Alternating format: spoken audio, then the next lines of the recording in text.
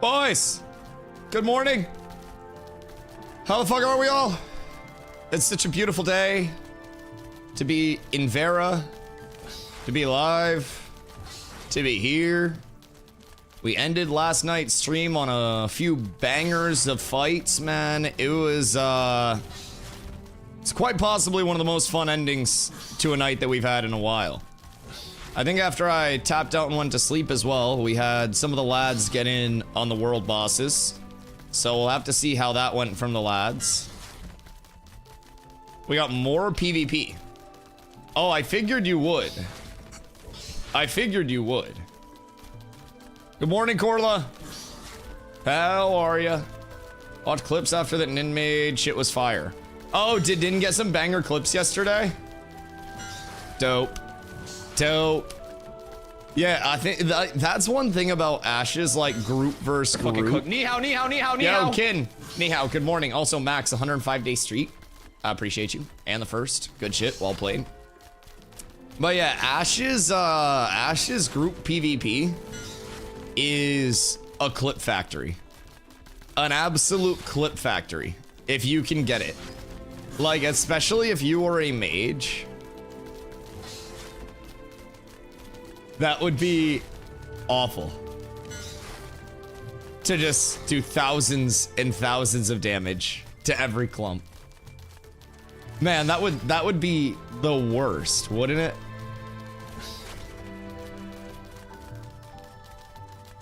Why can't I pin? I don't know. I can pin. I got you. I got you. I think we need a candidate versus candidate fight to the death to determine this election. Do you think you could beat a cleric, or are we doomed?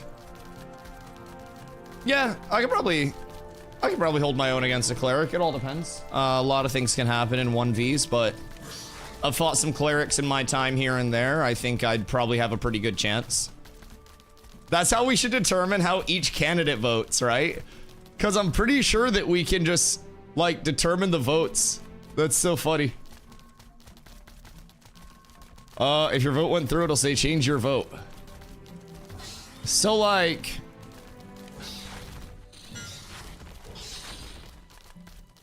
who we voting for? Sync. I do kind of like Sync. I won't lie. Chat, does anybody know Sync's policies? I am a big Sync fan. You can vote for yourself. Well, yeah, but what's Sync bringing to the table? Sync is anti-Jova. And Jova is Nova, right? Interesting. There's some good candidates in here. I'd like to know more about this Antonio Banderas guy. Chat, what do we know about Antonio? I feel like he might have the most clout out of this entire election. If I'm being completely real, he's got that name recognition. I didn't realize that I'd be running against so many fucking formidable foes, dog. Like the Antonio Banderas. I'm fucked. I think Empress and I might actually have to work together. Oh, fuck. Guys, there's the common enemy that's established, and it's Antonio Banderas. Oh, no. Oh, no. Anti-rogue Lineker. Good gravy. Oh, I should actually vote. DustyWhy. Choose. DustyWhy. Submit vote. Chat, you too can vote for DustyWhy. Just like that. I think. The vote didn't work. Didn't work. Didn't work again. Choose. Submit vote. Well, we're fucked. Your vote doesn't count. I am not allowed. I'm being oppressed. I'm being oppressed. This is crazy. This is crazy. Really vote for yourself? I tried. Did you really vote for yourself? What do you mean? I was going to vote for Sync, I was gonna vote for Sync, but like I was told that a vote for me would probably be a pretty good vote. Can't vote for yourself. What the fuck is this? Why am I being discriminated against? What the fuck did I do? Dusty, repin my message. Oh. Pinned. There we go. Oh, wait. The message is pinned. We're up. All right, well. So, yo, what up, Lemon? How can I see how many people voted for each candidate? I don't think it shows the number of votes until the end to prevent people from, like, knowing who has how many votes. So everyone just tries to campaign to get as many people to vote as they possibly can and hope that people actually show up. So that's the big thing. It's all about just trying to like get as many people to be like, yeah, we'll come out and vote as possible. Because there will be a lot of people that are like, oh, I'm coming out, I'm coming here, and then they won't vote. You know what I mean? People want to know your plan in citizen chat. It's to follow the node planner that was set up by the people that did the server architecture, as should any mayor. We have 3 building plots. It's ag supply first, then maintenance building, and then a wood shop. The ag supply would eventually go to journeyman animal husbandry. The wood shop would go to journeyman lumberjacking. If anybody else has a different plan, then that's going to hinder server progression. I'll be completely honest. If anybody is saying differently, then they're going rogue and will fuck over the entire server. No candidate should have a different plan because it was laid out very, very, very clearly on like what people got to do. Didn't believe yesterday. So what people are not accounting for is the fact that I interact with pretty much every mayor on a daily basis. I interact with pretty much every guild on a daily basis. Talk to a lot of motherfuckers on a daily basis here. EU, NA, SA, everything. It's kind of easy to know what's going on. You know what's crazy? As soon as had their animal husbandry up, I knew. Like their ag supplies up in the desert. We're still gonna put ours up first so people don't have to run to the desert. Very simple. Yeah, I don't know. It's not like this big policy thing. Like, I'll be completely honest. There are 3 building plots, and anybody that's acting like it's very deep, it's not very deep. It's really not. This is gonna be a thing for 2 months anyways, and then the server ends. So it's not really like an ego type thing or anything like that. I just want to become familiar with the mayoral system long term. I'm not worried about the flyer long term or anything like that. I just want to know what the fuck I'm doing. Because I do plan to be a mayor long term, but if it doesn't happen here, then it doesn't happen here. I'm not taking it too seriously. It's a video game election in an alpha. Whoever wins, I hope they have fun with it. But yeah, if anybody's acting like there's this big variance one way or the other from the node planner, there's really not. It's 3 buildings that go up in an order. And then very likely it would just be a community vote between which one we took up first between lumberjacking and animal husbandry to journeyman. So that'd be a community vote, but your probationary period is merit. Yeah, literally. I mean, it's not that huge of a deal. Most nodes probably won't even reach like full journeyman stuff. It's more so a matter of like being able to know what we're doing when August hits and beyond that. So when I do eventually become a mayor, when there are, 85 nodes, it's going to be much more accessible, and it won't all just be like, it won't all just be like the popular vote, right? So there'll be different ways to kind of like ensure you're mayor. If we went out with a whole ass raid with multiple guilds supporting it and just pumped out quests and stuff like that, yeah. Then it'd be pretty simple. Found this in global. Why don't we just camp Dusty off the server and out of the game? That'd work. I mean, whoever said that's welcome to try, but I guarantee if someone actually tried to maliciously camp like me off the game, they would have so many guild decks thrown their way that it would probably not result well for them. I would get NA backup. I'd get EU backup. I'd get SA backup. I'd even get the guilds that like fighting against us backing me up. So I don't know who said that, but I wouldn't recommend it. Yeah, I don't, I don't know. I encourage them to try, but depending on the guild that they're in, I guarantee if anybody tried to Asmongold my shit, I would have just about every competitive guild on the server out here helping us. I don't know. Because keep in mind, even like the big mean purple that everyone's always afraid of because they're dicks and all they do is grief. They PvP'd us and then they came in and all of them said GG's and shot the shit. And a few of them even messaged me and were like, yo, Dusty, do you want our POVs for clips so you can show them to your guys and like see what to do better? Even the big scary purple.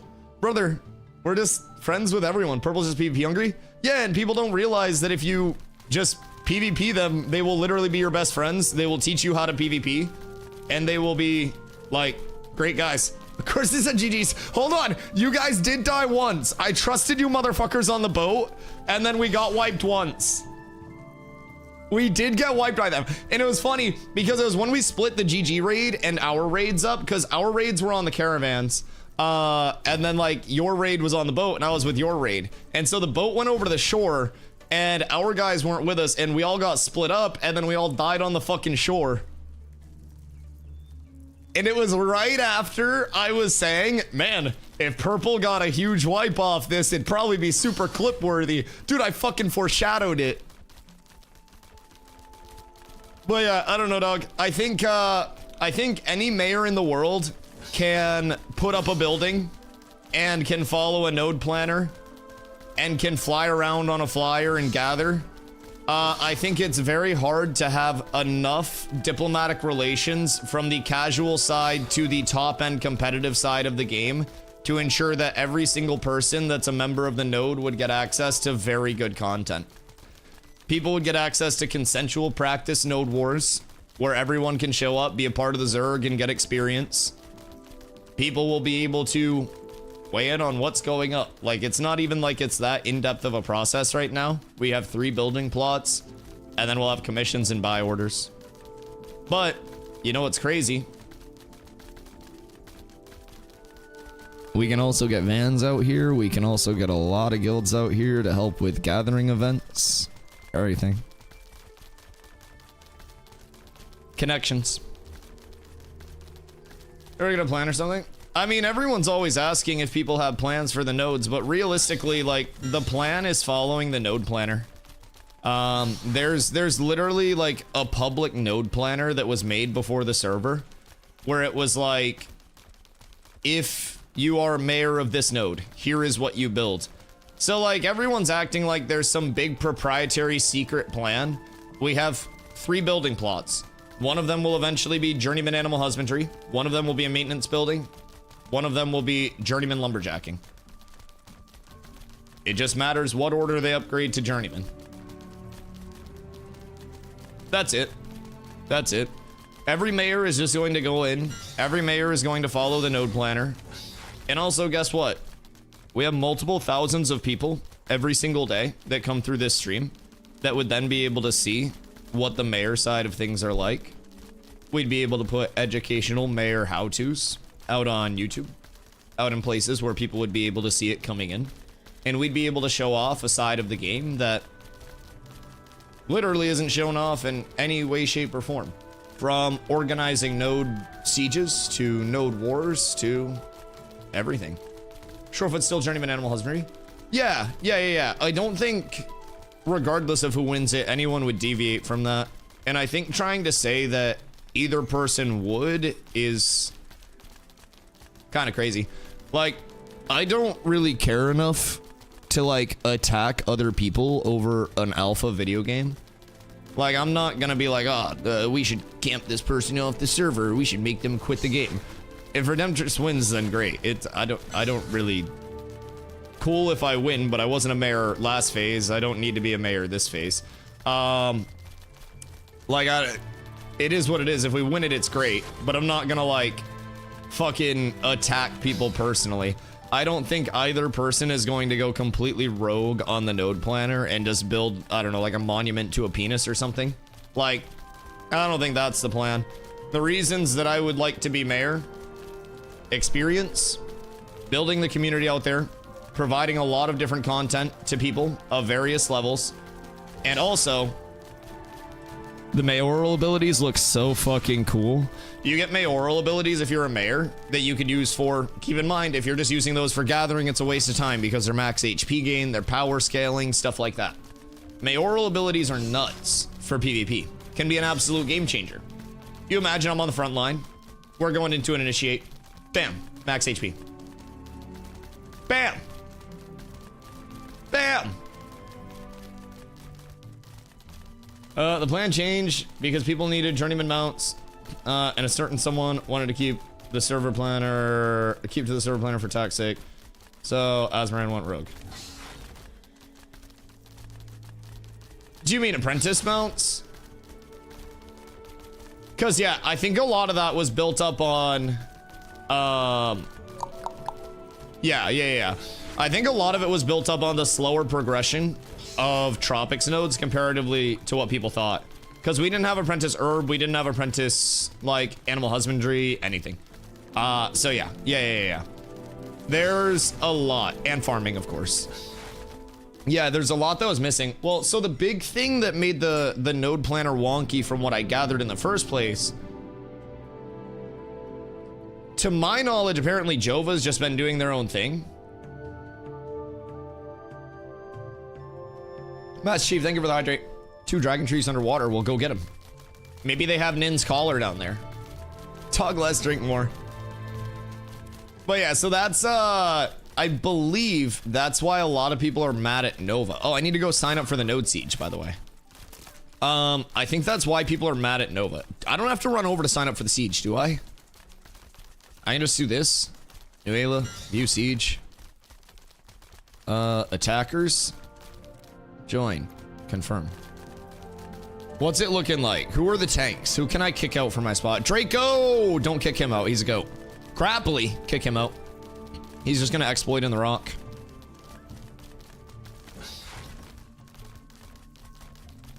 A rock really fucking hate to see Grapply coming right now, dog. Sweezy? Is that my Sweezy? No, surely that's a different Sweezy. Sweezy Fabrizi would be my Sweezy. Word. All right, cool. Who can join Siege? Everyone can sign up, and capacity for the sieges will continue to increase over time. Right now, they're 100 versus 100, and this will be the first production siege like on this server since the time to kill changes, since they added in a lot of like quality improvements to the siege testing. They changed some things with the objective process. They also prevented people from being able to summon in their mounts. So previously, Sieges had some large server-side performance issues where it was just between mounts, between 200 people, between everything that was going on. And keep in mind, this was also pre-stress testing. So pre-stress test, it was a little laggy. It was, you know, it had a lot going on. I'm excited to see what it's at, like, server infrastructure and playability now, especially because of how smooth our combat was last night. Yo, what up, Shady? Anyone having a hard time getting in? Keep getting connection to Realm timed out. Try to repair in the launcher if you haven't done that already. I would try that. Are there normal death penalties during a siege? I don't think so. I'm trying to remember. I don't think I had death penalties, except for that one time where the corruption bug hit. There was a corruption bug, and I did get corrupted, and I had to get teleported over by a GM in uncorrupted. No error code. Repaired twice. Task manager, close your launcher, let it sit for 3 minutes, and then go back in.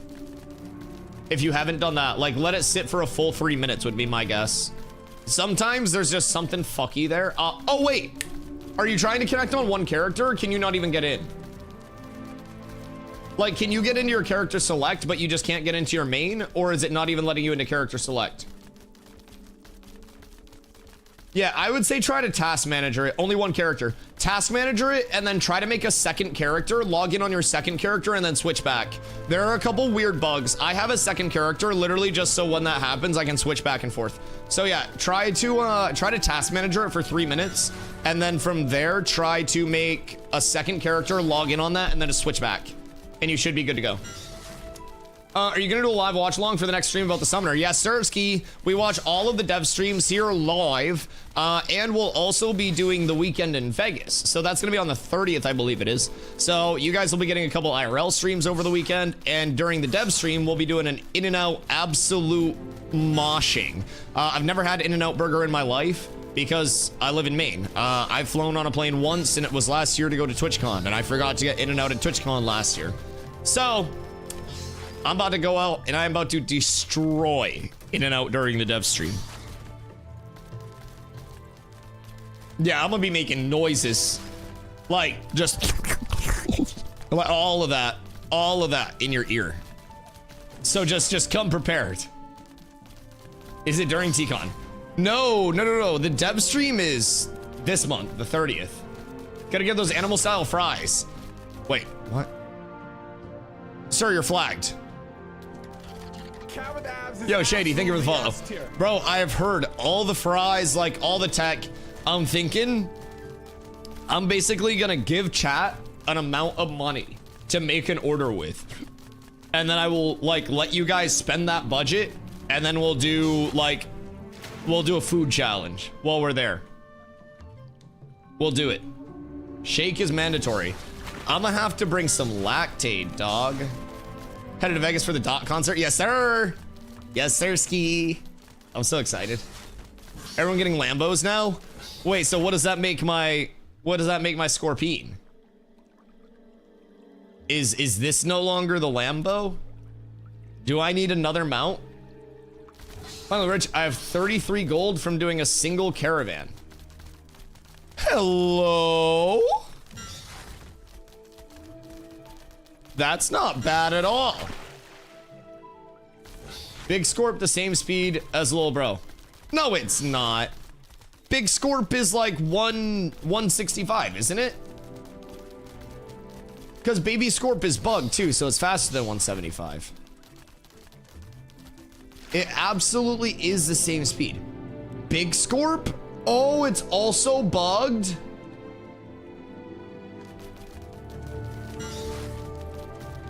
Those rat fucks. I think 30 is fair. I was thinking 50. I don't know how much like In-N-Out burger $50 would get, but like you're gonna be there too. Yo, Smoking, I appreciate you, dog. I appreciate you. Need Big Scorp. Do we need to hunt Big Scorp today? Also, I would like to get people, funny enough, I wanted to go to the desert for Gear Farm today. I just bounced off the water. I would like to go down to Squall's End and perchance maybe get down into the Dustball Warhide and the Beast Warden's Prod Farm. Maybe over here to the Amulet of Zarin and the Belt. And then maybe even up to Gypsum Outpost. I don't know if Gypsum Outpost is up. Mazda's is here. Beetle Plate Helm is here. It's a gaggle fuck down there. Like down here? Like these two in particular? Or what's going on there? So I'm saying 30 would be a whole lot of food. Fair. Sign up for attack or defend? I signed up for attack. Because I think I could get TMX to slot me. Perchance. Perchance. Beast Wardens is conned. I mean, I'm not surprised. It's the best fizz chest in the game. It's the best tank weapon in the game. And then it is the best... No, not the best. It's one of the best caster... What is it? Boots or some bullshit like that?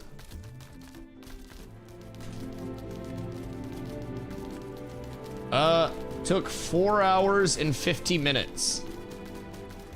Oh, God. Oh, God. I don't know if I would have the patience to do a 5-hour caravan. They remove the FPS mode. Oh, like the action mode? No, it's still here. You just press Z. I just play on tab target out of preference. Despite playing a lot of hours in New World, like 7,000 plus on the highest level of PvP there, where I was, you know, full action combat and everything there. I played even more time my entire life in WoW. And I like the precision. Jesus, this bridge is fucking contested. I like the precision and I like the control that that tab gives. Do you have micro stutters? Not really. If you're getting micro stutters, I would close your game and relaunch your game. You might have the memory leak going. Like, there are times where you just kind of like, you know what I mean? So yeah, if that's happening, especially if your frames look good, you can either full close your game, or if it's just like small stutters, you can go log out, switch character, go back in, and that'll typically solve the memory leak. Also, Intrepid is looking for logs from the memory leak itself. So if you are getting stutters and you think that you have the memory leak and you want to help Intrepid solve it, you can go in and you can get your latest set of logs when you close your game. It saves your logs in your folder. If you guys do need help with that, I can link you a little walkthrough. But getting those logs and then basically like posting them in the Discord and labeling them as like, you know, this is from my memory leak. Sending those in will help get Intrepid a lot of data. A lot of data. Yeah, hold on. Let me find the link real quick. P-Dorf came into chat one day and we were talking about the memory leak and he was like, can you have people get logs? Copy link. Dusty. Corla, what up? Okay, that is how you get your logs, and I will show you how real quick. Just be aware, flashbang incoming. In 3, 2, 1, flashbang. When you have an issue you want to send logs for, fully close your game, go into your app data, ashes, into your logs, sort the folder by the date modified. Timestamps are set when you close the game, so it should be the most recent one. And then grab that, and then send your logs or post them over there. So, yeah, that'll be huge. Shady's back in. Beautiful. Love to hear it, dog. Love to hear it. Let me know if you have any questions. I have over 1,000 hours, so I am, we've run into a lot of bugs. We've run into a lot of things. Sometimes it's not the best, but we get through it together, dog. Read. Empress is making taxes 20% in Shorefoot.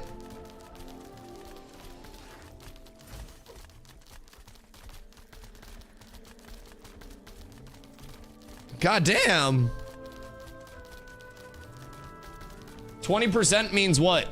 Anything that you do in Shorefoot, from buying something to refining to selling something, will be 20% taxed. So you will have to pay 20% more for every action in Shorefoot that you do. That's a lot of taxes. I'm not good at math. I'm not very smart. That's... Nelly! What the fuck?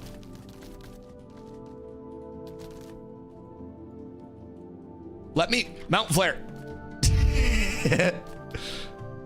It's Mama Scorp and Baby Scorp. Race? They're both the same. One's just more mature than the other. Yeah, Fubo, it's not done yet. Okay, hold on. We'll go to this tree in front of us. So we need to account for the stream delay. So when we do this, I start back a little bit and then I like run up to it. All right, so we'll go to this tree that's up here. Straight line, auto run, no hands. Ready?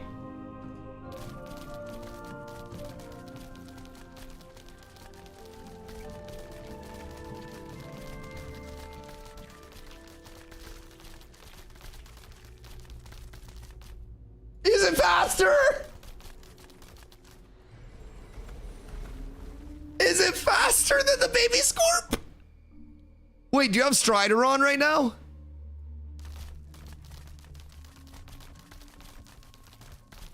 Is that with Strider? Might have had Strider. That might be Strider. Okay. Okay. Whew. Okay. It's 700 HP. So it's not like it's beefy. All right, ready? And we're off. Okay. So they're the same. Yeah. So it's definitely the Strider. Either way. Okay, so they're the same thing. This still has 700 HP, by the way. Yeah, it's still just as squishy as the Broodling. So I don't think that that's like a huge prio, and honestly, it's probably easier to see. I don't know what sound a baby scorpion makes, but look at little pinchies. Ah! Is that a scorpion hug? Oh, it gave it a hug. Cute. All right, off to the desert. I gotta scope out some pocket dungeons for the lads. How's Carfin looking today? Has anyone been over there? Because I know that it's not going to be a huge drop rate. I'll be completely honest. We've got a lot of monitor kills without a single drop so far, so I'm gonna scout right now. What's cash up? Exclamation donate if you do want to help out with any of the food costs, Mr. Master Chief. Huge. A vote for Dusty is a vote against extortionary taxes. Oh, gravy. Oh, gravy. Yo, Nin. You want to go farm there? Go farm there. Teeps, how are you, my friend? Yeah, go peep it, because I'll see what's up in the desert. And if the desert is farmable, then we're good. You want to know what's crazy in Citizen Chat? Empress said that I just showed up there yesterday, not realizing that we as a guild have spent a lot of hours in the tropics because we're busy playing the entire game while they're making propaganda posts about gathering on a flying mount. We've been playing the game as a community while they've been only gathering. I'm so sorry that I don't sit around and RP in a town all day because I participate in the full PVX gameplay loop of Ashes of Creation.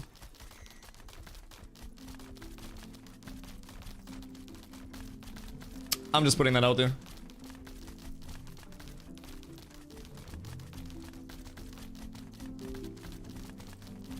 I'm just throwing that out there.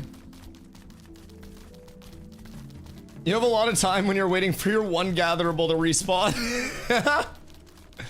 Yeah, see, there was a post that went out explaining that the flyer would be used for gathering because it allows people to gather twice as fast. But again, as a full PVX enjoyer, I note that flyers are intended to be a force multiplier used in many facets of the game, from PvE information to PvP information, and also I would put the mayoral abilities to use. You would get usage out of every single facet of the mayor benefits, from the flyer being used in a full PVX aspect to every mayoral ability being tested on display. It's just a different level of gameplay. Anybody can go around and hit trees. Anybody. I don't think many people are gonna get consensual node versus node wars. I don't think people get hundreds of people access to PvP content. I don't know.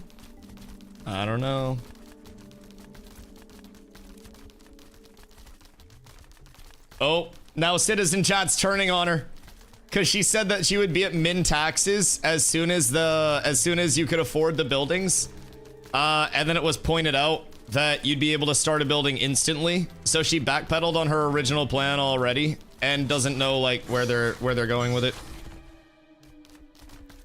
It's a tough look. Sometimes when political candidates yap too much, they get themselves in trouble. I consider to just, you know, maybe play the game. I had thousands of trees. Yes, sir. Yes, sir. I mean, she doesn't know the systems. Yeah, I mean, I don't expect anybody to 1000% fully know the systems, but it's also important if you don't know something to ask questions. And I, instead of pretending to know everything, am very open and ask questions with everything that I don't know. And as a result, a lot of people would also gain information instead of all of that being kept behind stuff. It'd be beautiful. Don't speak on shit you don't know. Yeah, and if you don't know it, you can just ask. Instead of saying that you're gonna give 20% taxes. She also doesn't know that I have literal representatives everywhere on behalf of me and the community to make sure that we're accessible all the time. So that way people don't have to chase me down on stream. We literally have people that you can contact at any point 24 hours a day to also get direct access to me, and if it's an emergency, Carla can literally wake me up and get me on.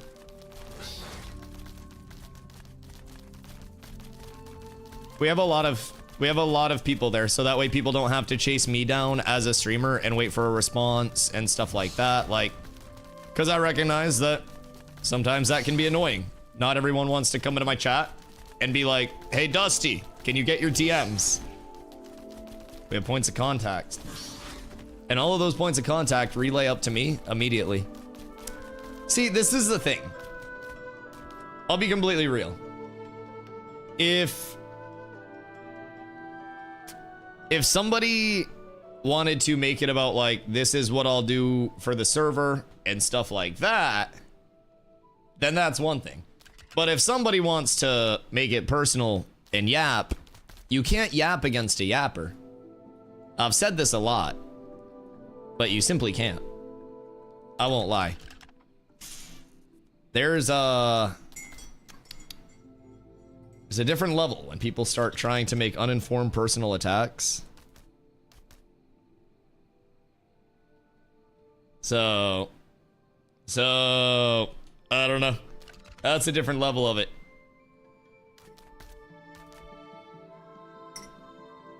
But I do also think that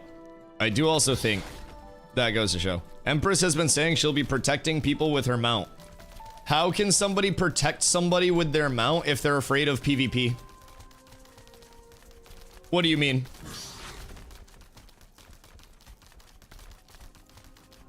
I mean, we can guild versus guild Revis and we can see who would be more capable of protecting who.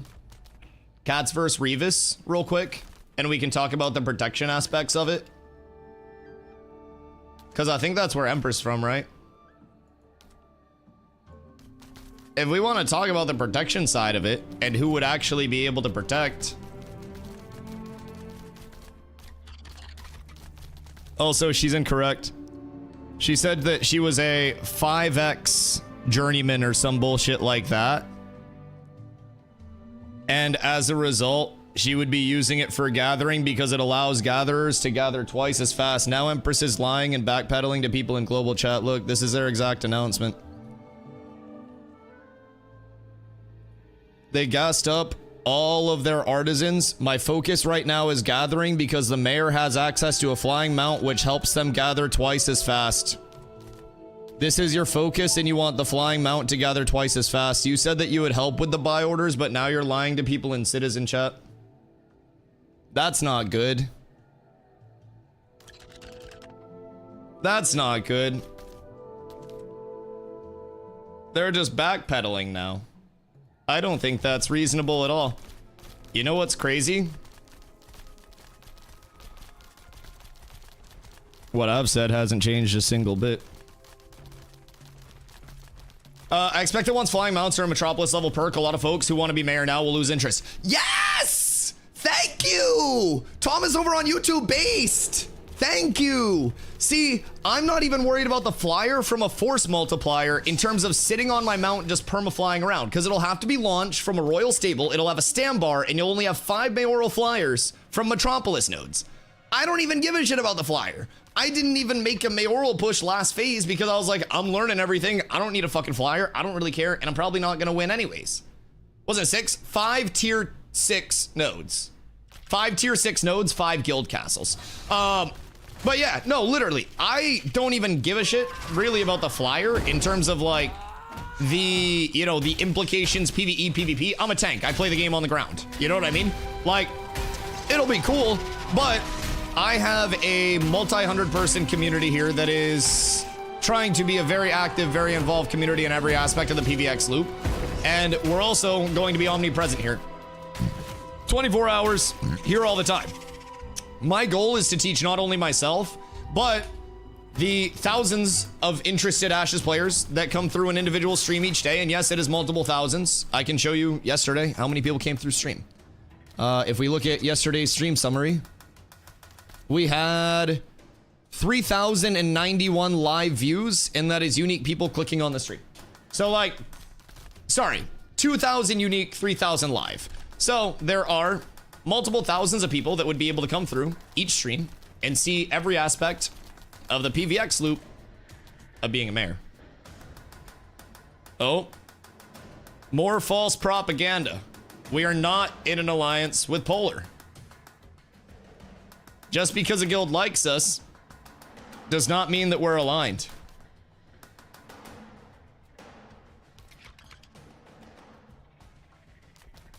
Yeah, we're not aligned with anybody. Just because people like us doesn't mean we're aligned. And Bardash saying cats can't defend a caravan. Brother, I guarantee you whatever guild you were in right now, we can guild deck and run it up. I won't lie. I won't lie. I guarantee anybody that's talking Revis will be able to protect fans. Brother, we just went back and forth with Purple. And yes, GG came in and bailed us out once Purple got the upper edge on us. But brother, we're fighting the best of the best. And we're getting the respect of the best of the best. We're trying to get better every day, and we are. Very quickly. And that's gonna keep happening. I won't lie. It's gonna keep happening. I see I have much to learn. Shorefoot is up in the north of the tropics, so that's right here. Part of the reason why we want Shorefoot long term is because the second starting zone is going to be in the anvils right here for the August 4th launch. So basically, we go down here and new players will funnel into Shorefoot, and it's going to be a very large new player hub. Cats is the #1 new player guild right now in terms of getting players onboarded, getting players into the actual content, and getting players familiar. We're up. This person has no idea what they're even talking about. Shaka, if you are a part of a crafting node, your crafting node is going to get perma-decked on. Remember New Ayla on Vyra? When people weren't able to defend it and everybody got scared and logged out because they were afraid of war, and then every crafter got farmed to the point where they had to leave citizenship? That's what happens when you can't actually defend anything. And that's what happens when you take a complete pacifist approach. What people forget is I have more people in my community that are casual crafters, gatherers, refiners than Revis has in their guild.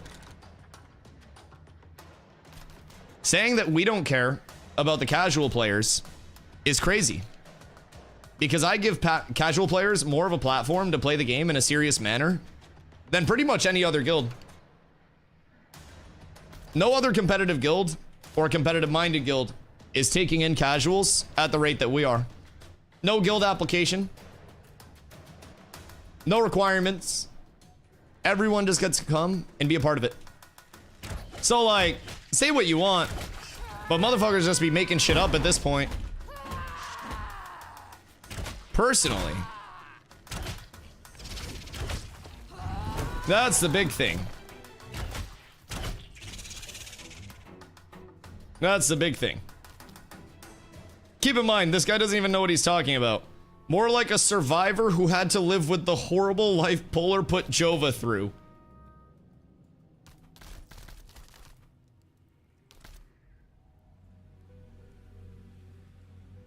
Brother.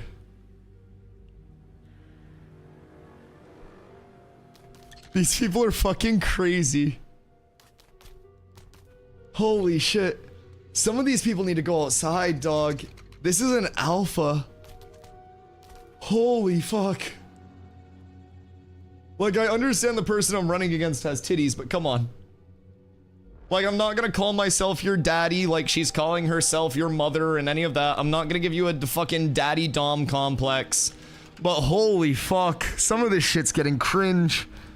My god. What the fuck?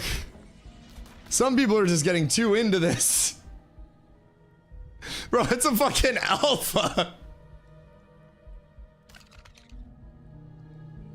I love the tropics. I wish there was more opportunity to level it faster. Yeah, that's one thing I've actually talked directly to Intrepid against.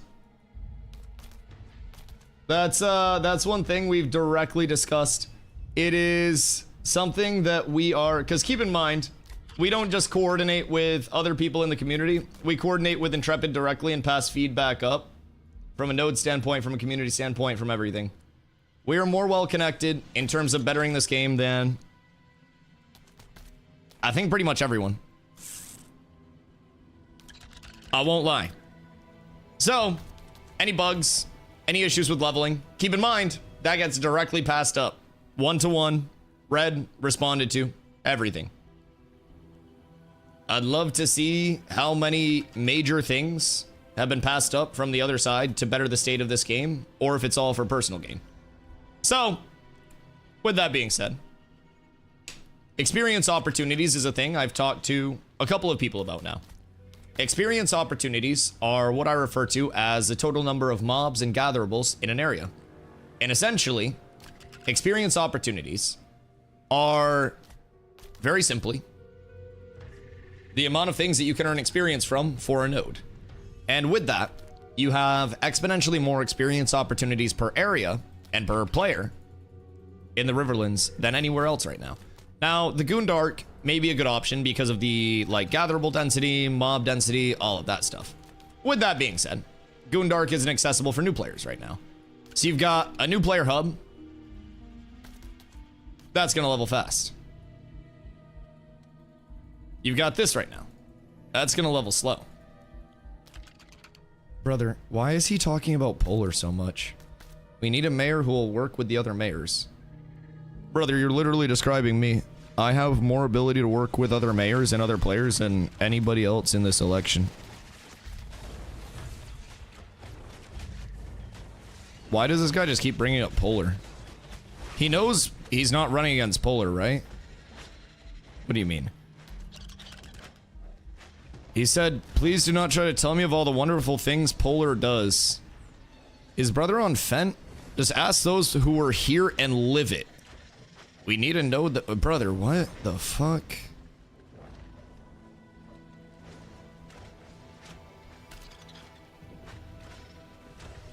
Who the fuck thinks Polar is running? I'm so confused. I think he's trying to say that, like, I'm in Polar or something. His cat's going to stop running from their fights. Brother, we PvP'd for 3 hours last night. What do you mean? What? Nobody in Cats has run from a fight. What guild are you in? Where's Aaliyah? What guild is this Aaliyah person in? Where are we never ran? Yeah, get me a single clip of us actually running from a fight. You playing or just standing here talking? I don't know, brother. Are you watching the stream or just sitting there being a passive-aggressive viewer? Welcome to the channel. Right now, there's a lot going on past just, you know, hitting mobs in the game, as is a social sandbox MMO. So, there's a lot of stuff that's going on behind the scenes right now. It's a big election day for one of the big nodes.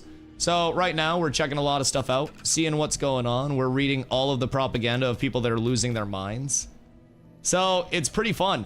But yeah, man, welcome to the stream. Here, we talk 10 hours a day.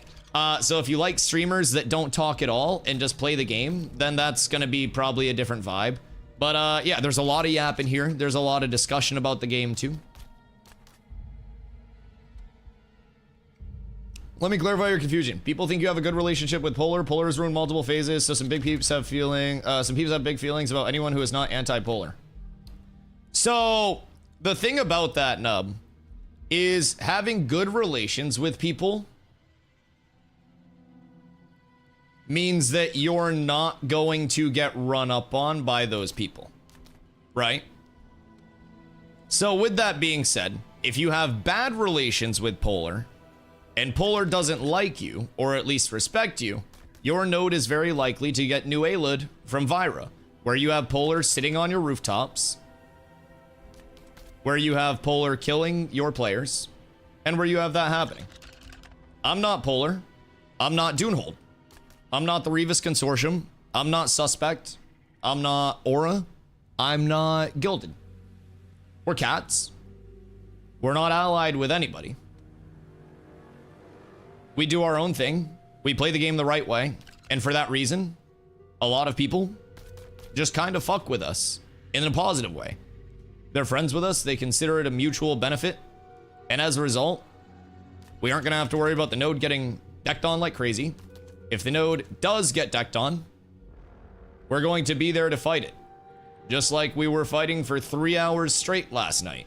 And we had hundreds of people in a pop-up PvP event with a couple of caravans.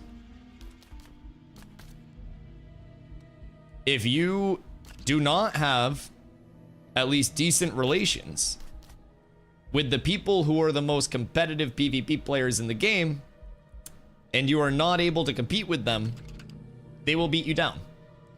And keep in mind, we're not just friends with the competitive guilds.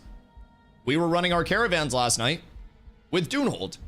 Do you consider Dunehold a, you know, super fucking sweaty, exploity PvP guild with that as their only focus? Nope. We're friends with everybody, man. From people who want to chill and have fun and focus on a ton of different things to people who want to PvP.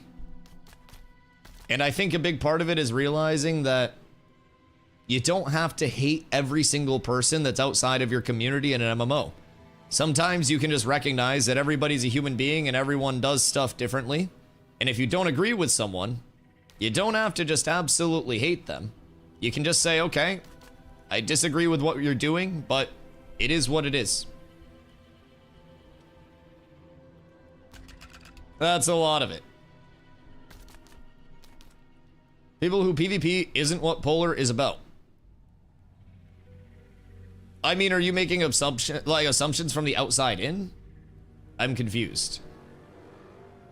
Have you been a part of Polar to actually know what their internals are? And I know that every community has outliers. Keep in mind, every community has bad eggs. Everybody has had, probably at some point, an accidental mob train at the very least. I've accidentally dropped mobs on groups when I was running for my life. Everyone does that. This brother is still so stuck on us being allied with Polar. Shaka's on fucking Galaxy Gas. Brother, the entire server is telling him that we're not allied with Polar. We're not allied with anybody. Like, people are just making stuff up, I think. Polar fears Empress. Wait, what? Wait, who said Polar fears Empress? What? Who is this Aaliyah person?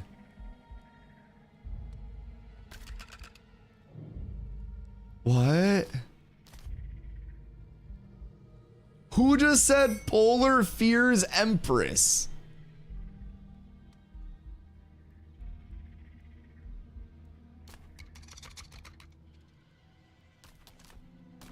I'm so confused.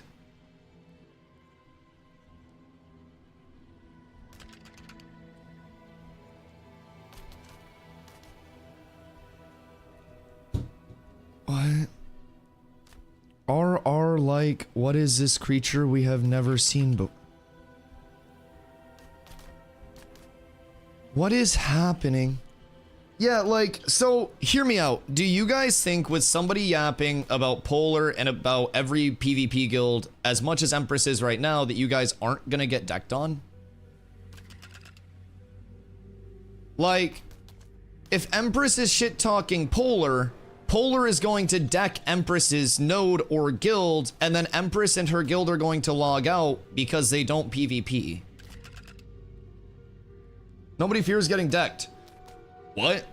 Brother, last phase, so many people were afraid of getting decked in other nodes that they logged out, and their casual players and their gatherers got farmed and the node wars never ended. That's why wars didn't end last phase. Because people logged out when the wars happened. You know why I know that? Because I was here. Because I've played every aspect of the PvX here, and because I'm not just gathering. That's why NA was bullied. Yes. Yes. That is why New Ayla was permanently warred with people sitting on the town, or sitting on the buildings in the town, just sniping people from the tops of the buildings. Yes. Yes. Like, there's delusion here. There's delusion. I don't know.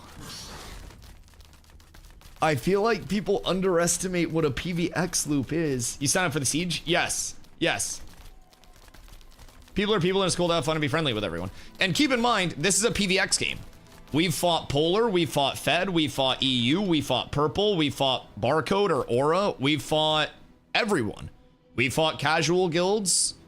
And the craziest thing is, anytime that we fight people, instead of a go fuck yourself, you're so bad at the game, it is a GG, well played, thank you for the content. It doesn't have to be that deep. We're here to play the game and stay in our own lane. We're not here to control what other people do outside of our community. But what I do is make sure that my community plays the game the right way all the time. If there is ever a matter of somebody being accused of mob training in the community, accidental corruption baiting, anything like that. Last night, we were fighting Purple during our caravan event, and one of the Purple guys respawned and got, like, fucking bonked by 7 of our guys at the Ember Spring. And I'm like, guys, make sure we're pulling off the Ember Spring, let them get back so it doesn't turn down to that.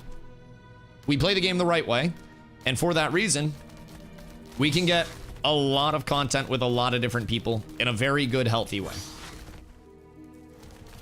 You keep your friends close and you keep your enemies closer in games like this. I think it's pretty simple. What are Blue Morden Pauldrons going for? Oh, those are nice. They're a little expensive because of the inflation. Yeah, those are chonkers. There's a lot of money right now. Millions. Yes, exactly. Exactly.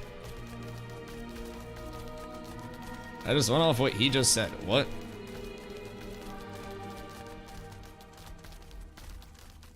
Is brother in my stream twisting my words? What? Hold on. I need to scroll up here so it stops getting spammed. I'm so confused. Stop typing. I need everybody to settle down. So Dusty is clearly saying he won't defend the town if we get permadecked. Brother, are you just stupid? What? What are you fucking saying? Brother, what are you even trying to say? We've talked about how you would have organized wars and how we would actually be participating. They misinterpreted you saying they would log if Polar permadecked. Yeah, they would log. We fight. We will PvP for 10 hours around the clock until the node wars are done. That's what we've communicated the entire time. And in addition to that, keep in mind,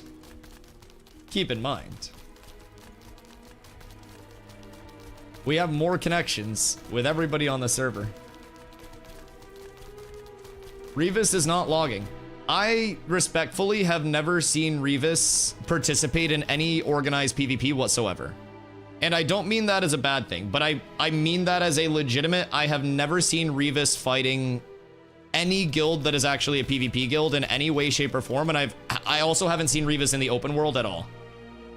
I mean that as no disrespect, but I don't see Revis out anywhere. I don't know what they do on a daily basis, and I don't understand how people are trying to say that there would be more PvP presence from an RP guild than there is from a multi-hundred person community with 2 guilds specifically focused on PvP and more casual guilds throughout. We're a full PvX community. That's the biggest thing. I don't know, man. We need Revis versus Doonhold for the ultimate lore fight. Yeah, and keep in mind, like, it's not even a matter of like, I think Revis needs to disband or anything. I'm not taking it to that route like some people from Revis are, but people are trying to cope and say that we would not PvP. When, brother, the entire last 3-4 hours of my VOD last night was us PvPing with, keep in mind, Doonhold and other casual guilds were with us, and we were PvPing with and against a lot of casual and great players. 4 hours straight. And after it ended, everybody said, GG, well played, thank you for the amazing content. RP guild? Roleplay guild. Roleplay guild. Do you have a / plan to have a questing division? I mean, questing will get better off. I don't necessarily think it'll be like a full, like, questing division of the guild. More so in that route. Like, we will have people that are trying to optimize things from, like, the questing perspective. 1 to 10 is a really good questing loop right now. And again, as soon as the 1 to 10 loop came out, we had access and knowledge to that.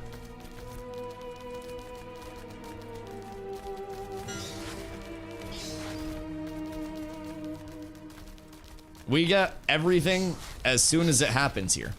We put out more knowledge to the community of Ashes than I think pretty much anyone else. We take stuff from the top end of the community and make it accessible. Things that other guilds have gatekept since the start of this game get passed here.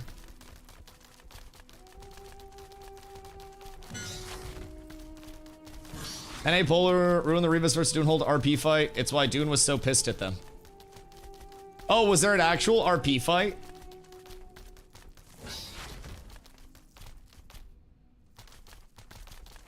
Revis doesn't even have beta access.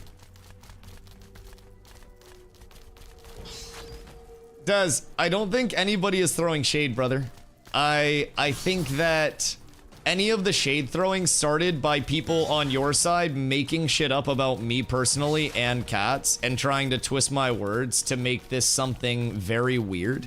Like, it's an alpha election, and brother, some of y'all are taking it way too seriously and trying to throw out like character attacks and stuff in citizen chat. Like, that's a level where your people look cringe because of that.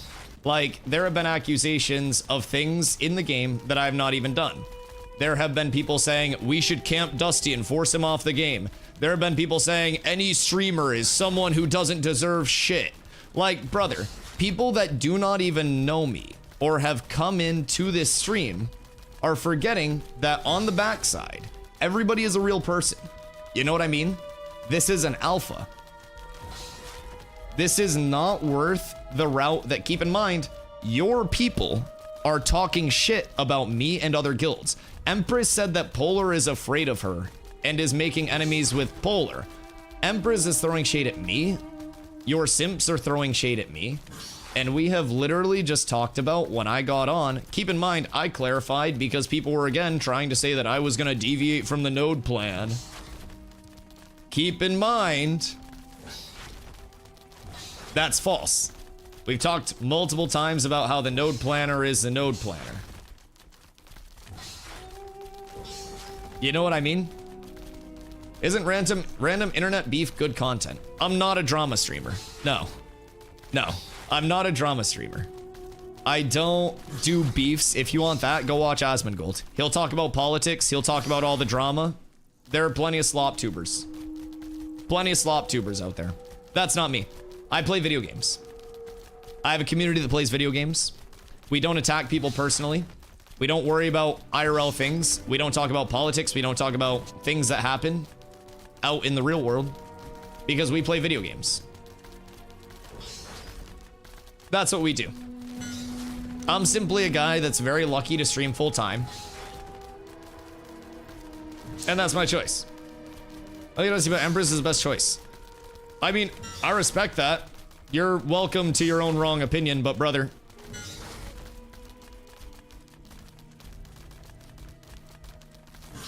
Nobody can actually articulate why you think Empress would be a good choice other than Empress is in Revis order. Bryn makes a good point. Brother, if you guys are in stream, I speak out multiple times a day about how everybody that's exploiting in competitive communities should be excommunicated from those communities, and I control my people as much as I can. I don't control what Polar does, but I do encourage every competitive community to kick out the people who are bad actors, name and shame them. I have pulled up multiple clips of exploiters, multiple clips of hackers, and brought attention to those on stream. My community and my person, me, we do not support playing the game in an unethical way. We don't support griefing. We don't support mob training. We don't support corruption baiting. We don't support exploiting for personal gain. We find something, we report it up. I don't control what SHOREFOOT does. I don't control what Polar does. If they're doing bad shit, I can't just make them stop. But what I can do is control what my people do and what I do, and encourage people to play the game within the realms of everything. That's why I'm very outspoken against all of the negatives in the game. Exclamation train. If you want to see what we've done to help bring awareness to mob training. Yo, Ghost Rider, thank you for the follow. I appreciate you. We also hunt out hackers and work with devs to clean those out. Do you have any transparency or proof that you're doing that? And do you have proof that you were speaking out against it 10 hours a day? Because keep in mind, I'm not saying that you guys don't. Nobody said that. But what you guys are doing is attacking me, saying that we're allied with Polar, saying that I approve of everything that Polar does, saying that Dusty needs to speak out against Polar.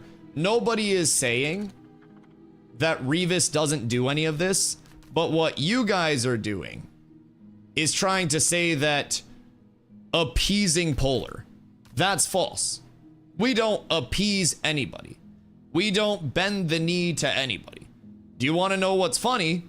Polar wanted to be in a formal alliance with us, and we talked it out, and we determined that our visions for the game are two different routes, and we turned down the alliance. We were in talks, and it didn't work out because they see the game differently than we do. They focus on competitive players and competitive endgame. We focus on new players and bringing them up. People talked and it didn't work out. That's what happens because we learned more about the way that they wanted to do things, and we just said, that's all. You know what I mean? Bruh, the issue is that Dusty's lacking a backbone. Motherfuckers literally just make shit up. Brother, I have gone against literally everyone that has done wrong in this community. Holy shit. Holy shit. War deck. I really do want a war deck Revis. I won't lie. We have the scroll and I would love to show people what PvP actually is. If we want to talk about who can protect Vans, let's just meet up. I don't know. I don't know. Like, and keep in mind, we're not throwing out any false slander, but motherfuckers want to throw around Polar because Polar watches my stream. You know what's crazy? Since you guys are also responding in Citizen Chat, you guys are also watching my stream.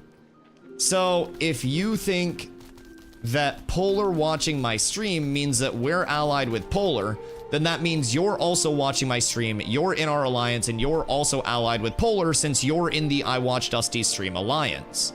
Bardash comes in a lot. Has sat in YouTube, has sat in Twitch, has sent me DMs on Discord before about things stream related. Bardash, despite speaking out for Redemptress, also spends a lot of time in my stream. Just because somebody spends time in my stream does not mean that we are allied with them. Will Dusty bend if Polar asks him to destroy a building? Brother, why would I destroy a building for Polar? I wouldn't even put in my people for an all call for Polar. We don't work with Polar. Jesus Christ himself could descend and ask me to destroy a building, and I would say I don't go to church. And then I'd probably sin.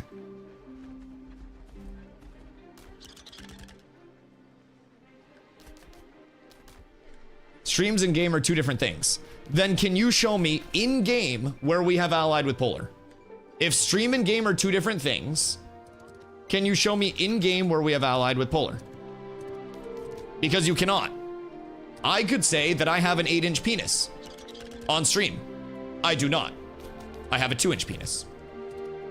If I say I'm allied with Steven, that does not mean that I'm allied with Steven. Things on stream can be jokes, content, exaggerations, tongue-in-cheek rebuttals. It can be fun. Now, can you show me any instance where we have formally allied with Polar? You can't. GG. You cannot. The closest we ever came to allying with Polar is me making a joke about how Pepsi ended with a C and that C stood for cats. We've fought Polar guilds more than we've helped Polar guilds. Also, keep in mind, anytime somebody mob trains or anything like that, we call that shit out. We put an end to it. Instantly. I'm just saying.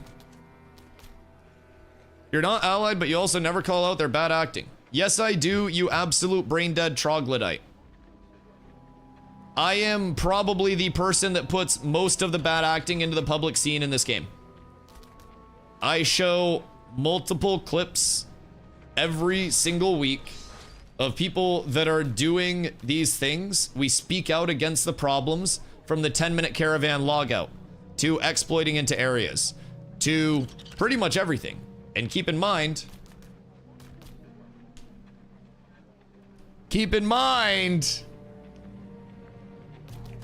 it's a big part of it.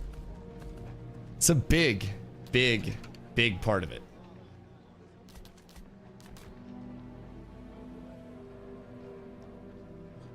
Look, boys, no, the difference is I call it out in a well-respected way, and you guys are saying Empress terrifies Polar.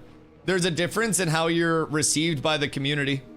And keep in mind, there's a reason that... Yo, Pokezi and Zemo, thank you for the follow. There's a reason why nobody killed Dex on us. There's a reason why we can get more consensual content whenever we want, whether it's PvE, PvP, anything, from competitive, casual, or anything in between. And we don't get griefed. How many content creators are afraid to stream Ashes because they think they're going to get perma-griefed? Guess how frequently we actually get perma-griefed? 0. 0.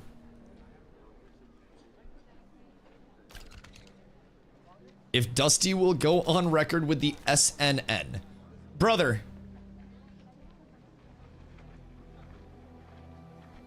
I mean, zero disrespect from this. But me saying it here has more instant reach than if I went on the SNN. And didn't the SNN just want to make a push to have somebody on that was dropping hard R's in an official Ashes Discord call recently? And saying a bunch of very derogatory gamer things in a Discord call? And aren't those people backing Revis Order here? That same community that was dropping hard R's is now backing Revis Order to vote for them, but we want to attack Dusty for being a neutral entity. I'm gonna fill up my coffee there. So why is it that just because I don't want to, I don't know, make everybody feel like shit and be like I'm gonna farm people off the game if they do bad, why we support an actual IRL racism with alliances and not bringing that up, Revis? Be right back! Be right back!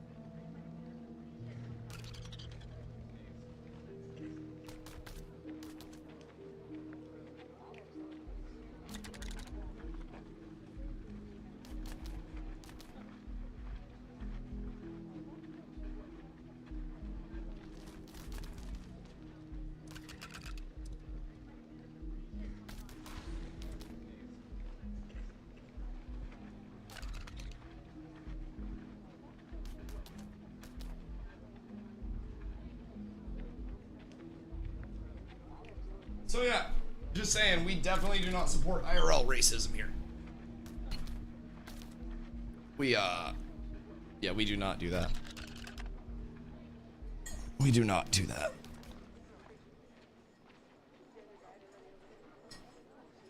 We don't do that. It's more the citizen chatters I'm calling out here. Yeah, I think some people are taking this a bit too seriously, dog. I won't lie. Like, I think some motherfuckers are just way too, like, caught up in the fact that this is an alpha that'll maybe have one re-election. Maybe two. You'll have your July re-election, and then you'll have your August re-election. That's about it. And keep in mind, from a candidate standpoint, like just in terms of like who is running, for the love of God, I think both people just want to have fun with the process. And I don't think either of us are going to fucking hate each other. I don't think Redemptress, if she wins, is going to come in here and be like, fuck you, Dusty, take the L, you dog shit fucking streamer. I think she'd probably say GG and then would move on. And I feel like the yapping on both people's behalves, or whichever one is running. Either way, whichever one is running. Like, I feel like the yapping on the behalf of either candidate is probably just like taking more of the fun out for a lot of the people instead of adding fun in. Like, it's cool to have people supportive on both sides, but there's genuinely a point where it's like, all right, I don't like seeing people go at each other this much. Even if it's something that's a joking thing, like, I try my best daily to be a player who brings a lot of content to a lot of people, right? So it genuinely kind of feels bad to have people try to like make shit up to devalue that. Like, I really do. This is something that I have, I mean, shit, since December, if we looked, I have been in this directory for,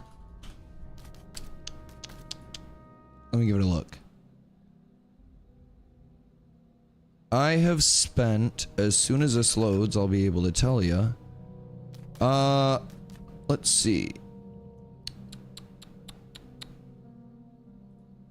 I have spent 1,343 hours in Ashes of Creation since coming over. And with that, even on downtime days, keep in mind, since December, I have streamed 147 total Ashes of Creation streams. So with that being said, my intent every single day that I have come over has been to try to put knowledge out there. Try to take the knowledge that I gain from the top end of the community and put it out there to players who would never fucking access that content. Ever. If you're a casual player and you have learned anything PvP-wise about this game from this stream, that is something you would not have learned. And that is what I try to do every single day, is help people learn. I try to take all of the information and I try to put it out there for people. And I think that for people to genuinely like try to devalue that kind of sucks. I'm not gonna lie. As an actual person, I think that there are a lot of things that you may be able to say, but to try to talk about how I don't care about casual players and stuff like that, when that is literally the reason I'm able to stream full time, is because of casual players, because of the investment that I make in casual players and all of that. Like, it genuinely, I think people forget that this is not something that serious. You know what I mean? So hopefully motherfuckers just chill out and, you know, get their votes in and then go on with playing the game. Because I don't want like either person in this to feel like shit because people are going at them personally. And everyone gets caught up in the moment sometimes, but genuinely kind of sucks. So if anyone wants to farm desert, I'm gonna go down to Beetle Plate, I think, and then maybe try to like get a couple of those. I don't know who's on and kicking around, but I'm down to help people farm whatever we need, as always. They're the ones running, it's always the ones voting. Yeah, and I don't know. I feel like a lot of people are just getting too into it, dude. I think a lot of people are just getting too into it. Do you guys need help with your collar quest? I can come tank it. On a lighter note, is SHOREFOOT gonna have Citizen Cloak? Yeah, Citizen Cloaks will be added. Citizen Cloaks are something that I've put out a lot of feelers for. I've brought up multiple times about how Citizen Cloaks right now feel much less like a player autonomy decision, and much more of a, oh yeah, let's get Carla's necklace. Yeah, let's get a group together and like make Carla get her necklace, because that'll be huge. But the Citizen Cloaks currently feel like a lot less of a player autonomy thing. And a lot more of just a, you go here, and then it's not a huge level of, you know, actually having to make a decision. So there are really like, there are a few core things. Winstead Citizen's Cloak is the best Fizz Cloak. That's it. Like, Winstead Citizen's Cloak is just the best Fizz Cloak. as of right now, there's nothing that matches it in terms of his power rating and stuff. So just something to keep in mind. Past that, you do have, I believe, 3 or 4 caster cloaks. And the caster cloaks, you can kind of like make more of a decision, but I think most people will go the route of Mirrorleth. So yeah, that is one thing that I would like to see addressed in the future. Not really making too much of a fuss over it in the meantime. There is a workaround with just being able to equip your cloak, drop your citizenship, and then keep the benefits of your cloak without having your citizenship, as long as you don't unequip the cloak. If you unequip the cloak, you can't put it back on, but you can keep it on if you didn't have it, if you had it on in the first place. Please don't kill my Scorp, I only have one. The fuck was my Scorp just doing? So that's what a lot of people are doing right now. Like Merc said, Citizen Cloak should be a skin. I would like that. I would like that. Or if every Citizen Cloak was even just like, you know, you had the 3 types of cloaks in each area, and like you said, visual difference. Yeah, absolutely. Whether it's a functional item or a, you know, it just goes the route of a transmog, I would love to see it become more of a compliment, you know, instead of a, oh wait, Metacrow. Meta, where are you? Mess me. Who else needs their collar? I don't know anything about the collar quest. Someone's gonna have to guide us through. Skull of Legion was bugged this morning and couldn't find him, so that step might have to wait until a reset again unless you find him. Yesterday, one of the mobs was bugged, and we were able to get the mob out of the bugged spot in the wall and kill it with like 2 other groups. He was bugged yesterday because he had some weird leashes.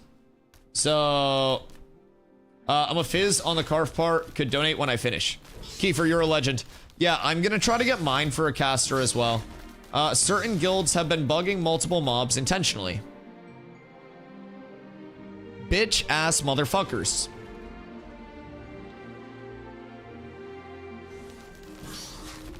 I wish they'd stop.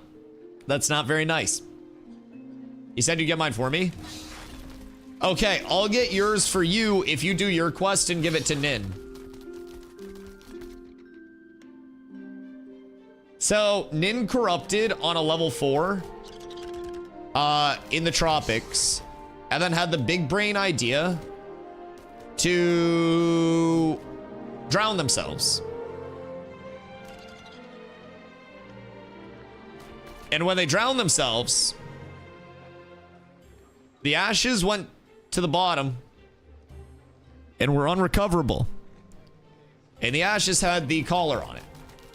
I'm literally stuck making caravans. Okay, well, I'll kick you then, and then I need a fizz.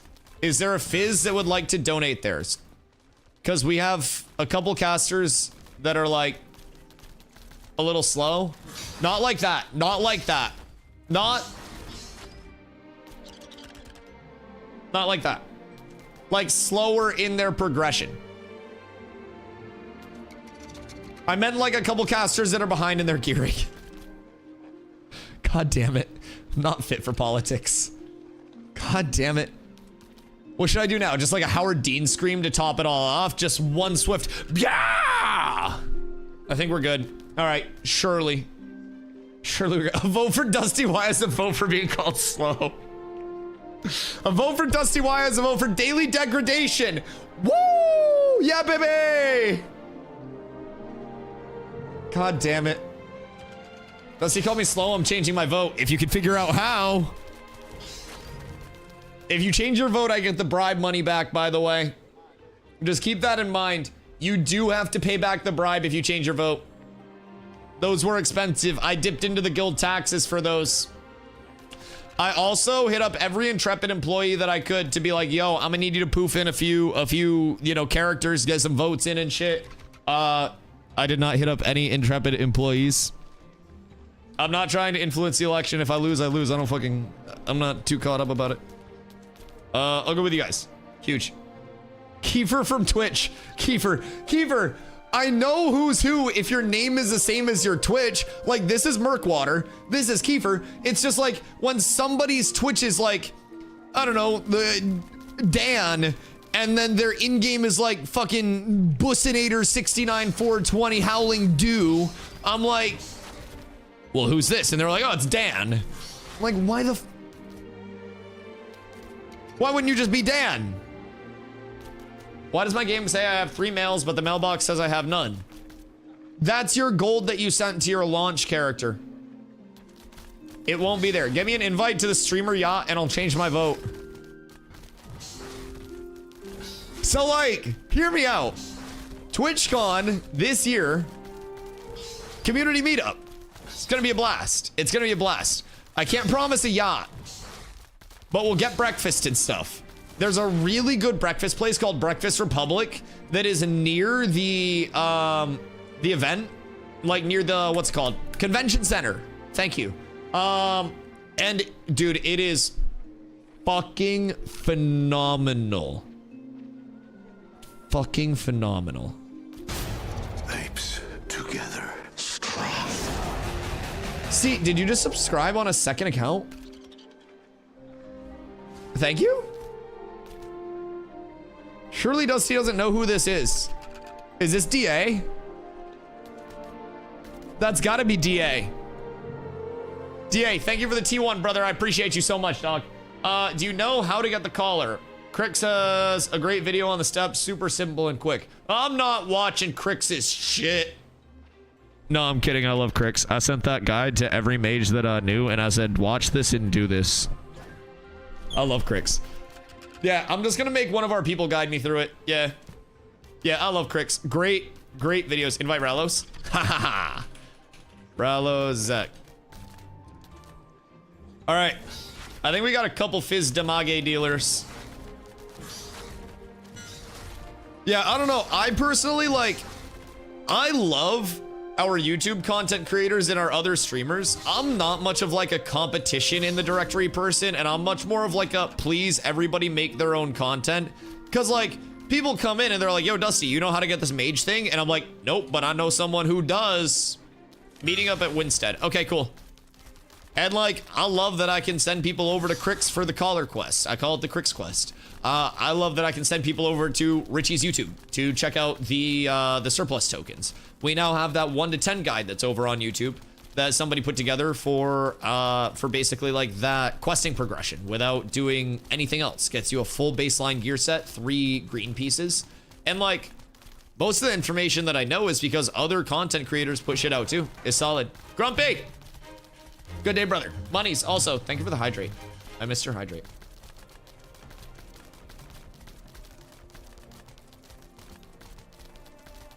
Not sure I can make a vote since I'm on call today and tomorrow. Just turn your phone off. Then you don't have to answer the call. Are we doing the collar quest from the beginning? If there's a part we need to do ahead of time, I haven't done it.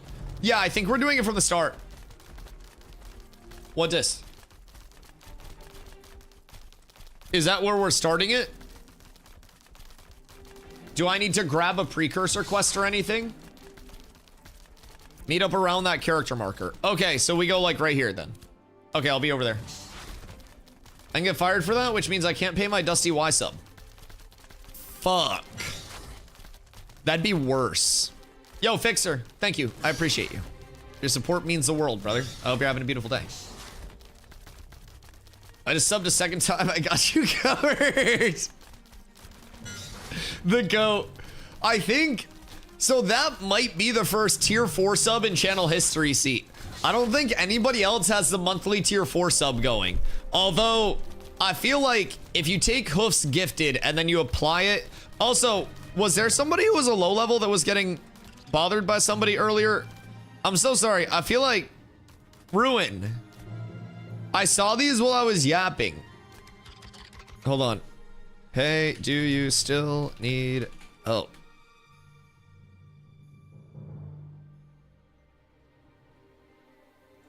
Okay. Sorry. I didn't know.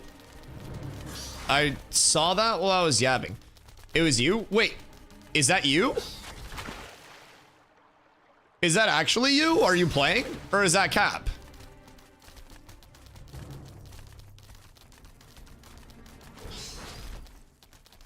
I can't go. Wait. Is that actually? No, you're lying to me.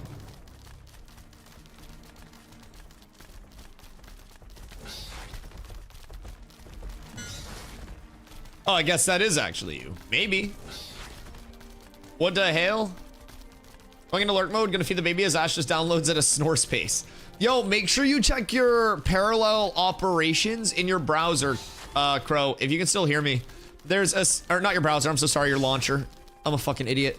There's a setting in your launcher where I think you can like, it's something about a certain parallel operations or something. I'm an idiot and I didn't adjust mine at all.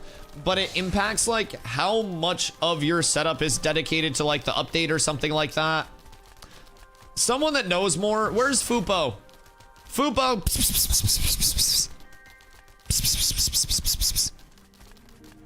Where's the cat? Chat, has anybody seen the void? Oh wait, oh my fucking god, it worked.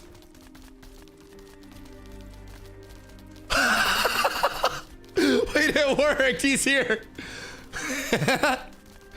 Okay, Fubo, can you explain in layman's terms so I would understand it? I think it's like parallel operations for patching in the launcher. The setting where you can basically like make things patch slower or faster. How many threads of your CPU it can use? So if you just up that, you said it's a slider, Kiefer, and if you turn that slider up, it patches faster. Tanko from Polar. God damn it, Tanko.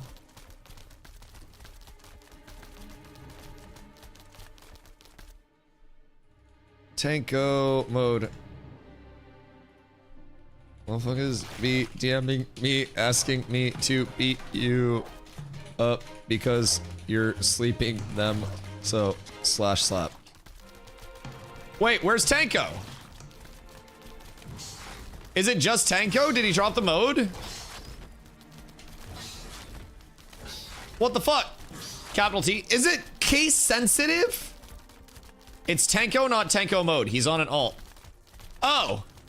Well, tell him I sent him a /slap. I told him to stop sleeping that one person.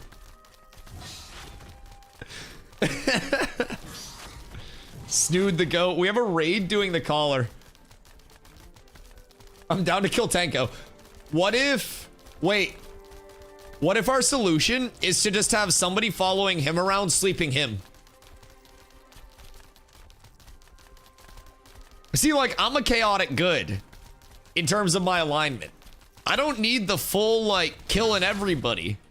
There are other ways to win. I still, at some point, want to get as many rogues and bards as I can in a group, like in a raid, for one simultaneous, like, global incapacity. Everybody picks one target, and then it's just like, thuk, thuk, thuk, thuk, thuk, thuk, thuk. Like a bunch of diddy darts go out, and then a bunch of marionettes go out. Cannot complete this quest for another 2 hours if people are starting from the beginning. What do you mean another 2 hours? Because I haven't done any part of the quest yet.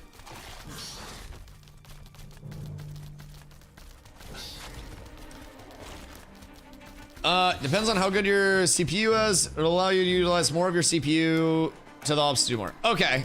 If you're not doing anything else, because it'll use most of your CPU. Okay, and that basically just makes the update itself happen faster. Fixer, do you have your collar yet? The fuck is chaotic good? Chaotic good is like, you'll do whatever you have to like, do what's right. You know what I mean? So picture like, I don't know, like fucking Batman or some shit. Like, he doesn't kill motherfuckers, but he'll dispense justice. Not that I'm Batman. But yeah, or like Chad said, like Robin Hood. You don't really like care about like the laws or whatever as long as you're like doing what's right and making everything good. Click the rock pile. Oh, I thought that was a gatherable. Okay. Shiny tower and wolf shield. Word. Word. Dusty's secretly a billionaire confirmed. Yeah, this is a green screen. I actually have a mansion behind me. I'm playing from the guest mansion. I have like a second, like, that's what Batman would say. I'm not Batman. But yeah, I'm playing from the guest mansion right now. So the private helicopter, takes me from the main mansion to the guest mansion, and then I got scanned in, and the poor people come and carry me to my stream setup. As you can see, I'm very rich. I sit in a Herman Miller Aeron size B. I got it off Facebook Marketplace for $300. One of the best purchases I made. Got that shit with the plastic still on it. It was so new. Dude got it for his wife during COVID, and it wasn't comfy for her because she was too small for it. My come up. It was a fantastic deal. I would highly recommend it, by the way. The poor people, not even a help. Well, yeah, because I don't employ rich people. What do you mean? I'd have to pay them too much. Exactly. Thank you. So, yeah, basically, it's the poor people carry me in. And honestly, the craziest thing is I'm not even moving my mouse half the time. So I've actually got another room where there are multiple people who are farming right now, and it's much less of like an RMT situation. It's much more of a, if they stop farming, they don't get food delivered to them. So those people are actually the ones that control my gameplay. I typically just sit here and I'll do a little, like, you know, occasionally I hit like one of these, but it's under the camera, so it's like and you guys think that I'm actually playing and flicking and stuff. But realistically, I got people to do that for me. As you know, in the world of streamers, as soon as you click go live, you're a multi-zillionaire. So, Cat Thief need invite. Word. We're just, if everybody gets their collar from this quest, we're just accumulating like gold cap and collars, by the way. Like, what are people selling their collars for? Me buying a 1.8K Herman Miller. What the fuck? What does it do? Stick a finger up your butt while you play? Because I pay my guy way less than that weekly to do it.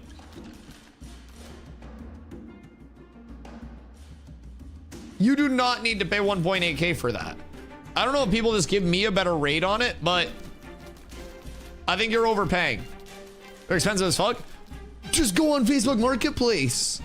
This one's mesh, so even if that dude's wife farted in it before me, it just goes right through.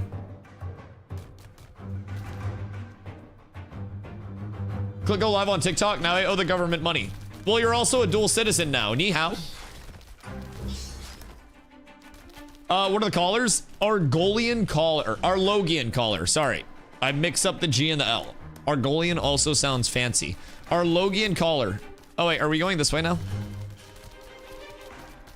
So, the Arlogian collar is the highest magic power rating necklace that's available currently. I believe it's highest. And a lot of people want it. It's also a quest chain reward. So, questing is getting there. There's a lot more viability in the 1 to 10 period for questing. It's still getting improved, by the way, and it's going to have Figgy. Is Figgy the RP guy? Wasn't this Toad's op? Good day, Figgy. Hi, Dusty. Hi, Figgy.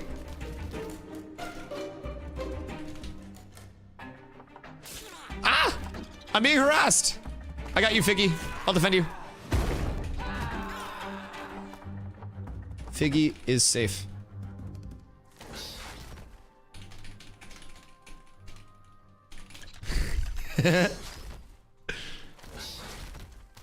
Re-invite. I got you. I got you. All right. Where are we going now? Can get a Herman Miller for 300, 600. Large offices will get them. And then when I switch. Yes. If you live in a city, like, you can get like clean ass desk setups. You can get like Herman Millies. You can get a lot. And honestly, if you're in a city area, I'm in fucking Maine. So I got mine from just like, you know, a random Facebook Marketplace listing. That was just like a personal listing. But like, if you have, oh, what is it? There are like apps that are in cities where like people list their shit, like online yard sale apps, basically. In Maine, it's a lot less official. We have Facebook groups where people list their shit.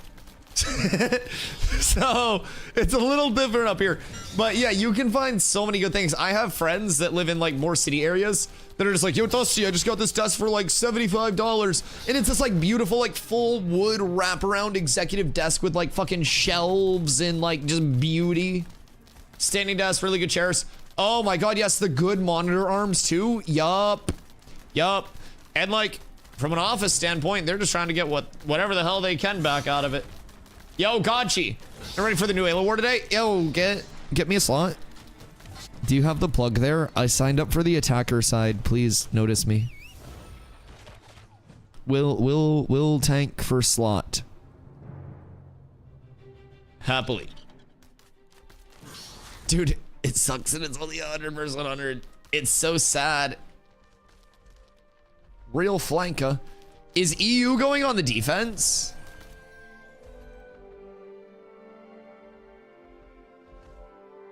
Fuck. Oh, that's gonna be crazy. Bro, just kick one of your bad tanks. Yeah, just kick one of your bad tanks. Who else needs an invite? Yo, Alcido. I have the link. Oh, what link? The 1 to 10 quest guide? Oh, it was on the subreddit, and someone also made a YouTube guide of it. I don't have the link right, like, in my ass right now, but thank you, Nin. Right there. Drewski is working on it as well. So, we should have a few people. All right, so are we going anywhere for the tower and the wolf, or should I wait? I should probably... Let's just untrack all these. Let's just... Oh wait, we're gonna track this one. All right, we're just untracking everything here. Don't even worry about it. All right, inquire about the tower and the wolf. Where the fuck do I go? This mob you have to kill only drops 1 key at a time. So this raid, you'll need to kill it a lot. And you need 3 of the keys, right? But honestly, I'll be completely honest. Apparently I'm doubling down on the honesty today. Oh, it's only 1? Okay. With our luck in Carfin, we could take this raid over there and probably get 0 fucking drops again. I'll be real. Our drop rate has been bunk over there. Like, rough. Only at night. Okay, so should we fuck off and go brick drops at Carfin until the night? All right, so do the first part, farm until night, go get the keys, is what I'm gathering. Then we do Carf. Okay.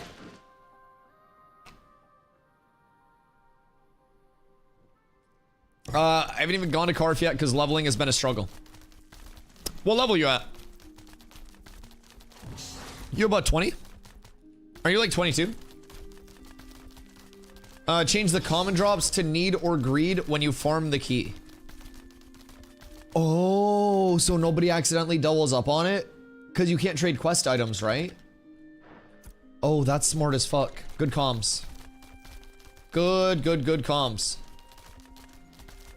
Very, very, very smart. Yeah, remind me when we get over there. Por favor, because I'll probably forget. Yo, what up, game? Had a rough Ashes day. What's up? What's going on? Speak to me, lad. Kick your feet up. What you struggling with? We're trying to get everyone all organized right now on our end. So we're going to be doing a quest chain. That is the Arlogian Caller chain. Oh, word. Thank you. Is that donation? Like, is that extra? Okay, cool. My inventory's full. So that is a very, very, very good caster deck. So we're getting a bunch of our melees and like our fizz out here to actually farm it. What's your mate with Iron Aura? Do you want grid as well or just Iron Aura base? Without grid, I'm 46-1, 38-6. And then with grit, I'm 57-45. And that's with the double Iron Wing piece. If I were to go like, you know, switch off. God fucking damn it.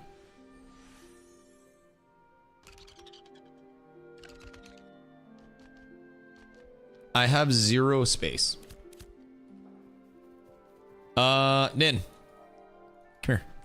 I have something cool. You need gear, right? Well, now you can have somebody craft you a bunch of gear. With all of these recipes, courtesy of DustyWhy. Congratulations.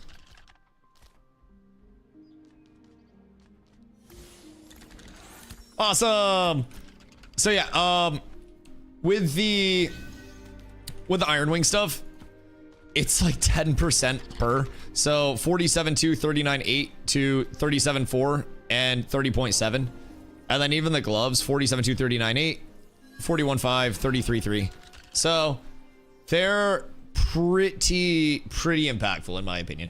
I think they're huge value pieces, especially in those 2 slots. It's a nice, comfy, like constant level of mitigation.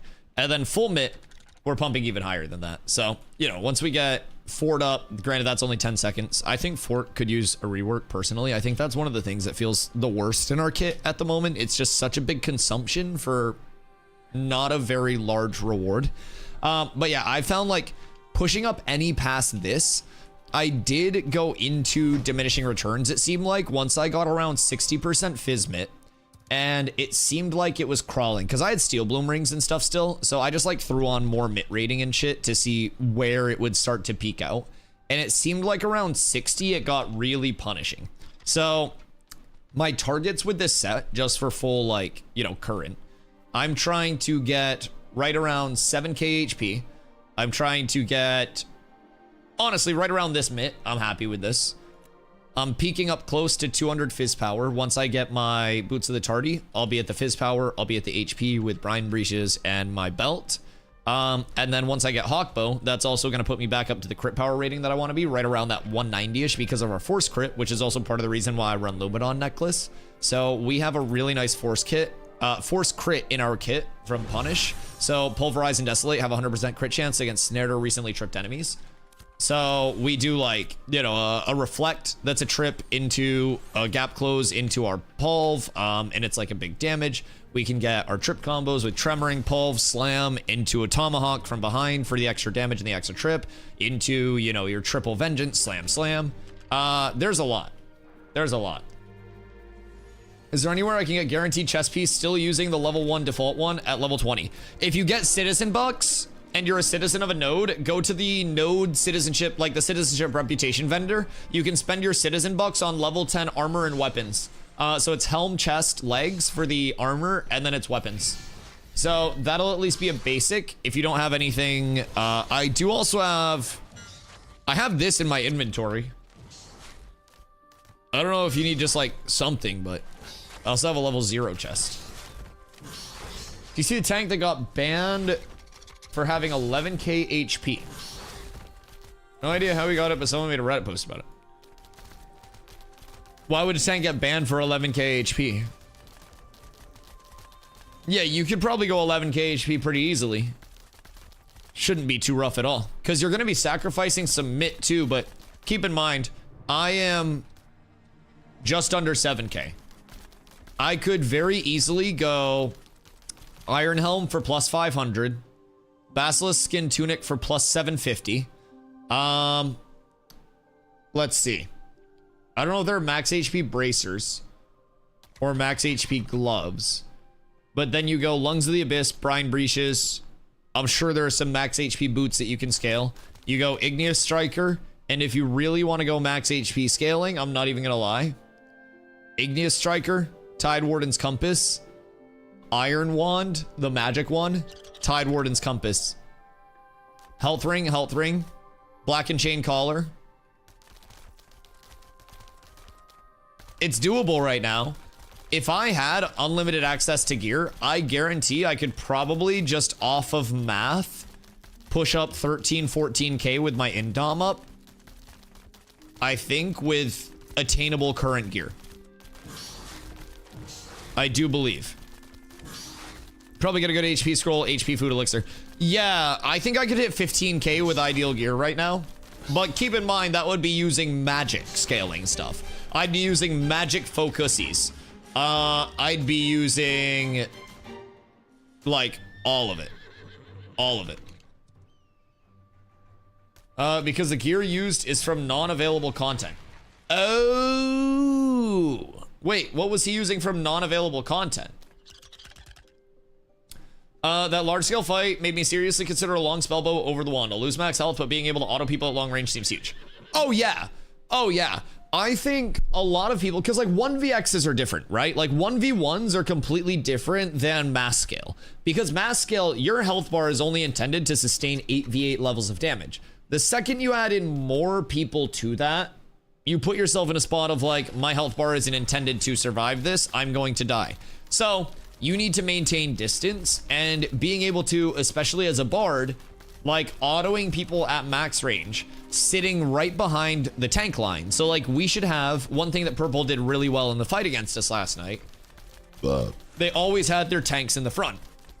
And what you saw was anytime a DPS got in front of the tank, we would punish that DPS. So we did a good job of recognizing that, but what we didn't do a good job of was getting momentum off of those initial picks. So we need to be better at looking for that. But same thing on our end. When it would start to break down, we kind of like got gaps in our tank wall, right? You want to have your front line, and you don't want big gaps in your front line, because then those gaps get exploited and it splits off your raid into segments, right? So what we want to try to do is keep the entire raid nice and clumped, but spread out enough and protected enough where one Vines combo isn't just going to completely destroy everybody's future. It's a balance to everything, and it's very hard to figure out like, oh, this is what this guy's for. That's cool. It's very hard to figure out, you know, all of what that balance is intended to be. But once you get your positioning down, especially in larger modes, you find that you are just able to, if you're playing extremely well, completely just free cast. And when you're free casting and you're pumping out damage, and you're doing everything that you can there, do we have to... Oh, I think we have to like leave the raid. And we might have to do it solo. Okay, yeah, you just have to leave the raid. So we should be fine. Salvage a number of rusty shields. All right, so we have to go over here now. Yeah, so just leave the raid there. It's another thing, I need to be slightly behind you. Most of my deaths were because I was on your hip pushed up too much. Yes. So we should ideally have, like, I'll draw up diagrams to help people understand positioning a little bit. And I'm sure other guilds also have theirs, but there are a lot of different kind of like formations, so to say, that you can have based on your group comp and your group role. And once you break that formation, that's where things get fucky. But in an ideal world, you set up your formation so you have a dedicated push. And when people push in, it's not this chaos of like, I'm pushing in and then we go single file. You push in that formation with all of the support in the proper place, and you don't break that rank even when you're pushing in. And when you watch like those massive pushes that Purple had, they would push in, but it wasn't people getting too far forward. It wasn't people jumping ahead. It was, all right, we're going to push. Everybody 3, 2, 1. Abilities go out in that formation. The tanks are in front. The rangers are in a spot to get their vines. The Priz beams are coming from behind the tanks like it's a spear from behind a fucking Spartan's shield. Like, all of those things collectively are what culminated in their pushes being so much stronger than ours. So a lot of it's identifying that and being like, okay, we need to be more patient in this chaos of full forcing in, right? So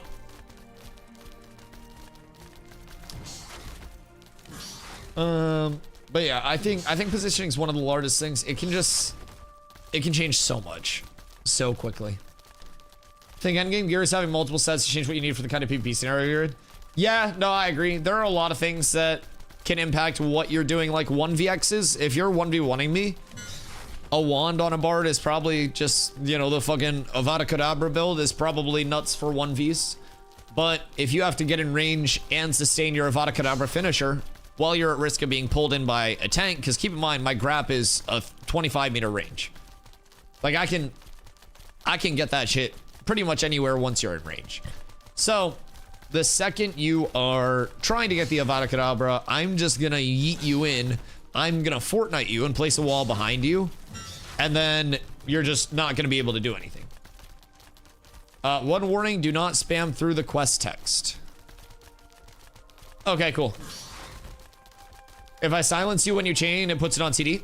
Yeah, so a lot of abilities will have a very small cast time. So like you can even get my Indom Spirit. So in tank duels, we have to protect our casts a lot, especially when we're going up into CCable range. There have been duels that I've lost. Oh, I thought they were PvPing. There have been duels that I have lost entirely because I go to Indom and I lose my Indom cast during the 0.5 second cast. And it goes on cooldown. And we don't get the benefit because it gets interrupted. So, it's all about managing those, and grapple is a long cast as well. It's a 1.2.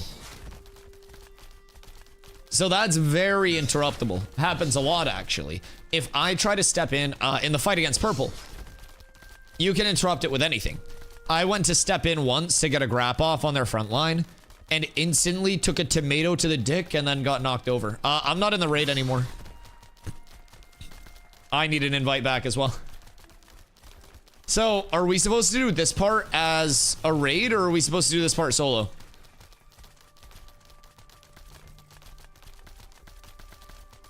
Because I haven't done this one yet. I'm assuming they're not going to drop for every single person in the raid, right? I don't think there is a raid right now. All right, zombie, invite people. I believe in him. Boop. Boop. The circle is incorrect. Oh, fuck yeah.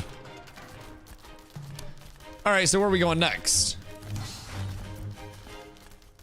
Discovered an ancient gravestone hiding in the plains of Winstead aboard Crescent Tower and Wolf. Salvaged a number of rusty shields.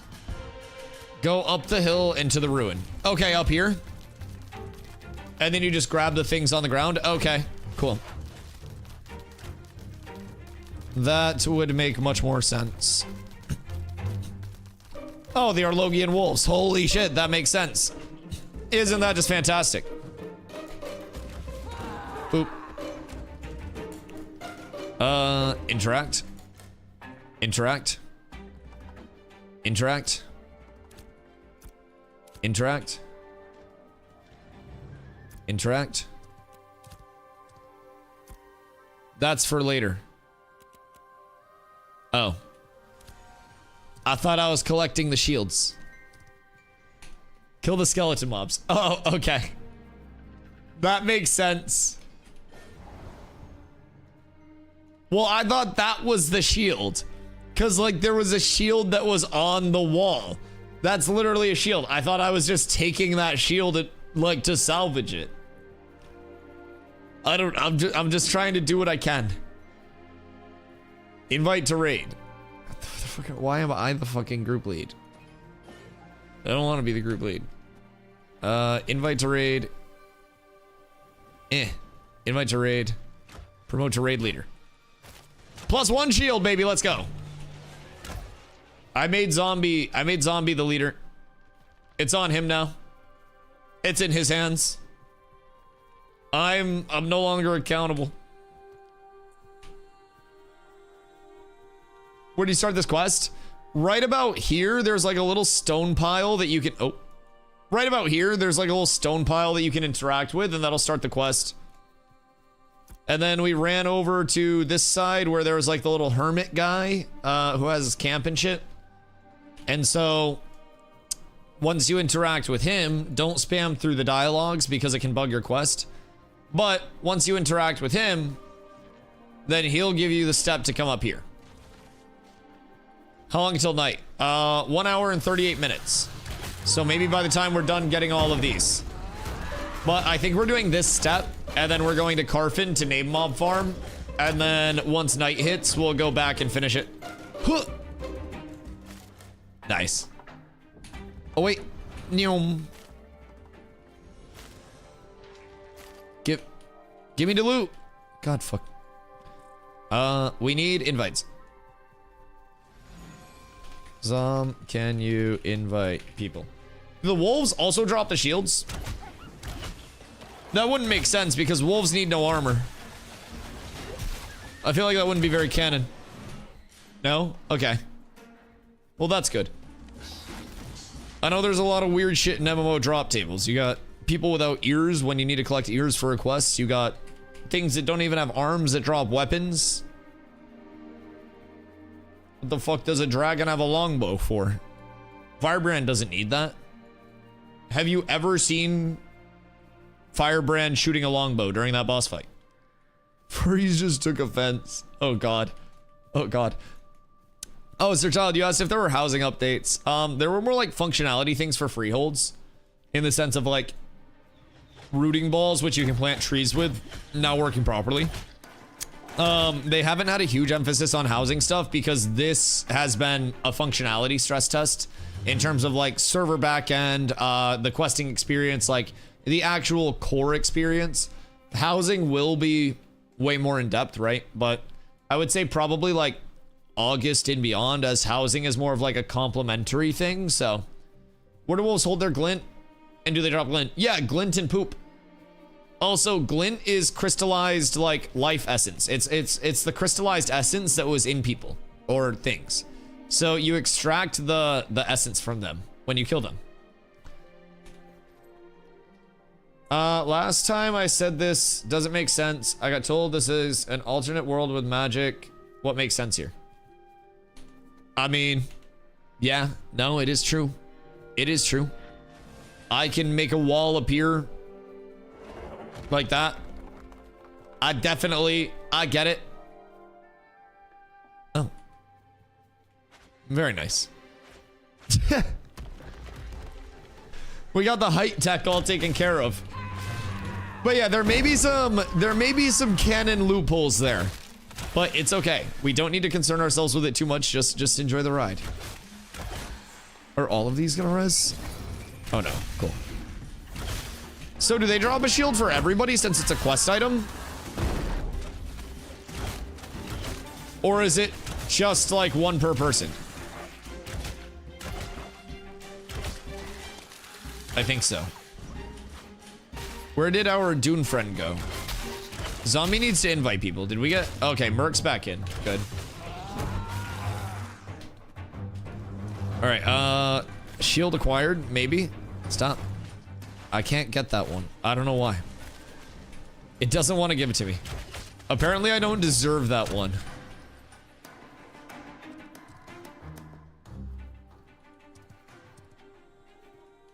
The spawn rates could be a little faster.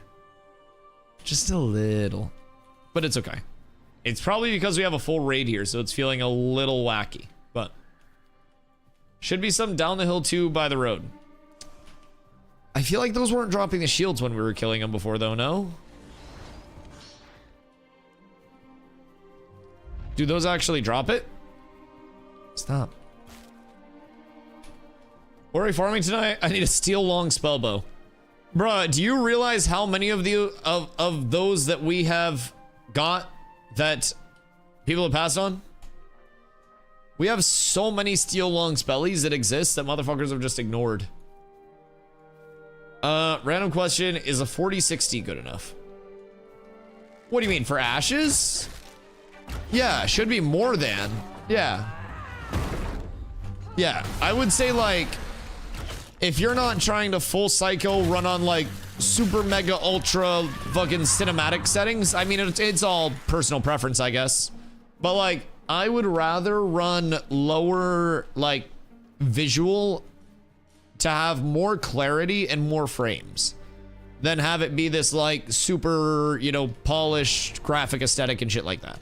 That's just my take on it, and that's kind of why I run some lower settings. But it's all preference. It's all preference.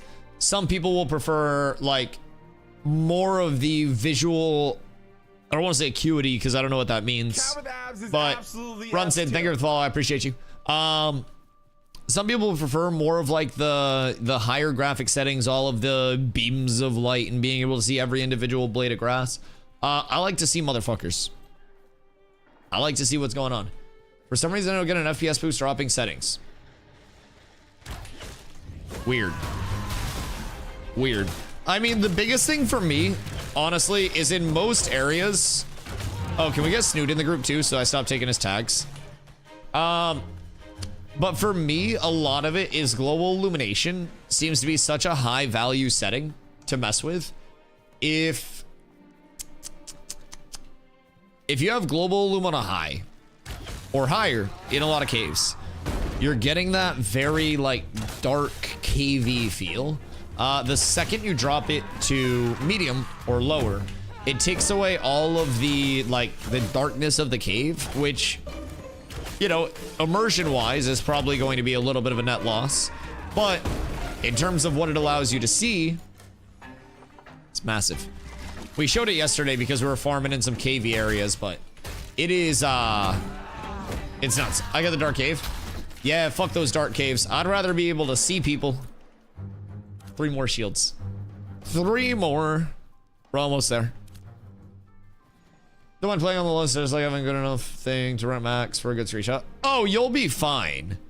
Yeah, I mean, dude, Zine was streaming on a 950. Like, it's a miracle that his PC was booting up in the first place, but that's the lowest that we have heard this confirmed run on. A 4060 will be fine. Zine was on a 950 with stream up. You should be fine. Running to vote now. Am I too late? Ultra, hello. I don't think so. No, it should still be ongoing. I don't know how long it lasts for. I think it's 24 hours, so it should be 2 a.m. tonight, I think, that people find out. I don't know how long the voting process is, because I think it's 24 hours right now. Does it show the current vote counts for each mayor, or is it hidden? Nah, it'll show after. It doesn't show during the election process, I think, to probably like stop people from just pumping. 11.5 hours left on vote.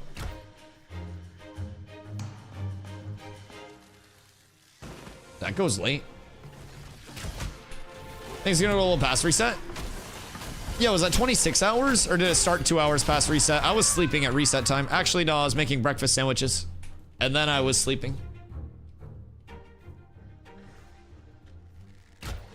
What happened with our world bosses last night, by the way? Need new GPU, wanted to get more 6 RAM and maybe a 1K watt PSU. What are you trying to get for a new GPU, Leon?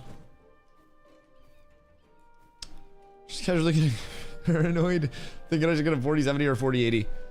I mean, I think the 4060 is fine. I'll be completely honest. And keep in mind, optimization will continue to increase over time. I also think that, yeah, I don't necessarily think people are going to be pushing 7,000 frames on a 950, but I do think a lot of the things that are responsible for frame drops and non-fluidity, keep in mind, a lot of it is very commonly caused by a memory leak. That's hopefully not going to be, you know, an omnipresent thing within the community. Hopefully that's sorted out, because it is something that a lot of players are just like, oh shit, it's feeling a little chonky. You know what I mean? So, just 5K series yet? I built with a 48 Super and a 7800X 3D. I will probably not need another build for a very long time.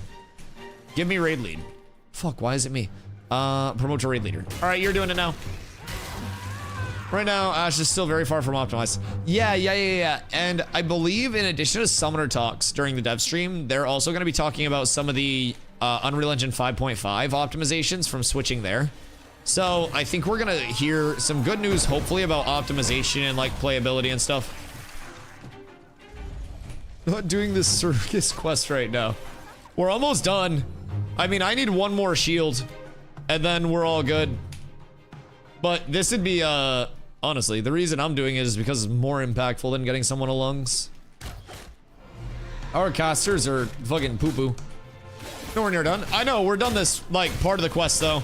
And we can't proceed in the quest until it's nighttime. So we're getting, like, this step. We're getting this step done, and then we're gonna farm until nighttime and then do more steps. It is definitely a long quest, but keep in mind, we've spent multiple tens of hours farming up name mobs to have nothing drop, so. Wonder if they're gonna be using megalites? I hope so. Your shield count hasn't gone up? Well, I have them, now you need to salvage them. Yeah. So we have all of the shields. Because you're in a group. Do we not just have to bring them somewhere right now?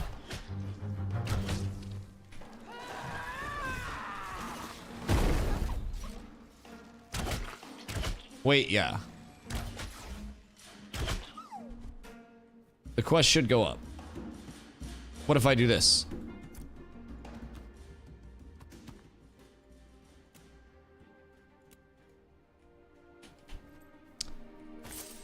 Oh, we're good. If you get all 10 in a group, you just have to loot one outside of the group and then it registers your stack. That's why I tried to move it. Victory! Yeah, you just have to add to the stack and then it registers the whole stack. You're good. Just get your 10 in the group and then drop group and then get one more from a kill and then it registers all of your 10 and then you're good. That was my immediate thought. I go, if I'm out of a group, can I just move the stack itself? And you can't move stuff in your questing inventory, but modifying the stack registers the entire stack. So we're good there. Tips and tricks with DustyWhy.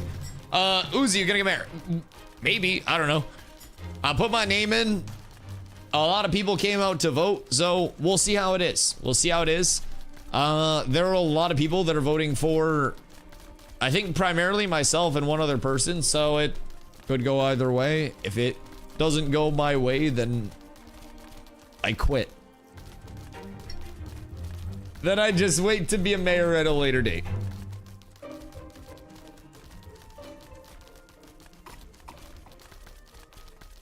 I was just checking the radio series, dropping frames like crazy with 30 series. So I was wondering if it was a memory leak. Yeah, almost definitely memory leak. The way that I try to tell everyone should meet at Salvager once they're done. Yeah, I'm gonna go back over here. But yeah, the way to tell if you have the memory leak, in my opinion, is typically going like this, just whipping your camera back and forth really fast.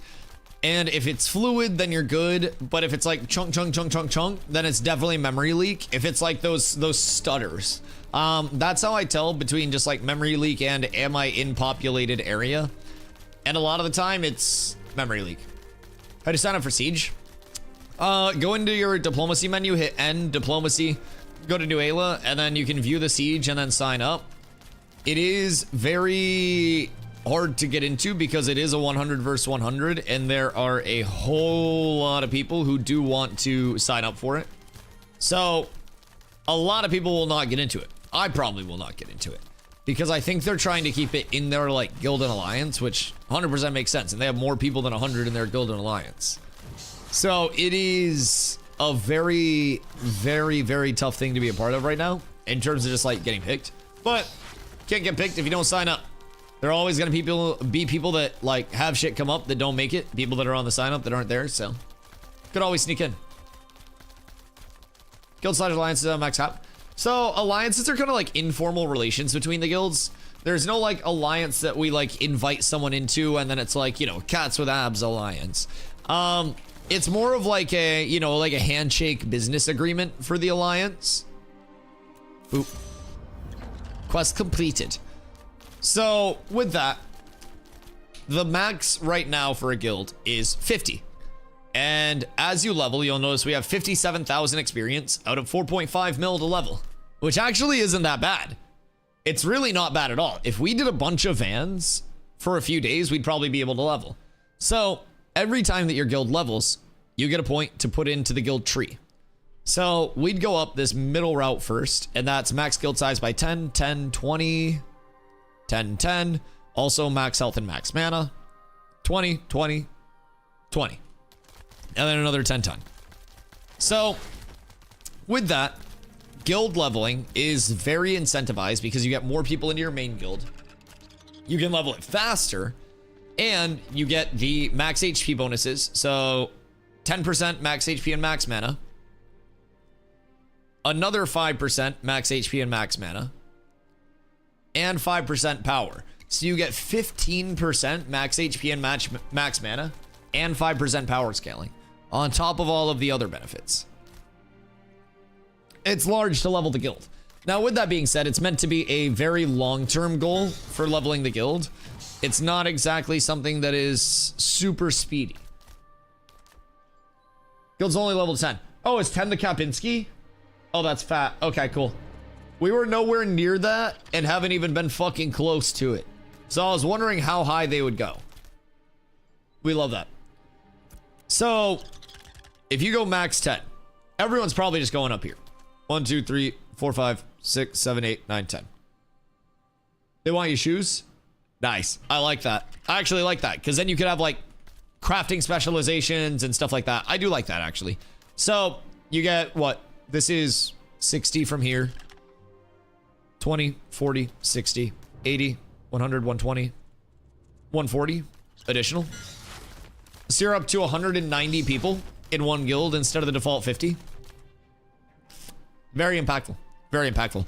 Now this is just a 3-month like phase. So it ends on August 4th. Not a lot of people will probably get their guild like super high, but we're trying to figure out the framework and the architecture of how we want to go about leveling our guild. So that way in the future, when we do have, you know, the longer term server, that's where we actually do the leveling. Oh, cool. That's the hunting bag. Word. That's kind of cool that you have to like interact with things that you get. Oh. Huh. Many things have dialogue. The bag is low-key sick. I'm not shocked. Oh, and now we run over and put the shield back. Okay, cool. Is everyone at the visit Turamadu? Yeah, that sounds like a way to say your mother. I don't know why, but... will you have alts for launch? What benefits could you get having one? I will not. I think a lot of things are going to be account bound. So like multiple alts on one server will be a huge time constraint. Maybe if you wanted to like craft more, but even crafting might be like gated in terms of leveling to like character, but putting an alt in town for gold. Yeah, I mean, you could have like an alt for like extra processing, I guess. Novice level processing or something, just like making a bunch of shit into like timber and then transferring it back. But even the transfer process may be a little, you know, clunky. So I won't have alts myself. I'm much more of a one character kind of guy. I'd rather put all of my effort into like gearing out my character and getting my character set up so I can help other people with their loop in addition to like completing my loop, so to say. So hold on, I'm gonna top off my coffee before I run back over, but I'll be right back in a minute.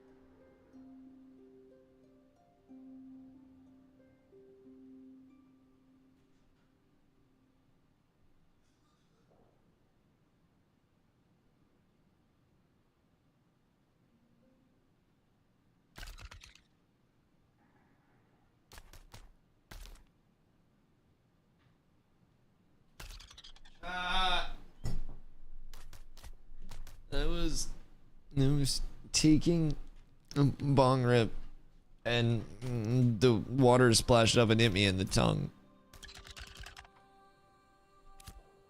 It was only a tiny drop and it was just changed.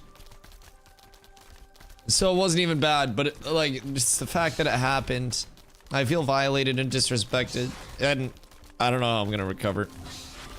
I feel like you got ice? Yeah, ice in the ice catcher.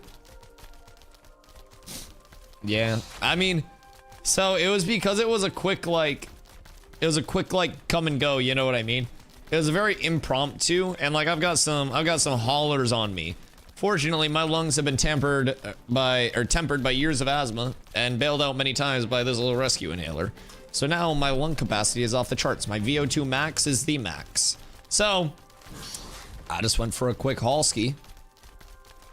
And lo and behold, I got the kiss of death. My cousin is fermenting his old bong. I don't want to know what you're talking about. I don't want to know what you mean by that. I clean my glass daily. Like, it's part of my morning routine. I wake up, I make my bed, I tidy my room, I clean my glass. That's just what it is. And then I typically try to get outside. I check on my birds. I don't have like pet birds, but I have a lot of like, I have a bird feeder, so a lot of birds in the neighborhood that come through. So I'll go out, I'll say hello to the birds, I'll make sure they're all good on seed and stuff for the day. I check on my plants outside. If they need any water, we get them watered. And then I typically just relax for a couple hours. It's been a nice morning routine, very, very stress reducing. And also helps to always have clean glass. If you don't have a large guild, you do everything I want. Oh, some more master artisan skills. Like, do we know? I've heard long term a lot more things are going to be account bound, and I've heard discussion of artisan skills being account bound in the long term, but I don't know that I've heard a confident answer one-to-one of like this is the exact plan or not. I feel like it's something that's up in the air, but if anybody does have the one-to-one, or if there's like an up-to-date on the wiki or anything, maybe that would be good. Yeah, because I'm not sure. I've heard it bounce back and forth because there are a lot of things that are going to be account bound, some things that wouldn't be account bound. So definitely interesting. It doesn't make the bed. Fubo. Someday. No, I don't think even if I had like shmoney that I would have a maid. I like cleaning. It's like, it's relaxing. It's very relaxing. I think if I got like exorbitantly rich, I'd probably just like retire my parents. Find a place for the shield. Is that not the place for the shield? What do you mean? Account bound what? Artisanship. Lifestyle skill progression. Left corner. Oh, okay, cool, thank you. Alright, we're up. So now we have to wait at night. Wait for night for the mob to spawn. Checks out. Very much checks out. Am I gonna need a saddle to mount eventually from a tanner? I feel like there are gonna be a lot more pieces to animal husbandry. Because didn't they mention certain things would be like customizable from the crafters to a certain extent too? So shared across characters. This would happen. Not so it's like shared across, but like not like your progression shared across, but more so like if you have your, you know, your GM skill, having like a second character that's a GM in something else. So you can kind of like one account Omnicraft, so to say. Need the key that spawns there at night. Also, there's something else behind the shield to interact with. Am I supposed to interact with the shield again, or is that at night? Or were you saying, like, for the actual interact itself? Twist the shield into the shaft. Alright, I think we're good. I think we're set. Now you just have to kill the boss. Okay, cool. I will not let Max gaslight me. Leatherworking and all that doesn't make sense to mount up on nothing. Yeah, yeah, and it just adds more player to player to it, right? Now carf until night. All right, dope. I'm on my way. I'm very much on my way. So we have what, an hour of carf? In that time, we'll have plenty of time for 3 loops of disappointment. I can't wait. Next caravan event when? That shit was fun. Probably soon. I think Carla is slaving away at the carpentry station today, getting splinters in her fingies, trying to build all of the caravans to sustain that. Because if it's anything like last night, we're gonna lose a few along the way. So we gotta be ready for that too, but... yeah, invite me to the carf group and I'll come help farm.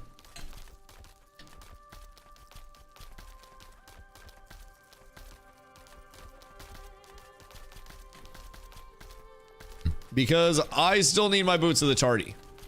And if I don't get those, well then my life is over. I can't play the game anymore. How will I survive missing 4 fizz power? I won't. Any death that gets away from me, any time that my life escapes me, it'll be because of those boots not being in my possession. And if I don't have the perfect gear set, how will I ever PvP? You know, it's like if I don't have full legendary plus 20 bis, how am I gonna PvP? It's just not unreasonable. It's not reasonable. Streamer, I'm not good at a game. I simply stream. We need VOD review too. I'm a VOD review, you guys, and I'm gonna just be like, press your abilities. No, I'm kidding. Yeah, we'll break down some positioning stuff. Absolutely, it'll be very good to look at. It'll be very good to look at. I think there's a lot to be learned. Some people also reached out from the other side and offered to send like their clips along too. So we'll be able to look at like what our positioning looked like from our end and then what it looked like from their end that led to the initiates in those moments of like, oh shit. You know what I mean? It's all about that back and forth in that mass Zerg PvP. It's all a snowball. And once the snowball starts, you don't want to stop the snowball. And we had the starts of a snowball. Like we had multiple starts, but we just weren't able to get the full snowball rolling on our own. So we just need to be more aware of that. And I think that's going to be a big thing. It's like you get your momentum, you kind of get it tumbling a little bit. You get a couple picks, you get it a little bit clunky, and then that snowball starts up. It's a numbers advantage into a transition into like that full send, right? And I think the big thing that Purple did extremely well with their raid last night was that transition into the full send, and that wasn't like what we were doing. So I think that'll probably be the biggest thing that we see. Like their level of commitment and organization on those full sends was a lot higher than the full sends that we weren't even putting ourselves in spots to take, because we'd get a couple picks and then everyone had, I think probably without looking at it more, I think everyone was just getting a couple picks and then just getting bloodthirsty. You know what I mean? And once you have enough numbers to support stuff, it doesn't matter if you lose 1 or 2. It's about tweaks. I'm gonna go jump on this guy's boat. You think he'll see me coming? Dun dun dun dun dun dun dun dun. I wonder.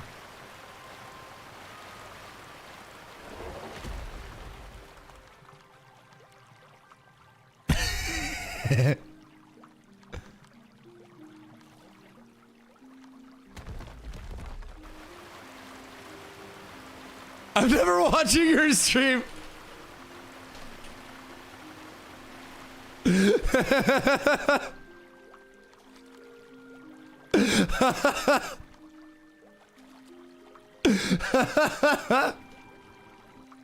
I love you. Whoever you are, Tweaks.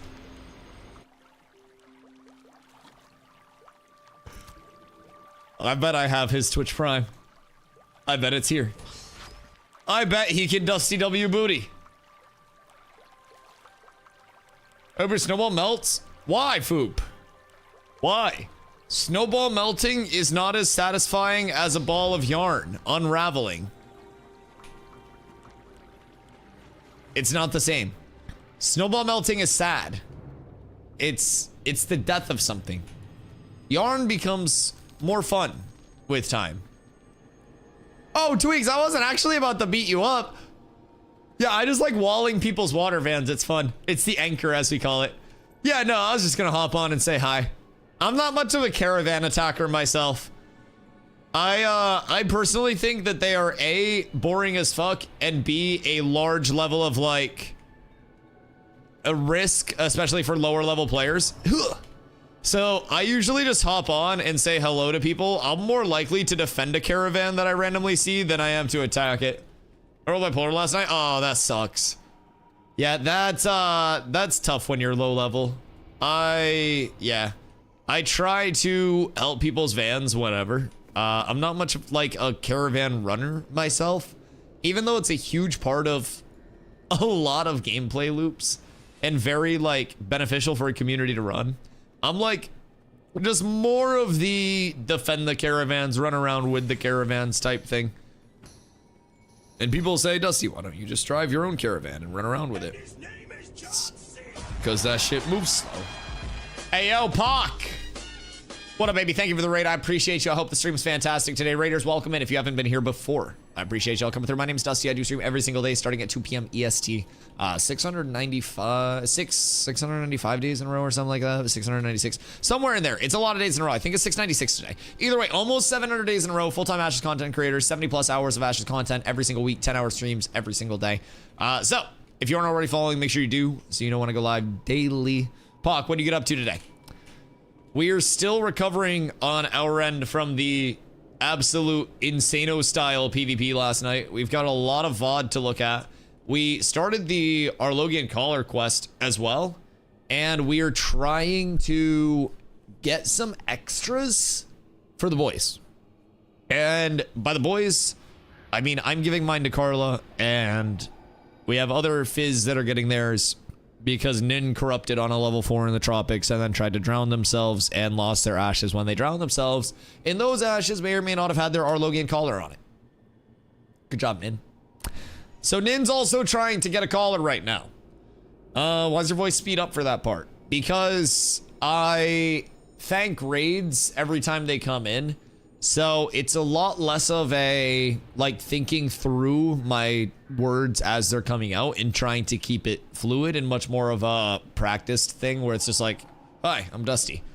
So I'm able to just whip that out, and especially in the middle of like a yap, I try to not ignore the raid, and I also try to pick up my yap where I left off.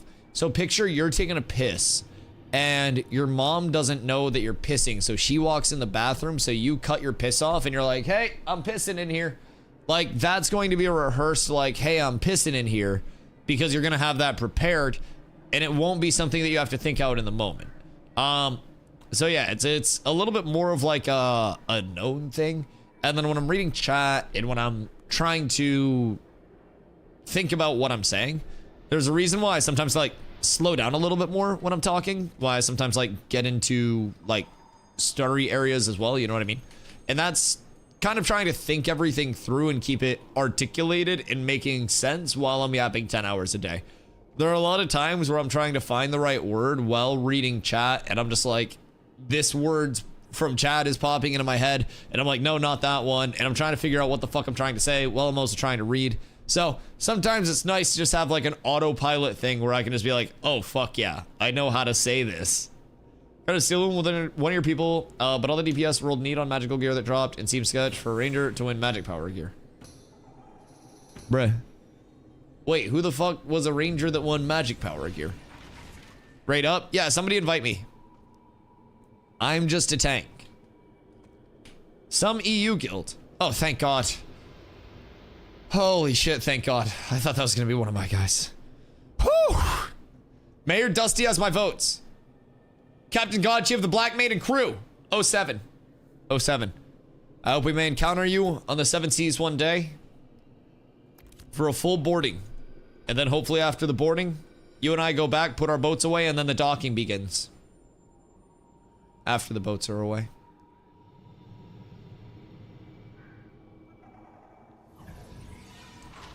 Do you see my stream title?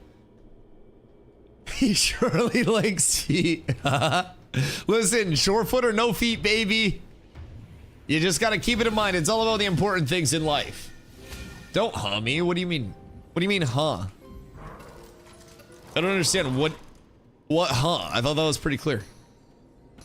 It's post-violence activities.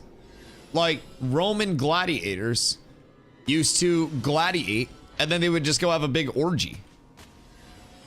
I feel like that's part of any, like, evolution of combat. You've got to celebrate the combat.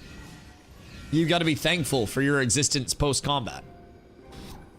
I need people to come over to Carfin to farm. We need more. Also, we should probably get ready for the spawn, because they're just chilling down here. I don't think they have a full... They don't have a full 8. Moin.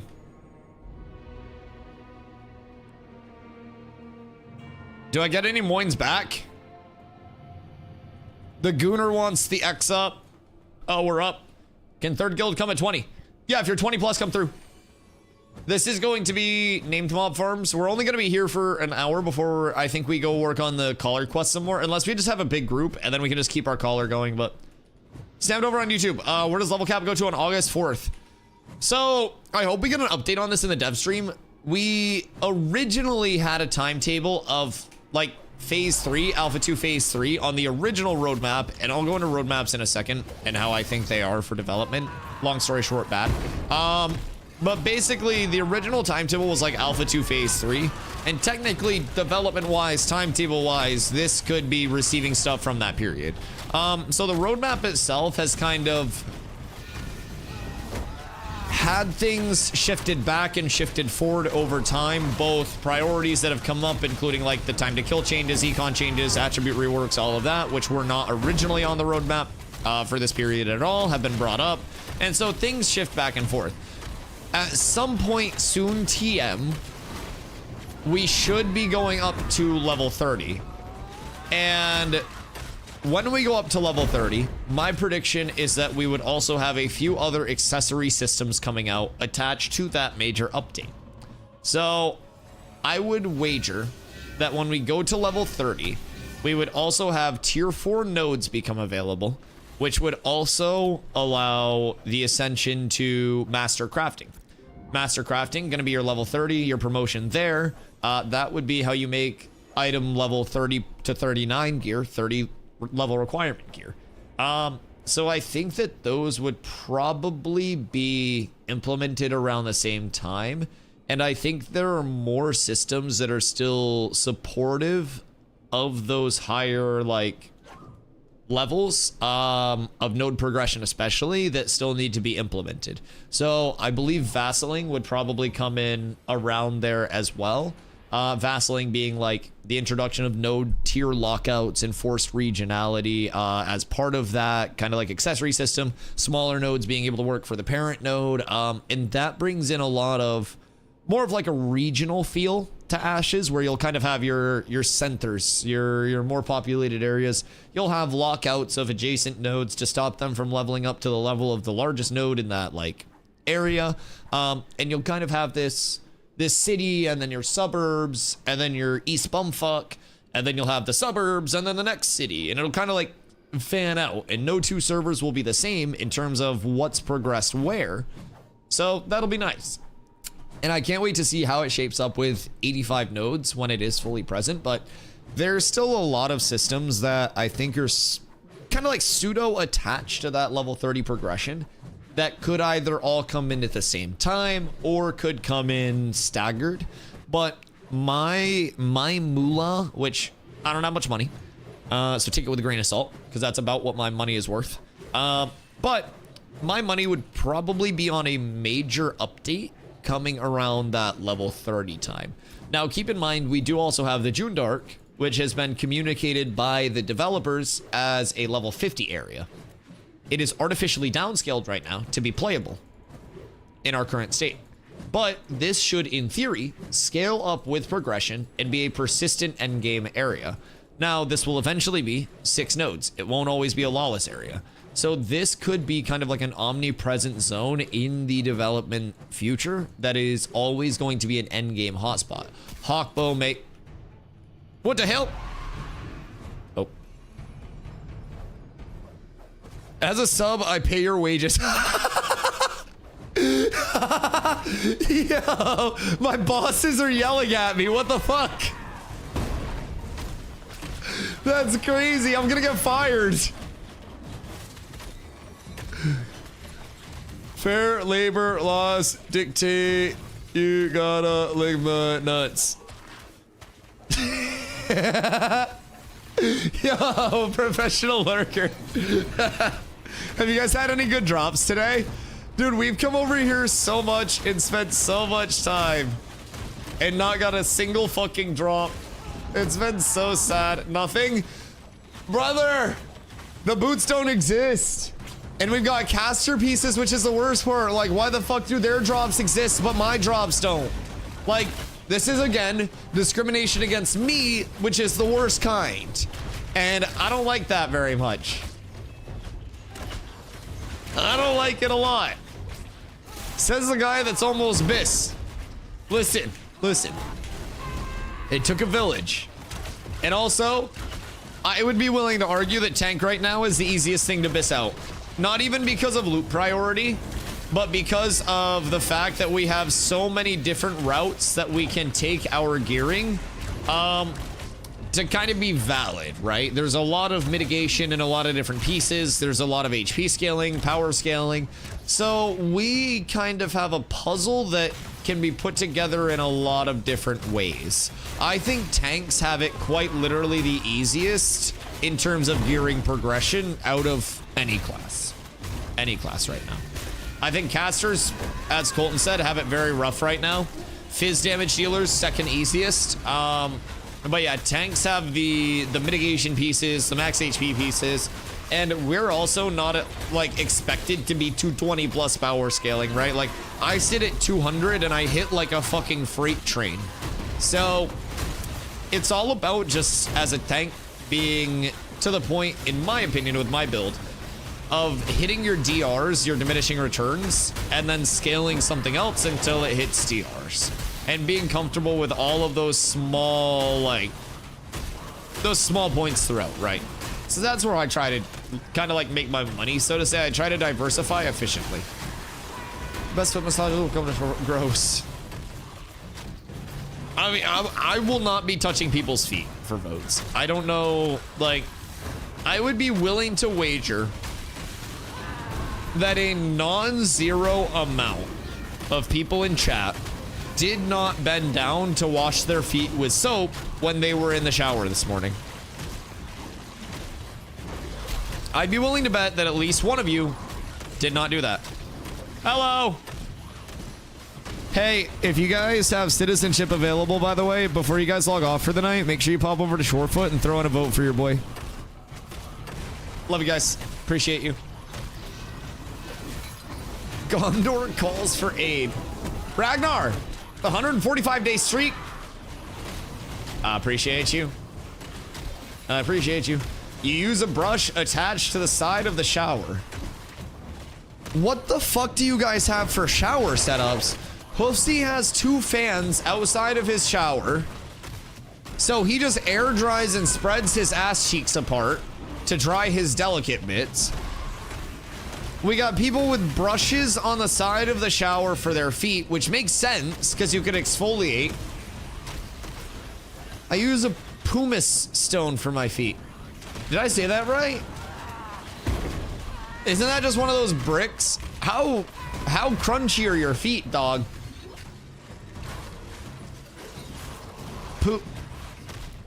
Typing it doesn't help me say it. Like if I say, how do you guys say pumice, and you type the word pumice, that doesn't help me learn how to say pumice. I need like a phonetic. No, I have a walk-in shower. You have a few shower heads and your brush and stuff. Motherfucker, what do you mean a walk-in shower? Fupo. I live in an apartment. My head, if I get too close to like the shower head, is getting like fucking directly meleeed by the shower nozzle itself.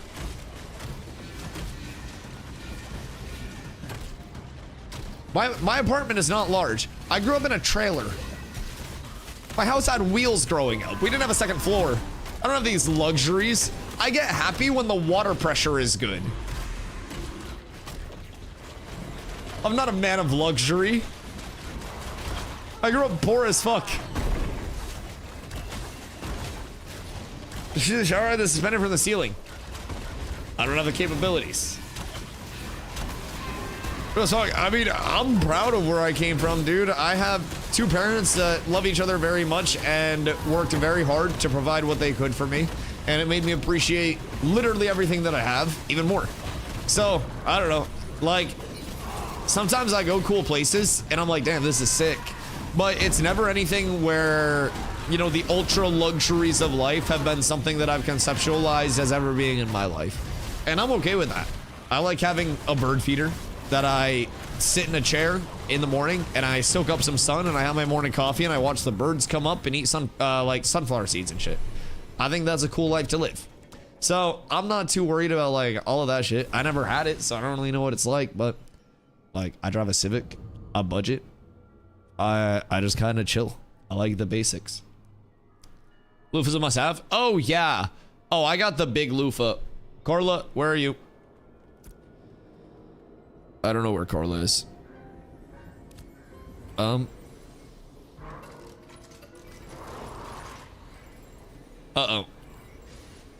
Want to kill us one or two more times, and the place is yours. Okay, okay. Are you guys just doing this? Like, are you guys just trying to get the tardies? Or like, what mobs are you doing? I don't know, like, which ones you're targeting. Because we're also only going to be here until night. Because we're trying to do the fucking collar quest for my dumb casters who lost all their shit. We are at raid? Yeah, I mean, we can just fuck off to other name mobs. Because they just seem to be chilling here. I don't know, like, how far spread out they are, but... It's almost bedtime for EU. And we can give them a goodnight kiss. Diplomacy is the goodnight kiss everywhere.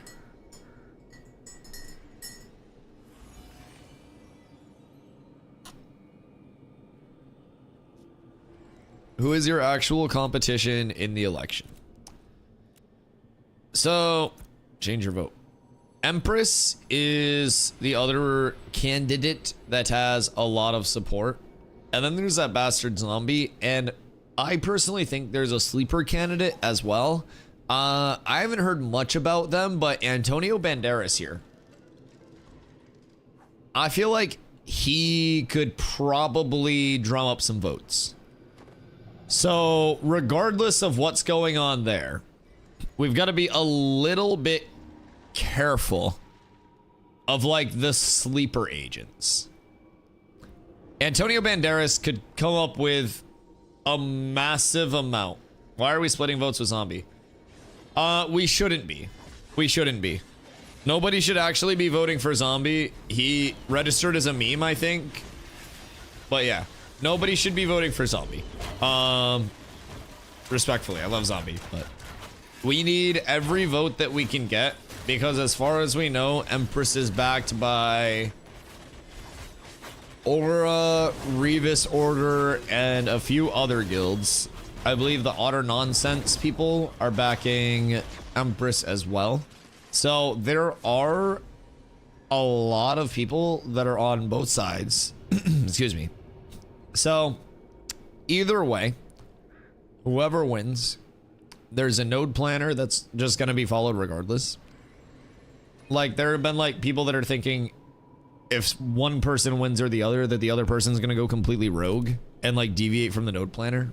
Both people plan to build the same shit. I'll be completely honest. I don't think it'll actually change. Like, propaganda aside, I don't really think it matters that much one way or the other. Like, it's more of a knowledge and becoming familiar with being a mayor type thing in my thing, like my perspective. I'd like to learn the processes so that way when long-term servers are up, I kind of know what to do and don't fuck it up on a long-term server. Because this is a 2-month echo chamber. And then from there, everything's good. So my goal is to not only get myself familiar, but also put out a lot of content and like informational how-tos about like, oh, you're looking to become a mayor in Ashes of Creation.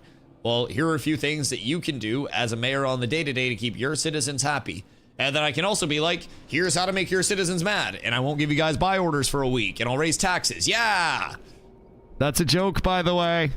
It's a fucking joke, citizen chat. So anyways. I basically, same thing with everything else. I just want to make sure that people are learning as much as possible and seeing as much like informational content as possible. But there's also plenty of time to put that out. So I'm not too worried about like, if I win this or lose this, it's the determining thing. I will never run for office again. I don't really think it's that deep of a thing. There will be 85 nodes. There will be probably 2 years plus until the game launches. There's always plenty of time to learn. So either way, as Mag said, flying mount. Yeah, flying mount's cool. Flying mount's very great.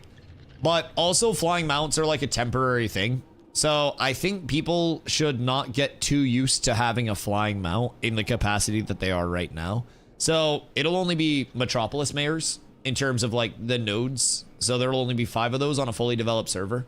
And then you'll also have to launch that mount from a royal stable, which has to be constructed in a node or is at a guild castle. And then once your mount's launched, you also only have a certain amount of time that you can fly it, like a stamina bar. And then that mount becomes non-effective. So I'm not even worried about like the flying mount as a familiarity thing. I kind of like the... Morris, sir, thank you for the follow. Let's go, Red Frayed. Okay. Would you like to fight? Me? Later. We go, Red Frayed. I would like to fight, but I'm being called. Castle owners as well. Yes. But just from the node side of it, like not every mayor will have mounts. Right now for alpha testing, it's every mayor of T3 or higher. So they can get more data, see how the mounts are functioning. I would assume more along that route to make sure that they fucking work. So yeah. I think that people that get too adjusted to having, you know, all of their shot calling come from the sky all the time. All of their initiates come from somebody dropping in from heaven all of the time. People that get super accustomed to that, it's just not a sustainable loop. So I'm not even too focused on like the flyer itself. Like it'd be cool to have, but it's not going to be a permanent thing by any means. And that's by no means why I'm personally running for it. Like if it was a thing of me really wanting a flyer, I would have ran for mayor in phase 2. I would have ran for mayor way before now. It was much easier to get elected in P2 because I could have had people ballot box stuff. So we weren't really too worried about it then in terms of the flyer. I'm not too worried about it now. It's just I was learning the game so much earlier in P2 that I didn't have the capacity to also add on trying to build the community as much as I was, learn the game as much as I was, and successfully be there to run the node. Now I'm at the point where I kind of have the knowledge in terms of my gameplay and what I do each day. So I have the capacity to take on more and spend a significant amount of time learning that and also showing people that. So that's kind of the way that I like to approach it. I would very much spend a lot of time on one thing and try to like master that thing instead of just spreading myself everywhere all at once and then just like not really getting a deeper understanding. So that's kind of where I'm at. I now have the capacity, thanks to the community being in a good spot, everybody in leadership getting established where they want to be. Everything is fluid and running at this point, so I can kind of take on more knowledge, if that makes sense. Girl's getting her flying mount like your beginner horse. I'll let her hop on the wings of the flyer. We have a pumper group up here. Are we in the wrong place? I thought I was supposed to be here. Isn't this Red Frayed robe? Or am I tripping?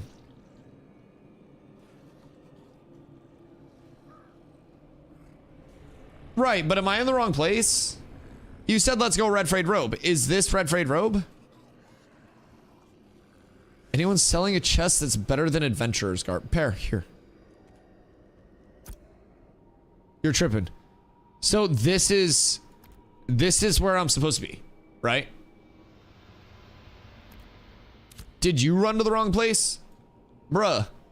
Where the fuck did you run? What the hell happened? Yo, what up, Arcade? If I buy a key for the alpha now, how long will I be able to play? Until launch. You're in the entire time with just that one Wave 3 purchase. There will never be anything else that you have to buy until the launch of the game. You also get a 90-day period where you can get a full refund if you hop in and you're like, it's a little different than I expected it to be. Gameplay's not hitting. You know, something comes up and you like lose both of your hands, so you can't play video games until they grow back. For any reason, with no hours limit, you can get all of your money back within 90 days. So that's kind of like a super safe hop in. It is the 100 USD. For that pack, but when the game does launch, it'll be subscription based with no box cost, no DLC cost. So it'll be $15 a month, 1.5. You get your first month of sub time included with that, and then there will be an in-game store. It's not in yet. Neither is a sub. That'll be on launch. But the in-game store will be transmog only, dies only. No pay to win, no pay to progress, no pay for convenience, no pay for anything that actually impacts like what your gameplay is, other than how you look. So with that being said, you get like the $30 worth of kickbacks, 90-day period where you can get a full refund. So it tends to be a very safe purchase. If you do like it, you're in the entire time until the game launches, like I mentioned. That is probably going to be 2 to 2.5 years. If I had to guess, some people are thinking it's faster. I tend to prepare for the longer side of things. I would say late 2027 is where I'm like putting my eggs in the basket, but it's development. Things could always change and go shorter or longer. But yeah. Tends to be a very safe purchase. Worst case scenario, you get your money back, every penny. Best case scenario, you like it and you're in until launch. Right now, we are in a 3-month stress test period. So it started May 1st and then goes through until August 4th. And it's intended to have every player in the world on this one server called Shoal while they work on networking stuff like server backend infrastructure, balance changes, time to kill, like attributes, econ, all of that stuff. They're in the middle of a lot of very large system changes and improving like the fluidity of the gameplay as well. So last night, towards the end of stream, we did what's called a caravan, where you load things onto your caravan, you drive your caravan very slowly, town to town. We went to go from Halcyon up through the tropics to Shorefoot. And once we got into the tropics, we got into massive PvP. We had, at bare minimum, after going back and watching, probably 175 people in one very contested area. And the game felt silky smooth. It felt real good. So, in between now and August 4th, we're working on a lot of those core changes, a lot of those improvements. August 4th hits, we'll have a second starting area, fully revamped questing experience, new player experience, time to kill changes, econ changes, gathering changes, all of those shored up in like in a polished, more polished state at least. So that'll be the start of phase 3. Right now it's 5 days up, 2 days down. Thursday, Friday, Saturday, Sunday, Monday, the game's playable. Tuesday, Wednesday, the game goes down for development time. And then when August 4th hits and phase 3 hits, we'll have new servers. In my opinion, it's very likely that these servers will wipe. It's still technically up in the air from Intrepid. But again, I, as someone who plays the game a lot, would put my money on a wipe for August 4th, just because so much is changing in between now and then. That's kind of where I'm leaning. So August 4th, everyone, at least in this community, will be making new characters over on whatever servers we do get there. And that's going to be the start of phase 3, which is 24/7 server uptime. And then that phase is hopefully going to last, you know, with no wipes until the game is feature complete. So in that time, we would see probably like minimum 1 year out of that actual playtime. And it wouldn't be a server with like an end date or anything like that. They would want to minimize wipes and try to simulate, you know, that long-term live service economy. And through that, we would hopefully be able to have, you know, changes that come in more of a live service support environment to simulate launch. And if everything goes well, we would see a very smooth progression until everything's kind of like shored up. And it's also very front-loaded. It's an alpha-heavy development process. There will be 2 closed betas. Closed betas, I love you, Fupo. That'll be measured in weeks instead of the months or a year plus the alpha phases are measured in. So the 2 short betas are going to be meant for just polishing, final coat of paint, and then getting the game actually ready to ship. It's going to be nice. Invite Nin is the raid lead. Message Nin for your invites. Collapse. Yes, thank you, thank you, thank you. Is there an option to show off helmet and cloak? Like in terms of turning it off? There will be. I don't believe there currently is.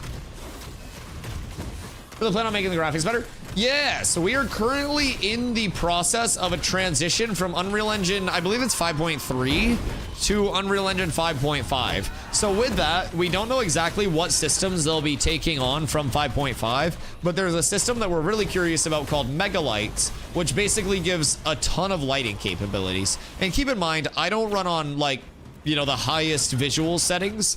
I run on things that will push my FPS and reduce input delay. If I did something as simple as turning my lighting or my global illumination up on high, that's going to add a lot more definition to like the lighting, the shadows, all of that.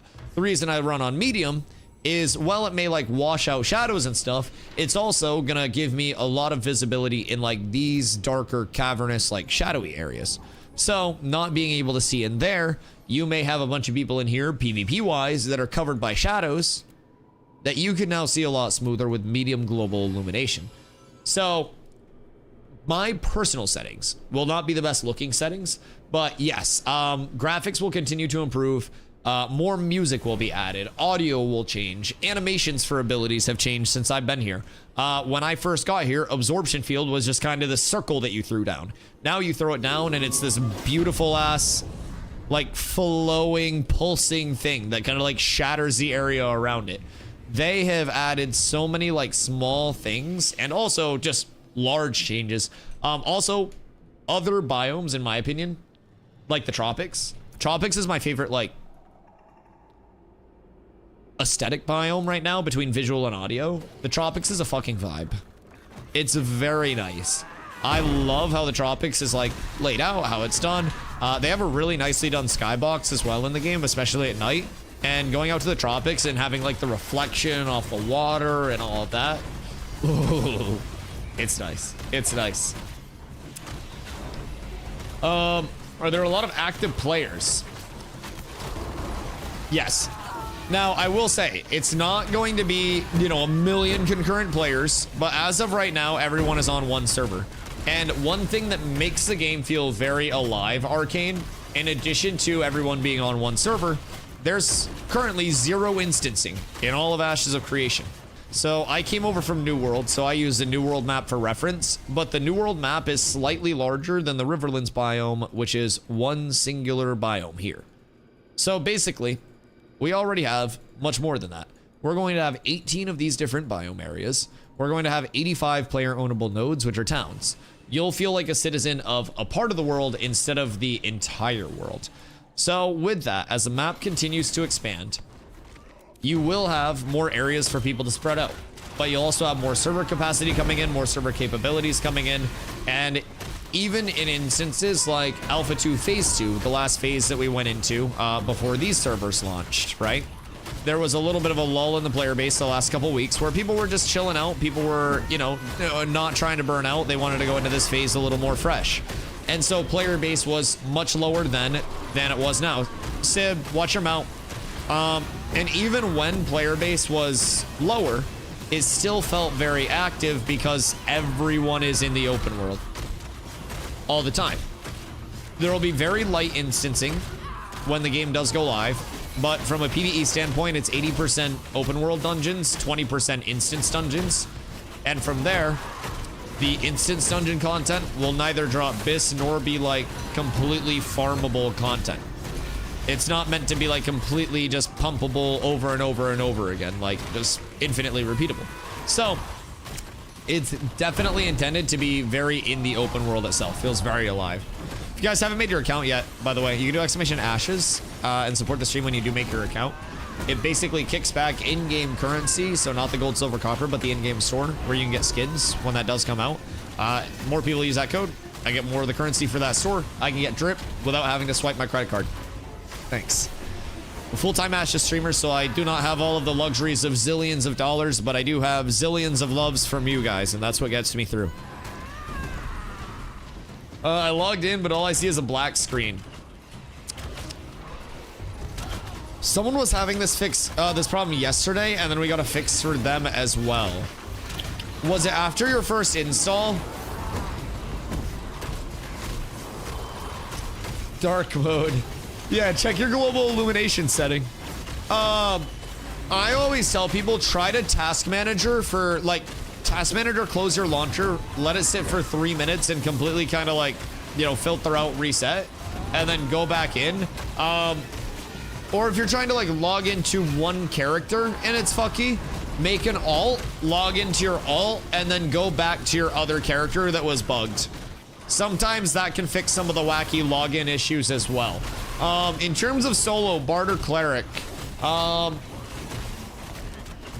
Cleric has an infinite amount of healing. Bard does a little bit of everything.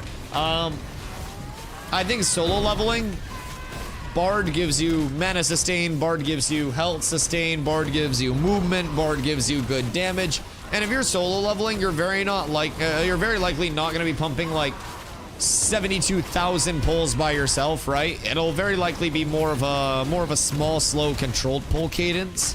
So Bard does quite well in the single target DPS realm of things. You have a little bit of some AoE pump as well, but not as much as a lot of actual AoE classes.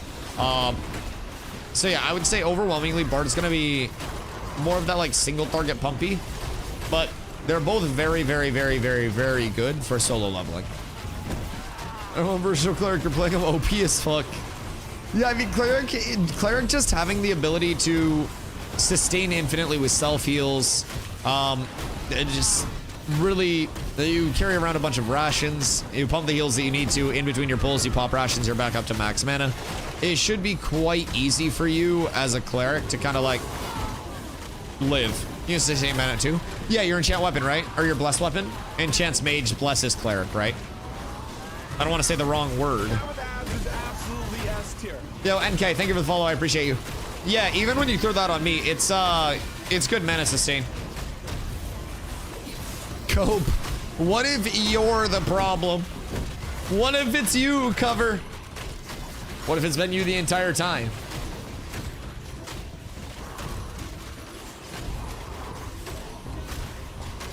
Mana salves are a must in PvP. I think the problem right now that I notice with mana salves, A, I only have novice, so it's 23 mana. B, there's always, like, the only thing that can stop a bad guy with a mana salve is a good guy playing a rogue with a mana burn. You know what I mean? And if you have rogues playing with a mana burn, that's probably gonna fuck up any salves. You just pop your mana burn poison, you throw some caltrips out on the back line. I hate it here. You know, the shit ones told me, oh yeah, anything is better than nothing. Yeah, absolutely. Absolutely, I agree. But it'll probably be much better once we get, I mean, we have Apprentice up now, right? No, we need the Elk at the lab. At least we have Apprentice Herb up now. And there will be a second one going up as soon as the election is done, I believe. So that'll be dope. Will be very cool. Oop.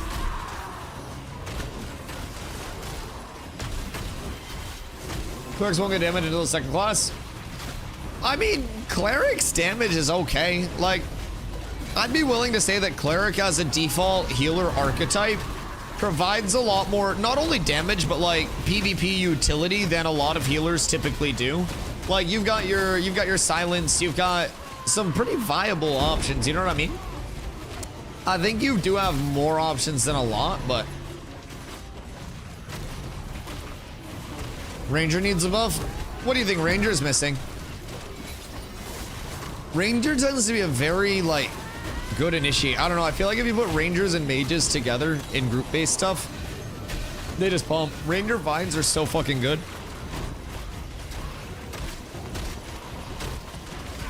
Mage needs a buff. Everything needs a buff! Tank needs a buff! They need a survive buff, they're just too squishy.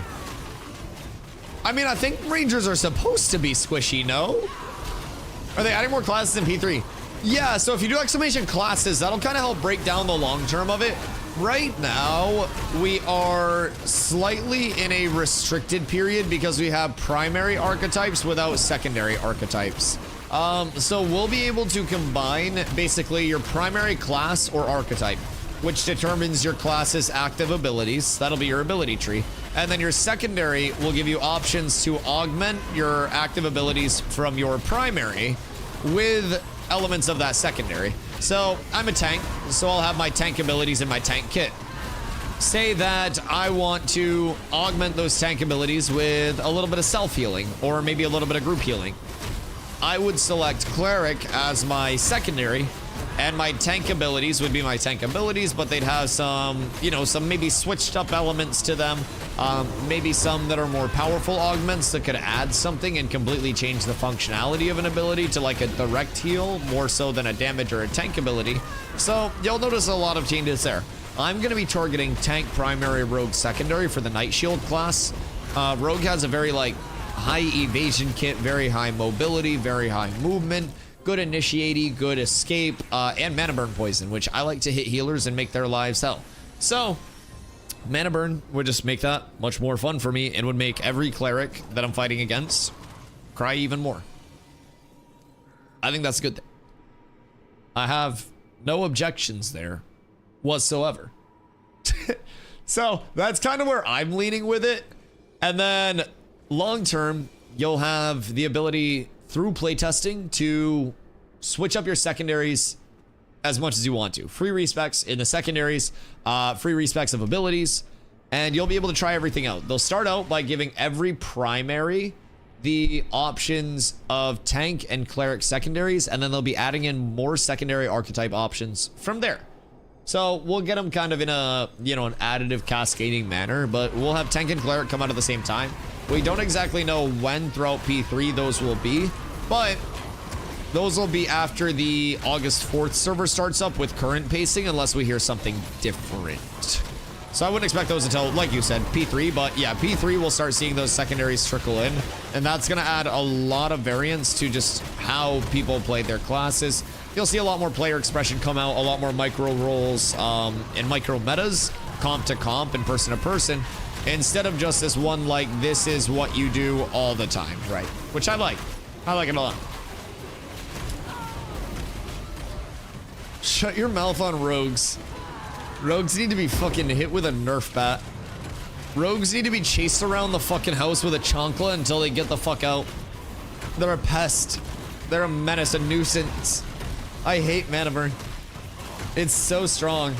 Can we pull this raid to Beastmaster real quick for my bard? Are you on Beastmaster? Jesus. Yeah, yell it in. After this kill, we can probably come down and help with it. Rogues are fine. Smile. Sounds like something a fucking rogue would say to me.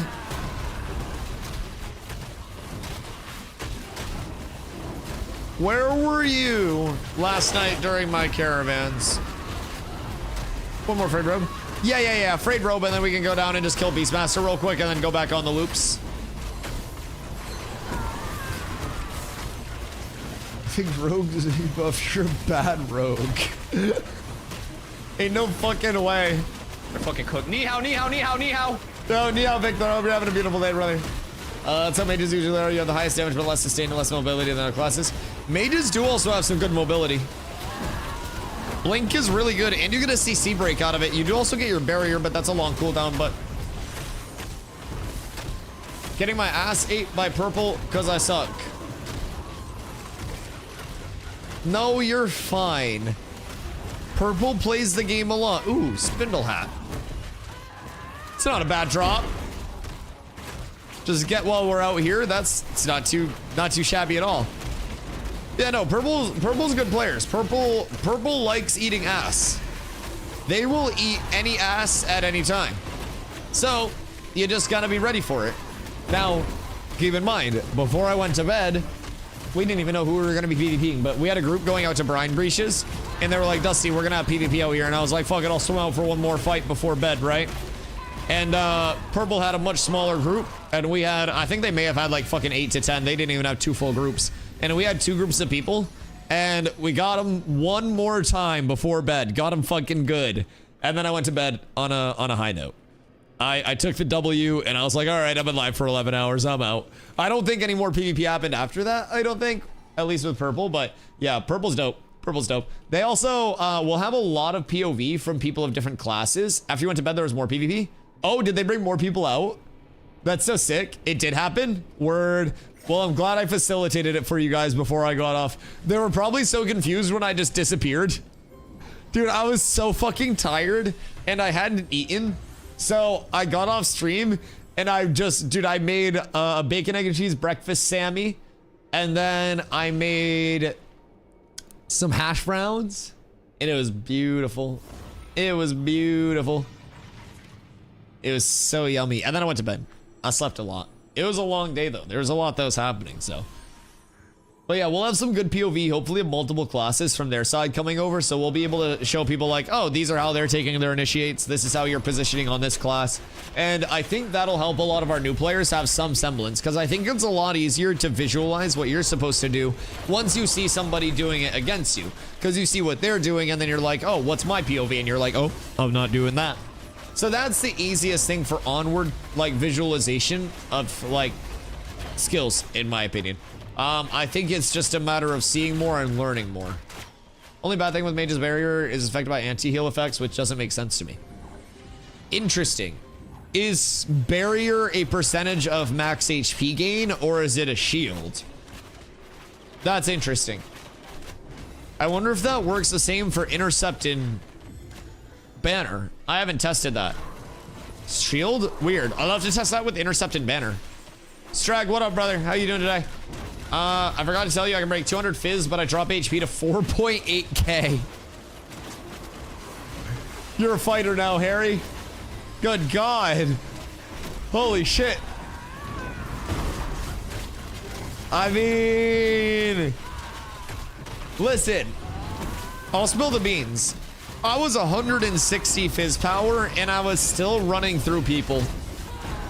As long as you play your trip combos, it's not about being able to two-shot people. You have like 6 seconds of unadulterated fuck time with people through your entire combo before lockouts. You can put out so much damage even if you're lower power. It's just all about your combo and your spacing.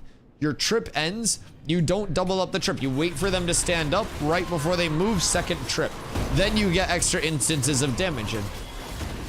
Got a max HP build with 7.8k for the tank time. Nice. Nice. I was talking earlier about the cursed build. Now, what's the cursed build, you may ask? 2 Tide Wardens Compass Focuses. 1 in the main hand, 1 in the offhand, and an Iron Wand. Yes, the magic one. All max HP, all mitigation pieces. You could reasonably 10k plus max HP and still have juicy mitigation. Now, there's no promise that you would do any damage whatsoever. You would literally be a Protect in Aegis bot. You would pop Protect on somebody, you'd pop Aegis on them, you'd intercept them, and you would sit there and throw walls and pull people in. But let me tell you, you would be an impenetrable wall of fuck. You would be so ungodly beefed up. Like a fucking triple burger with no bun. Alright, do we need to go down real quick and help Zop? Zop has a bard that's down at Beastmaster right now. So I believe we'd be able to help that. And then that'll be another caller. So, probably got one more spot. Go help Zop. Mage Shell absorbs 500% magic power worth of damage. Weird. I'm heading down to War Trainer Rogan. Who the fuck is that? Is that one of the name mobs? That's where you logged out? Are you at that point in your quest? Where you just need the Beastmaster kill? Oh, word. So we can get 2 callers done right now. If you're around to log in, because I think Zop's Bard is down there.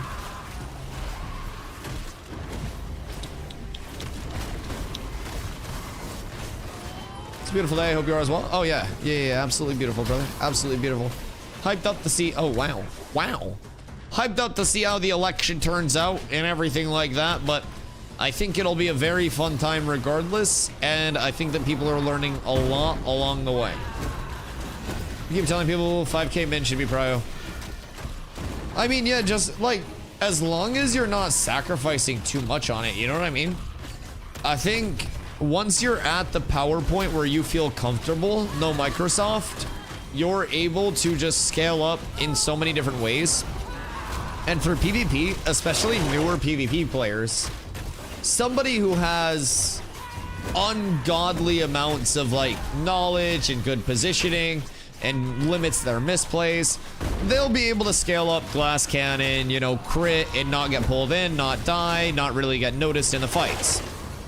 If you're new and you're going to be putting yourself in harm's way simply because you're not quite sure where to be, what to do, max HP stacking is always a viable option as a temporary stopgap. And then once you notice that you're more comfortable playing less and less HP, you bring it down to the point that you're comfortable without getting absolutely blown up. If you notice that you're not getting hit or you're getting gone on and you have 2k bonus, you know you can probably drop a piece and go another piece of scaling somewhere else. And so I think it's all about that level of comfort. And that's kind of where I try to get with my tank set. It's like, how comfortable am I in the big O shit moments where I can just sit here and I can go, I'm blocking, I'm popping everything here, and I can still get out of those bad moments. Obviously, like, there will be a lot of times where I overextend, I just get got, no matter how much HP I have. But it's all about getting comfortable with recognizing, okay, I died because I overextended, and recognizing what an overextension is in the first place. And having a little bit of extra tankiness in time to respond and recognize, I shouldn't be here right now. That's the first step to being like, I'm not going to be here. So I think that's definitely the way that we should go about it. Just get everybody comfortable. Get everybody in a spot where you are used to... Cucumber Beast Master. Yes. Get people in a spot where they're used to playing their life a little bit more. I always joke, like, I have 6,800 HP. I'm going to use all of my HP. But I mean that very seriously. I am extremely comfortable playing 40% HP or less. And just trusting in my abilities, in the rest of my team, in my health management. And you have to be. If you have 40% HP and you're instantly just like, oh, we're fucked, and you start backpedaling, well, then the rest of that 40% HP just goes to nothing. Using your abilities to help fellas is a big thing too. Oh, yes, sir. Oh, yes, sir. Absolutely. Raid awareness, raid peels. In New World, we called it like peeling blues. So your blues were your allies, your reds were your enemies over there. Oh, God. And so basically, after like big plays, after big collapses, it was all about just making sure that allies were able to make it out of those moments without just, you know, fully fucking themselves over. Do we need to get Warmonger in for the kill? Nin, invite Warmonger and Leon. Invite Warmonger and Leon. The lads need the kill. If you're down here, get these guys in before the kill. Stop DPS for a sec, guys, if we can, so we can get these people in. Yeah, they're doing the quest. Stop DPS real quick. I don't know, can we complete it in a raid or no?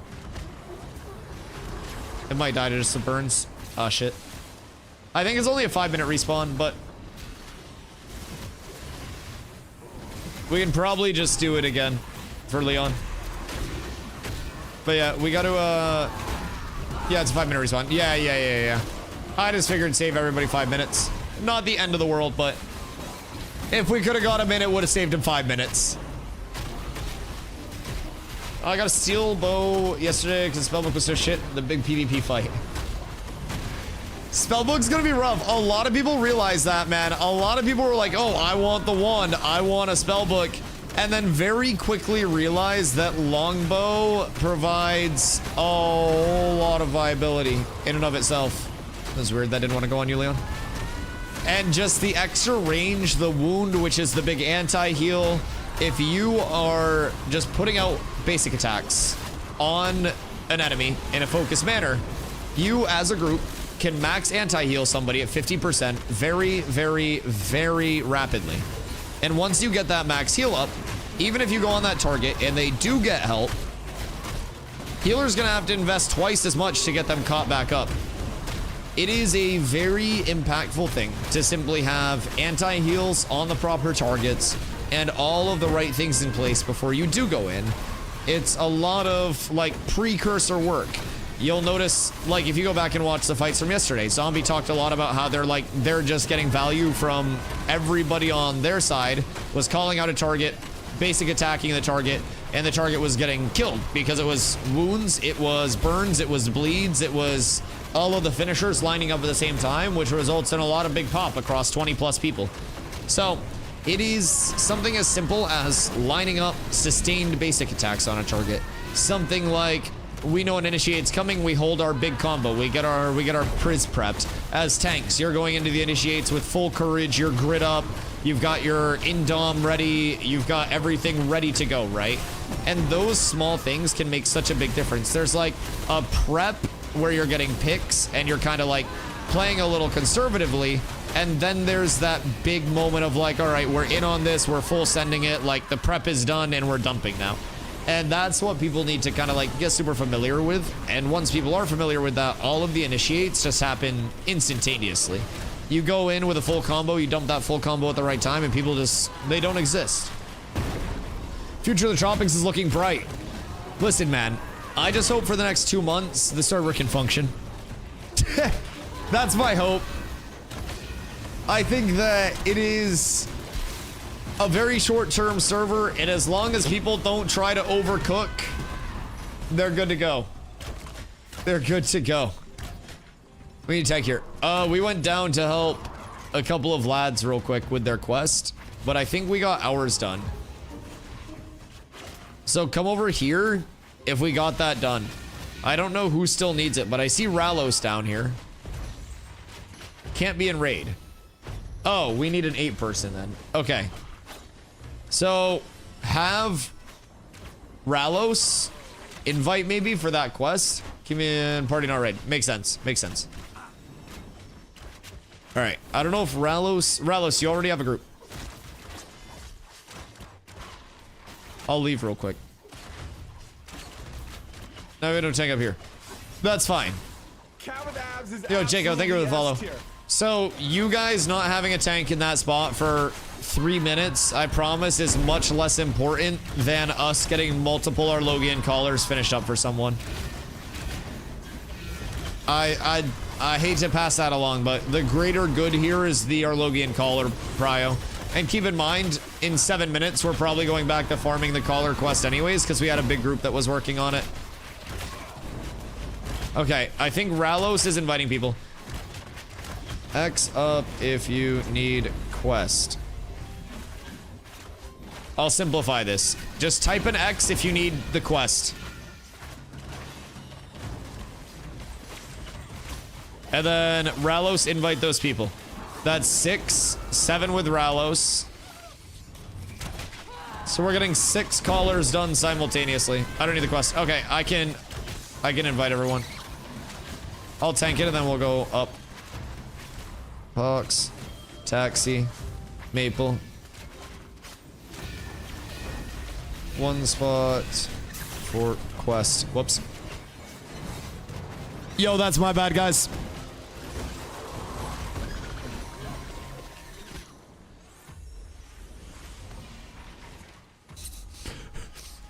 That's my fucking bad on that ocular. I might have just weaponized an ocular against an entire group of people. That's my fault. I'm so sorry. I need to kill Gom, and then I'll be on that quest too if we're gonna be there for a while. So once night hits, we actually have a lot of people. X quest. Snood. Once night hits, we're gonna be getting a lot of people the quest prio. So I actually have my quest all ready to go for the nighttime phase. We have Nin guiding us through it. So we're trying to get a lot of the callers out to as many people as we can. So we'll have, I think Ralos said he'll hang out here and help people with it. So if you guys do need it, hit Rallos up. He'll be tanking here, and then we're gonna pump out our quests as fast as possible. We have like a raid-sized group, a couple groups from the guild that are putting out their callers. So trying to get all of that done. So yeah, we should have people around. And since it's nighttime in 4 minutes, we have to get... Make sure you don't spam the dialogue. Make sure you don't spam it. All right, congrats on your callers, guys. All right, so we scoot up, and we have to progress our chain now. So we're on the Shining Shield, so we need to go back to that ruins area that we were in. And then I think we need to get ready for the boss spawn there, yeah? From what we've gathered. So we'll head up that way. I was thinking those who don't get the key after dark can come with me to go Thom level spot. Yeah, Thom leveling would be great. If we still have people that need Thom levels, that would be awesome. Getting a leveling group up, and then I think I really want to get us out to the desert pocket dungeons in Squall's End that opened up. It is a gaggle fuck, so we'll need multiple people out there. We'll probably need a few groups to hold anything meaningful down out there. But there are a lot of very high value drops for fizz, casters, tanks, literally everything. So yeah. We're doing an extra red frayed or not? Not... if it's up, then go for it. But if there is another group over there, I would just say prio the Arlogian prog. Because I don't want to have the nighttime come and go and then, like, fuck people over there. Because we were progging this, but had to specifically wait for night. So I don't want to fuck people over and have them wait another full, like, multiple IRL hour day-night cycle when we could just go farm red frayed whenever. And if we go out to the desert, we may very well have enough people to hold down multiple pocket dungeons or rotated, but got an epic I voted sticker in game. 07, sir. Doing your due diligence. Regardless of who you vote for, voting is something that benefits every person in Vera.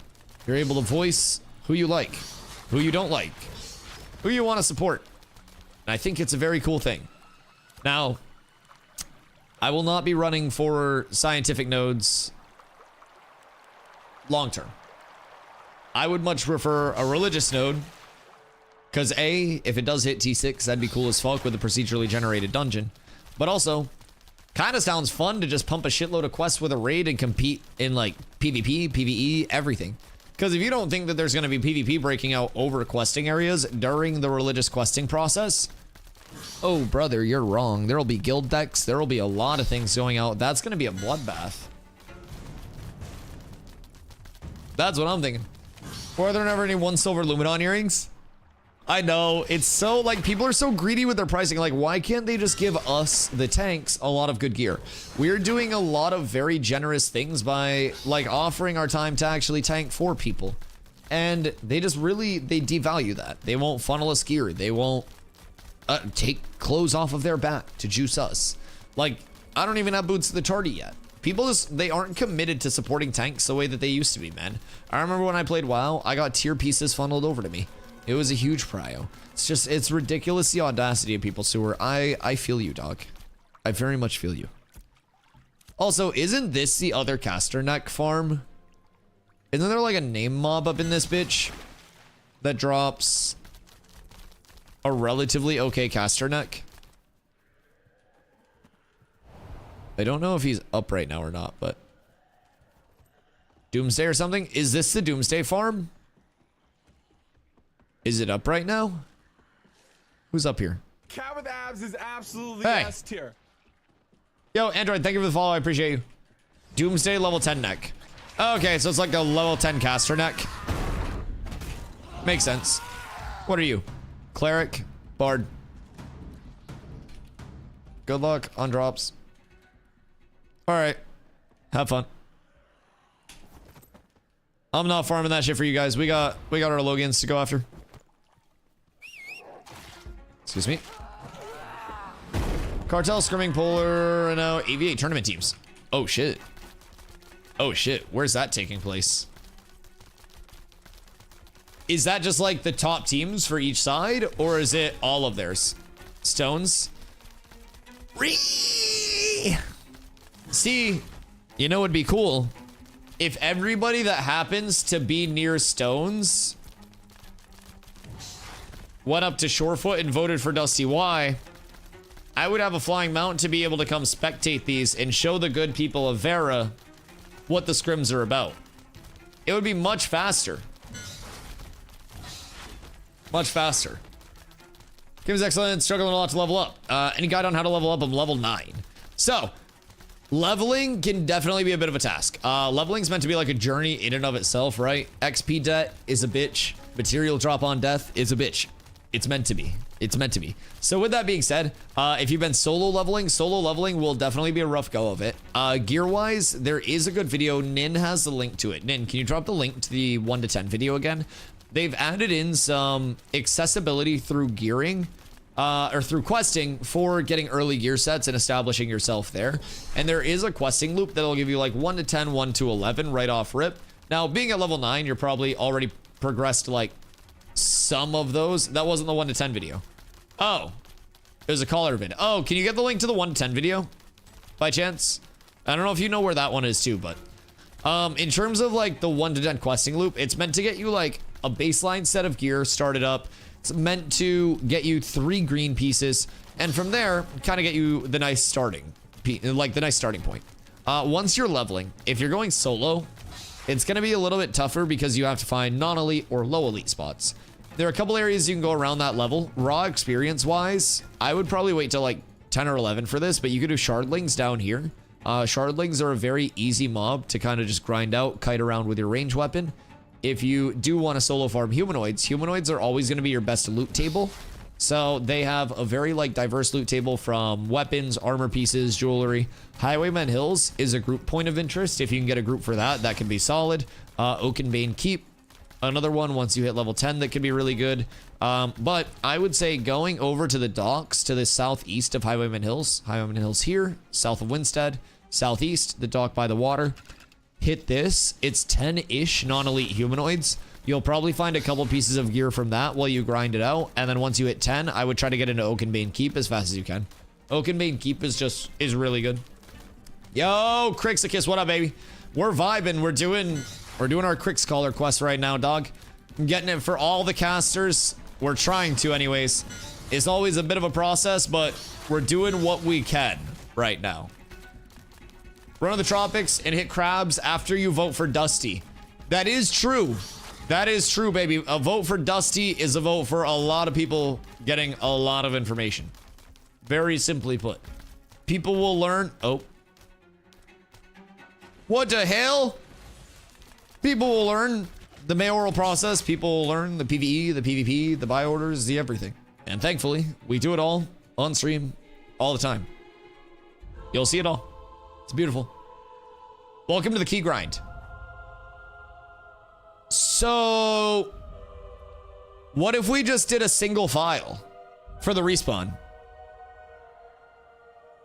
I feel like that could be reasonable. Like, we just line up behind someone. I just voted for you literally just now. How much better did your day get as soon as you voted for me?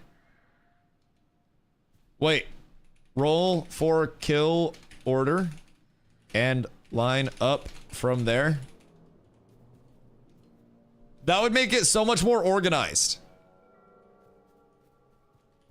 Highest first, lowest last, on God, on God. I'll do it. I'll do it. I got a 71. If anybody else starts rolling, we're up. All right, ball with the 90. Ball's in front of me. Ball, get in front of me. I'm willing to start the line. I like that idea. Word. Rise with the 22. Oh, no. All right. So, Azu's in first, then Ball. Guy's lying. All right, so Burdette gets in front of me. Bird in front of me. Azu first, then Ball. All right, we're up. If everybody actually lines up for this, we're so up. There's 2 spawns on that outer rock ledge like 20 feet from you. Wait, Which way? Like this way? Which direction? You tell me where to go and I go. What's the spawn I'm looking for? Other side. Yo, you fuck! Jesus. How do I explain it? You can just say turn around, idiot. I don't claim to be a navigational expert. There. Alright, bet. On that ledge. Alright, cool. So we just ball here and wait for the spawn. So is it another one of the scary ghosty guys that we're looking for here? Within a 5-meter radius. All right, beautiful. Beautiful. I heard my name. Well, hello, sir. Let's go for the quest. Okay. So what else do I have to do here? Is there a step that I missed or anything? Because I'm still on the Shining Shield. Or is this set? Kill her, loot chest. Okay, cool.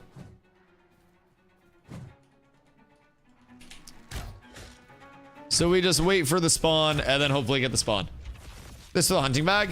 Yeah, this is for the hunting bag and it's a step for the Arlogian collar, which is the highest magic power rating caster neck in the game. Kill it, moon key, go spin shield. Get quest. Okay, so this is moon key. And then we go spin shield. Word. And then we go to the carve parts. We should give those bags to the hunters. Oh, yeah. Oh, yeah. I don't really need mine for much. I won't lie. I'm probably not going to hunt much. But if we have hunters that are trying to, like, get bagged up, that would be massive. Absolutely agree. I would 1000% donate mine. Did just pick up a rare Chancellor Scepter. So about the same. By the way, I'm up tremendous. You sound up tremendous. The fuck? That's not bad at all. Wait, where'd you pick that up? Is Carf event working today or did you RNG it? Because we tried to do Carf event yesterday and that shit was absolutely Borkingtoned.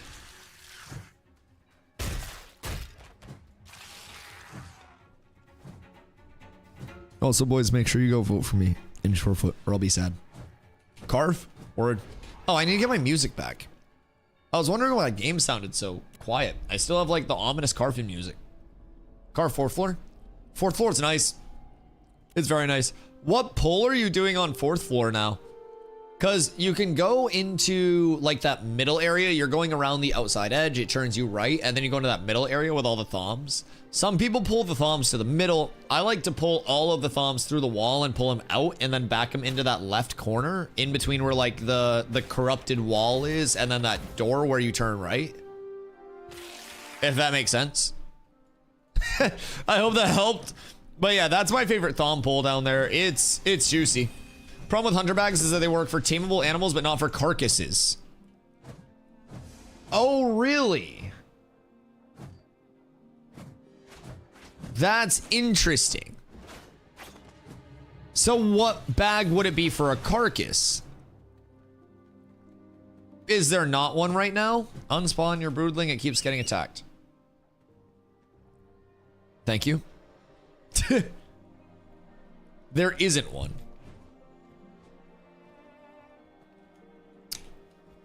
And I feel like it would make sense logically for the hunting bags to include carcasses, no?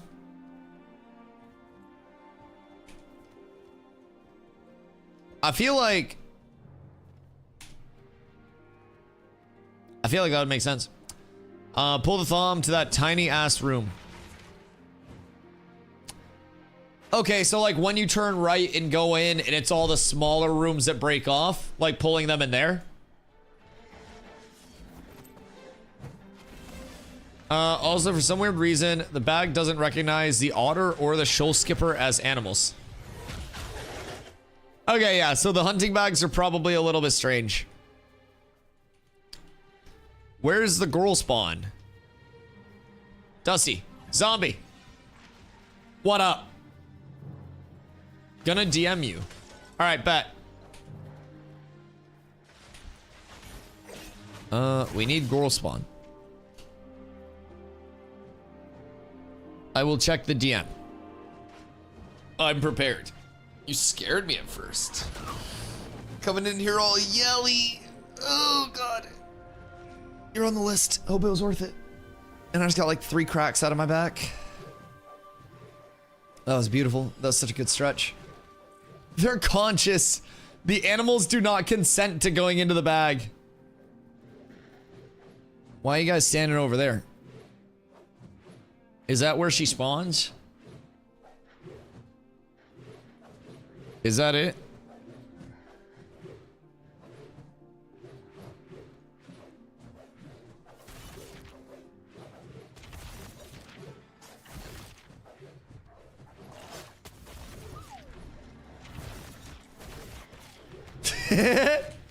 Zombie, I responded. Thank you. Please and thank you. That'd be wonderful. Yeah, that's cool. If you want to have one of them just hit us up when they leave, we could go. That's the second spawn. Why are you all not making a group? Can we make a group? Oh my god, hi Grapply! Yo, I hope you're having a good day, dude. How's the build coming along?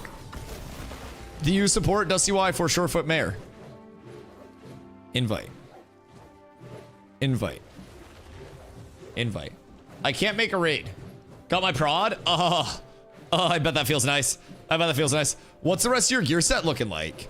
Dude, everyone's just going like a jillion different ways. I have an igneous because of sewer, but I had such bad drops in terms of like igneous coming out. It was rough. I only got it when sewer had extras. But right now we got the beetle plate. We got the iron wing chest and gloves. Huge value pieces in my opinion. Rosarium guard gloves. We got the bear hide belt and the Rosarium guard legs. These will get replaced. Bear hide boots will get replaced by Tardy. We got the steel shield, the igneous striker. I got an ancient Dooney while I wait for that hawk Tua. Double obby rings. We got the Lumidon necklace for a little bit of that crit power. I got my double Lumidon earring and then shoulders, cloak, all the same. So for me, I'm targeting 4 big swaps. Like you said, 3 pieces for you. Well, technically 5. I need Hawkbow, Prod, Tardy, Breaches, and then Lungs of the Abyss, or the one from the desert. And then I'm real happy with this gear set. My goal is like 7k plus HP. My mitt with grid up is 55. Why is this wrong? It's 5745 with iron ore and with grid up, which is going to be a constant. I'm sitting at, I'll be at 200 fizz power once I get my Tardy and then pop food with that. Prod will also help out a little bit there. And then crit power, I'll be sitting hopefully 190-ish with Hawkbow up. That's where I really like to be at, but it's nice. It feels good. Feels very good.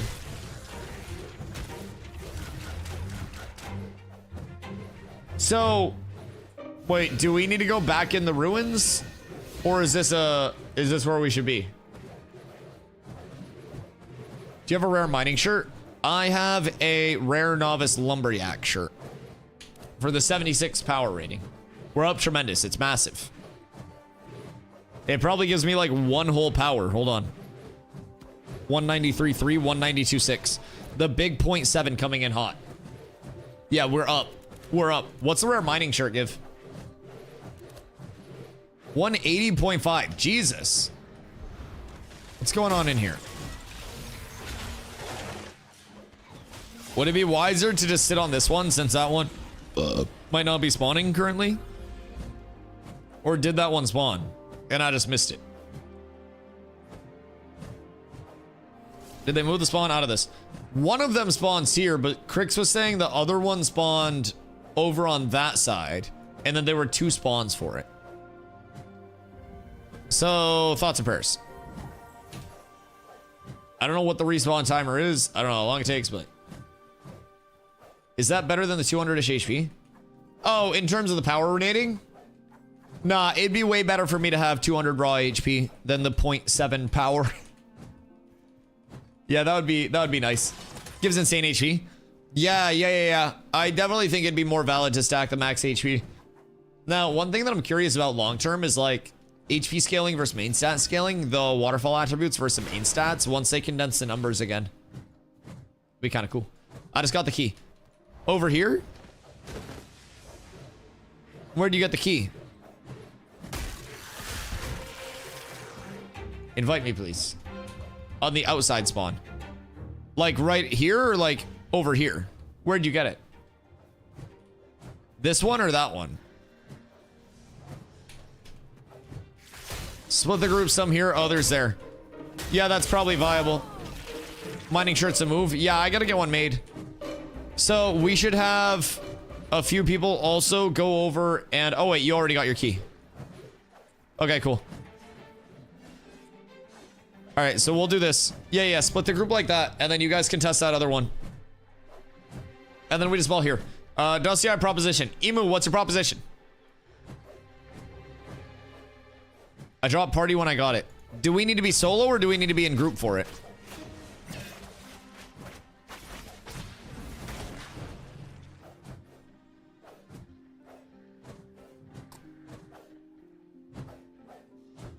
So Voil, last phase, the tech was to get to journeyman, make your journeyman like high rarity clothes, and then enchant those with vendor acquired novice enchanting scrolls that you just bought for super cheap. And so you would just slam the fuck out of your lifestyle skill stuff, like your artisan gear, and you would have insane benefit from it. You get me Ruvidium gloves, I join guild, rest of phase 2.5.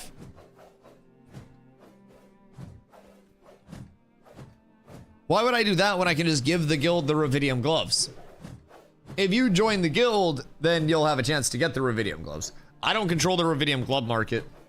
I'm simply an unbiased leader. DustyWhy for SHOREFOOT. You know what I mean? You know what I mean? I'm trying to exist in an unbiased way for the people. Dude, I have to pee so bad, but it's gonna spawn as soon as I go pee. The coffee's cooking me.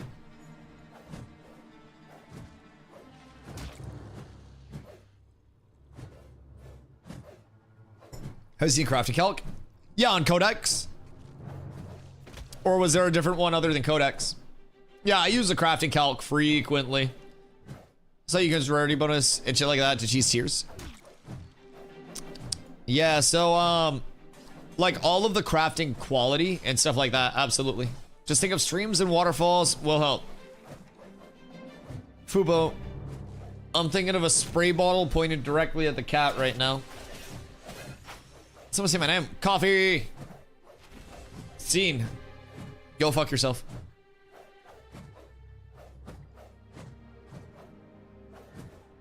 It's a coffee cutoff point anyways. So I gotta finish it. This is my last cup of coffee. The Codex one? Yeah. Codex crafting calculator is fucking amazing. Because it also helps people understand that you can like split rarity on your input from your materials and get like the output even with the max with the split rarity. Spray bottle full of salty tears. The tear collector reigns supreme. Need to figure out what I do with the key.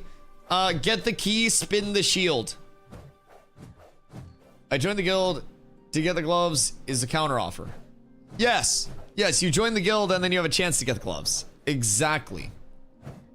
You understand now. Get key, open box. Yeah, keys are good for opening stuff. That does make sense.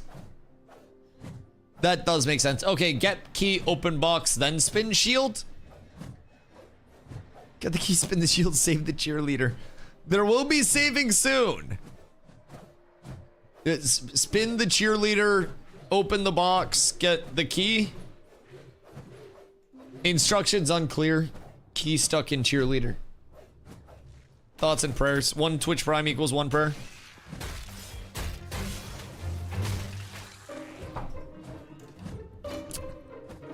So what's spawn timer on this guy? Hello.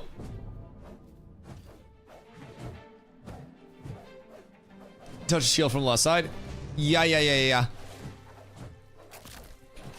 I learned that when I was trying to place it on the pedestal in the first place. I had to go over to the left corner and get it all set up there. It was scary hours to say the least. I thought I borked my quest. I twisted the key and nothing happened. Did you try it again? Maybe you got the key in the wrong hole?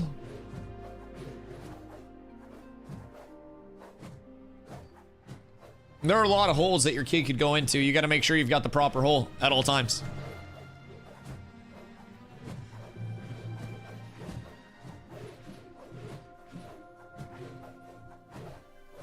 This is peak Ashes of Creation mob competition and content right now. This is how men are made. Understanding exactly where something spawns and swinging on that singular spawn point until it dies. Why do you not have the circle on your minimap?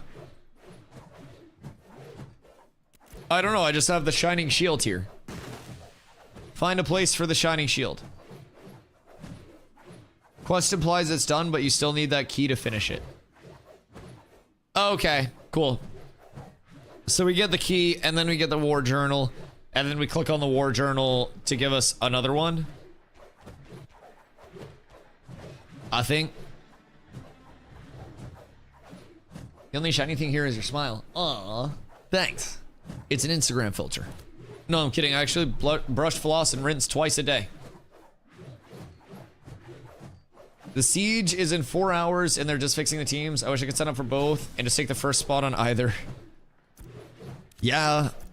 I mean, slots are going to be tough to get for it. I won't lie. I'm not even necessarily planning on my side being slotted. We'll probably just, like, watch a POV of it. If I'm not, if I'm not slotted. New Ayla, view siege.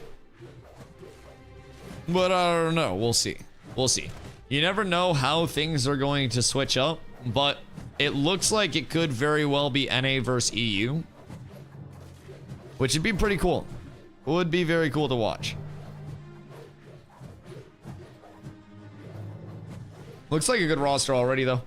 It's just, kind of hard to get a lot of people in when it's 100 versus 100. You know what I mean? Slots get very contested extremely quickly. And if you're not directly in something, whether it's one of the guilds that are like running it or something like that, it can be a bit hard. Whoever has a key, wait before spinning shield. 6 a.m. EU time. I think most will miss it. Yeah, I wouldn't be surprised to see a lot of people miss and kind of have to, like, improv. I had a spot, but after the fixed teams, I lost my spot. Which if EU was New Ayla... Yeah. I just want to see how 100 versus 100 works in here. Never seen it before. I did the first 2 node siege tests myself. Join waitlist, wait. I did the first 2 node siege tests on live over here, and when we did those, it was prior to the time to kill changes, prior to a lot of the stability changes that they put in. So I haven't done it since all of those changes were put in, and hopefully it'll feel really nice. Now, ideally, I'd be able to sneak my ass in and hit some big walls and stuff. In an ideal world, that's what we'd be looking at. But you never know. In a worst case scenario, we just watch it, try to hop in the next one. But yeah, it'll be really fun, especially if the teams are good. Like, good even node sieges can have so many fun fights. I don't know who got the kill, but I just smacked the shit out of it. Did that just not drop anything? Or did someone get the key? That just like insta-poofed. Well.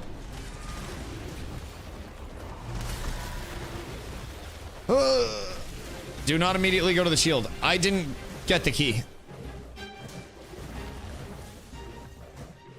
Okay, wait. So somebody got it. Want me to advertise boat rides in citizenship? I'll pay and drive the boat myself. The SHOREFOOT taxi service? We have like an RP boat taxi? That would be crazy. Like a ferry service where we have a boat that goes like place to place to bring people across to the like the inland area. That would be so fucking good. Like, just dedicated times throughout the day where people can get a ride out. Because we could even do it like we pick people up down here. And then, like, bring them across the middle into Shorefoot. That'd be so funny. I think that might be the play. I would love to do that. You and your fucking boats. I think the citizen vote, by the way, ends at like 4 a.m. EST or something. It goes late. So I'll probably, I don't know, like I'll probably have people just ping the shit out of me in Discord, like letting me know if I won or lost, and then I'll wake up and I'll either be really happy or I'll be really sad. I won't actually be that sad if I lose. It's an alpha. I don't mind. I just hope that the node gets leveled. What are we farming? This is for the Arlogian Collar quest, which is the big caster neck. So we have a lot of people like out here trying to get the name mobs to proceed the progress the quest. It's typically very competed for because it's a very, very, very, very, very, very good caster necklace. So we have people that are trying to get theirs. I'm trying to get mine to help the casters. It's a lot of things all at once. So we're just trying to do what we can there, but I'm going to be donating mine. A lot of our fizz out here will be donating theirs as well. It's just a matter of getting past like this big bottleneck and then we're good. Now that the mobs are down, I can pee though. Hold on. I genuinely have to piss so much. I'll be right back.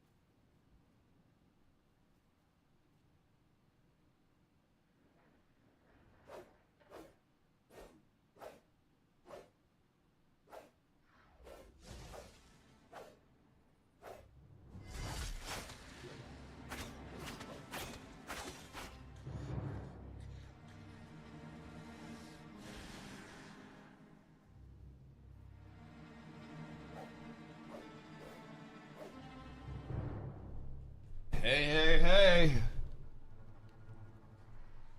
Dusty helping casters, what's happened? I figured a good leader wouldn't discriminate. You know what I mean? Like, ignore chat. What'd you say? What'd you do? So chat, how do we feel by the way. Just pulse check. How do we feel about this being a heavily incentivized quest? I know that things will be like tweaked and revised, but for people that want a linear main story quest, do we not see how that could present a lot of issues if there was just a one, like, you know, you follow this story, you do this, you go here? It would present a lot of fluidity issues, and I do like that non-linearity provides you a lot of customization and decision making in your gameplay. Because I do also think that while this may be haha cool, like everyone's getting an upgrade, and doing this for an entire night cycle is probably not what new players will want to be doing to acquire their best in slot gear. Like, as much as I think that it's nice to finally have rewarding quests coming to light, the process of going about that reward may leave something to be desired at the current point in time. So we'll see how they address it. Because when I think back to, and again, my MMO experience is in selective MMOs. I have not played every MMO by any means, but a lot of my experience in MMOs, like your open world quest rewards, were good. And I played MMOs that relied more on instancing than Ashes does. So they kind of had a cheat code there. But it seemed like all of those big pinnacle quest chains would either bring you to an elite mob that wasn't soloable, or it would bring you to a dungeon which you needed groups to do your dungeons. And that was going to be an instanced or like a very spread out area where it was like a kill quest, where it was something like that.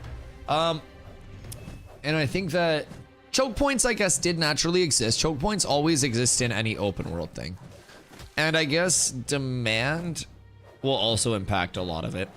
Long term, if they add in another collar, not an Arlogian somewhere else, but say there's, you know, another necklace for casters that is similar in magic power scaling to this, that would then give people the option, do I want to farm this up from here, or do I want to go to the other place with the other necklace? And I think that's destined to happen as the map expands.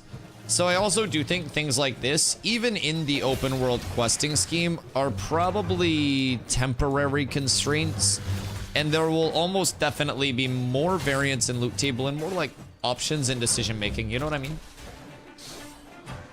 Do we get to summon the Dragon Zord with the flute we got with the necklace? Wait, there's a fucking flute? What do you mean, like a pan flute? One of the results for mayor. I believe voting opened up, I don't know if it opened at 2 or 4 EST, because I was getting ready for bed at that time, like a normal human. Woo! Get fucked. Streamer loot, baby. All right. So I don't know if it was 2 or 4 that voting opened up, but it's a 24-hour. So cats with abs are my arch nemesis. I'll bet you fuck all your enemies, don't you? You're just saying that. You're just saying that. You don't actually mean that. You have sexual relations with all of your enemies. It's not just us. It can't be.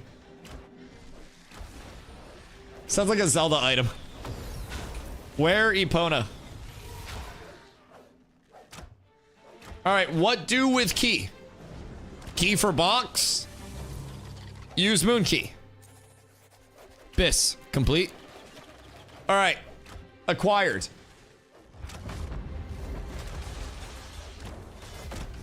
Don't Dusty. Oh, wait, don't.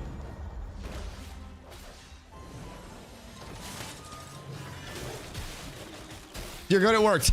Oh, fuck. Holy shit. I thought I just fucked it for everyone or something. Oh my god. Okay, thank goodness. Does it bug sometimes? If you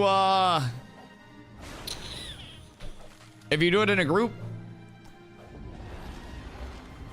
So I'm just gonna go out of there. All right, so what's the next step of this? Is it just interacting with the map now? I did the flute quest line, but after fixing the windpipe, I blew in it and nothing happened. Maybe there's a certain spot you have to blow in it. The Knights of Turamadu swore long ago to track down the source of the unrelenting hordes of Duzogs, fiendish hounds from the pits of Golgora. We've lost many knights and many Arlogian war dogs in our efforts, RIP the Borks, but we discovered its source, a relic of war. The relic was called the Collar of Vul, an artifact forged in the void and worn by the ancient beast tamer. Oh wait, is that the guy, the Beastmaster? Well, or is that the guy the Beastmaster killed? The arcane artifact not only commands the hounds of Golgora, but it also summons them. Vowed to destroy it. Wait. I think I moved too much.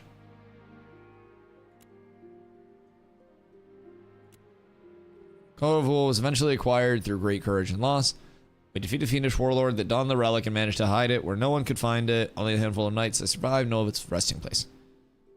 R.P. Carfin. Our time will come to pass, and with the blessings of 7, our people shall return to Vera. Let the Collar of Vul be one less evil that they will contend with. And should any hope to harness the relic, let them bring the stones to the ancient round. Wait, mention of a relic? I might be leading into this. I might be reading into this too much, but leave me alone. Fuck! I'm being stream sniped. So anyways. We're on the ancient relic part. So is the Collar of Vul the Arlogian collar? Or is there an actual relic? Our time will come to pass, and with the blessings of the 7, our people shall return to Vera. Let the Collar of Vul, we read that. Where once we met to howl at the moons, I shall wait. Gather the stones of Turamadu that rest with graves or are enveloped in the spirits of our noble warhounds. Okay, we're good, and then I accept it. So now we get the stones. What's this give? Belt. Alright, we're good. 0 bugs here. And now I need to untrack everything else. I should probably abandon most of these, but it's okay. It's perfectly okay. Perfectly okay. It bugs if you use someone else's shield. Okay, cool. So I'm through safely. No buggeroo. Excuse you. Pardon you. And will I have these on my map? Or where are we going for stones? Oh, yes. Right? No. Oh.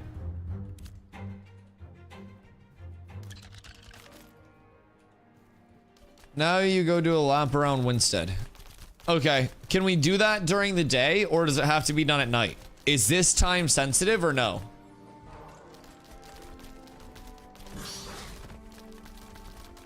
Flute Quest did mention the dragon Silicin, so the plunder scale of Silicin is related to it. It's in a certain spot, it's tied to a tree, but nothing happened. That's interesting. Maybe there's like a predicate event or something. Maybe like a world event that's tied to opening something there. That's interesting. Or maybe it's just not added yet. Because there are world events that have things that may or not be fully implemented at this point in time. Okay, this is not time sensitive. Okay, let's get as many people their thingy as they can then. Invite me back to the group real quick. Whoever has lead. And then I'll help you smack and contest. You kill 2 red spirit wolves and interact with 2 things. That's fine. I'll just help people get their tags. Although this one I don't think is contested. This will be the contested one. But we could just get tags over here for people. I don't know what the timer is and which one has spawned most recently, but...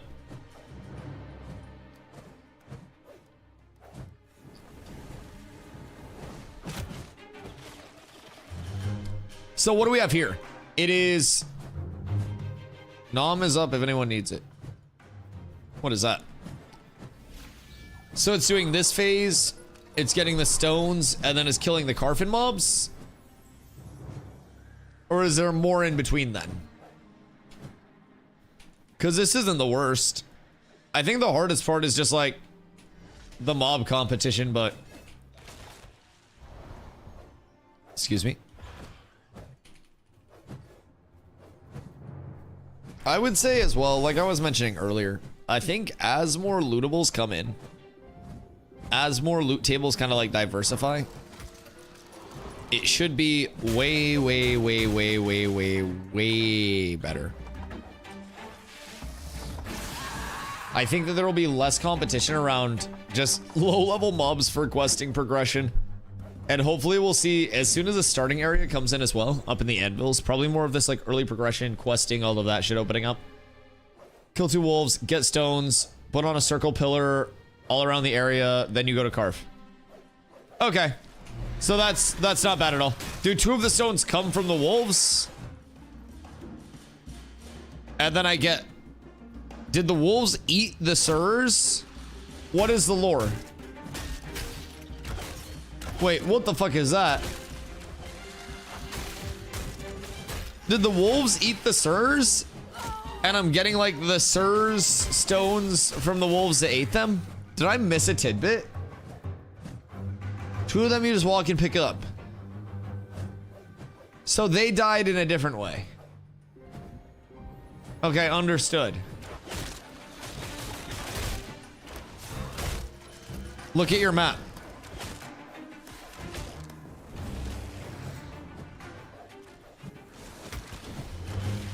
You know, I too enjoy using my map to get clear UI clues on where I need to go. That's very logical, Mr. Crow. Thank you for your feedback.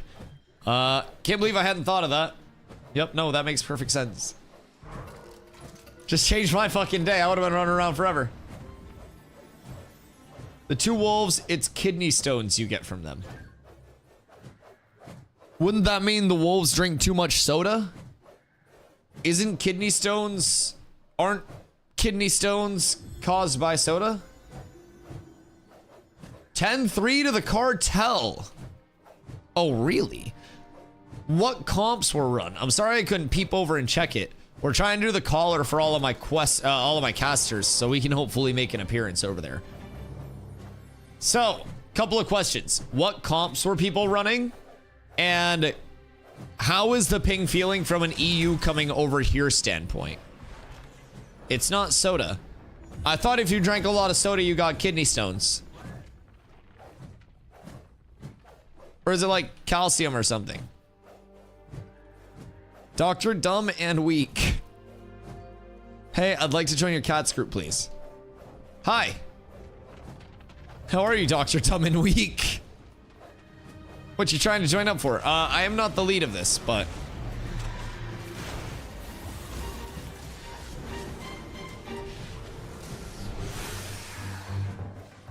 Discord.gg/catswithabs is the best place to join up. Is questing the best way to make gear until level 20, or you must try drops? You can get good gear in a baseline level at level 10 once you become a citizen of a node. So you are able to do buy orders and commissions in nodes to get these citizen bucks. You can talk to the node citizen vendor, the citizen node vendor up by the town hall, and they will have purchasables with these citizen buckaroos from your citizenship capes, which you'll wear at level 20, all the way down to 3 pieces of common rarity level 10 armor and level 10 weapons.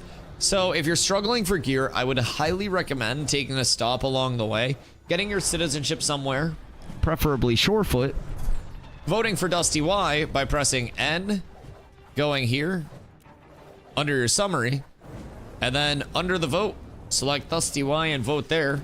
Thank you, thoughts and prayers. And then from there, you can visit the citizen vendor, you can run some commissions. It'll help with the building of the building of the buildings within the node. So we'll get more infrastructure up quicker. It'll be beautiful. We'll have a lot of people out there contributing to that.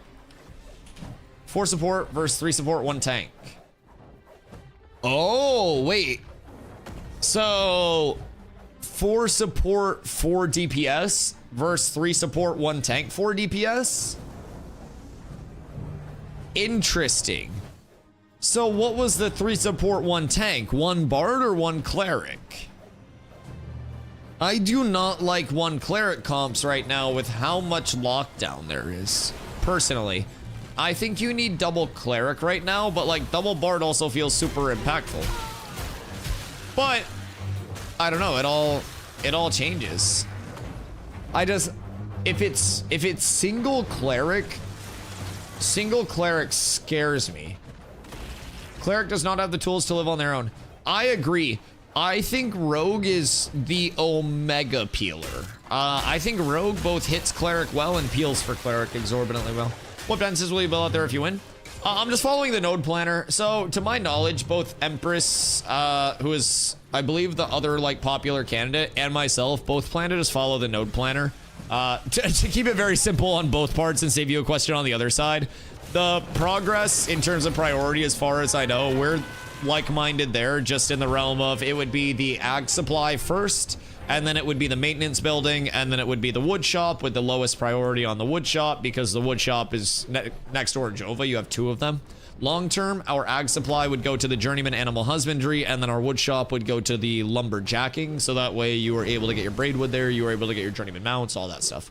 So that's just like, that was kind of like the predetermined progression of the node, and to my knowledge, I think both people, like both Empress and myself, are planning to keep that progression just on pace.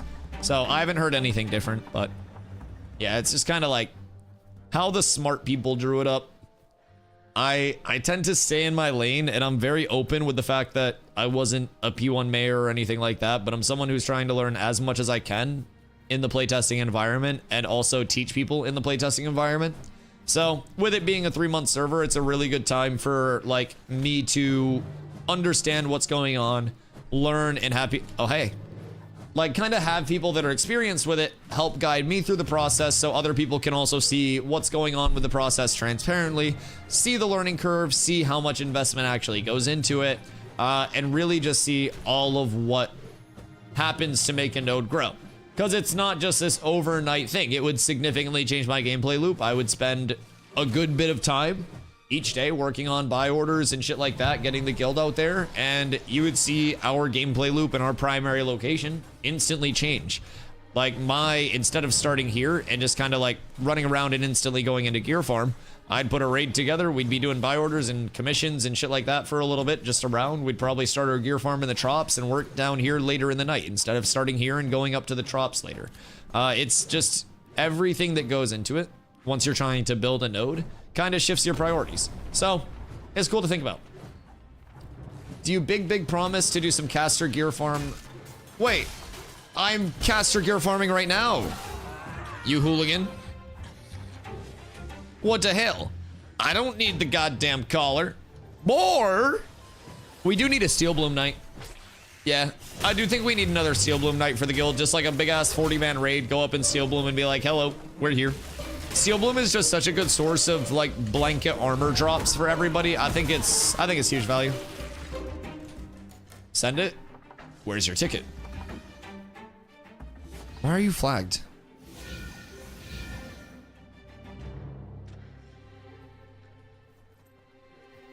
We need like 20 rose thorn bracers and like 10 iron helms. What's a ticket? Exclamation guild. You gotta get your perms in the guild discord. You gotta make your ticket in the guild discord. That's our way to keep everything organized there. If you need anything from leadership, you reach out there. If we're like, oh, you haven't been on for 2 weeks, what happened? You're like, oh, I've been taking a shit. Like, that's kind of your way to make sure that if you're inactive, you let us know. You're like, I got the belly rumbles, I'm gonna be a week or 2. And when you come back, you're all good. You're not kicked from the guild or anything like that. But we try to keep an emphasis on active main accounts in the guilds, and not like, you know, people who haven't played in 2 weeks, people who are waiting till next phase. We're taking a willing hit to our total numbers in terms of only counting our everyday actives. So when people ask how many do you have, and they're like, I thought you were gonna have a lot more. We got a lot of people who played for a little bit, stopped, are still waiting for P3, and will come back. And right now our numbers are our everyday active players, or pretty much every day. So Skeptics, thank you for the 50 biddies. I appreciate you. Victor, thank you for the hydrate. Yeah, Steel Bloom is absolute money if you can farm it. I think that'll be very much an all call. If we go there with less than 40, it's going to be very hard to contest at this point. Like, everybody's going over there. Everybody's going over there.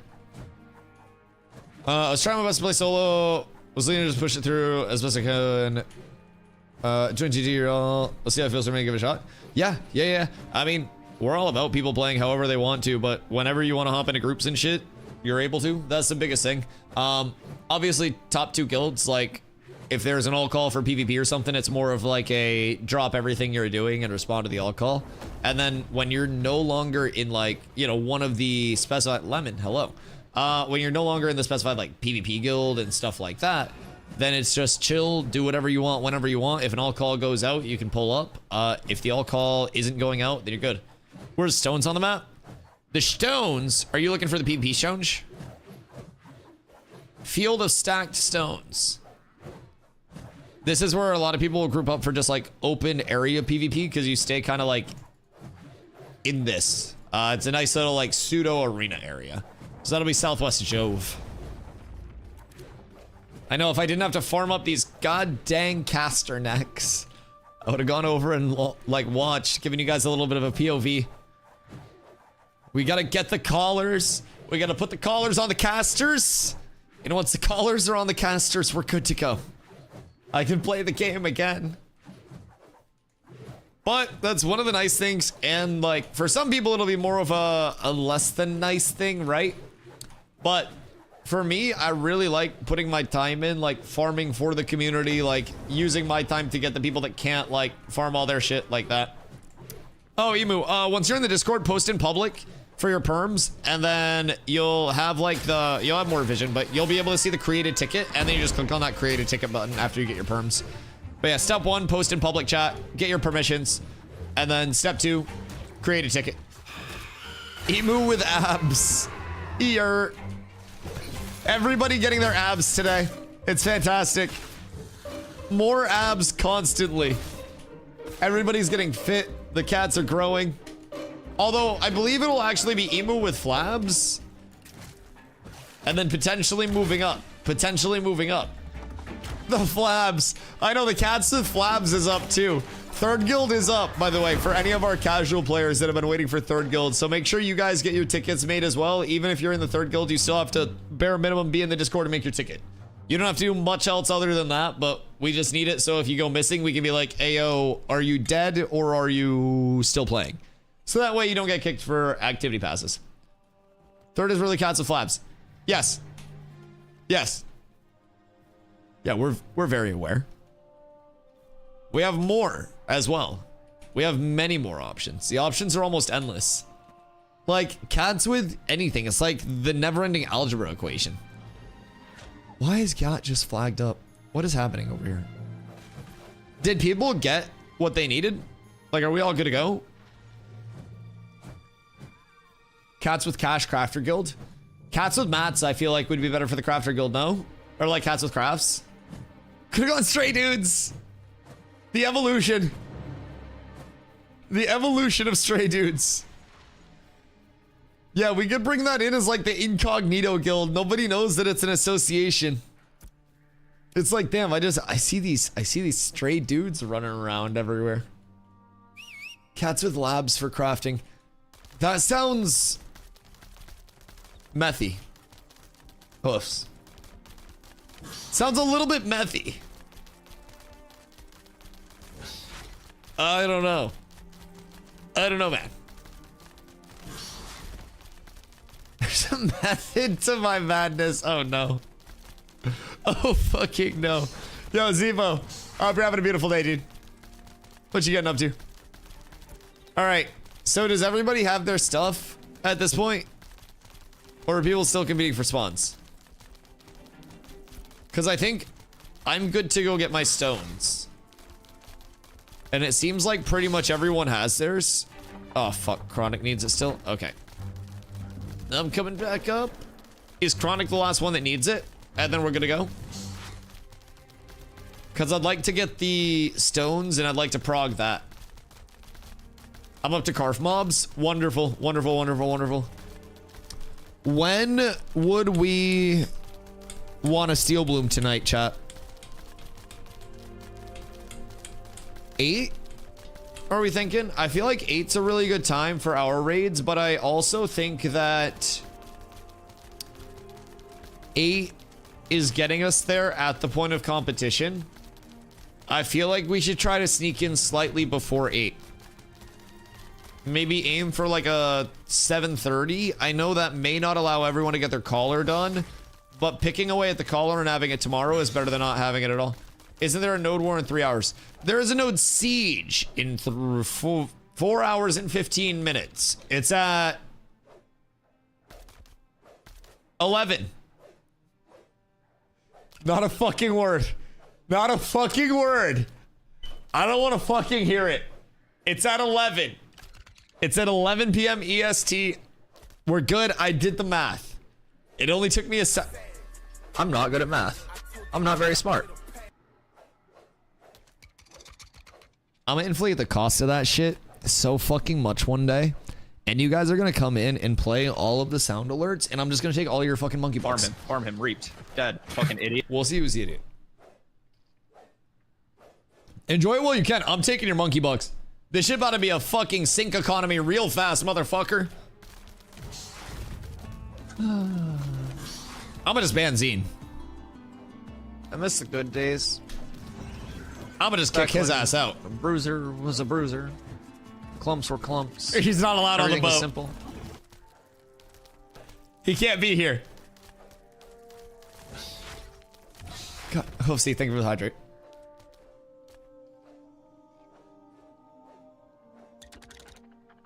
I appreciate you, my friend. You can't time me out. You can't time me out. I'm eternal. Inevitable. Just go near New Ayla. It updates you every minute on how much longer till the siege. Well, it's gotta let you know when it's coming, man. Like, you don't want to get caught in the siege.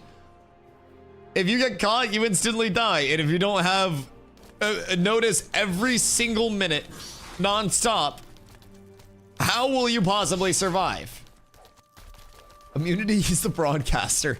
I'm gonna tank like 600,000 experience debt to keep trying to sneak in. I bug reported that.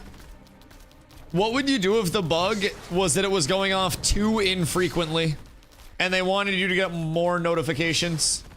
Got my caller. Ralos is a goat. Ralos is a goat. We're very happy to have Ralos. Legitimately one of my favorite tanks that I have ever played a game with. I love all of my tanks, and tanks are a cult.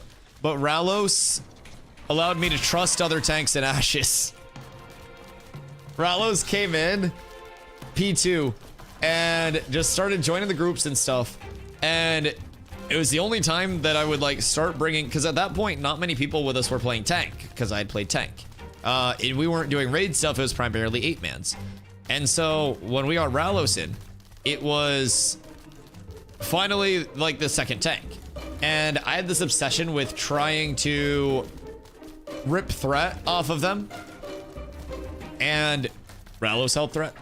Made my job very easy because I just learned that I could turn my brain off. I could yap to chat and we were vibing. Do the next step in a sec. Does anybody else need it or are we good? Was that the last one? Spent so much time in New England that this node siege notification is the equivalent of a smoke detector beep. No. Yo, I have gone into streams before where the streamer has a smoke detector beep, and I don't know if they don't hear it because like music in the headphones or what's going on. But bro, I swear to God, I've gone into streams and I've heard beep, and I was like, no. I think you need an introduction page on your Discord to help tell people where to go. So once you post in public, an officer will give you your perms and then reply letting you know you have your perms. It just takes a second because everyone gets like manually verified. So it can be just like, just a quick GIF, but yeah, I'll make an into it. First thing I did when I moved into my apartment was unplug all the smoke detectors. Why? Wait, what? No, what? Just buy batteries for the backup. What do you mean you unplug all of your smoke detectors?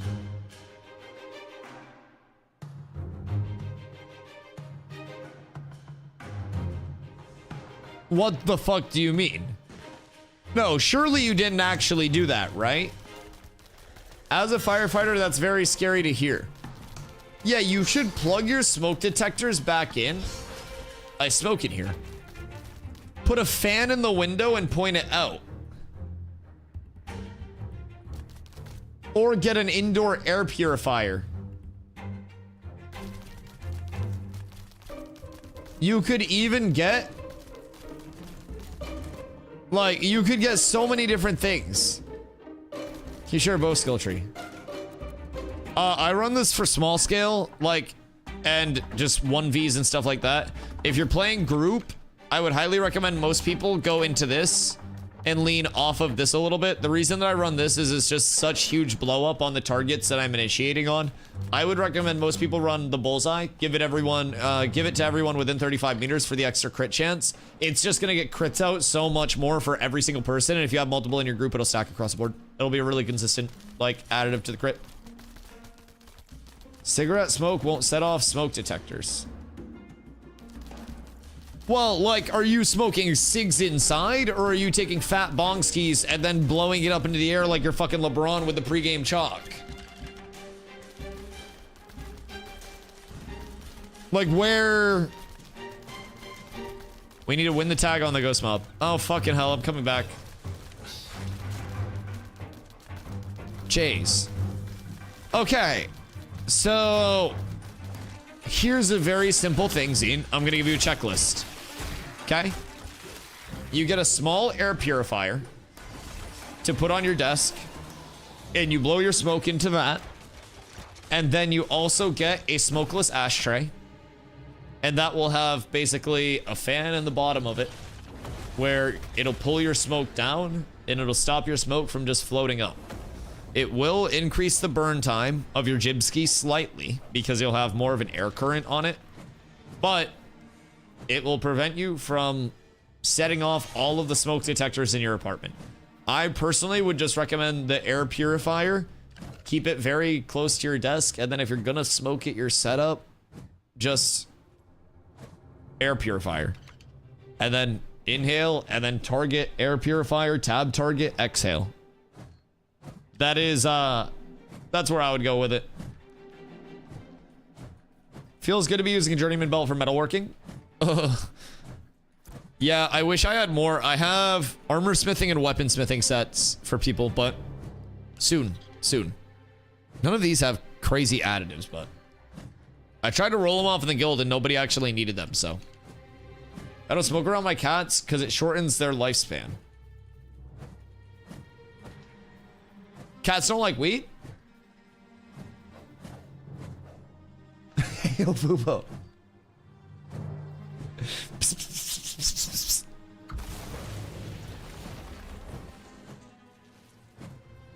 Do not make Fubo confirm that.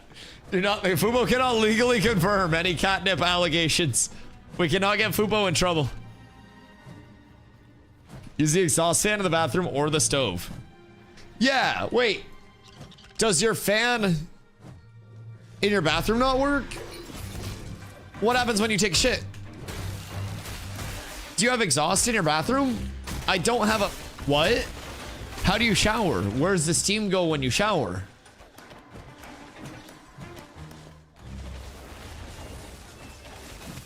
I have a purifier in my bathroom and open the window. Wait, you have a window? How many other windows do you have? Do you have a window in your room where your setup is, where you're smoking? Because, brother, I have 3 windows. I'm in my living room. Do you have a setup? Or do you have a window near your setup? Like where you smoke?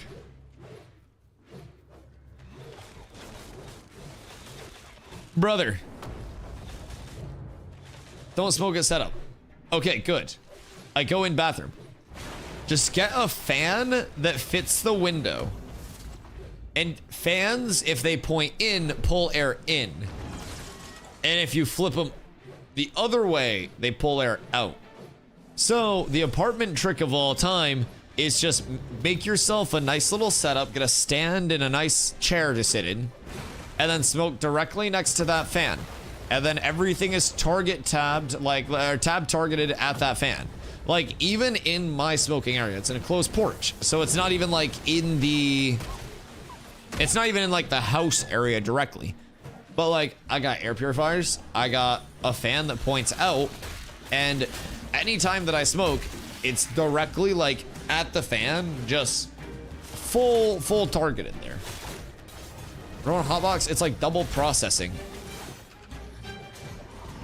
I feel like hotboxing instead of double processing is more the equivalent of taking a bath and then drinking the water after and saying it's hydrating.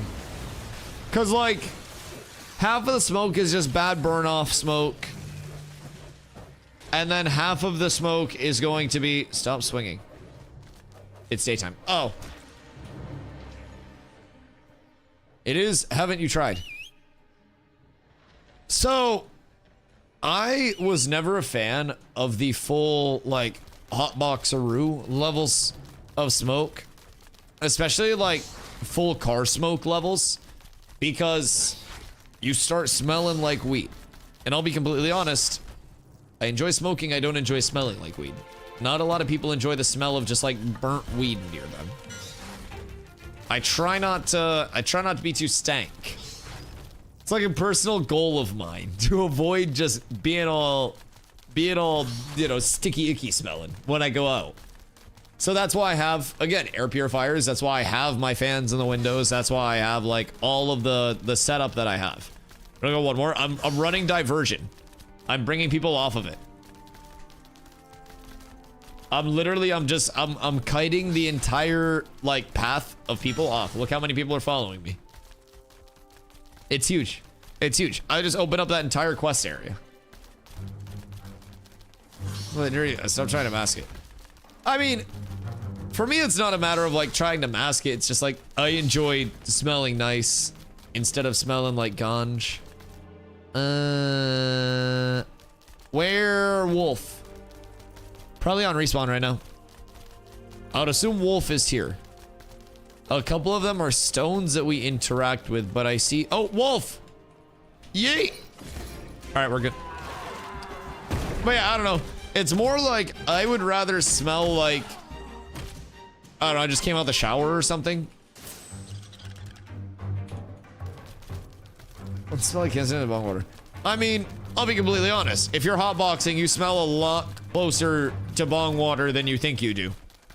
I promise you, you do not smell like fresh, fragrant, got me baby talking, fresh, fragrant, out of the box, out of the, like, bag weed. Like, you don't smell like fresh flower either, chief. You and that bong water got a lot more in common than you think. You're mostly water, and you're smoking unfiltered flower to the face. You are literally bong water on a larger scale. Just food for thought. Widowy. He's widowy smoking in public.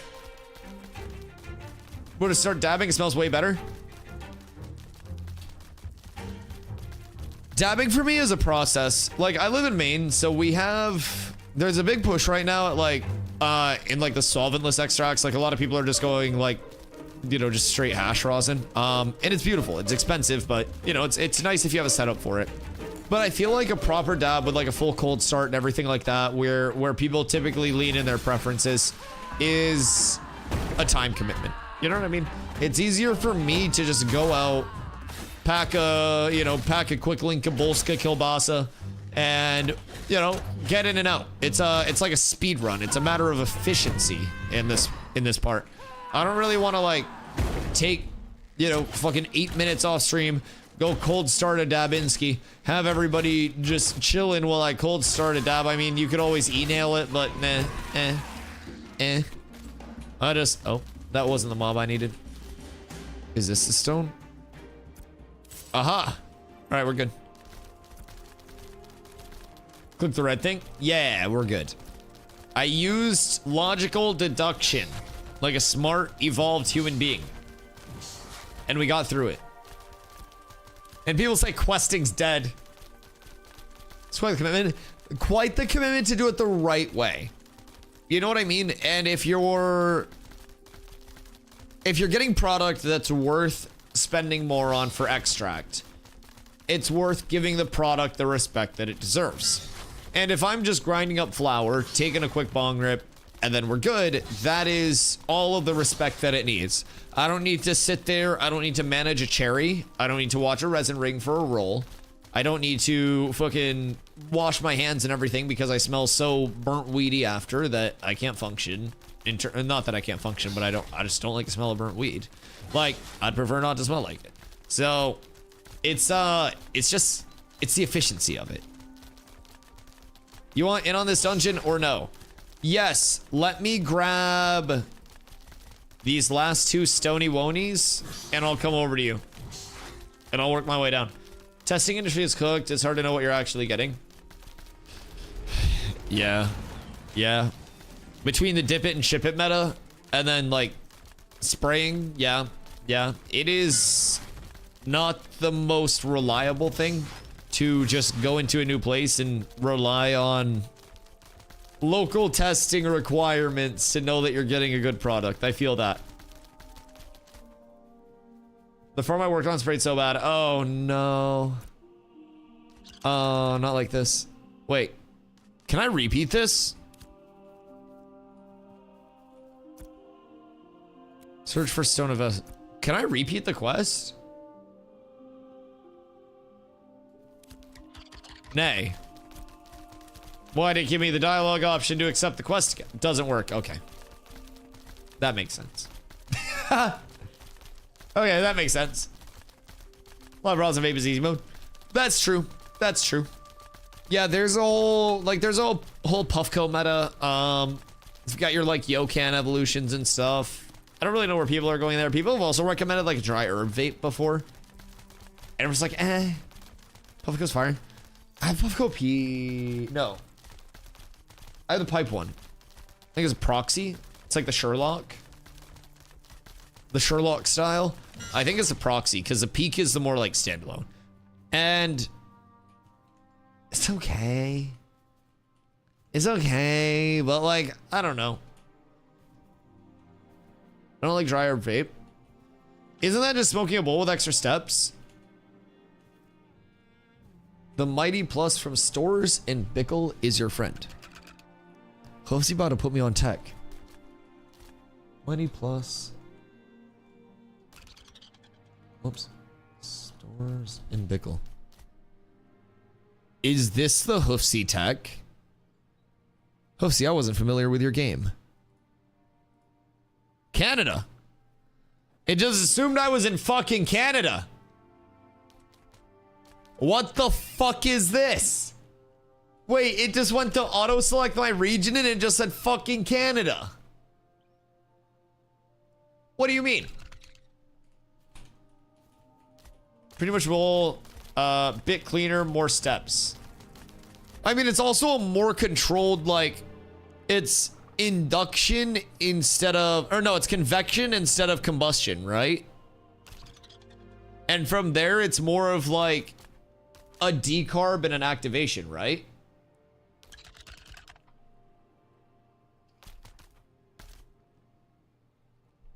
I'd like to ask why you said we get white bipolar every time we fight them a couple of days ago. No, Maul, just a genuine question. I just like to yap. Yeah, yapping's fun. Mostly because when I yap, people take it way too seriously and it sticks with them for a long time. I don't know why, but it's kind of enjoyable. Yeah, I don't know. I think everybody gets wiped and everybody wipes and stuff like that as well. But all is fun in yapping. I know, I heard about the scrims. I was asking about some comp differences and trying to figure out what was going on there. I'm intrigued. I know, I heard that you guys were running the scrims in the 8v8s. So I wish I could have made it over. We're trying to do collar farm for the guild right now. I was gonna pop over, but unfortunately, no flyer yet. TM. And I gotta do this. So, unfortunately, I was not there to spectate, but intrigued to hear how the comp differences were. I heard EU went 4 support instead of 3 support, and then NA went 3 support, 1 tank. So, kind of intrigued there. 4 support's just mega safety net.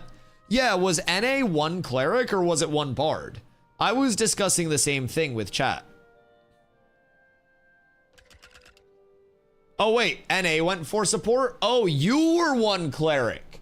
Oh, really? I thought it was the other way around. Okay. Take me through how you feel with one cleric right now. I thought that for support 1. Okay. How hard is it in terms of protecting that one cleric? 2 bard, 1 cleric, 1 rogue, 1 mage, 2 ranger. Okay. Yeah, so for my comp that I was thinking about putting together, for my static, I was thinking 1 rogue, 1 ranger, 1 mage. Same DPS setup, but then me tank and then 2-2. Like 2 cleric, 2 bard. But how are you feeling with the validity of 1 cleric? Was there a lot of pressure on it? I would assume in a set 8v8, your tank is probably running protect Aegis peels, and then like you have the rogue kind of like peeling for the cleric too, but I'd almost be worried about cleric just getting fucking neutered by burst, right? I guess so, clerics can build really tanky right now. Huh. Interesting. I'll have to catch some POVs of that. Yo, Slizzy, what up? Hope you're having a beautiful day. Clank. 4 supports is a play. The 3 support requires more coordination and proper play. They just anti-grav and dive cleric. If cleric doesn't die, GG.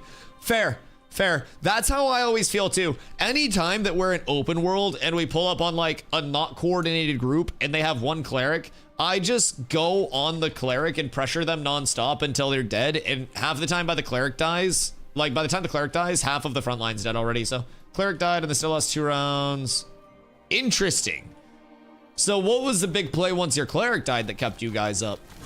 I'd love to see what your tank was running. Tank has so many fucking options right now.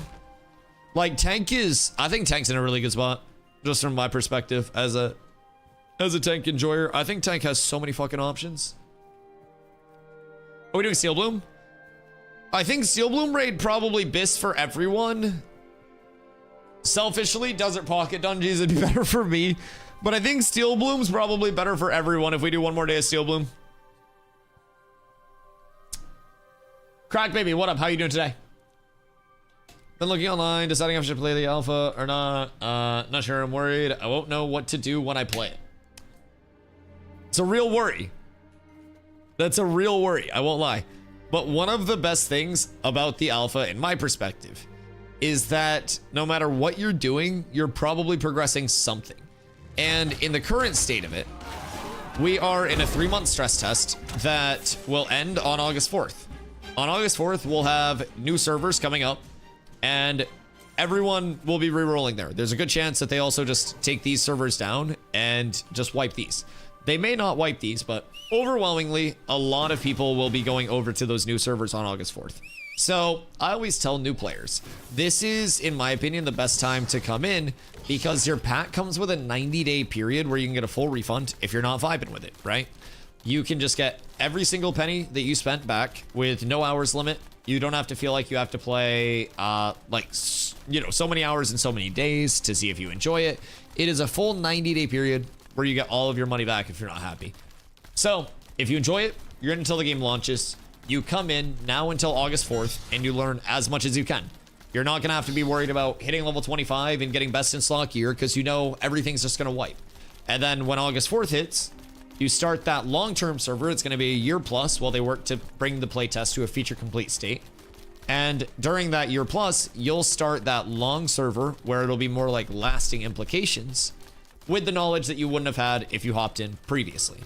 So a lot of that feeling of I don't know what to do will subside once you find your role within the game. Ashes isn't necessarily something where everybody does everything, right, within their gameplay loop.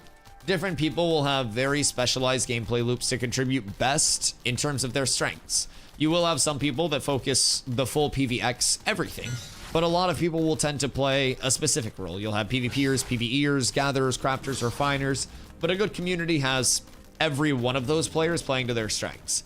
So we try to have every single person doing what they want to do to contribute to the larger picture. And through that, we've had a lot of players who came in not knowing where they wanted to go because solo, it just seems like there's too much to do. But once you get in and you're like, oh, okay, I don't have to worry about this part, so I can focus on this thing that I want to do. It gets a lot less intimidating, and it gets a bit more of the level of like, oh shit, this is just expansive. So you can kind of start like knocking out different aspects of the knowledge gap, right? So I think it's a really good time overall. I think the 90-day refund period is a huge thing to keep in mind. The absolute worst case scenario is you put in as much time as you want to now until August 4th. And then once August 4th hits, it'll be 2 starting areas instead of 1. It won't be a stress testing period, so the questing experience will be better. It'll be completely revamped by that time. First time user experience will be a nice intro instead of being a little bit more like, you know, haphazardly put together like it is right now. And things will improve by August 4th. So you're seeing everything in the worst state that it's going to be in. It's guaranteed to get better. And if you don't feel like it's getting better, all your money's back. Pretty simple for me. I hopped in, honestly, 11 months after I got my pack. I waited because when I got my pack in January 2024, it wasn't in this state of development by any means. It was definitely a lot further off. Hey, poor GDs. Thank you for the raid, brother. I appreciate you. I hope the stream is fantastic today. We are currently getting our collars for our casters. I do not need mine, but Carla's been busy with a lot of things behind the scenes, so I'm getting mine for her, and then she can pass hers on when she does her quest to somebody else. So, after that, we got our guild gear farm coming later tonight, and then we'll probably break off into some groups for some target farming, or maybe even some PvP-ness. So, the sky is the limit. I hope you got up to some fun stuff. What server are you on? I am on Shoal. There is only one server right now. It is a stress test for every player in the world. So EU is here, SA is here, NA is here. On August 4th, you'll see... Oh, wait. Do I just place the stones here? Basically, everyone is on this one server until August 4th. On August 4th, we'll get more servers, regional servers back, everything there. But this 3-month period was about stressing everything. It was about every single player through one starting area, seeing how the ping would be, seeing how the server stability would be, because the entire Ashes map is seamless. It's a massive map, all open world, no load screens, no anything. And the first few days, it was tough. It was tough. But we got multiple patches every single day, and we're up tremendous. So it has definitely come a very, very, very, very long way. I'm excited with the current state of everything. And I'm excited to see how far it's come and how far it'll go in the future. Free support should be enforced for every tourney, though. Too much of a safety. Really bad players become hard to punish. Considering a mana battle. Yeah, I do think the like rogue applicability. Sorry, I didn't mean to dip out of that. I do feel like the rogue applicability of like the mana drain, providing you can bait out sagas, all of that shit. Like, if you have enough mana drain sustain, you can end that mana battle a lot quicker than previously. But yeah, I hope that. I hope that gets all sorted out long term. And I think it'll be more of a long term gearing, attributes, seeing how the scaling goes off into the future. But yeah, I've definitely seen some fights already go the route of like the mana sustain battle. I feel that. Sending folks Salvia, but since we found out late, 36-hour cooldown prevents many of us from voting. Yo, I appreciate you sending whoever you have. According to Citizen Chat, it's been a very hotly contested battle. I think most people that are voting are like more into the race than either of the candidates are. I'll just be chilling. Whether I win or lose, I'm grateful for everybody that comes through. It's been very fun to see how many people were willing to like stop what they were doing and pull up and throw a vote in. So if we do end up winning, it'll be great. I mean, I think the node progression is going to be the same regardless. I think the same buildings are going to go up. I think that, like, end result, everything's the exact same. So I don't really think that the server is worse off either way. And it's also 2 months and a couple weeks remaining of the server. It's not the end of the world either way. Vera will continue to grow. So they need to nerf, remove mana drain or nerf to 5% damage instead of its current 40%. I also thought about having it be based on a percentage of the caster's total mana pool. Cause like, it is... Are you using it first? What are you doing? I don't want to use it. Yeah. I see the sparkles. I just don't want to use it at the same time as this person and brick it. A lot of our calls to re-engage last night. All our clerics were Yeah, mana drain's nuts. Mana drain's nuts. In a 1vx against a rogue, it is very difficult to do anything. All right, cool. We're up. Like, you will, if you do not instantly catch and blow up a rogue, Because keep in mind, Rogue has a lot of evasion coolies as well to prevent them, even from like a tank perspective, from getting locked down and from getting punished. I can hit maybe a trip, but do I hit the follow-up burst after the trip? Probably not.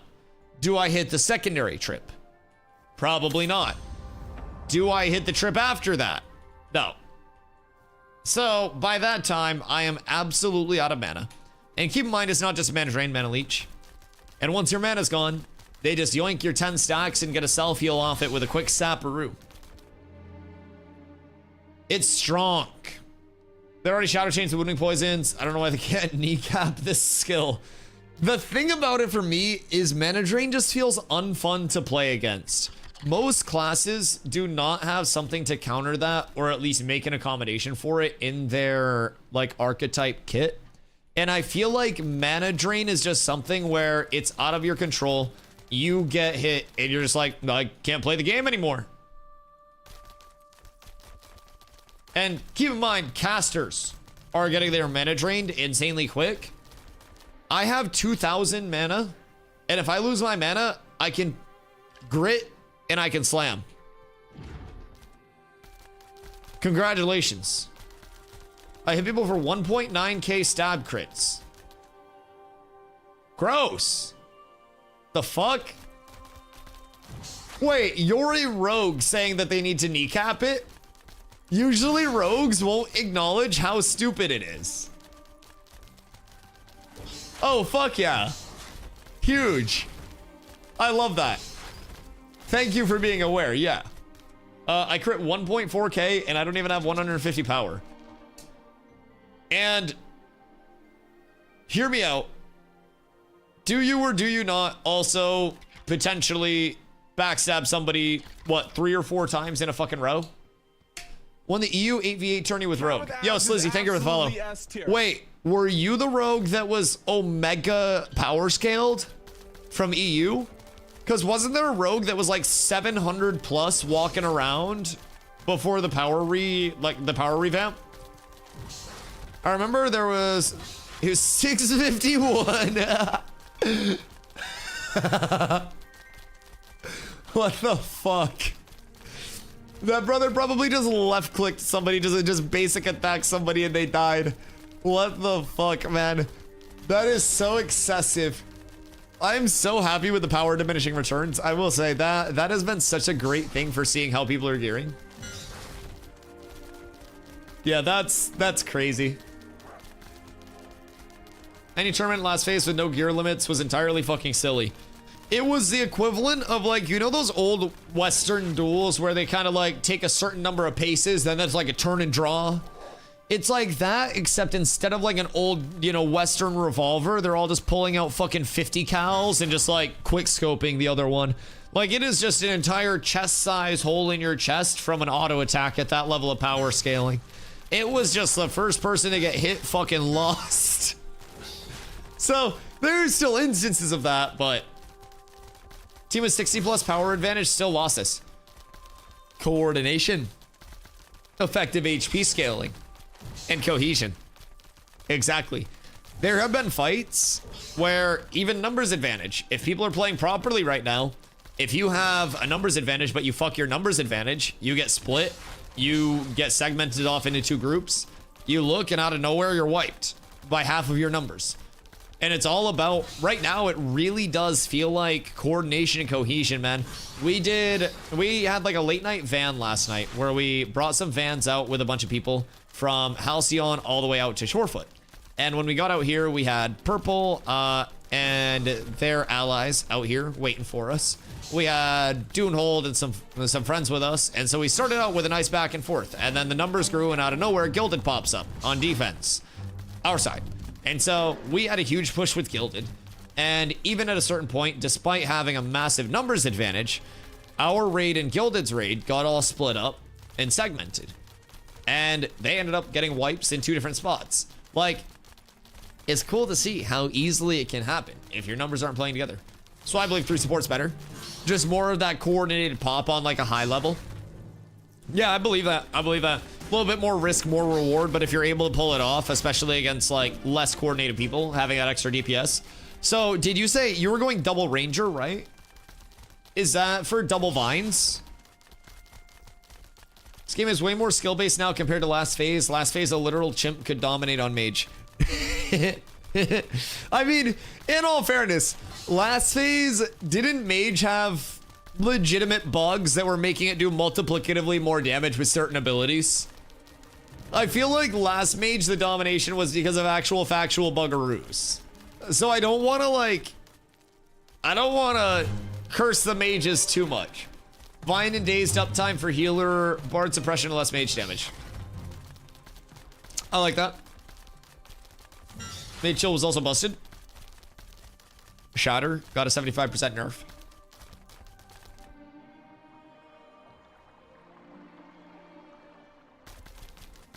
Last phase versus high gear was like playing Battleship, but your enemy had a portables. They throw out at you every few seconds. Yeah, there was... Last phase PvP was interesting to watch, man. Even 1Vs. Oh my god. Do you guys remember before the res dump nerfs and the wand nerfs? When you would be dueling a bard and everything was fine, and then out of nowhere it says, bzz, and then you're dead? Pepperidge Farm remembers. I was just a new player learning the game, and I fought many a bards where I had all of my mint up. I did everything I could, and I just didn't fucking exist after. Yo, Stingin over on YouTube, thank you for the follow. I appreciate the sub. I appreciate you. YouTube terminology. Are these fake? Fake. I'm pissed. So glad I didn't play the game before the TTK change. I think it feels way better now than it did previously, and I think the average player, like the later you get in, I hate this game. Please be fake. There's no way it's real, right? Is he gonna get Lego from this? You rat! What rarity? Rare! Fuck! Alright, cut me in on it. Cut me in on the profits. I hated last phase. I got to 400 power on my fighter and got demoralized by how stupid it was 3-shotting people. Meanwhile, people are at 600 power. 400 to 600 power was the same thing. There's a certain point where you're just scaling it to scale it. It's like the difference between having a 10-inch dick and a 14-inch dick. Like, your dick's already doing damage. It's just a matter of, like, your pride at that point. You can one-shot people with one ability rotation at 400 plus. You don't need 650 plus. If you get it, cool. You got too much money and time on your hands. It's great to flex, but, like, it looks good in pictures, and it's not functional. That's what 10-inch dick guys say. My dick is 2.5 inches. It's efficient. It's compact, it's quick, it's like the Rogue. Everybody loves the Rogue because it's not too chunky, it doesn't take up too much space, it's not too slow. We get in, we get out, we get the job done. It's very straightforward, it's a progression. We're in the Juggernaut grinding a few days ago, and a bard did 6,000 damage to one of us in PvP in 1.8 seconds. Like through a finisher, or was that motherfucker hacking? Cause like people got banned for like actual hacking. It's in the boat. Shark's in the boat. Search. Look on the backside. Okay. What do now? Did we get something? Belt. Quest items. What am I supposed to have here? Was his name Fat BB by chance? The notorious animation canceller. Read journal first. Oh, the war journal? Do we have more developments? Or did it flick up because the group? Oh, a map is formed. Word. Oh, this is the whistle. Okay. And then this is a collar quest. God damn. That is a lot of power. Okay, now we go into the boat. All right. Oh, we're up. Okay, cool. So now we have to... Oh, okay, this is Eye of Gom and Skull of Legion. So this is a second to last step, and then we turn this in, and then we kill the other guy? If I am correct. How do you wear tight pants with a 14-incher? I wouldn't be able to tell you. I wear tight pants, but that's because it's very, very simple. Biscasternak? Yes. Yeah, that's why I'm doing it. I mean, I don't need it. What does it take to join cats? Literally what Nox said. Exist, play the game, and we can teach you. Do exclamation guild. That'll bring you into the cats Discord. You post up in public, we get you your permissions. An officer will reply when you get your permissions with the next steps. You create a ticket, we get you all onboarded. We just opened up invites for our first casual guild yesterday. Once that fills, we'll have our second casual guild and we'll keep expanding it. Our top 2 guilds, very focused on learning as much PvP as we can with a long-term focus on, hopefully at some point, getting good. So we try to teach people more every single day. We try to get more players access to content that they thought that they wouldn't get. So this part of the quest is kind of bugged. No PvP focus. It's a full PvX, if I'm being completely real. So PvP facilitates PvE, which facilitates crafting. So basically the PvP focus, even to have a PvP focus, you've got to excel in PvE, gathering, crafting, refining, everything. But a lot of people will be content with, you know, their top end being supplying the gathering, making the gear and stuff like that. Our goal with our top guilds is to participate in every aspect of it and empower our casual players in every aspect, but also have the capability where if any PvP comes out, because everything is competition-based open world, we'll be able to back it up and support our casuals and our new players in the way that we need to secure them content. What take you to join the Core Cats PvP guild? Honestly, being willing to show up for a lot of PvP and learn. We're not forcing people into coming in with the best resume. It's an alpha. There are years to learn still before the game comes out. Multiple. Probably 2. That's more than 1. There will be time for every player of every level to learn. It's an iron sharpens iron scenario, so as long as we keep teaching more people, then everyone improves. So as PvP focus expands as well, we'll probably have more PvP focus guilds at the top. It's just a matter of how we adjust to the ongoing, like, you know, onboarding of players. As player base expands, as the community expands, it's something that is inevitably going to happen. So we just keep growing and keep getting more people access. We do try to make sure that everybody is super active.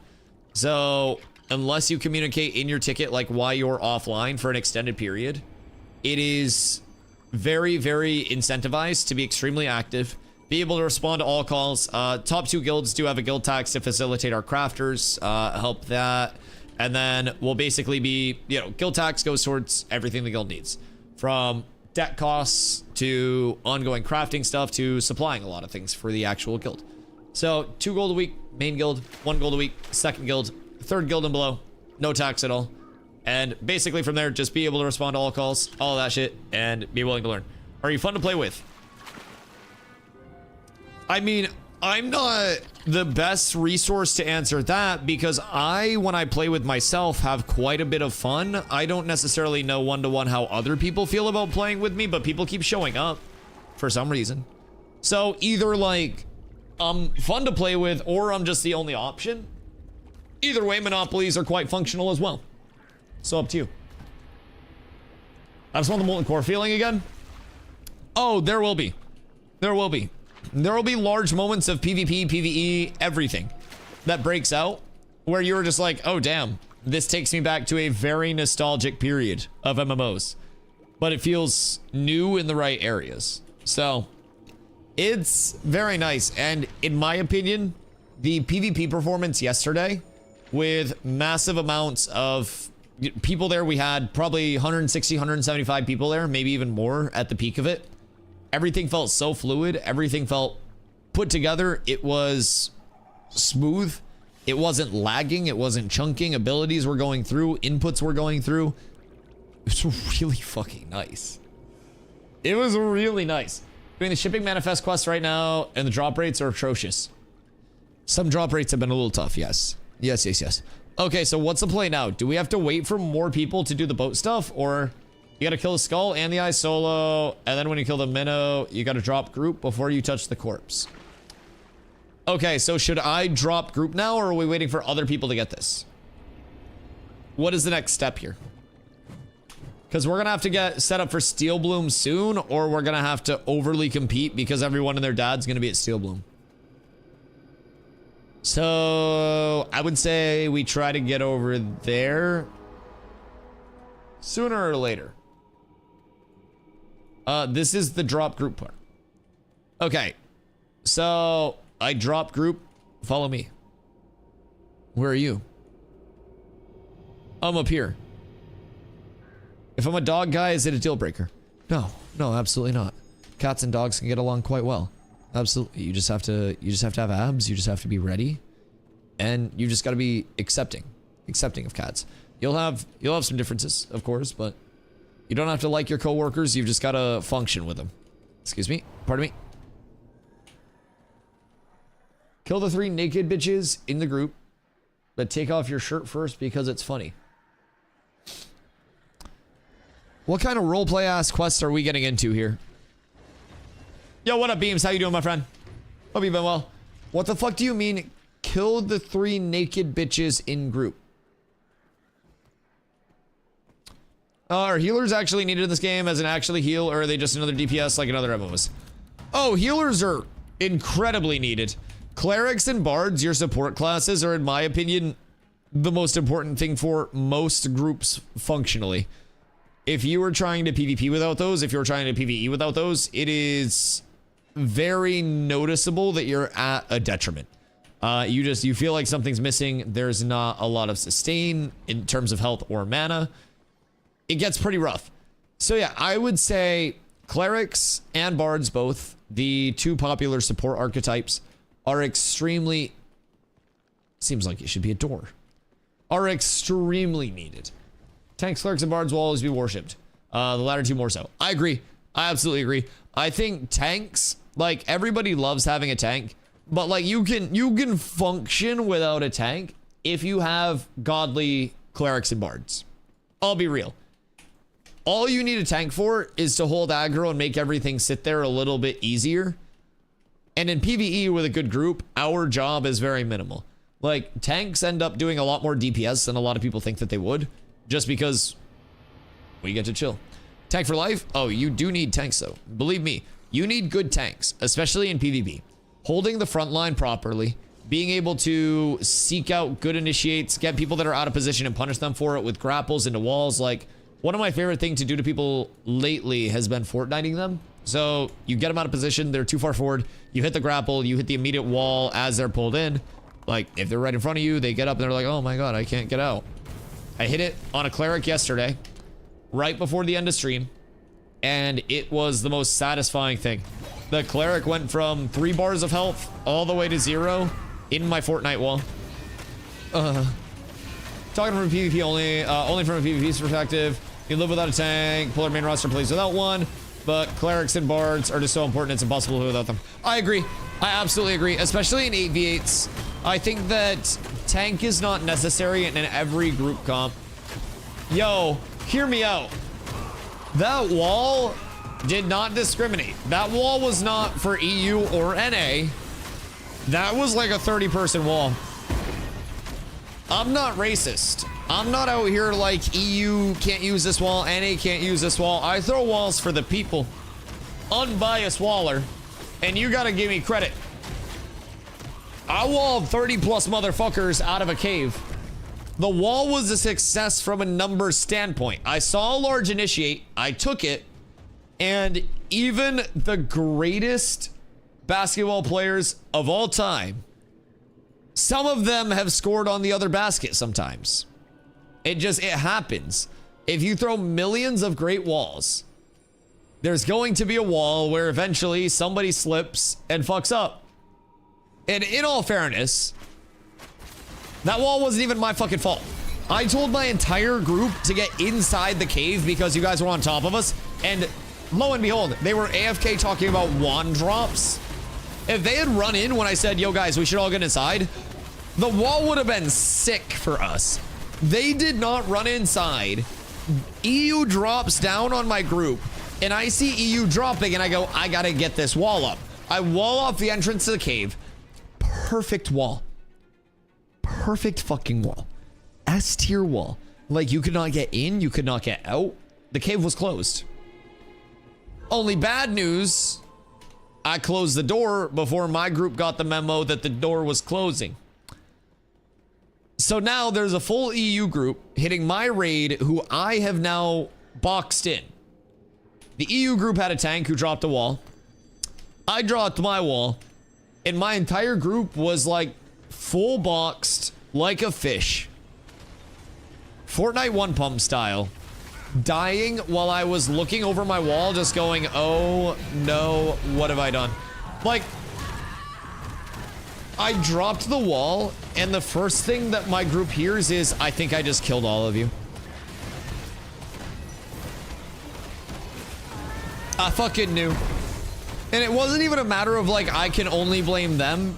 Because I told them to get in, but I also should have fucking looked. But my god, it was... It's a good ass wall. It's a really good wall. Victor, thank you for the hydrate.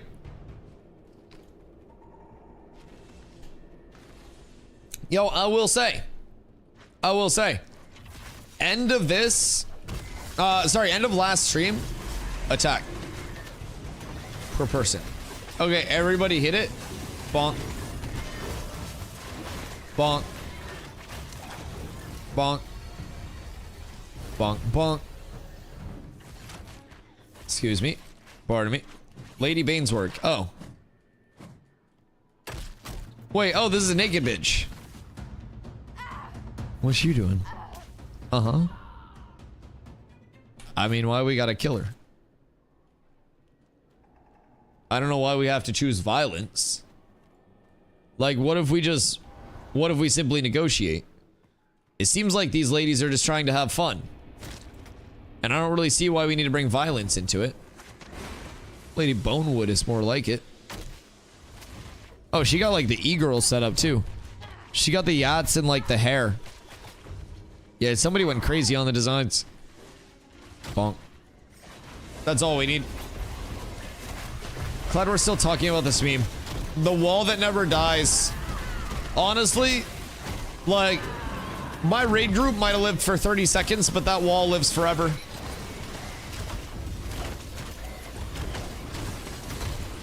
That shit was gold. It was quite possibly one of the best things I've ever done. But you learn from them. I've now learned to look both ways before I wall the street. I try to be more considerate. Is there more than one? I killed the same chick 3 times. Yeah. Yeah, there's this one as well. Why is she looking at me like that? Uh-huh. Yeah.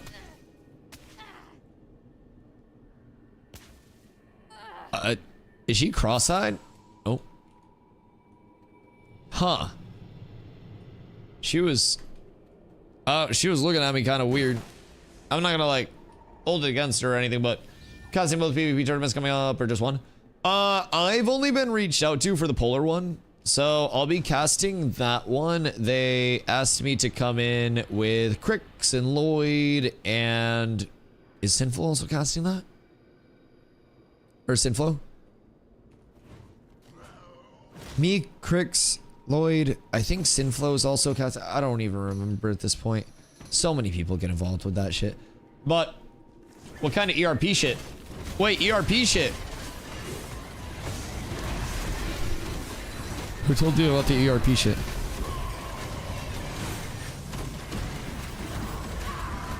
How'd you find out about the ERP? But yes, so I'll be casting the one that is in June.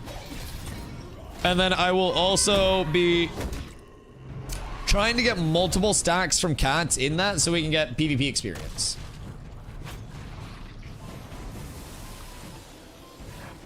Empress.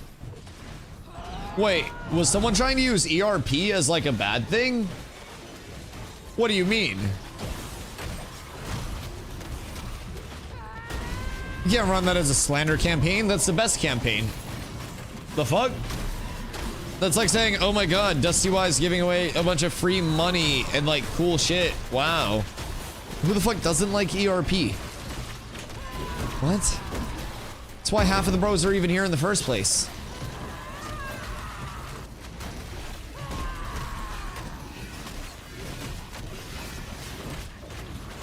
Seat, no. That's a bad seat down, dog. You be nice to the other candidates. Good God. Excuse me. Pardon me. Yeah, please. Nobody be weird about the election stuff. I don't know. Are we doing Steel Bloom? Yes. Your vote's already cast. You voted for Sync, didn't you? I too considered voting for Sync. But it's not too late for me to change it. I mean, bribery is the most sincere form of flattery, right? Open up the wallet, get a little money, a little ERP out, and then you're good. You always gotta keep that ERP card on you and swipe that shit when you need it the most. That was weird. That slam just gave me an audio cue, but not a damage cue. Very strange. I like bribes. What can I bribe people with that's not money? I could do like a silver a vote. I think there's nothing against bribery here. Iron helm. No. Get your own iron helm, bozo. But yes, I think we're doing Steel Bloom. Okay, objective complete. And then we go to the other one. All right, so we're almost here.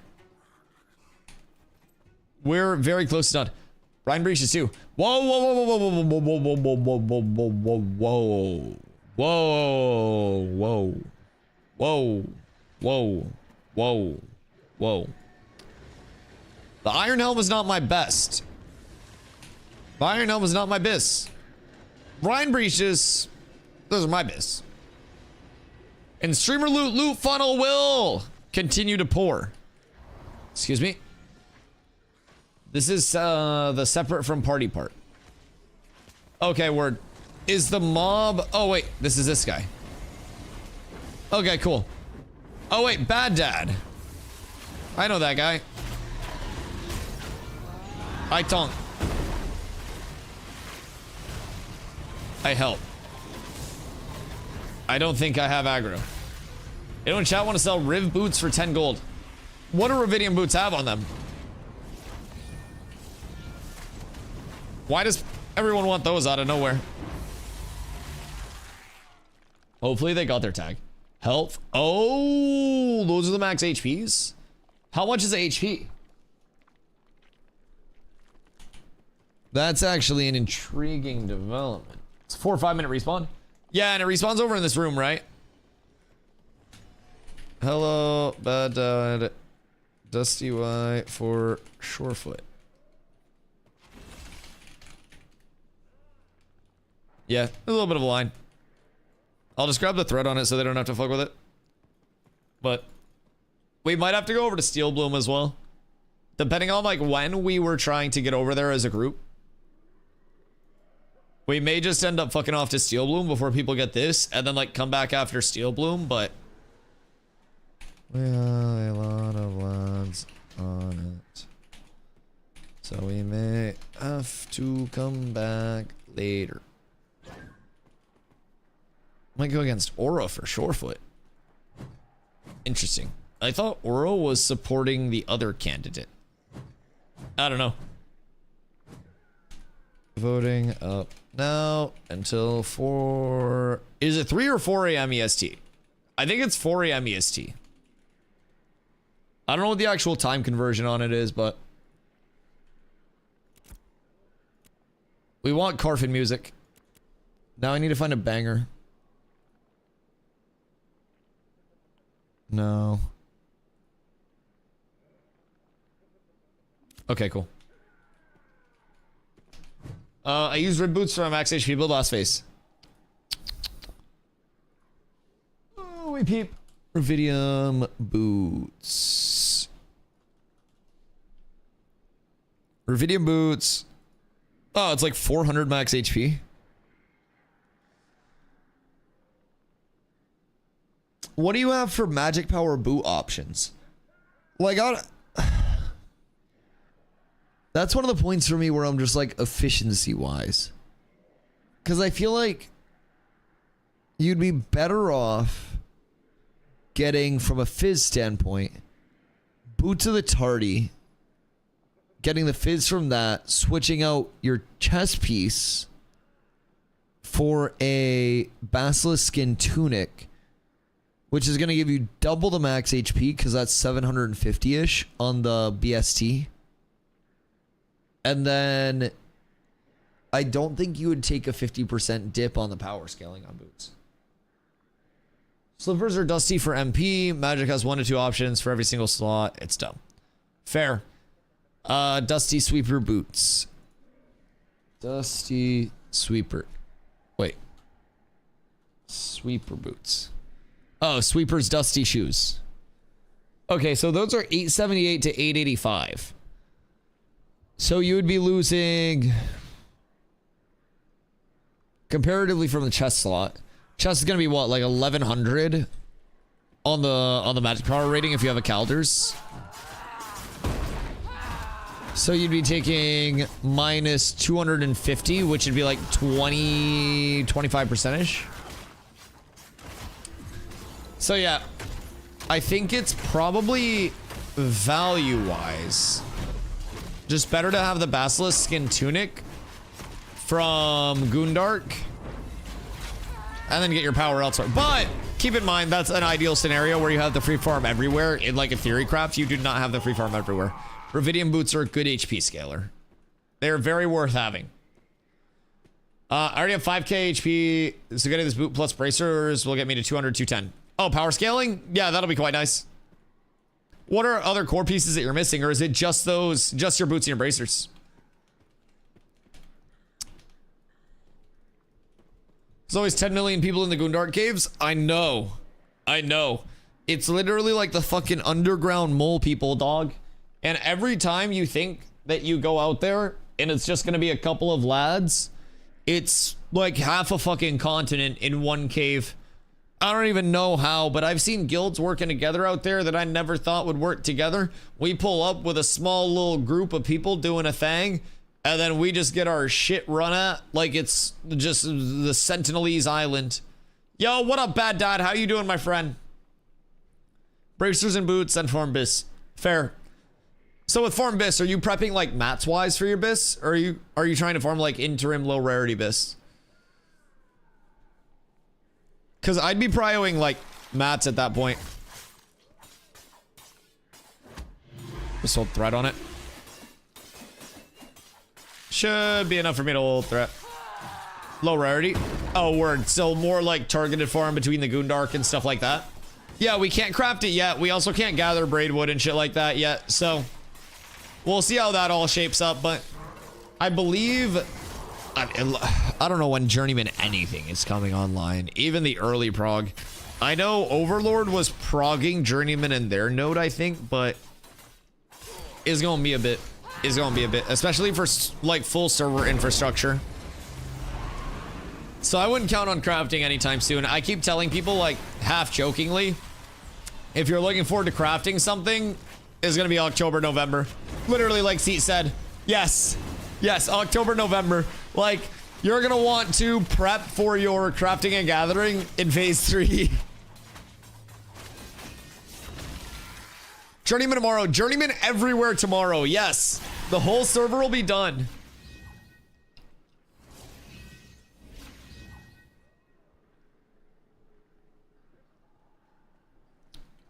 I'm out of water. I need to get more water on the respawn. I'll be right back. 1 sec, chat. Oh, so sorry, I'm hydrating. Hey, you guys also hydrate and get yourself a 40-ounce water bottle with a handle. It's quite nice. If you vote Dusty for Shorefoot. A vote for Dusty for Shorefoot is a vote well spent. 360 no scope.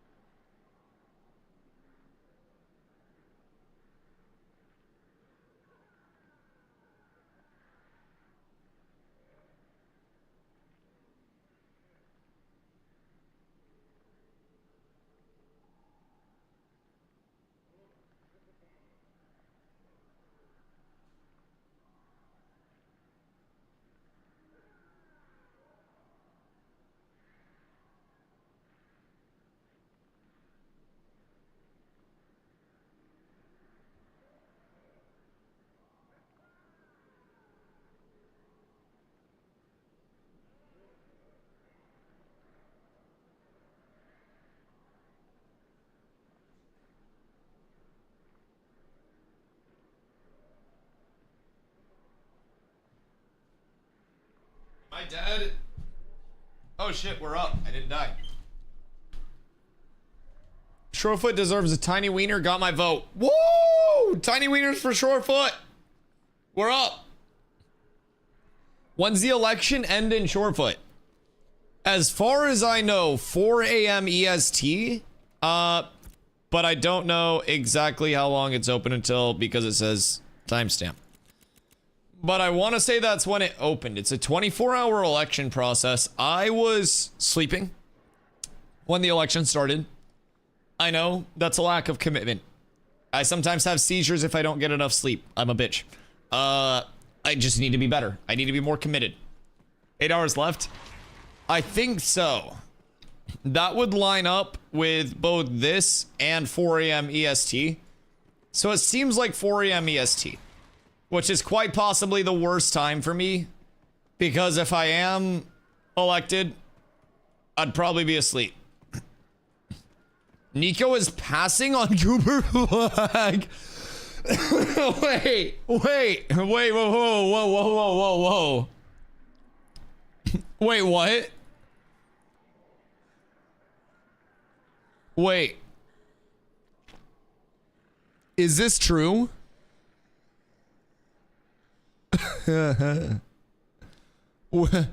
What do you mean? Oh, hey. I got my farm. So, like, where are they going instead of Coop? What's their plan? Because now I'm confused. Not that I'm like a fucking GM or anything, but what's the goal there? Because I can't imagine that'd be a good goal.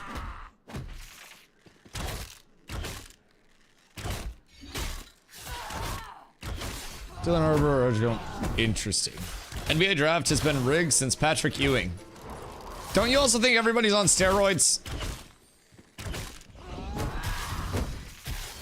I think they should let professional athletes be on steroids, personally. I want to see the peak of human performance being pushed. I want to see sub 4-second 40-yard dashes. Like, if they have millions of dollars, why not just let them use their millions of dollars? You know what I mean? Maybe the alternatives would be great. I don't think they'll actually pass on Coop, but they have brought in both those two players as alternatives. Oh yeah, I mean, I'm sure that could also be like, do you think there's any chance that there would be a late trade of it? This isn't the first time you said this at this point. I always say, I'm a simple man with a simple plan.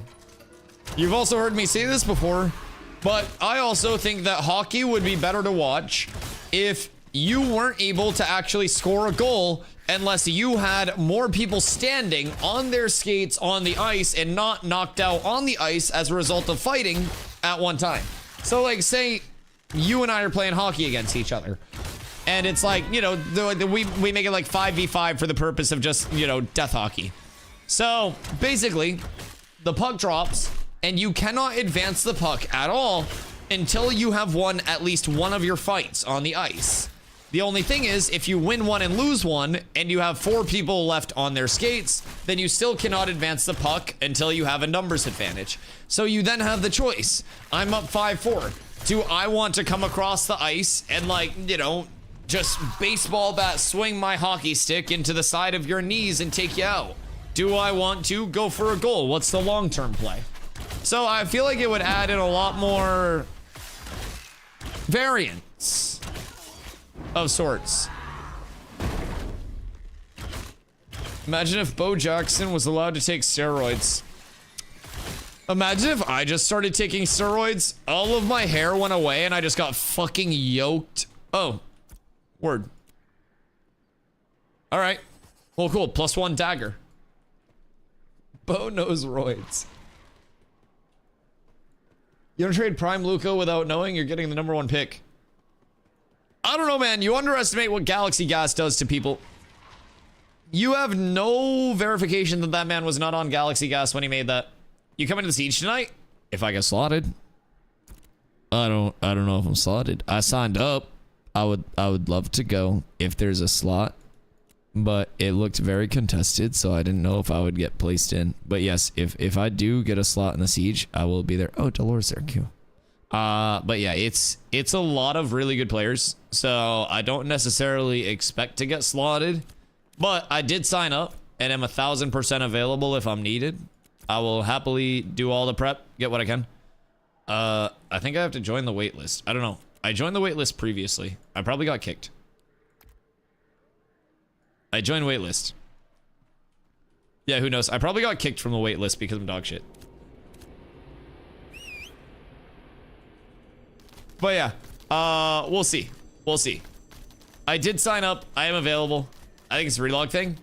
Oh, that could be it too. That could very well be it. Or I got kicked for being dog shit. Caravan run during node siege. Oh no. Although, wait. No, that would actually be a good time to do it. Go after the collar. Where get collar?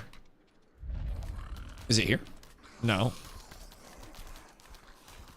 Giant run tonight? I mean, you guys could. Whenever you relog, it takes you off the list because I've had to sign up multiple times. What if you're also getting kicked because you're dog shit? Have you ever thought of that? Like, what if we both just fucking suck? What if it's an us thing? Like, what if every time they see me relog, they take that opportunity? Oh, wait. Sorry. I didn't mean to mob train on them. That's my fault. I didn't even know I had mobs on me. Anyways. What if whenever I relog, that's when they kick me? So that way, yeah, exactly. Like, they're just waiting in stream. And I relog and they're just like, all right, get him the fuck out of here. And then they send somebody in to be like, yo, Dusty, are you in the siege? And then I look again and see that I got kicked again, and it's like, oh, man. What if it's a full circle of pain? Where's the collar? Oh, wait. Is the collar the Beastmaster quest? Like, this is the final part of the group quest, right? And I can do this in a group? And then I have my collar? Well, Carla's collar? That sounds freaky. Then I get the collar from the quest reward to give to Carla? That still sounds freaky.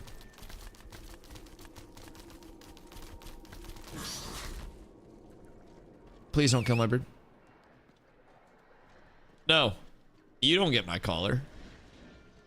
You have to work for my collar. That collar doesn't just go out to everybody. Excuse me. Pardon me. Excuse me. Carla collar is a gift. Stop. Stop. Citizen chat's gonna run with that angle. They're gonna air it on SNN. Stop. Stop. Tyrant takes over. Good God. Good fucking gravy. Was there a leash? Bro, did you see the furry that was getting walked on a leash at TwitchCon last year? Because I saw the furry that was getting walked on a leash at TwitchCon last year. And I felt some jealousy.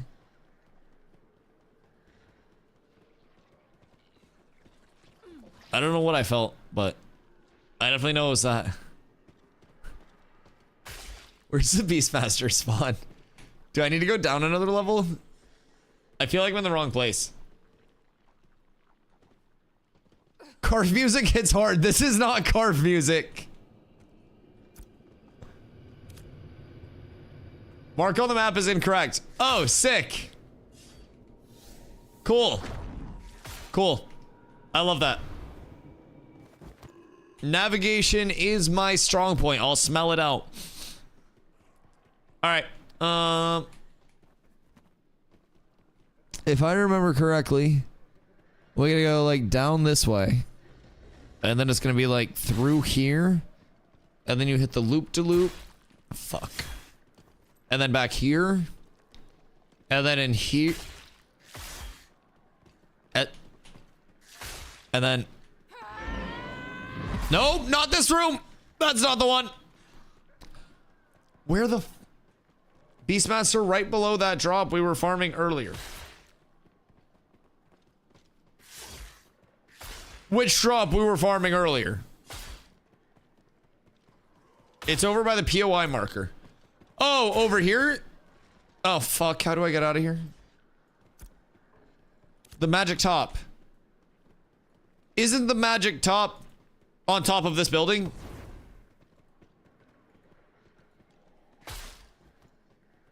Red Freight is on top of this building, no? Or is Red Freight the other one?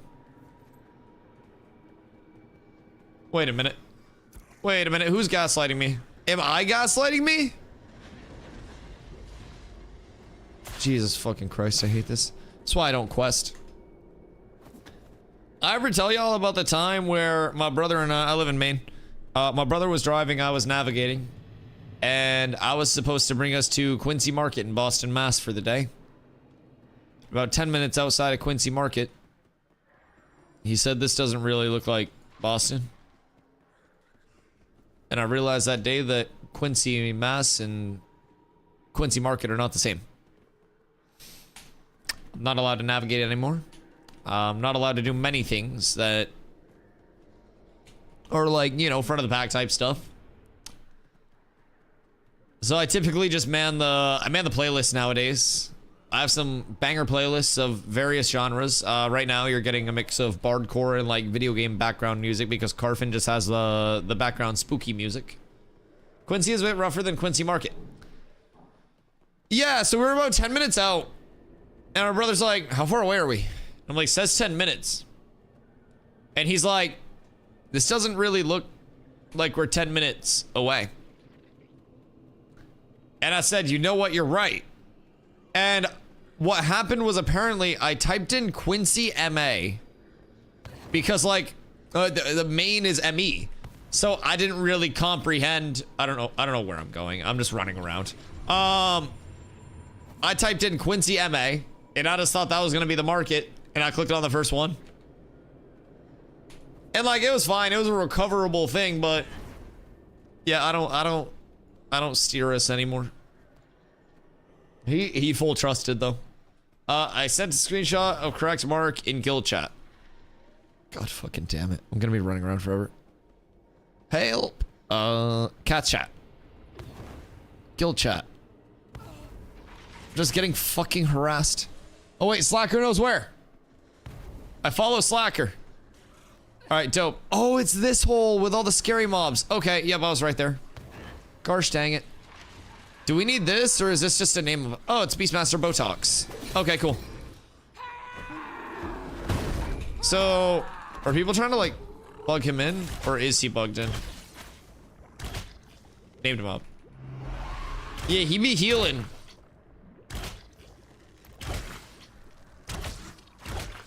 Kill the ocular for pattern.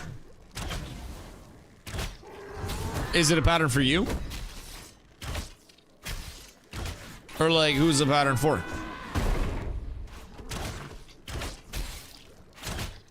Because that's gonna make a big difference if I kill the ocular or not. Pretty sure it's Bis Belt Caster. Right, but who benefits from me getting the pattern?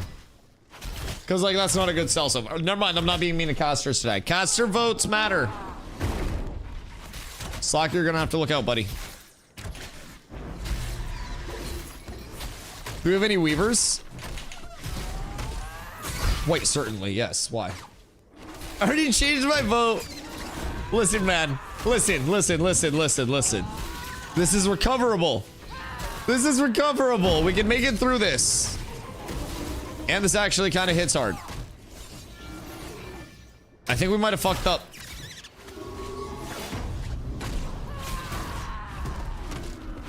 Although, maybe we're fine.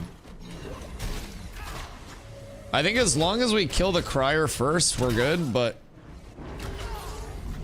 it hits kind of hard, but we should be fine. I just need to not get hit with a gaze. Nice. We're up. Beautiful. Just turn away from the oculars and they're way less scary. You don't even have to interrupt the cast. You just let it go through and you flick away. The G-A-Z-E. God fucking damn it. All right, we got the map. God damn it. The Dusty Slander's going crazy. We're not gonna make it through it today, chat. God, they're gonna be like fucking hits out on my life. I'm gonna get JFK'd on the way to a mob farm. Fucking hell. Someone's just gonna full corrupt on me from a grassy knoll. Be ready for anything, chat. Is Dusty still hot? That's what we want to see in Citizen Chat, baby. That's a question we'll answer. Never soft. It never stopped. There are some core tenets of Ashes, and there are some core tenets of Dusty, and we uphold both of those things here. And it's, if I get ugly, I have to be a VTuber. I don't know if I'd be good as a VTuber. I'd have to do like ASMR and stuff. I'd have to like eat into my microphone. I don't know. It'd be weird. So I'm thankful. I brush my teeth twice a day. Brush, floss, and rinse. I use CeraVe day and night to moisturize. I drink lots of water thanks to you guys and your hydrates as well. So, thanks to your contributions. Associated a microbead for great looks. Listen, man. For all you guys know, I say I'm 6'5". I am 6'5". I could be all torso in the legs of a 5'2" man and the peen of, you know, a micro. For all you know, the proportions could be way off. There's no guarantee that everything like outside of the camera range lines up. All you know is that shoulders up and most of what you think are my arms are good to go. Who knows? Maybe it's more with it. Maybe it's micro peen. That's crazy. That's crazy. Where does Bluebell drop? Like Bluebell, the material, or the Bluebell gear? Armor? So if you're trying to get it to decon it, there is a trick. You do buy orders and commissions to get your citizen bucks. The node citizen vendors will be selling common rarity, level 10 helm, chest, legs, and level 10 weapons. Polished tin, bluebell, bear hide weapons. You can get level 10 bows, decon them for Willow. You can get level 10 on the body. Word. All right, so now we drop group. And then we go here. Did I just kill him? Did I just smother a man? Complete. All right. Want to sell our Logan Collar PM offers. We're up tremendous and I never have to do a quest again. Thank you to all of the casters. Now everybody knows how to do it. We could edit that down for like a let's play. That hit. Excuse me. Oh my god. Oh my god. Done. You can go set up Steel Bloom or whatever raid. Does anybody else need help killing it, or are we good? Congrats, and I'll tell Carla if you sell that. She'll never believe you. She'll never believe you. What if I dupe it before I sell it? You never know. Oh, shoot. The memory leak's getting me. I'll need a restart, which means I'll need another sign up for the siege.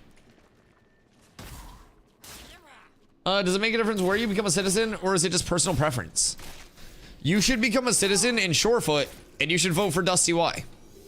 There's a mayoral election today that is running for the next 8 hours, and you can go over, and if you're level 10 or above, you can become a citizen, and you can cast your vote in the election.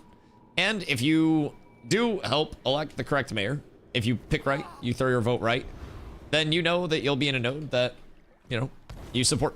There will be a lot of content coming either way. I think both people in the election are building the same buildings regardless. But yeah, it's a fun process to be a part of. Right now, the incentivizations of being a node citizen outside of like voting in the election and partaking in like node versus node wars, there is limited. Node versus node wars are a PvP mode. So if say Winstead declared on Mirrorleth, those two nodes, their citizens would be able to fight each other in the open world anywhere, right? So with those wars, it's kind of like an opt-in if you're a citizen of it. You do get a secondary stash tab, storage tab, that you can use for materials for being a citizen, and there will eventually be housing in Node that you can also get from being a citizen. Well, the housing will allow you to be a citizen. You buy the housing to become the citizen, will be the process. So yeah, citizenship will have more benefits, and as servers are more long-term, keep in mind, nodes will not be capping at node tier 3 village like they are now. They'll go all the way up to Metropolis, and there will also be ways, ways where nodes can get de-leveled all the way to 0 through node sieges. Now, tonight, there's a node siege over on Shoal, and that's not going to bring in de-leveling of the node or anything like that. It's just kind of like a functional test of the siege to see how it holds up. But long term, if the defending node were to lose, so say New Ayla were to lose, you would have New Ayla completely de-leveled to level 0. It would have to build up from scratch, and any like player goods that were left in storages, stuff like that, would become lootable. And it would become a force flag, lawless PvP zone. Relics that were stored by the node would be able to get taken, escorted to other nodes, and kind of like held by those other nodes. So it is the largest risk, largest reward gameplay mode in terms of the sieges, but those aren't even directly like an I'm a citizen, I participate in the siege 1-to-1. Right now, the sieges are a sign up, and when it does happen, the entire area is kind of like sealed off so people can't get into it. Anyone will die. I don't think they're actually sealing it off, but they do make it so anyone that's not in the siege dies instantly. So you won't be able to get into it during the siege time. Do we want to go to Steel Bloom? I don't know what Zombler and his group are doing. We need to see. My vote can be bought. What does this mayor candidate plan on doing? Your mom. So that's later on my list. First, as mayor, there would be a celebratory dance party. No clothes allowed. Everybody get your titties out and we're gonna shake them to celebrate. Then we'll construct an ag supply. So that way you don't have to run all the way over to East Bumfuck down there. You can run all the way over to East Bumfuck over here. It's the worst of both worlds. Congratulations. You can get your ag stuff, but it's going to be an inconvenience either north or south. But we'll give you the second inconvenience as quick as we can. From there, maintenance building. Because our third building is a wood shop. And Jova's got the fucking akimbo wood shops like it's 2009 Call of Duty. So, we don't need to pry the wood shop as much. Long term. Journeyman Animal Husbandry. You want to ride it? I'm going to give it to you. Dusty for mayor. Also, feeling like jacking a little wood? I've got you covered there too. Journeyman Lumberjacking. Soon to come to Shorefoot. Make sure you're there. Make sure you're level 10. Make sure you're good to go. Are they doing that in the desert? They have Apprentice in the desert, but you need 3 buildings of each for the specializations. Journeyman can only be done basically like 1 out of each building. So there are 3 trade skills that are housed, and then you have to specialize your journeyman building in one of the 3. So Jova is doing, for example, with their wood shops, lumber milling and carpentry. So you still need the lumberjacking in a different spot so you can make the axes to chop the braidwood to do the journeyman refining and crafting. So you basically need the specialized infrastructure. That plan of evolution is the same for either one of us. And from there, that was just determined by the node planner that was put together before the server started. That can all go kaput very quickly. Very quickly. So it depends on who follows it. But as far as I know, both people that are like, excuse me, both people that are going to be voted for as like the 2 primaries are definitely going to be following that, as far as I know. Drewski, did you not know Voil's over here? Voil's been grinding. Yeah, Voil's been pumping. Zombies over here, like a lot of people are over here, dog. What level are you, Drewski? Just got herb tools, and as it's been so long without even all the tools. Yeah, I think part of the node planner, it was done, and I don't want to speak for people because I wasn't involved with the node planner itself whatsoever. I just kind of plan to follow it. But it may have been done with the assumption that things would level at like a relatively similar pace and maybe not have this staunch of like a fall off, you know, Riverlands to desert to everything like that. So I definitely think that in the future with more POIs, with more I call them XP or experience opportunities in the nodes themselves, mobs to hit, things to chop, things to harvest. All of those things combined will lead to nodes leveling at their own paces. That's part of the reason why long term we wanted to check out Shorefoot.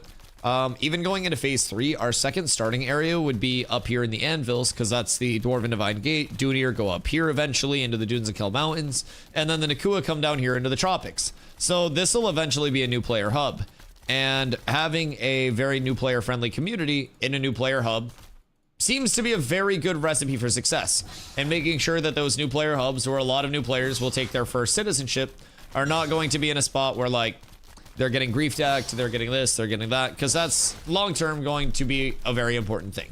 So we tend to have good relations with a lot of people that would be involved in that, but I think there'll be too many nodes and they'll take away flying mounts from all the mayors. Maybe, I mean, flying mounts are going to be taken away from mayors at some point.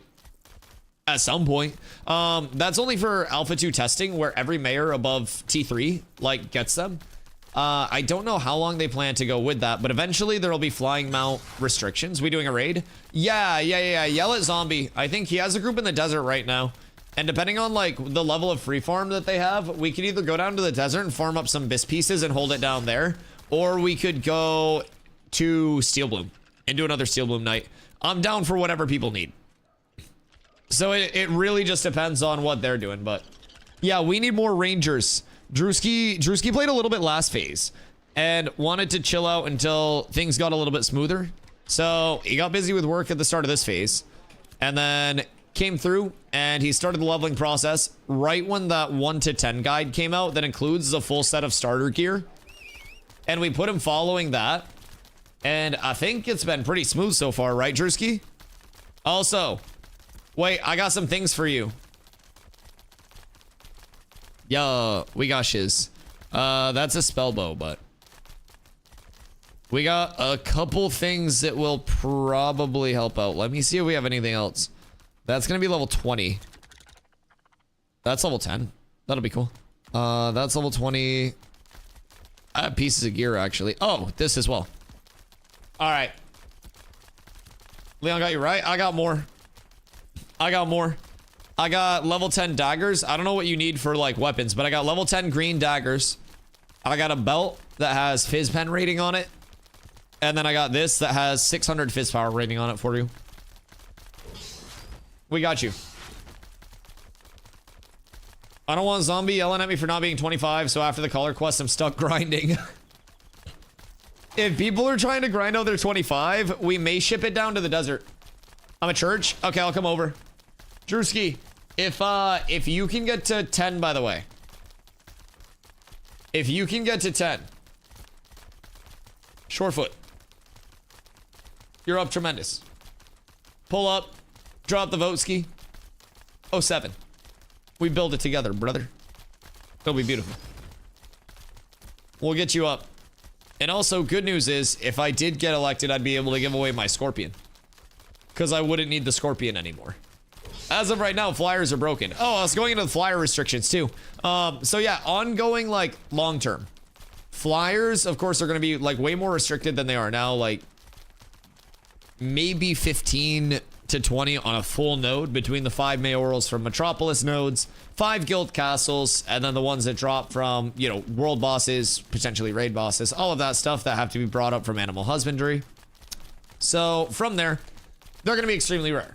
You're going to have to launch them from a royal stable, which is present in a node if you build it. Guild castles will have one, but not every node will have one unless it's built. Once it's launched, it's going to have like a stamina bar or like flight time limiters to kind of like restrict it to a regional use. So you'll be able to use it selectively, but it's going to be far from what it is right now. So even if I did end up getting elected, like PvP wise, I would try to not use that shit as just like a I sit in the sky and like relay info. And I don't think that that's a wise way to use them because it's a very temporary thing. So that's the big thing for me. I last phase made no real attempt to like run for mayor or anything, also because I was learning so much of the other aspects of the game last phase. But now the core game for me is like on autopilot. I could level characters, gear people, do all that in my sleep. So now I have the capacity to actually learn other facets of the game in depth. So we're kind of like expanding. And there will be many opportunities to become a mayor. I don't really care about the flyer aspect of it very much. I more so care about the educational side of it and providing people with the opportunity to see like what the mayor grind is, how you build up the buildings, provide feedback on the impact of like, we have this many people out here, this is how fast things are proceeding, get data on node versus node wars. Hopefully node versus node sieges has a really fun thing to build up for if people are down for that. It's always a matter of just like what's available, especially in this short time. This is a 2-month server, so great time to learn, great time to mess around. And worst case scenario, August hits and none of this exists. And that's probably the scenario. So I'm not too worried about long-term stuff. There will be more nodes, there will be more node types, more election types, everything like that. I think it's just a cool chance to learn a little bit. Same thing that I have been. Not waiting for P-Dorf to give you a flyer during things like boat tourneys, seeing cast it is also huge. I mean, I just don't really expect any special treatment. I won't lie. Like, I'm very realistic that I have people who watch stream, but that also doesn't mean that I'm some like ascended being in the gaming realm. Like, I'm not an important person because I hang out with a community while I game. It's essentially just a big fucking Discord call, except I'm just yapping and everyone else is muted.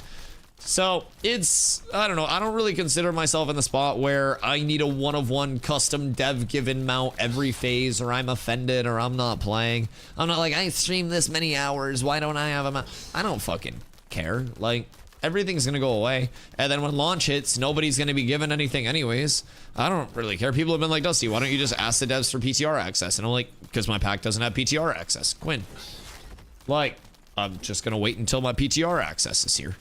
Like, I'll get it eventually. I'm not too worried about it. I need to go see Drewski at church. Who wants to run some stuff over to church? What's the fizz power?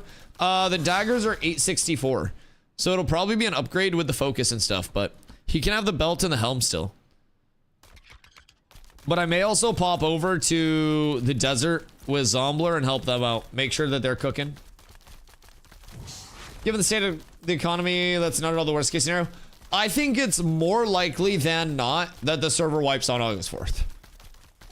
I think because their biggest thing with keeping this server up as the conditional was that if there is data to be gained, like beneficial data to be gained for like from this server, they will keep the servers up. I don't really think there's going to be comparatively much beneficial data to be gained from a server that is economically in this state and has had a lot of the ongoing. I don't want to run by that, but I want to get down to the desert.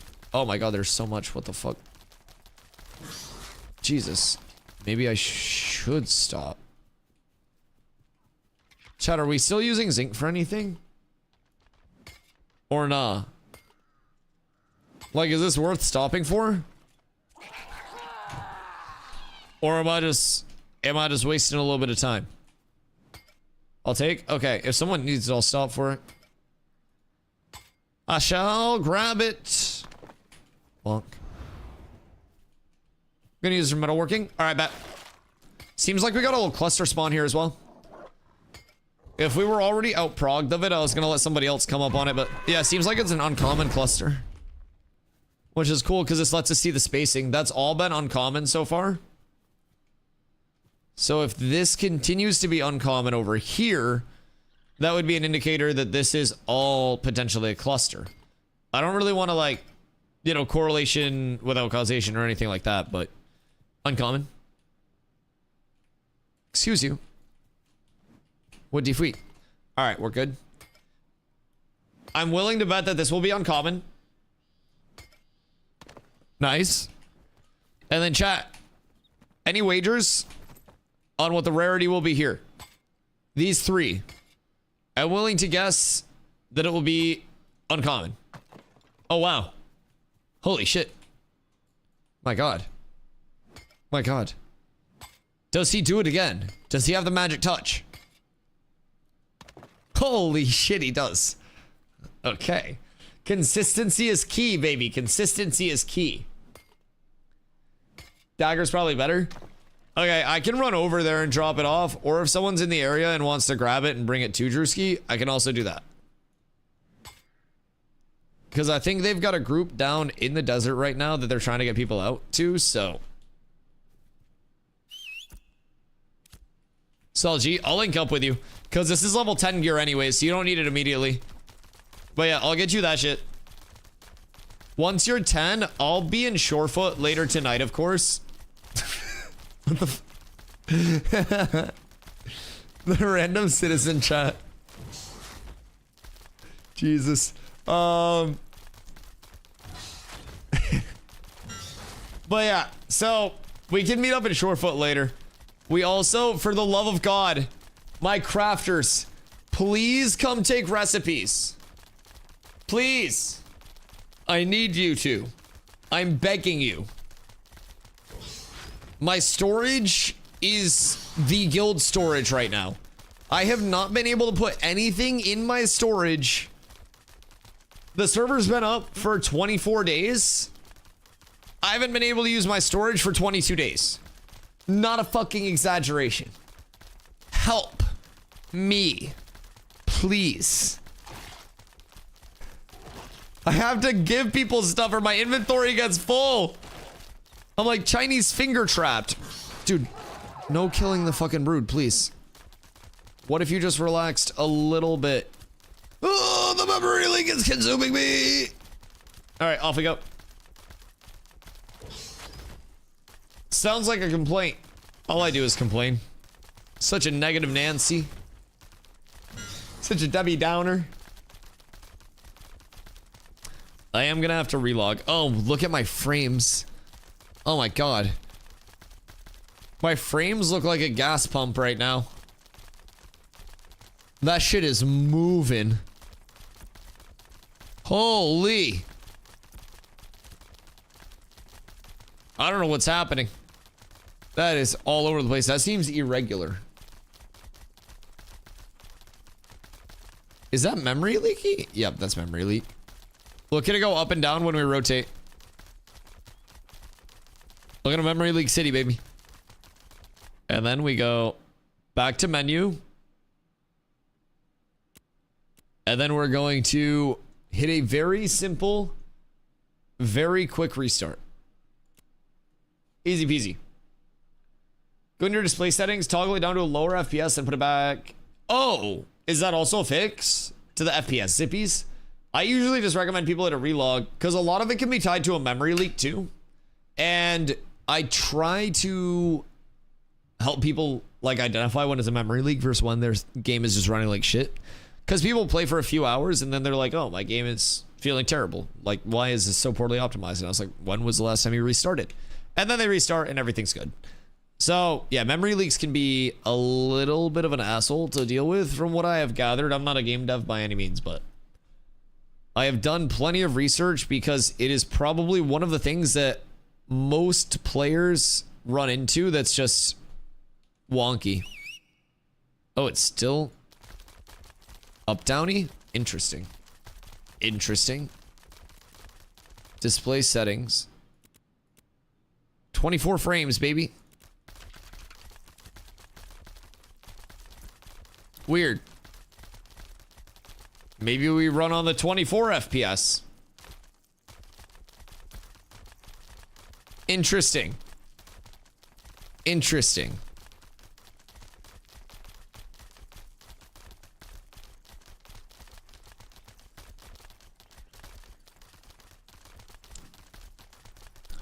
So, maybe a full restart's in order.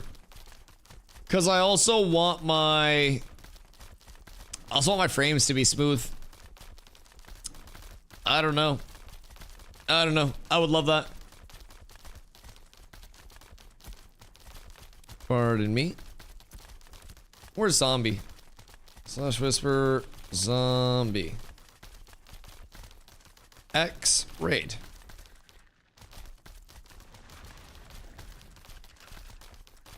Who said, I love Dusty, but that's a bad mentality.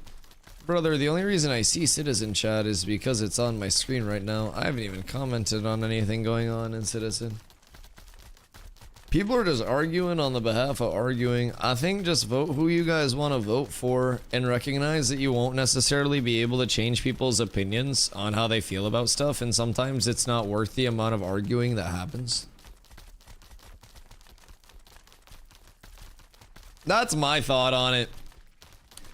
I don't know. I feel like Citizen Chat has been very aggressive today over the election. So, like, regardless of who people vote for, I think people have to remember that it's an alpha, and, well, that's unfortunate. I think people have to remember that it's, like, an alpha. No, not you specifically. And, like, there have been people that have, like, no, I know. But, like, there are people that aren't even making it about, like, in-game stuff, and have been very, like, character attacky. I don't know. And that's where it gets weird for me. And I try to encourage people to not go down that route either way. Because A, it's an alpha, but like B, people will be very quick to just like yap about things that they don't know.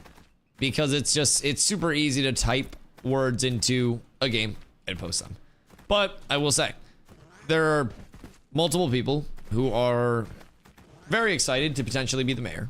And regardless of it, I don't think either person has anybody's negative interest in mind. And I've seen people saying like relatively volatile things about each side of it today. And I don't think that that should be like the long-term vibe with any of this stuff, especially in the like current state. I don't know. People have made a lot of assumptions and like spoken about them as if they're facts from both sides. And it's, I don't know. It's a little weird to see, so. We scored another vote for Dusty in the quest room. Let's go, baby. Let's go. Can I vote as a level 10? Yes. Level 10 is when you can become a citizen and vote. So if you're a level 10, you can make your way up to SHOREFOOT. This is in the top of the trops. Not the top, but the second top. Go over here to the town hall. You can become a citizen here. And then you can hit N. You can go into your summary. And you have until 4 a.m. EST to do this. You can click here. Cast your vote for DustyWhy. Submit your vote. And make sure here that it says change your vote. If it doesn't say change your vote, that means your vote was not saved. So just do that until your vote stays and goes through. And then you're good to go. And I would appreciate that. Every vote literally matters. This isn't like a massive multi-million person election, so it could very well come down to a couple of votes. There are people that are, you know, on both sides of it. There are a lot of communities that have actually come out to this. It's kind of cool to see like how many communities have kind of like uprooted to come over and support the election. Pretty cool. Now, things like this won't necessarily be the long term with a lot of communities like uprooting and moving around and stuff like that, because you will have, after the first election cycle of each node, the elections all take place on the first at like a set time, so. Ayo, Mr. Maximus. Mr. Maximus. Thank you for the raid, dude. I appreciate you. I appreciate it. I hope you had a beautiful stream. What did you grind? And why are you now coming down to the desert to grind with us? It's time. Raiders, hi. If you haven't been here before, I'm Dusty. I stream a lot, 70 hours a week, all ashes all the time. If you guys have any questions, please feel free to ask. Leveling a ranger. Oh, really now? Liking ranger more than tank? Or why level ranger? Just got bloom shoulders? Ooh. Ooh. Ooh. That's gonna save you quite a bit of money. We need a ranger. We need rangers and mages, yes. Yes. Rangers and mages are phenomenal in PvP right now, especially group play. Yeah, I absolutely agree. I absolutely agree. We need a lot more rangers and a lot more mages. Especially like confident in PvP ones, because like new players, even if we tell them the buttons to push, it takes a lot of repetitions before you get comfortable sending yourself into a big clump of people and expecting everyone around you to do the same thing. And until everyone gets all of those jitters out and those kind of like, you know, those first time nerves of, I don't want to oversend, am I out of position, am I in place, oh no. Once all of that becomes second nature and they get some experienced people around them who are like, this is where we stand, we're going in, you follow me in, and they have those people to trust in each role, that's going to facilitate the learning curve so much more. So, fighters on purple were doing well with those initiates yesterday. More fighters would be lit too. More everything would be cool. Like, what if we just get more of everything? Exclamation guild. Discord.gg/catswithabs. We need more of everything. Always. If you're playing, pull up. More rogues. Mana burn. Except bards. Yes. Yes. Yeah. Chill on the bards for now.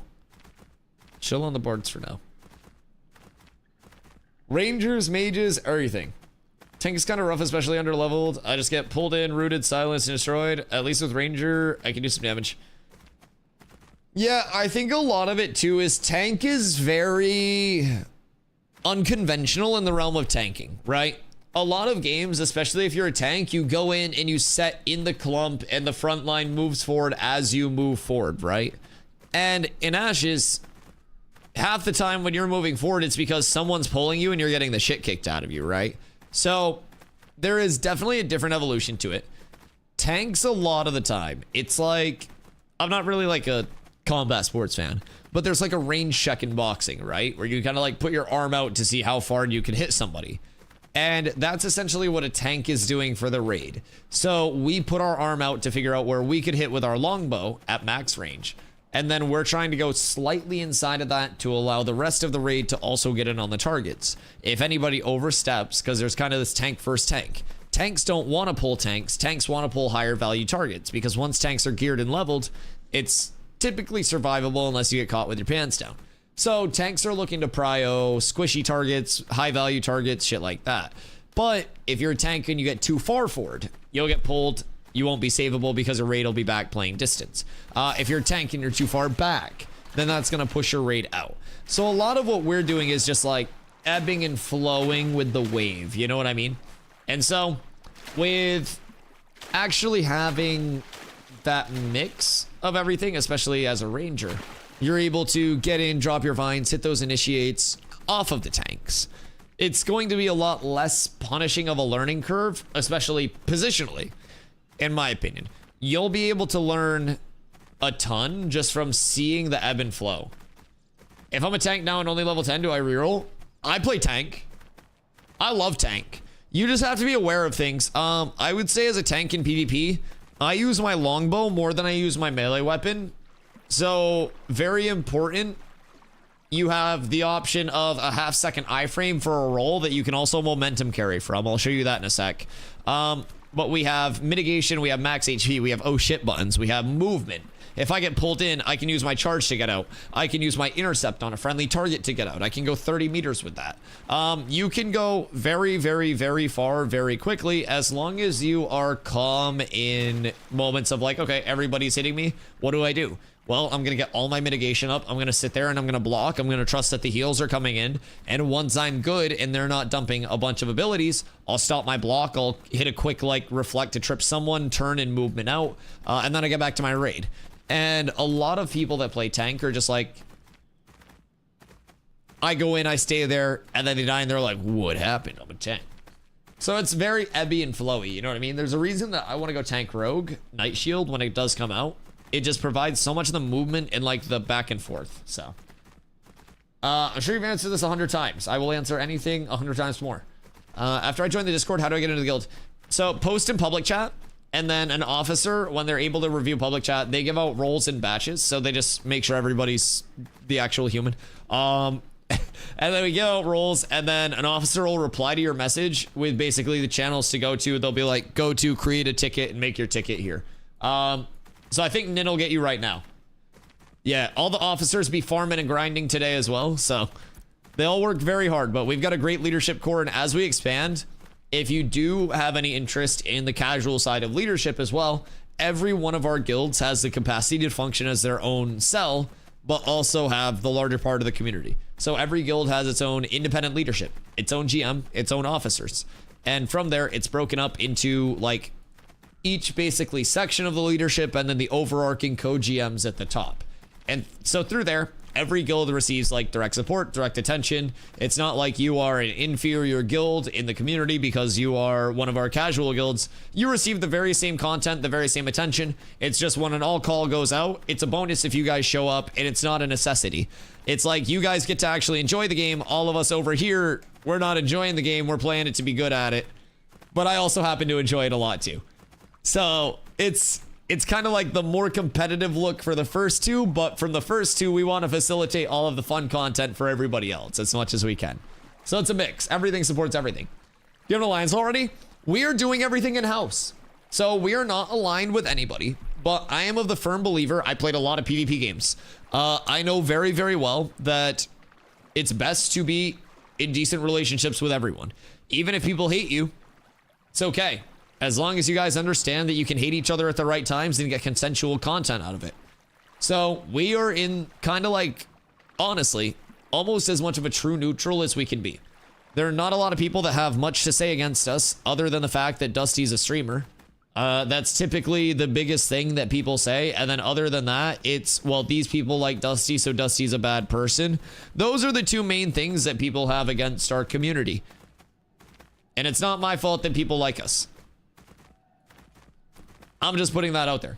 So in our perspective, we're trying to grow to have the capacity to support ourselves as an in-house community. But we're also not going the burn bridges, scorched earth. We're not going to do anything with anybody else. We want to be a big community that hopefully facilitates more content for more communities. And through that, instead of joining an alliance that's super powerful, our long-term goal is to be able to bring in a bunch of smaller communities and kind of like show them the ropes. Smaller vassal nodes contributing to our larger node. And, you know, from there, our goal has always been, ever since I was back in New World with the initial Cats with Abs, getting new players and casual players access to the content that they wouldn't be able to get. It's very simple. I play the game a lot. I'm very fortunate to play the games a lot because of the community that supports me and allows me to be here. As a result, we have a lot of people who are very committed to the success of not only like the community, but everything associated with it. So we're going to be here. We're going to continue to get larger, more consistent. We're in a spot where I'm very realistic. I played thousands of New World Wars, and when I left New World, a lot of people considered me one of the best melees in the game at the time. I lost a lot. I died a lot. I lost and died so much that I got sick of losing and dying, and I figured out why I was losing and dying, and then I simply stopped doing those things. And now I'm in a spot where I can do that very quickly with games, and I can help people also learn the process of doing that. So we're in a spot where we recognize we're not here to win phase 2.5. We're not here to win phase 3. We're here to build and improve in that time, and then when launch comes around and everything matters, that's where we'll worry a little bit more about let's win. Let's do what we can to get ahead. But even then, it's all about getting people content. Winning an MMO doesn't really matter. Having a community that enjoys playing the MMO every day is what matters for us. And different communities think differently, but that's always where we're going to align. We stay pretty true to that, and I always consider myself very lucky to just get on stream every day and like hang out. Yeah, it's nothing too crazy. It's not this insane production every day. There aren't fireworks and a bunch of screaming and yelling and hype. Just come in here and play in Ashes. And you guys show up even when Ashes is down, and we talk about Ashes and stay in the Ashes directory. It is genuinely nuts how much people choose to show up and support. So we're friends with the shadows. I mean, so this is the benefit of it though, right? We're in very good relations with people from the most casual people to the most competitive people. And through that, we can get very consensual PvP all the time. We can get help with whatever we need. We can get information for every player. We can get all of the assistance on whatever level. And we can also bridge the gap between those two sides, right? So I think that's the big benefit. Like, we would be able to get people access to node versus node wars for practice. Scheduled, by the way, organized. So it's like, hey, this is going to be happening at this time. Meet up here. Be aware if you are out and about, this will be happening, right? So it's a level of that. It's a level of showing people in the community what it does really take to actually grow the node and establishing that level of commitment for the long term, and just getting everybody more education around it. That's one of the big things we do. I don't know what else the community might hold against you. What's that, Fupinski? Yoink. Is it the fact that I have a massive memory leak? God damn it! You waited an entire yap for that. You were so patient. I know you were just sitting there with your fucking hands like this, waiting. Just patient. Plotting. God fucking damn it. You rat bastard. Victor, thank you for the hydrate. Fucking hell. Fool me one time. Hello. A trade, you say? What have you for me? Who wanted to trade? Wait a second. A corn dog is a Wellington. It's not too far-fetched. Also, that's a big drop. I've been here for approximately 2 seconds. And we've seen 2 drops. Zombie says, oh, now the loot drops. Wait, have drops not been this good?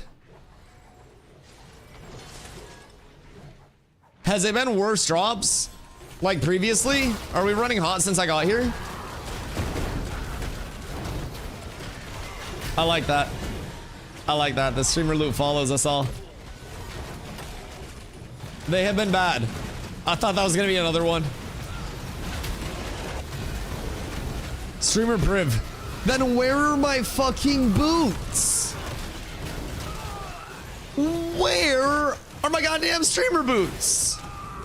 I have killed the monitor so many fucking times.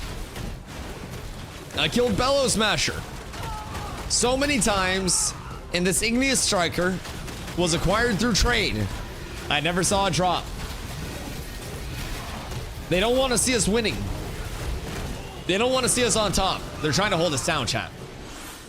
Yo, Rack, what up, Goat? Thank you for the rook. I appreciate you, dog. I hope your day is beautiful.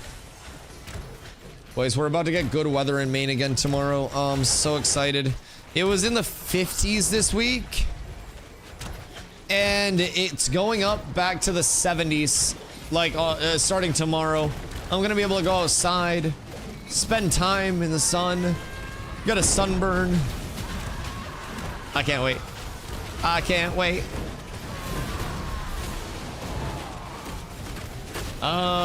Should have stayed. Those of us still doing collar farm, hit monitor, and got the boots. No, you didn't.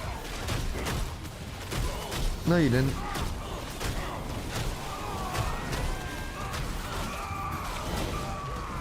You did not get the boots. You did not get you did not get boots of the tardy. You absolutely did not.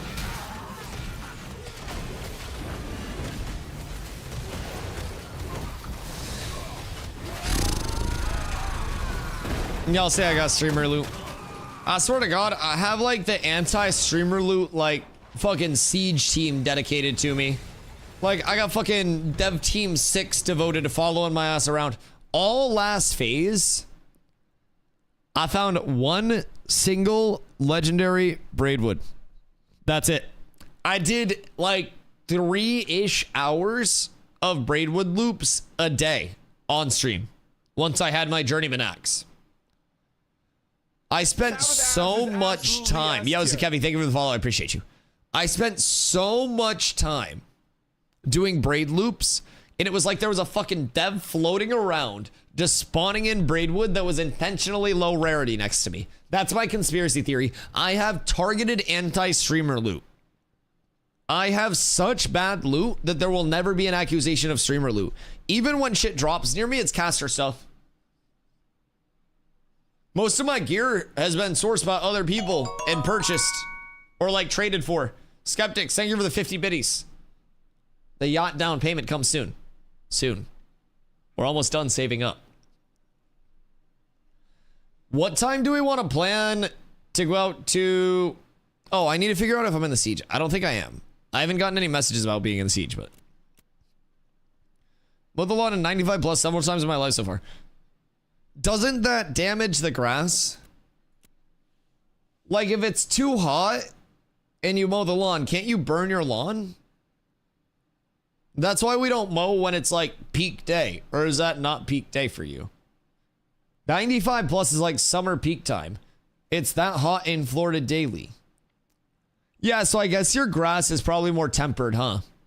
Also, we don't mow too short. That's fair. That's fair. Leave a little bit more to it, yeah. We got some grass dads in the chat, huh? Shitty grass. I just planted grass seed outside of my place because we had like mulch and some plants.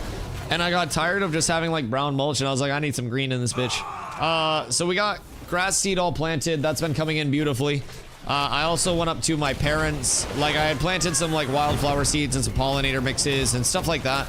But I went up to see my parents for Mother's Day. I came home with some nice sods of grass from their place because they have just beautiful grass up there.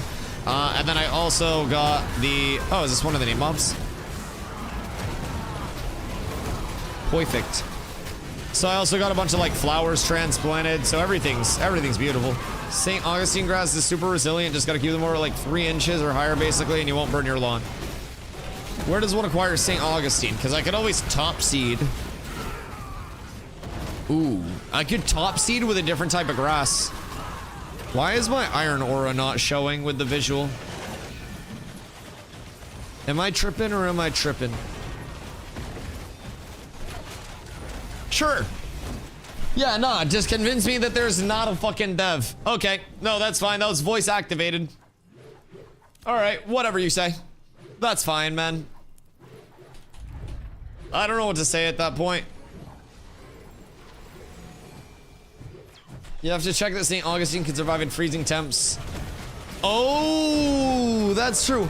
But I mean, like, grass doesn't really, like, live through the winter. Like, it'll typically, like, brown and die, and then will come back. Although, some people's lawns be green as fuck, so I guess they're surely, like, resilient strains. What?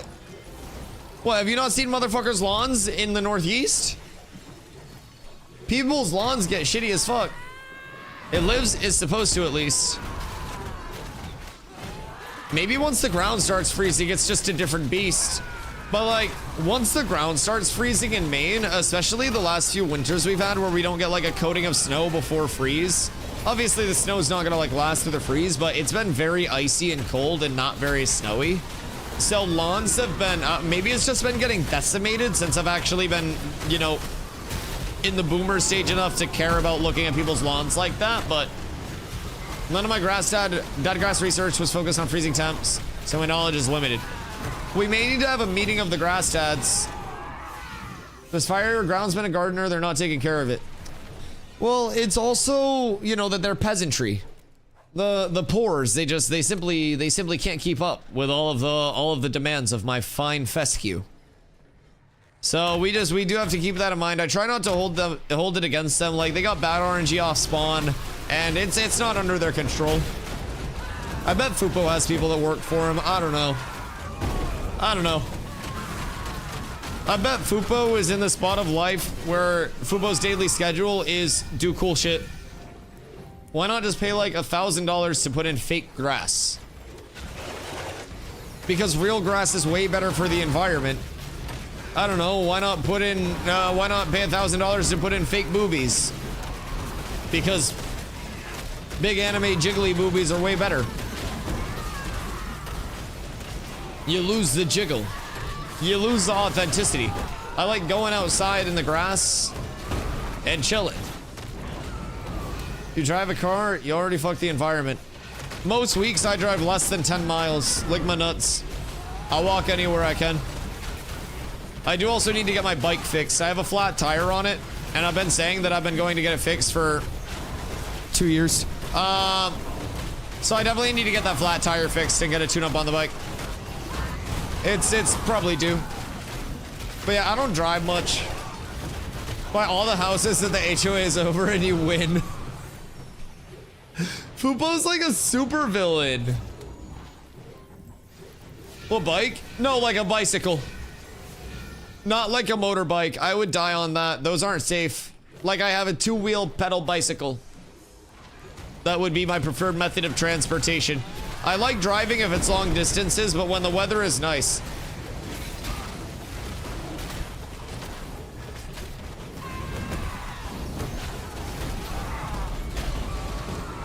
Which brand? I can get you the exact model.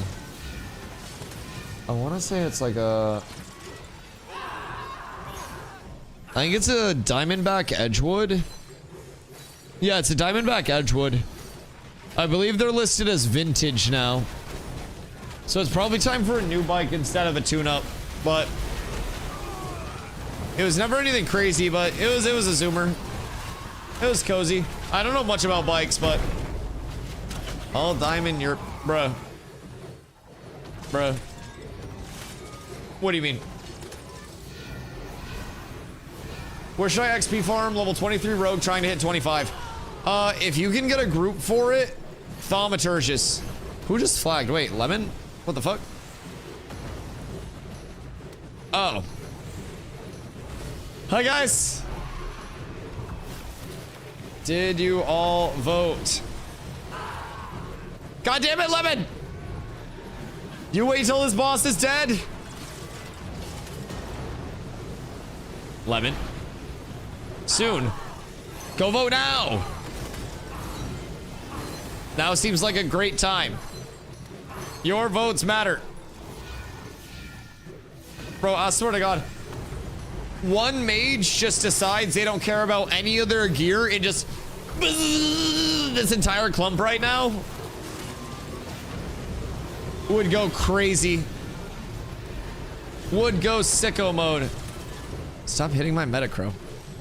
Oh, did meta flag up? Lemon, stop distracting my people! Chile, what up? How are you tonight? I hope you're having a beautiful one. I just want the boss, not your life. Please. I don't even know what boss spawns here, but I do know a boss is spawning soon.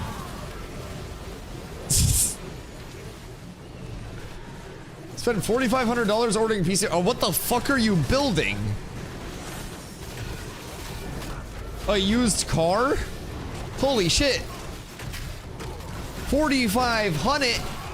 My God. That shit's about to be a turbo coupe spaceship. Lemon's half HP, I want to do it. Stop calling in your mounts, you fuckheads. I think it's probably the Overlord people, but no mounts allowed. Oh, this is Dustball Warhide. You're gonna need more CZ than that. All right, well, I'm out of abilities. Did we win? Who won? We won? Woo! Did we win at all? Like, did we get a drop? No drop. We won, but we didn't get the drop. All right, hear me out. Gilded kicks Lemon from the group after the boss dies, and then we all just kick the shit out of Lemon, all of us, all at once. Like, what if? You know what I mean? Like, all of us just get one good one in on Lemon real quick. Lemon, you can't hear me, can you? Lemon, can you hear me? I think Lemon can hear me.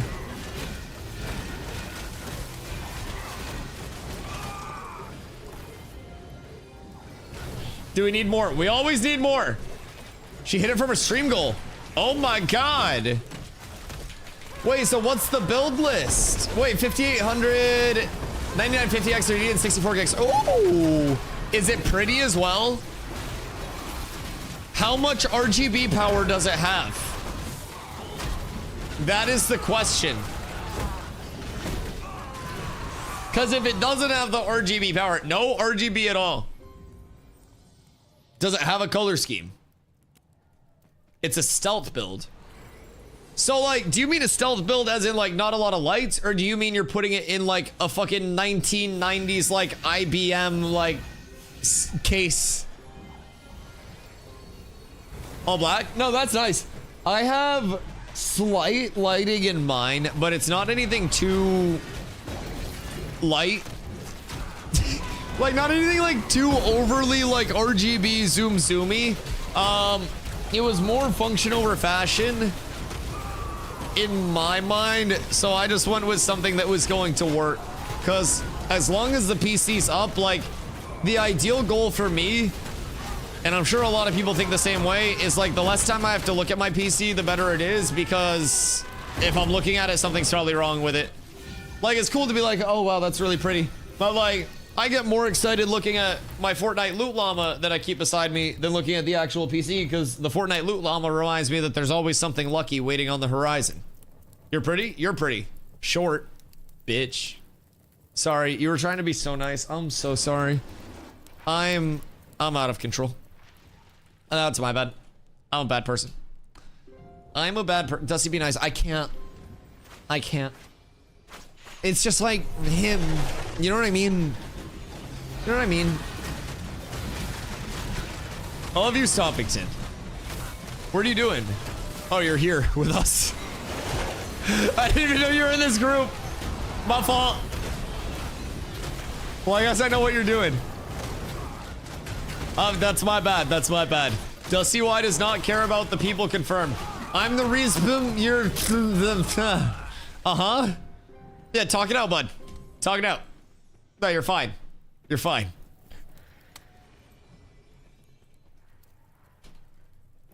The spot so far? You want to know what's funnier, Wood? It's gonna feel even worse when we all have to go out to SHOREFOOT later. Oh my god, wait. I got distracted. Somebody asked me... 23 plus XP.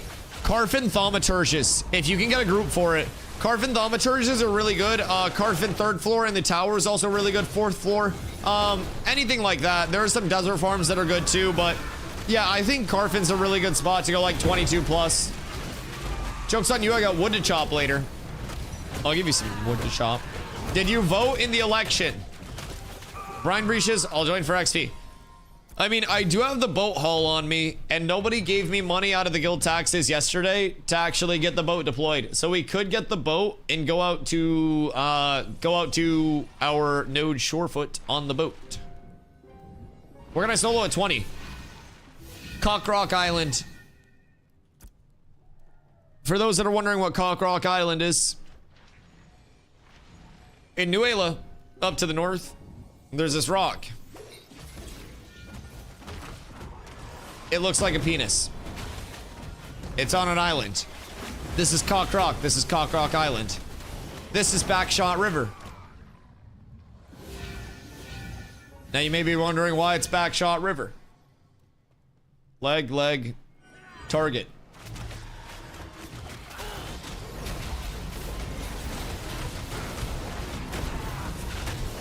I don't make the map.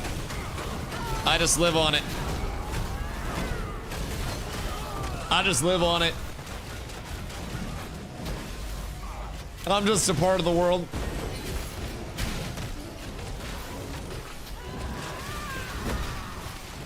Just voted. There's a crazy ride at level 10 getting chased by 2 stars everywhere. Just keep swimming, brother. Just keep swimming and make sure you grab Ember Springs on the way. Can we deploy boat in the desert and sail to shore? Yeah, but I need money for that. I need to embezzle. And by embezzle, I mean I need approval from the other leadership to get 15 gold for a boat. My horse is so slow. Oh, Drewski, I have extra mounts for you too. I'll put one of those in the care package.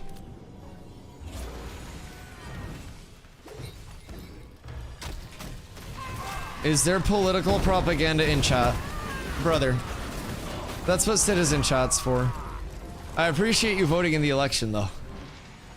This boat haul only 15 gold and not 25 gold. I think it got nuked to 15, right?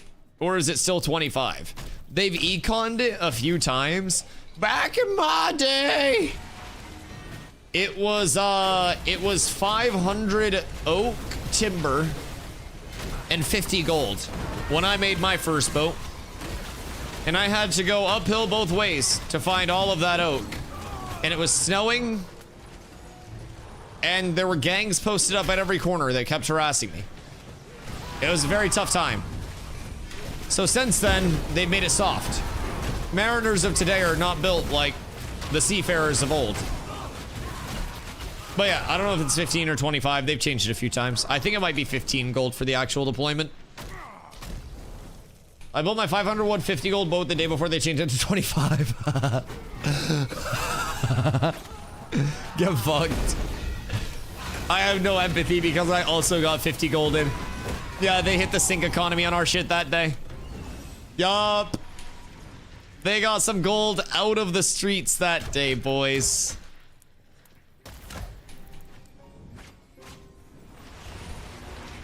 Yeah, I mean, I have... Let's see. I have a wolf. I may have a broodling become available. I don't know. I don't know what all of the contingencies are, but we'll find out at 4 a.m. EST. When I was swimming in money from T3 mounts, so it didn't bother me. Yeah, so I don't necessarily ever consider myself someone that's swimming in money, either IRL or in-game. Both in New World and Ashes, the term Dusty Poor is making itself known. And I don't player-to-player sell a single thing. I give every piece of gear or material that I find to the guild and the community. I'll do the same thing on launch. I'm a firm believer that my net gain will be more from investing, you know, in the people who are leveling, the people who need the materials, and then I have access to more stuff. So it just makes sense to support the community as a whole. And I love supporting the community and enabling other people to play the game that they want to, however I can. I don't have specialties in everything. Everybody has their own specialty. But I definitely invest myself a lot in the community. That is for sure. So Dusty Poor follows us everywhere. Right now I've got a staunch 2 gold and 62 silver.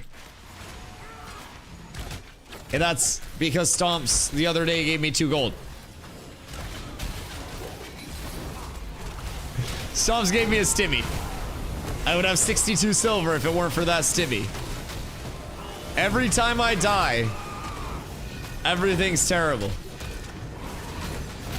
It's a large percentage of my net worth. Plumes were on the market for 15 gold, and I was selling them in 5 minutes for 8 gold each when I was limited to make money. Oh, that's huge. That's huge. See you, DM on Discord. Word, I'll check it out. It's probably in my requests. And we don't share servers or anything, or if we're not, like, I think it's like if we're not Discord friends or something, it puts in my requests. I'll peep it after stream. I got you. I got you. I will not forget. Level 10 jewel crafting achieved? Wait. What the fuck did I get these rubies for?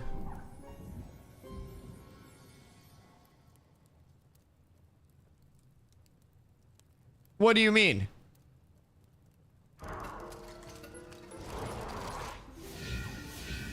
What the hell? What are people talking about? What the fuck? What is happening here? Oh. Oh. It's like, who's doxing who? You can keep your 3 rubies. We have even more rubies. I'm not taking your rubies. I'm not taking your rubies. I literally stopped and got off my mount for those. What drops here? A few large pieces. So for tanks, you have Beast Warden's Prod. That is the #1 tank option if you are going the HP scaling hammer route. If you're going crit damage, you want Crushbone from the Tropics. But this is my #1 hammer option, just with the way that I build. From there, you also have Dustpaw Warhide. That is, in some people's preference, the #1 fizz scaling chest piece in the game. Everyone else thinks it's #2, right behind Black Feather Tunic, BFT from Great Peak. So then you also have a pair of caster boots, I believe, from the 3rd name mob that pop up, if I remember correctly. I don't remember exactly what the boots are, but I do know that casters also have a drop in this pocket dungeon. So this is a banger of a farm, and these guys also have a solid trash loot table too. So if you do have a consistent pull where you're just bringing things back and you've got it all yourself, you can do pretty well just off of the, like, off the blanket loot table that's presented here. Excuse me. So I just round stuff up and everything should just come back here. And then once it comes back, raid kills. And it's not gonna be a zillion mobs an hour. It's not a steel bloom. It's not, you know, your S tier blanket farm, but it is a farm. And that's important. But anytime the mobs are about to spawn, like the named mobs, you will literally just see multiple other raids come through here. Wonder if they have steel long spell bows. Yes, steel weapons, I believe, are in the loot table here because they're gonna be in that 25 to 29 loot table. So they should be steel weapons, like Lumadon, jewelry, sapphire stuff, I do believe. I think. I didn't codex it, but not boots in that one. It's a focus. Oh, focus up there. Okay. Focus up there, boots from a different spot. Got it. Is the focus good?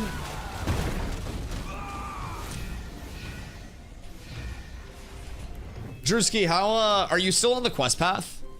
Because that's going to get you, what, 10 or 11 just off that, right?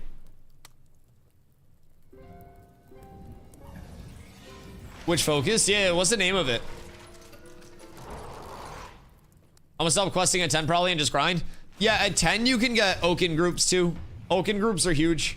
And at 10 you'll also have like a baseline gear set to pump with. What level for Seth? Seth, I would try to get 15-ish Oaken until 15. Oaken especially, while you're leveling. Try to get a group that's doing Oakenbane Keep and make a mental note. If you can get your group to push to the south wall and contest this circle. It is Oakenbane Keep all the way to the south, this brown circle. There's a named mob there that drops a caster drop, and then there's another spawn that has Flayer's Flesh Ripper. Flayer's Flesh Ripper is going to be the #1 like fizz power rating sword in terms of just raw fizz power rating at low rarity, and it's level 10. It's real good. So if you're able to get a group that posts up there, that'll be super high value. I spent time tanking outside of a guild group just so they could push through it, and they got multiple Flesh Ripper drops, and it's huge for early power scaling. I think a green has like 2200 fizz power rating on it or something like that. Maybe even more. It's like 2700 or something. I have like 7 quests to turn in. Oh god. Yeah, you turn those puppies in, and then you're up. Then you're up. 2600. Cool, I'm wrong twice. Mouth of Oblivion. That's what they called me in high school. Mouth of Oblivion. It is 561 to 580 magic power rating on a green. It has 477, 481 max mana and mana regen rating on it. So, pretty solid, pretty solid. I don't know how much people value max mana, especially with like the rogue violence going on mana bars, but might be nice. Might be nice. I would definitely say there are better. Like max HP, Dunes in, all of those things, probably much higher value. But not the worst. Yeah, Tide Warden better, Dunes in better, but like if you don't have anything, it's not the worst thing to farm out here. And the other two pieces are absolutely S tier. Just like cats with abs. What dis? What do you want? I don't want those. Who are those for? You give those away. I don't have inventory space. Like my nuts. Boots are from Gypsum. Oh, okay. Boots and Jackal Knives are from Gypsum Outpost then. Okay. So Jackal Knives are from the top. So are boots from a nearly dead prisoner? The other mob?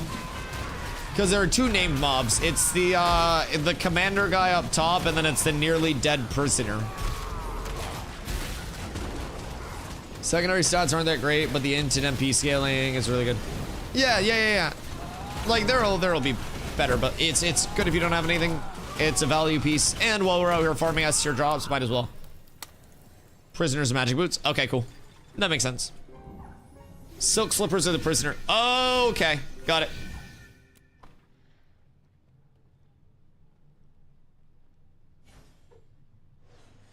Poiple.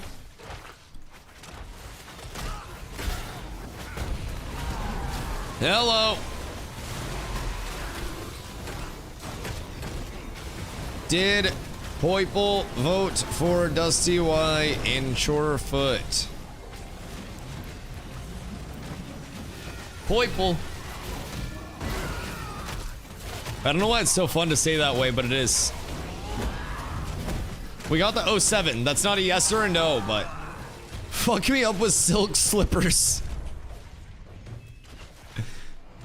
You imagine somebody just kicks the shit out of you one day with silk slippers because of that? Excuse me. That'd be kind of nice.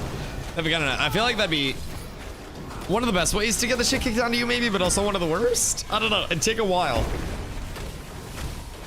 Like, how much silk would you need to make it impactful? And what are our name mob timers right now? I don't want those. Greetings. What are you wearing for gear? What's that titty guard? What'd that chest piece? What'd that thing do? Do that thing be thangin'? Brapley likes himself some max HP scaling. Iron chest. What's your max HP, Brapley?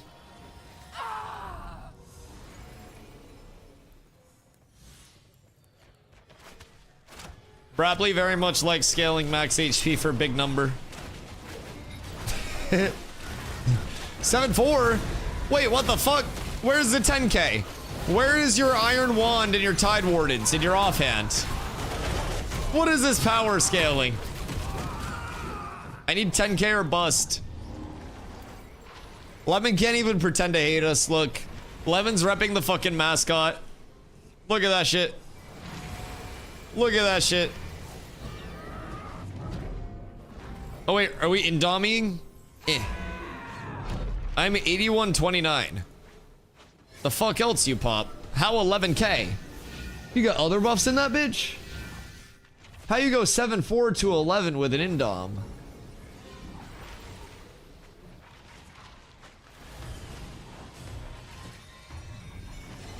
Is that counting shields? What am I missing? I swapped to Iron Wand, Tide Wardens. You're such a fucking rat.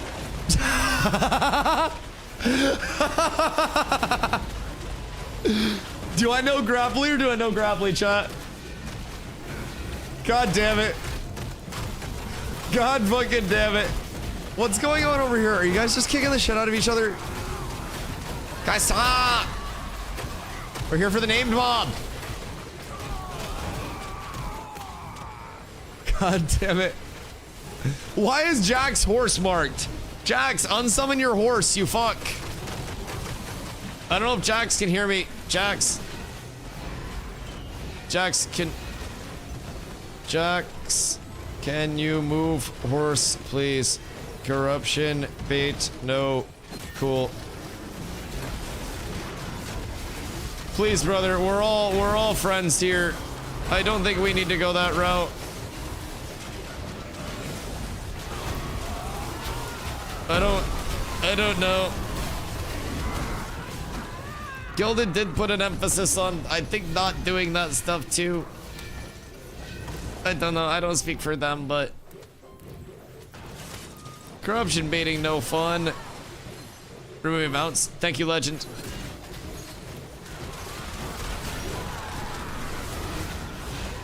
Stop CCing me, you fucking rats!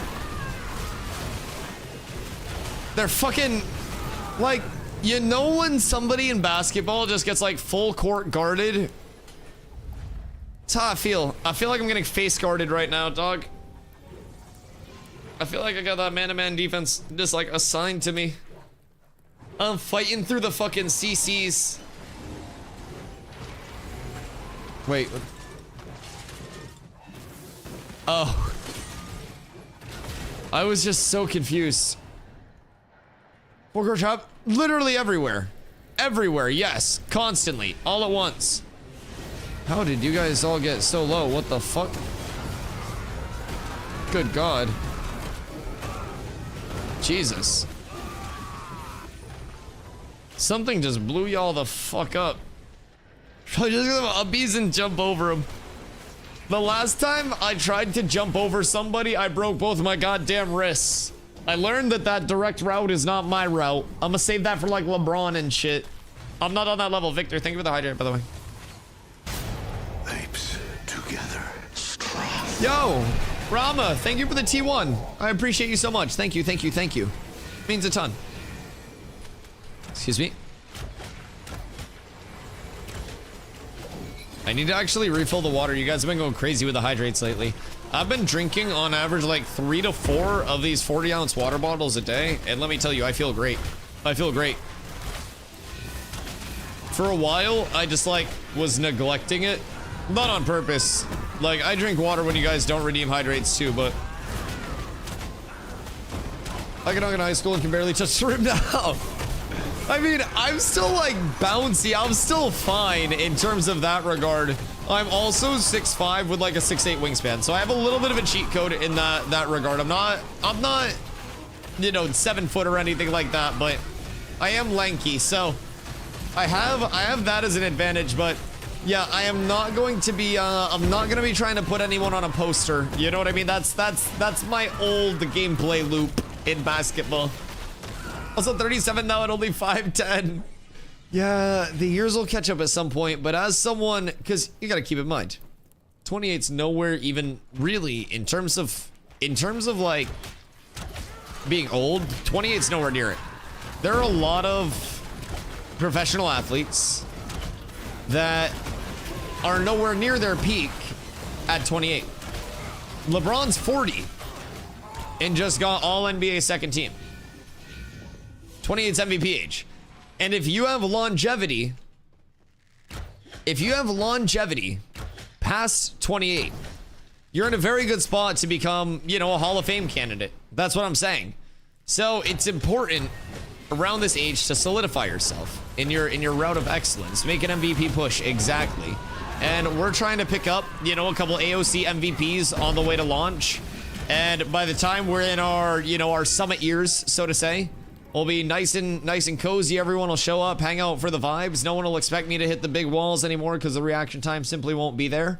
But, you know, maybe 20, 30 years down the road when I'm no longer peak S tier wall placer, it'll be a different story. But until then, we're here. We're doing it live. No edits, no cuts, only crazy plays. And I also have to pee again. So I'll be right back. I'm preemptively hydrating. The next one doesn't count. Fuck you guys.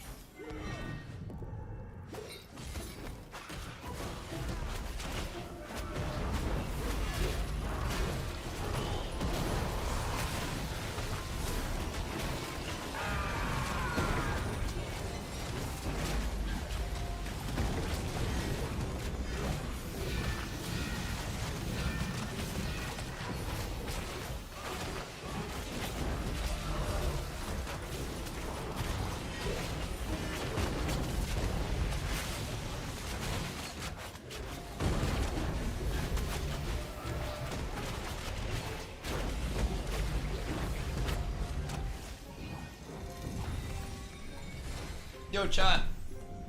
No doctor disrespect, but like,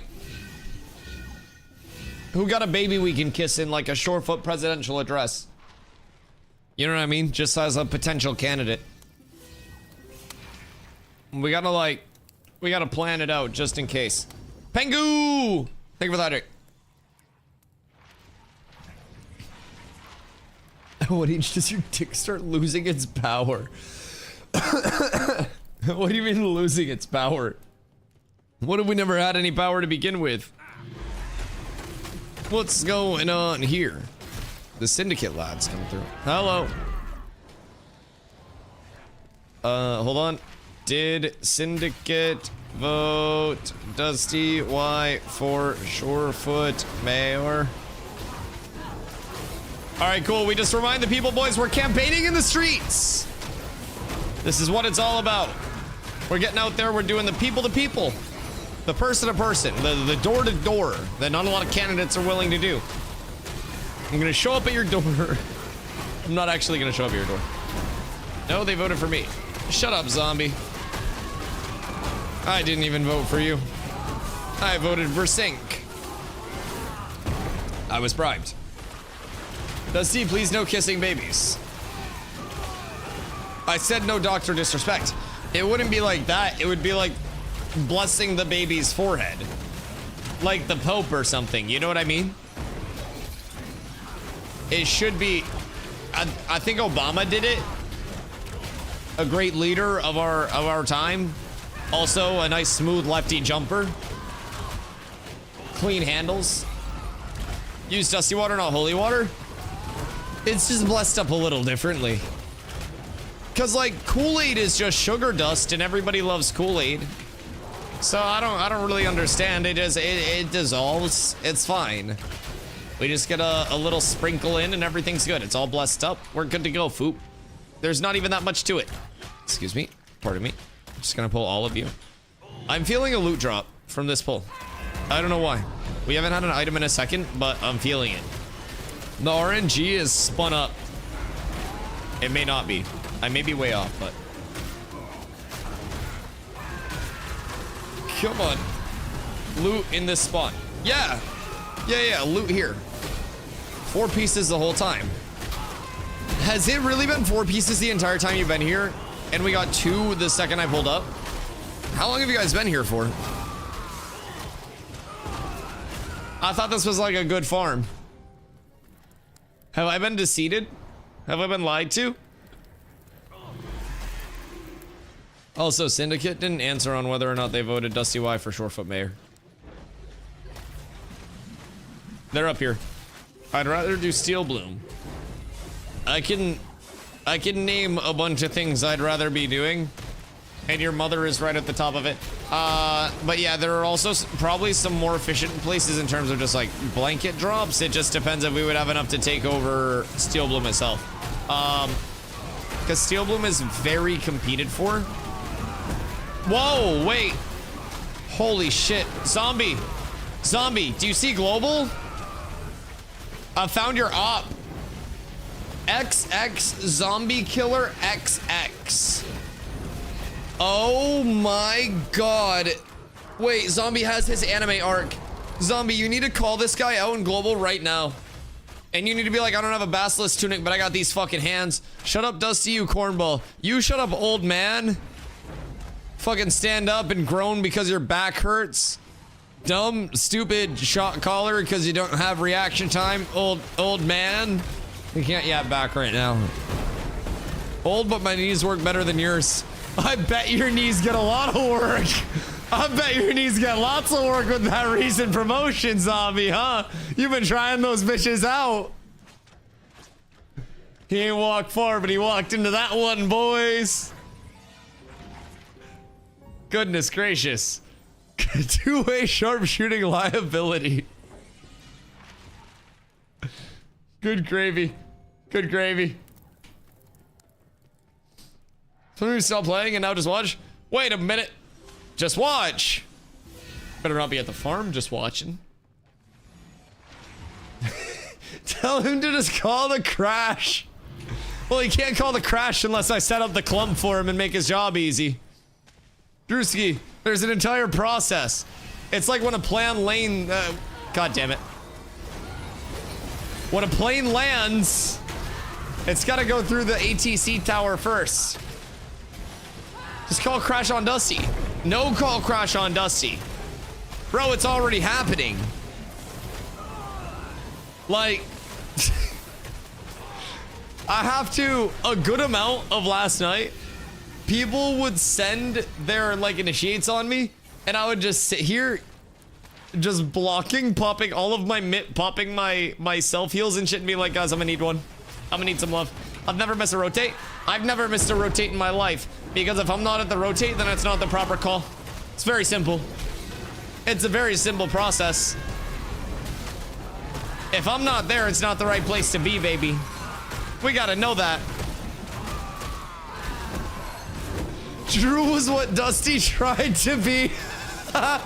Drew carried the group, that's true.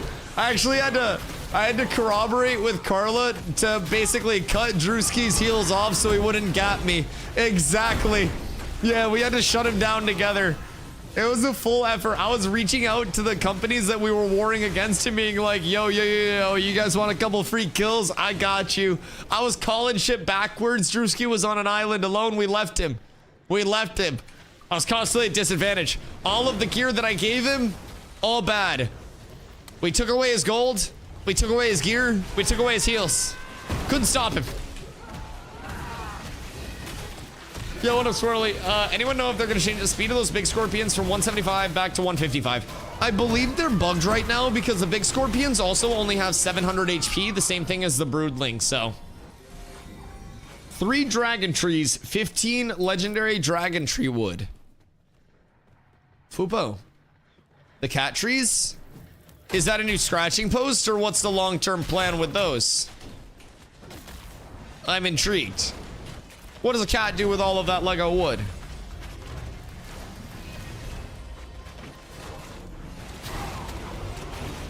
You just throw them away. Knock them off a shelf. Build a shelf to knock stuff off of. Also, my fungi folk. Skylark.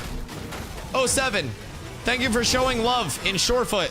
Thank you for coming through. Those that were available. Every vote matters. You guys coming out means the world. It's a community effort, and we will also be, hopefully, pumping a lot of node progression with a lot of people. We'll make it an emphasis. We'll get as many people as we can involved. Be a big part of the day today.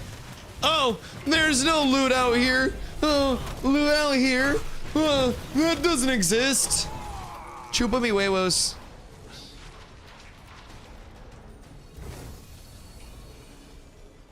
Ooh, it doesn't exist out here. I don't want to hear it stomps. You know what doesn't exist? Your hair. Your height. No one needed. Well, if no one needed it, then give it to me. It's a short bow, vendor trash. Just because something's short doesn't mean it's vendor trash. Otherwise, I would have sold stomps long ago. I bet somebody in the guild would be very happy to have a blue steel short bow as soon as they hit 20. I knew. I beat you to it. I guess you could say your response came up a little short. Stomps is like 5'4", by the way. Fully grown man. It's kind of like one of those dogs where you see it and you're like, oh, how old's the puppy? And they're like 8 years. And you're like, oh, that's fully grown. That's how I felt when I saw Stomps. I was in the San Diego airport. I had just arrived, my phone was dead, and it took me about 10 minutes to find my way to the luggage carousel because it was my first time ever flying and I traveled non-stop across the country solo. I forgot to put my phone on airplane mode. Everything was going awful. And I'm standing at the luggage carousel after I found it, and I'm just praying I can find like an outlet or something once I get my luggage and I'm at the right carousel. And I go to like fix my hair like this. And I hear Dusty, and I look over, and then I look significantly downward, and then I see Stomps. And from there, it was beautiful. I had my guide around the city. We couldn't get into our Airbnb for hours. So we had to wander around the city with our luggage like disgruntled tourists. And I'm not gonna lie, I'm from a very small town in Maine. I was saying hi to everyone I saw because I wasn't used to seeing that many people. And if you were walking around in my hometown, you would say hi to everyone on the street and ask how their day is going. I don't think that's a norm in most cities, but people in San Diego were extremely nice. I don't know if it's like the sunshine and the beautiful weather, but like everybody was just, I was like, hey, hope you're having a good day. And they were like, oh, you too. And like, some people even stopped to have conversations because maybe they saw the luggage. Maybe they like thought that I just had something going on up top. But yeah, people were kind. People were kind. It was a chill experience. San Diego was very nice. I look forward to TwitchCon again this year. Daystrider mounts are so goofy. The Daystriders are the cousins of the Wispwelk. I believe they would be in like the same kingdom or phylum. I don't know much about science, but for SHOREFOOT strong and battle tested, Dusty's the one who's best invested. Wait, that's fire. Fun guy here on my way out to vote now. I love that. I love that. Tank by trade, leader by fate. You guys are going crazy with this. Wait, we need you in the propaganda division. Wait a second. We might like contract. We might outsource. You keep your mount away this time, Mr. Sir. We're all friends here. We compete for the mob, not for corruption. You be good. I don't want to see it out of you twice. One time's an oopsies, two times being a bonehead. Don't be a bonehead. Also, thank you, Grapply, for yelling at him. I love you. Gilded's trying to be good. Help Gilded be good. Don't make Gilded look bad. If you guys win the tag, you win the tag. That's all. We love you guys. Invite zombies lead. How fast could we time to penis an overhead view of 2 eyes and then a wall? You mentioned our crew on some mounts. I love you. Thank you for that. You guys are awesome. See? This is Ash. God damn it, except for Lemon, that rat fuck. I think Zombie's gonna go kick the shit out of Lemon.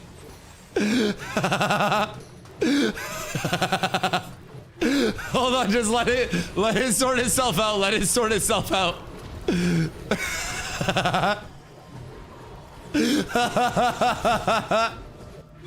Hold on, stay here and get the mob. Let them sort it out. Let them sort it out, please. Wait, this is good. Oh my god, I'm gonna get the mob. I'm gonna get the mob while they're all distracted. I don't know how long until the timer, but neutral wall. I'm not locked in here with you, you're locked in here with me. I need this mob to spawn before it's too late. Come on. Come on. Grapply doesn't do any damage. He has a caster wand on. Ignore him. He doesn't matter in the fights. He's just a brick wall. I know his power.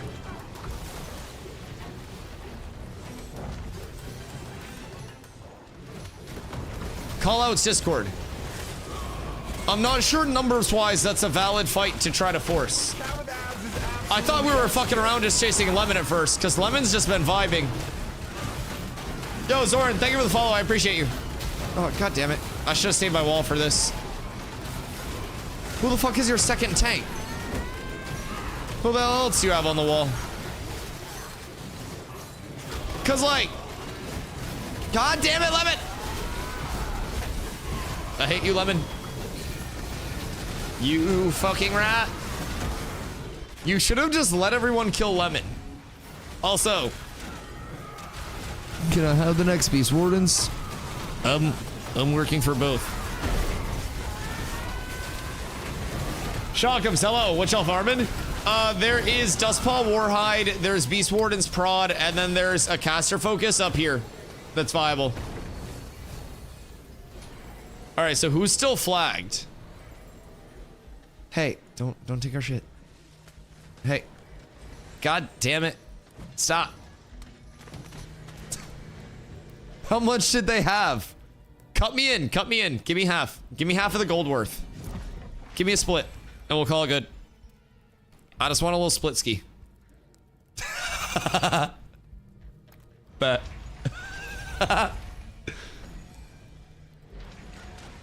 Alright, beautiful. Take away gold. Listen, listen, listen. I'm a man of the people. And the people need to pay their tithes. You need to get accustomed to taxes, especially if I lose, because apparently if I lose the election, you guys are getting 20% no tax in Shorefoot. Just keep that in mind. Ooh, loot! Someone fucked up. Oh, wait! Oh my god, there's no way! There's no way you guys just let a Beast Wardens go pub! You mongrels! There's no way! Wait, they died with the tag? There's no shot! Oh my fucking god, everybody evacuate, everybody evacuate, everybody evacuate. Hold on, I need help, I need help. Unflag and heal me. Motherfuckers.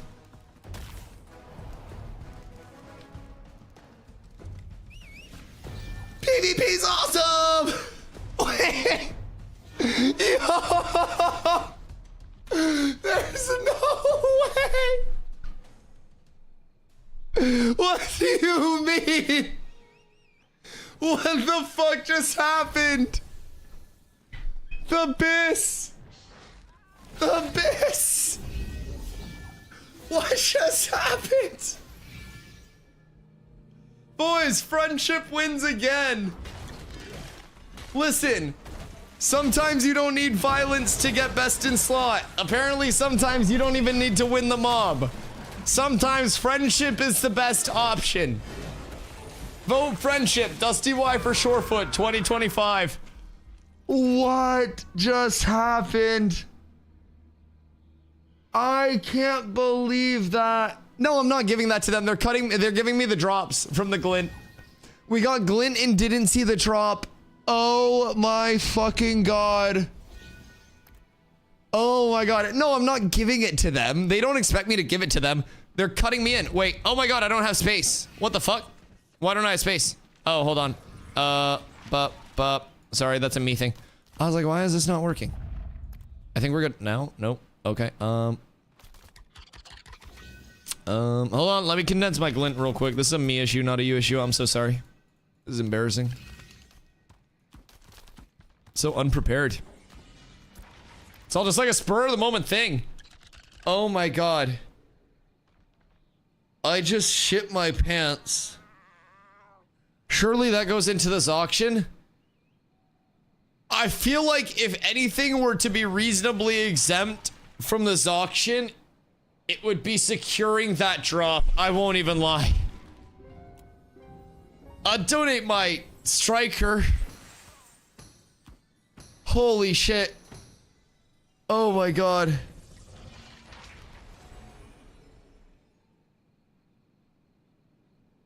But we did the work flagging. Brother, I'm not gonna lie. Like, everything just happened there so fast and anyone could have grabbed it at any point. I feel like that would be something that would probably just be the grab itself is worth the grab. I'm not even gonna lie. If I got it was auction. If we got the tag and it was a normal drop, it would have been rolled off. This was a drop that we lost the tag on. That people could have grabbed at any point that I went over and sniped.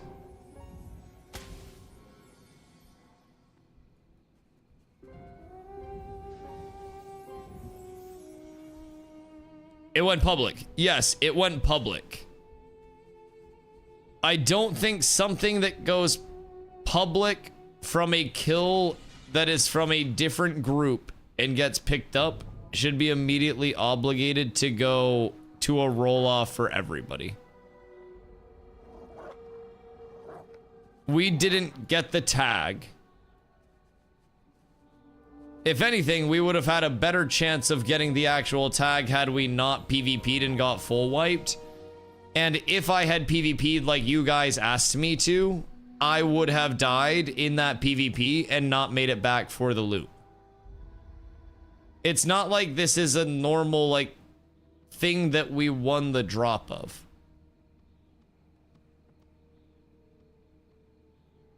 Like, brother, I have 3 gold because every single piece of gear has been given back to the community and this just went public. I don't necessarily think that if the same thing happened to somebody else and they got the snipe, we would expect them to give that up, especially if it was a snipe from another group outside of it, like outside of ours. Most of our raid had died, and you guys also asked me to flag up. And if we had flagged up, we would not have got that.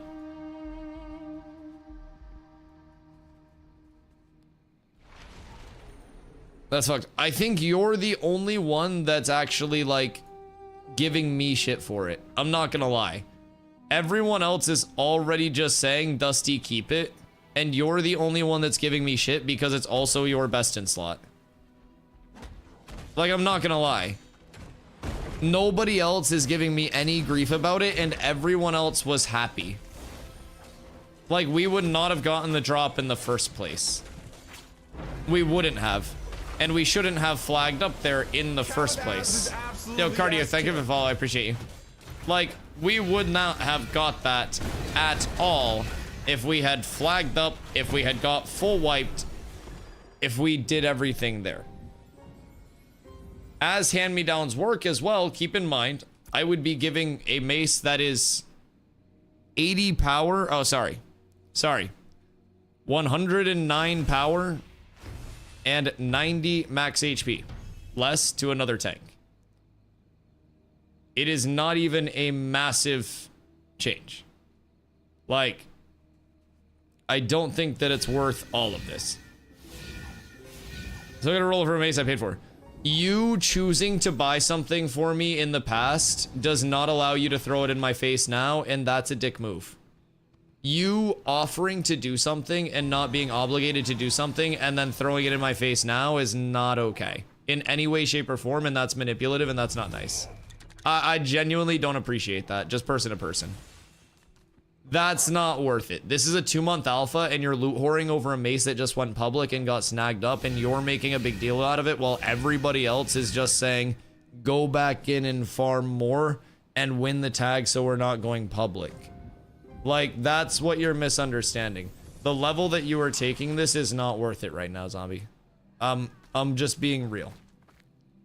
This is something that we probably shouldn't have had as soon as people made the decision to actually flag. We shouldn't have flagged in the first place. Zombie gets striker, Snoot gets snoozing. Yeah, I'm not fucking selling anything. The second this dropped, we said that we were handing down the other one. I don't have a plan to fucking sell this in profit. I'm holding everything in my inventory for people. I literally tell people if you need anything multiple times a day to come open a trade. I have 3 gold and 62 silver because I have not listed a single thing on the player market. You guys very much know if there is anything in my inventory that the guild can use, that is what my inventory is for. Yes, I have 0 problem giving away the other stuff. I don't think there was ever a fuss made. I don't understand everything that's like going on. I use your 3 gold. 2 of it is stomps, and 1 of it is from the glint that was there. I got cut in on it. How do I get my tank in your guild for hand-me-downs? I don't know. I killed the guy flagged who got the drop, allowing you to grab it. There's no way to know who got the drop, Zombie. That's what you're saying. Like, you're saying you definitely killed the guy who got the drop when people also could have just run off, not seeing the beam immediately, gone upstairs to kill the next boss, grabbed Glint, done anything else. We do not know that the person who got the drop was dead. Like, that... I killed 4 of them flagged while they were tagging it. Brother, they had a rate of like 20. You're doing something to contribute towards it. Even with your contribution, when I grabbed the mace, you were standing off to the side, flagged up, not at the mace, Zombie. They had other people in the area. I saw the beam dodge to the beam before they could get to the beam because it went public and they had more people there and stole it from them. That's like, there's no way. Like, yeah, like there's no reason for you to be giving me this much shit over a drop that went public. That probably wouldn't have been public if we, like, actually didn't flag up and die in the first place. Like, it probably would have just been our tag if we competed for the tag. That's entirely possible, too. Stinky Thieves. And you wouldn't believe how much controversy there is around it. Not even on your guys' side. Not even on your guys' side. Like, there's not even any controversy there. Like, everybody was dead. We had over half our raid dead.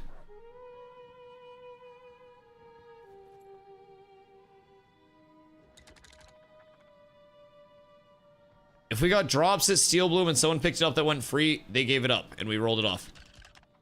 Brother, that was when we were all in a raid and it was only us contesting that. That was not even our tag that went in. And again, I would like to remind you, you are the only person that is giving me shit about this right now. Multiple people have just said the hand-me-downs. This is not that deep. And again, you are doing this in a 2-month alpha period over a drop that just went public. That was a very cool hype moment that you have now killed the entire vibes of because you're obsessed with this instead of just letting people have a moment. Like, that is the big thing that I think needs to be brought out. Like, you are the dampener on this moment for a lot of people that were happy that something hype and exciting happened. And I need to ask you to fucking chill. You were giving me an unreasonable amount of shit over something that we should not have got. But come on, dude. No, I'm saying come on, dude, to you. You are the one that is bringing everything down here. Everybody else that is even in this raid with us is saying that you should have moved on. We could have gone and posted up.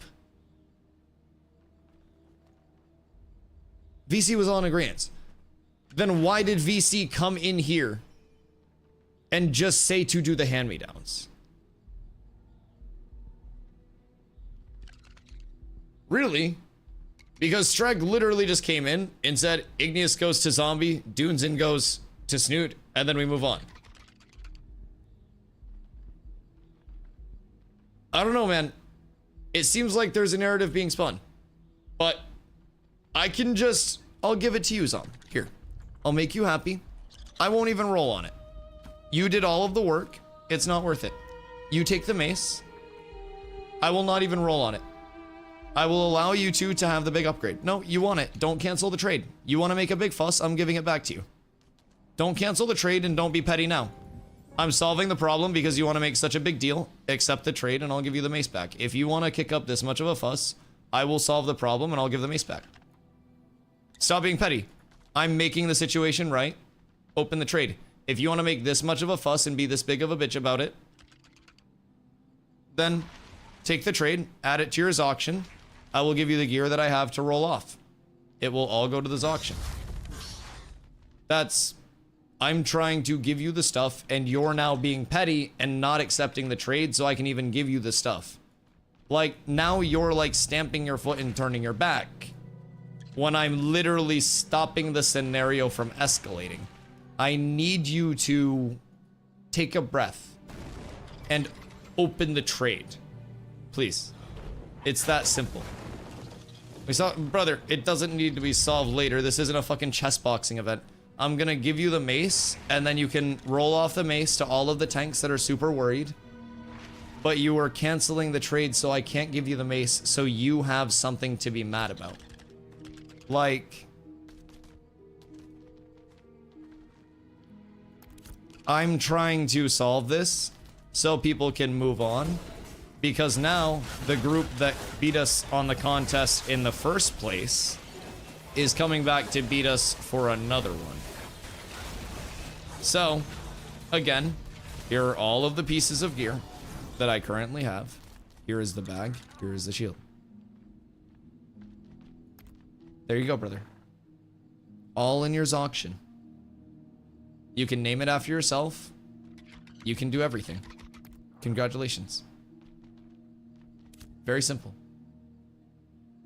Very simple. I hope you're excited. I hope you enjoy the mace. And I hope it was worth it. I don't know, man. That seemed extra, but it's okay. It is what it is.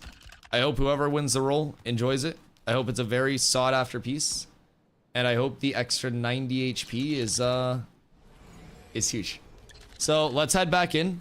Let's get back to the static farm so we can not miss another set of drops, since that seems to be the issue the entire time. Because you guys have said that you've been here for 3 hours.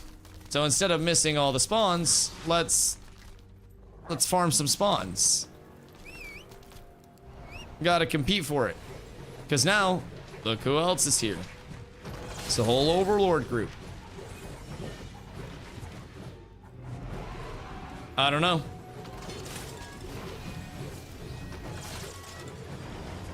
I don't know, man. I'm not good at math. I'm not very smart. Honestly, my vote was something, if it's public, we should roll it off to every tank in the guild at that point. But I want a guild leader like Dusty would farm for me.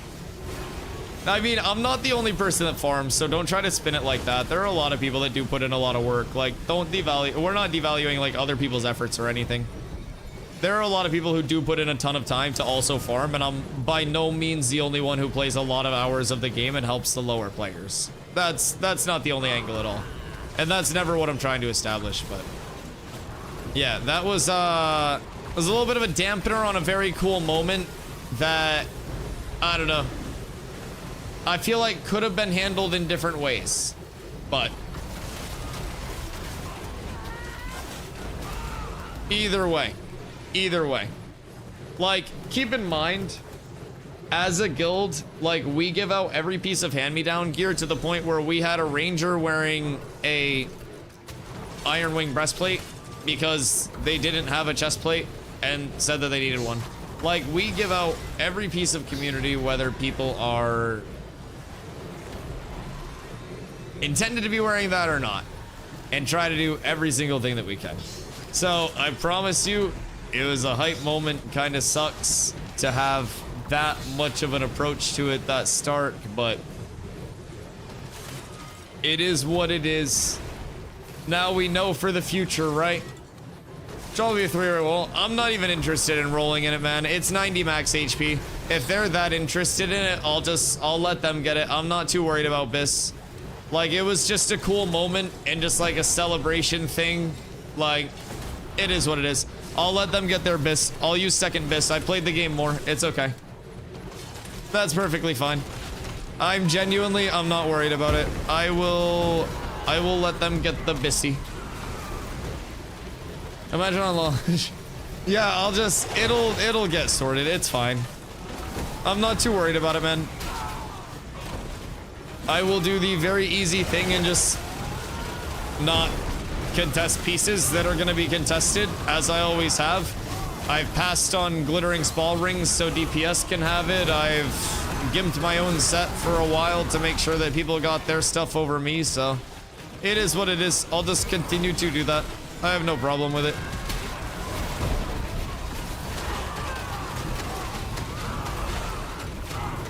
A lot of motherfuckers flagging up. We didn't get, well, probably because half our raid isn't auto-attacking. I don't know, it seems like we don't even have people that are stacked up here. We should have almost 20 people, but it does not look like it. Should have a lot stacked up. Who got nuked over there? Jesus Christ.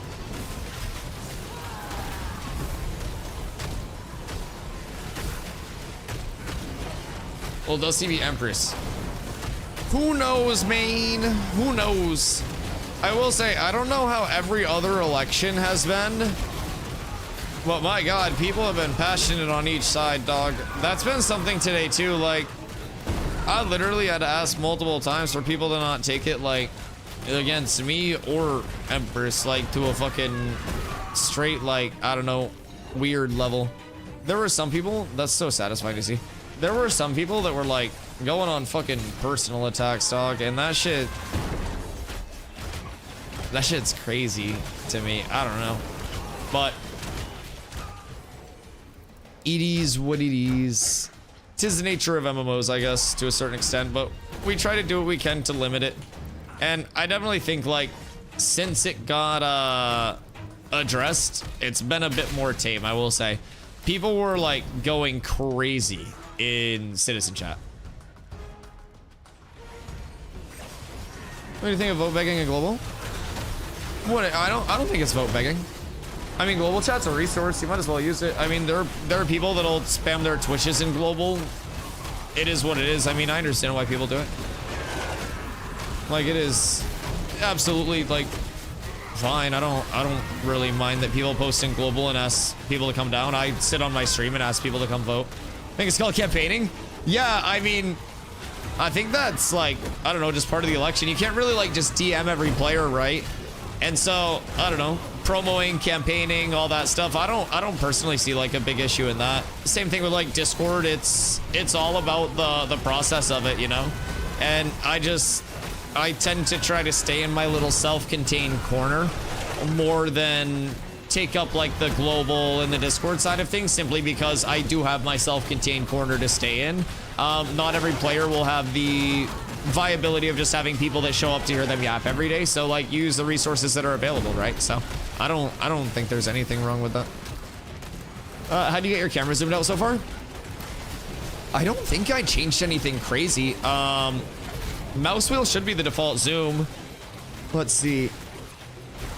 Full screen 1920 1080. I don't think there's anything that impacts like total zoom distance. Maybe it's because like when I go top down or something. Yeah, mouse wheel is the default like zoom in, zoom out.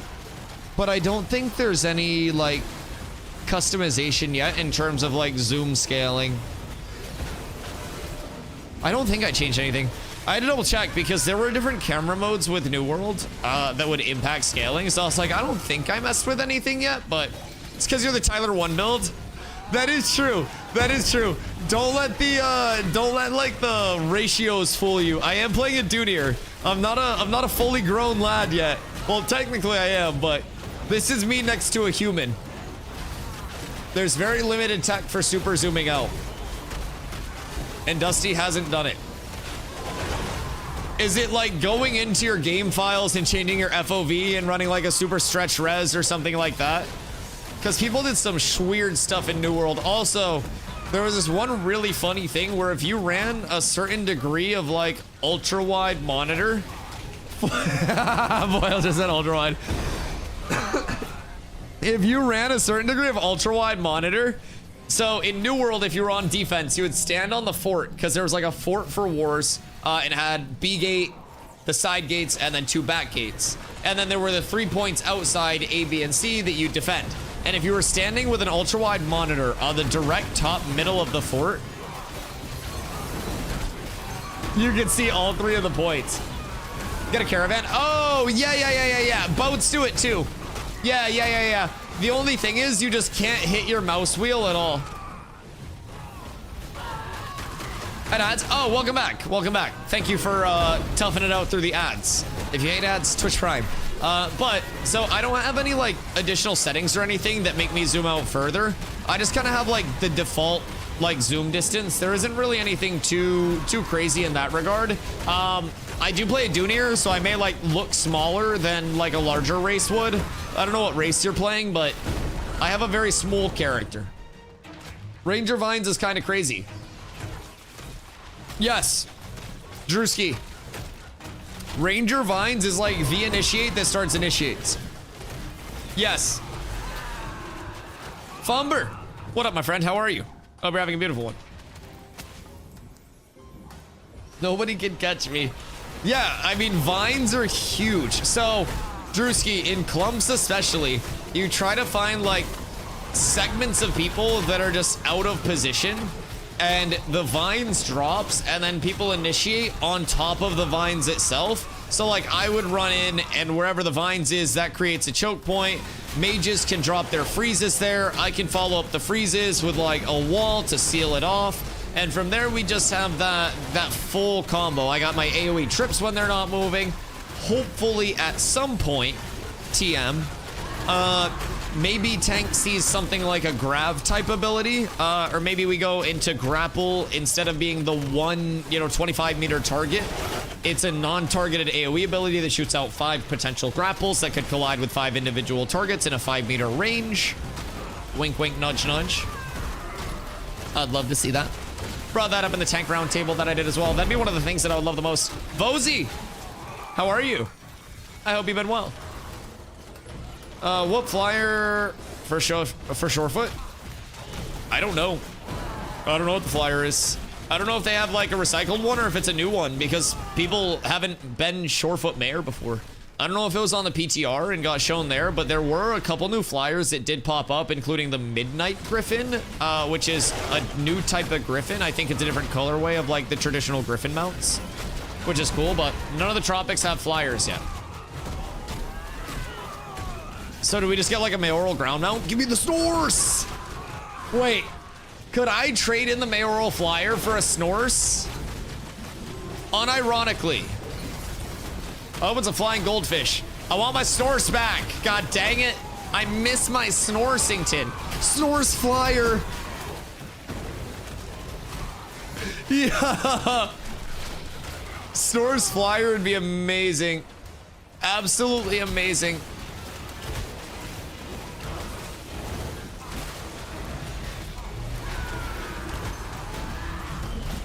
I don't know though. I've thought about a lot of like tropical themed flyers as well. I don't know, like something that's ocean themed, maybe like one of the long like serpenty type things, maybe a fish type mount. I don't know.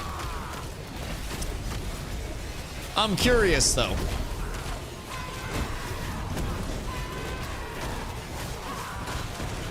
Just like on cloaks. They're gonna give us Miss Cloaks out there too though. Surely. Flying shark with lasers. Yes. Strap a laser to the shark's head and then let it fly. Wait, who's this guy? What's he drop? Is he the igneous guy or what's this? Does he have anything in his loot table or is that... Oh, is that the event? Does the event actually work? Oh, boss wave. Word. So what does that guy have in his loot table? Because that's not one of the name mobs. A boop. A boop. Boop. Boop.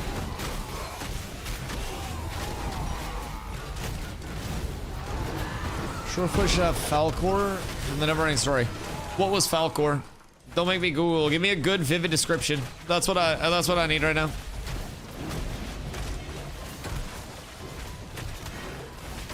What would be the best flyer for a Tropics node?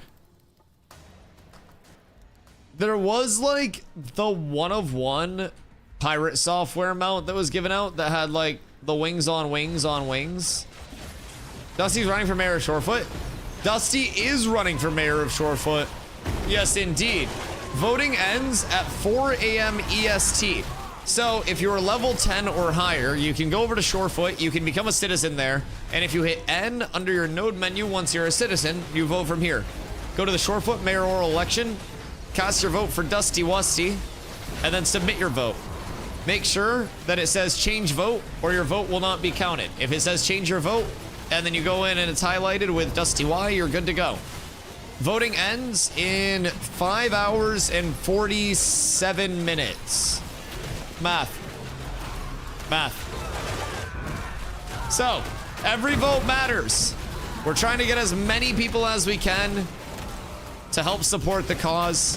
It'll lead to a lot of educational content going out for people that are coming in as nodes expand, that may want to get into mayoring, that may not know even where to start, much like me. So it'll be a learning curve for everybody, and this is the best time to have a learning curve. Not pretending to be bis mayor. I haven't been a mayor before. So we'll be figuring it out on the go. We have the node plan to follow. We have a lot of advisors, literally every mayor on the server. So we have a lot of people that will be helping out, and other people will learn through the process. It'll be completely transparent. Everybody will see every aspect of it. And as a result, even if you have no interest in being a mayor long term, you will see what the process is. May give you some appreciation. May make you want to do it more. May make you want to do it less. But anybody that does end up wanting to be a mayor, when there are 85 ownable nodes, will be able to use all of this information long term. I'll be able to make videos about it, spread those videos. We'll be able to talk about it for people on stream that have any questions. So if you need any information about the mayor stuff, feel free to reach out to Gigi. I appreciate you guys. Thank you. Also, did you say you got a blue chest from the last bear kill? Y'all should have let that go public. I gotta open up a trade. I appreciate you guys. We grabbed it. That's so tragic to hear.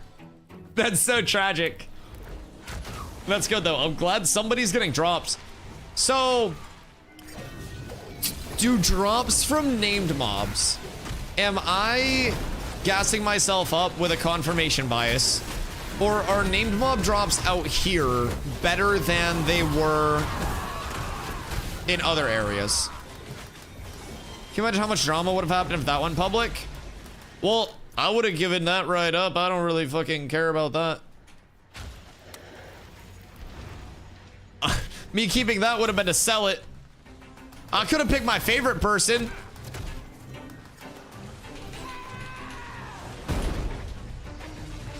I don't know. Maybe I should have done that. Maybe I should start drama farming. I could make this my OnlyFans. Just start rage baiting everyone. Caster gear comes up and I'm like, ooh, I could use this for my intimidating aura threat generation set, because intimidating aura scales off magic damage. Healing gear comes out and I'm like, ooh, well, I make myself heal for more with Indomitable Spirit, and then I shake it off to heal. So I need healing power too. All gear is hunter gear. It's a warrior flask set. Yeah, exactly. OnlyFans were live streaming from a streamer house today. Oh no. Oh no. OnlyFans would probably lead to like Pokemon vending machine levels of violence over any piece of gear. Warrior flask set was lit, not gonna lie. Shut the fuck up. Every warrior wanted a flask set when I was a fucking holy paladin. You're a scumbag. No, I was a holy pally, and I would have to deal with, hey, can I dig this my flash set? Like, no! You can't. Dreamhack? Word. You played Pally in the dark days. Yes! I fucking main healed my older brother in the dark days. Yes! I was his healer. And the craziest thing is that I've always been cursed. Yo, BD, how you doing, my friend? So basically, in Classic, when I went back, like Vanilla, I played WoW. Jesus Christ. Vanilla, I started as a hunter, transitioned to a paladin, played paladin the rest of my WoW existence, went back for Classic, played paladin from RIP. No hunter downtime or anything like that. Decided I want to heal. I would get my Kelsarar, I'd get all set up. Kelsarar Skullflame Shield going into TBC, started tanking Hellfire Citadel, Dundee's Ramparts, one of my favorite to pally tank, just because it's a nice, concise loop. And it's beautiful. So, basically, in Classic, I knowingly was healing, only with the long-term intent to be able to tank. But while I was healing, I definitely wanted to make sure that I had good gear. I wanted to be able to heal well. I was a pump fiend. I would tank heal, but I would like to try to heal all of the tanks myself and beat the other healers to it and make them overheal more. I considered it a game. If I can heal your tank before I can heal your tank, those are my heals now, bitch. And if I can heal your tank and my tank, I should get your loot. But unfortunately, one of the healers in our raid who was a paladin, who had quite possibly the worst healing numbers that I've ever seen in the history of World of Warcraft, and let their tank die multiple times when it would be a multi-tank fight that I'd have to focus mine up for, had the hottest fucking dice that I've ever seen. Those shits were weighted. They never lost a roll. I never had bis first. My existence was pain. 'Twas all torture all the time. And unfortunately in WoW, there were no hand-me-downs. So despite my poverty set, I absolutely gapped the fuck out of this healer every time. I took them straight to Gapplebee's. We sat at the bar, we got some Dollaritas, and I sent them on their way after. No second date. But by God, I never wished a curse upon somebody as much as I did that one fucking paladin, man. Every piece of gear. Held grudges against people who won event mounts. Yo, our mount drip went crazy as a guild in WoW Classic. We had some grinders. I pushed so hard in Classic. Well, not a Classic, but TBC, I did maybe some nerve damage to my arm. And it got a little tingly at times because I played so much and didn't want to stop. Wrath of the Lich King, I finished my shit off. So during the Wrath grind, Jesus Christ. Fucking schmoovy. I see you with the B-Hopinskis. Also, chat, who knows what this is looking like? Who needs the fills? I need them to kick someone. How much time for Siege? Siege is in 45 minutes, I believe. So it is going to be very difficult to get into. It's 100 versus 100, and with everybody in the world being on this server, 200 people is like what one guild has in their main, maybe like 2 guilds combined have in their main roster. It's very hard to actually get into because of how rare it is. Why'd this Overlord guy just flag up? I think he made an oopsie. It's a 10 gold buy-in to get into the attackers? Is it really? Wait, hold on, give me 10 gold. There's a loop. There's a loop. It's 1,000 gold a deck? Yeah, they're not spending 1,000 gold out of their fucking pocket. They're laundering money. They didn't have to swipe for that. I had to swipe for my 10 gold. It's 1,000 gold to send it. So, why isn't EU paying? Because isn't it NA versus EU?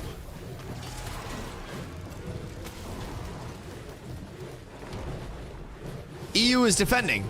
Right, but they're also participating, so they should pay half. They're freeloading right now. And you know what I don't support? Freeloaders. Attackers pay 1K. Right, but the defenders should pay 500 to be involved. I think you guys should get compensated, and EU should pay you guys 5 gold per to participate. Lemon's getting the shit kicked out of him. Anyways, I think that EU should pay 5 gold per to defend, and then NA should only have to pay 5 gold to attack, and then somebody should give me 5 gold. Actually, give me 10 gold. Yeah, I don't just need the 5 gold. I'll put the 10 gold to good use. The fuck is grappling flag for? Wait. I can't see. There's a no smoking area, please. Please. Lemon's getting fucked up, guys. I don't know what poor Lemon is going through right now, but my tag. Just kidding, I don't think I got it. What if I did? Big burst. The big crits. Oh, you guys are done for. What is this? What is this Dusty hate chamber? What the fuck do you mean 3 tanks just put me in a fucking triangle of doom?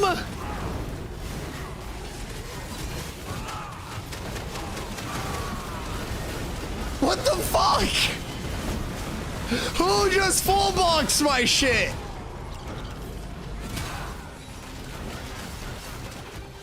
What the fuck? What just happened? Why? Who threw those?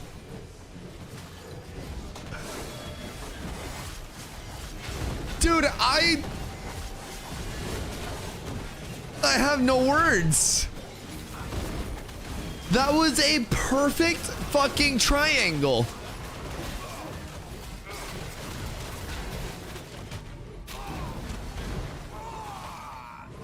Jesus Christ. I don't know what to do at that point. Wait, what's that guy doing? What the fuck? What just happened? Minor spelling mistake, GG. Fucking idiot. God. Wait, oh no, Grapply. Grapply. You stay away from those rocks, buddy. Just, like, cart path only levels of golf courses open for you. Just, no rocks, no rough terrain. Just keep it on even ground. Actually, hold up. If you find a rock again, do we get more server uptime? See if you can 2 for 2 for that shit. I'll defend you. Gonna be flying around, bro.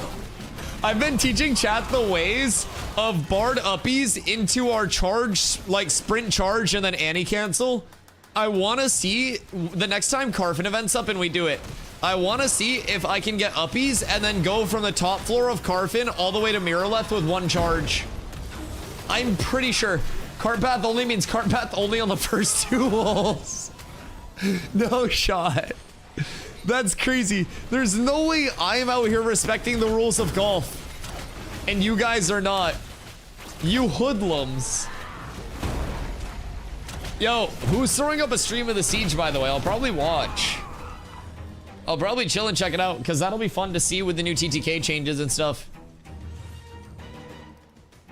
I still can't believe I got fucking full triangle of doomed.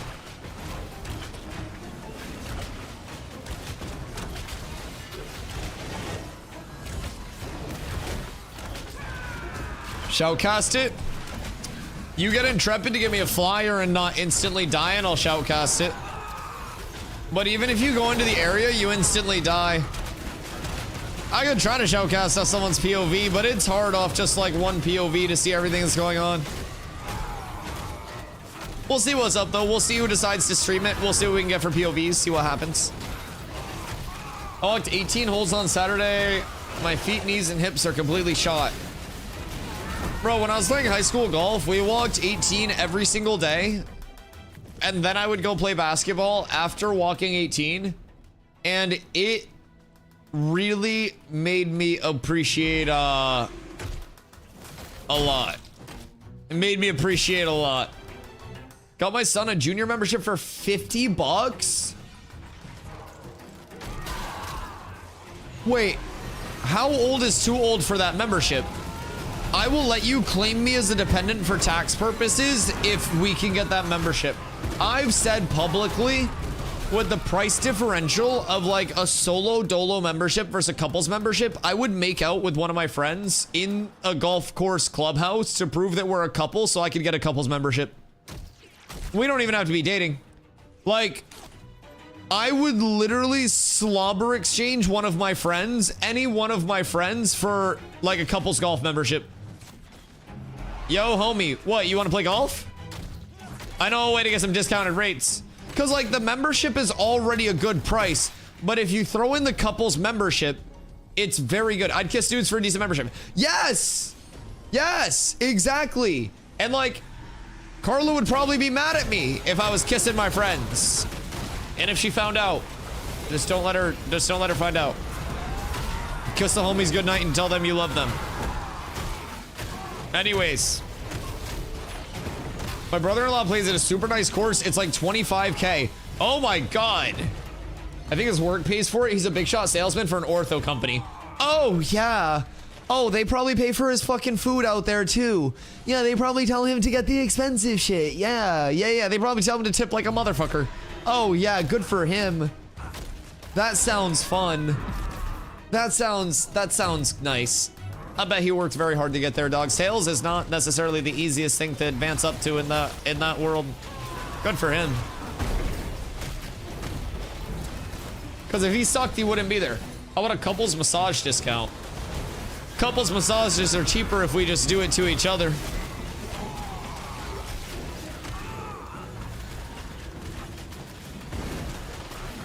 Country club in my town is $50K a year, plus you have to spend $10K in drinks and food. Yeah, but if you're a certain level of good, won't certain country clubs just let you be like a fucking club pro or some shit and then you don't have to pay the fee? Or do even like the really good golfers that are like tournament winners and shit have to pay the fees? Does it vary like place to place? I'm not too much in like the country club realm of things. Despite growing up in the country, I also grew up in a trailer and we got our food from the food cupboard most nights. So it wasn't really a level of having that much money to spend. Memberships are always paid for at country clubs. Is it possible that if you were good enough, you could get a sponsor that would pay your fees at your home course though? Like, say you were like absolutely sicko mode and I don't know, like fucking NASCAR wanted to sponsor you. I don't know, is the first thing that came to mind.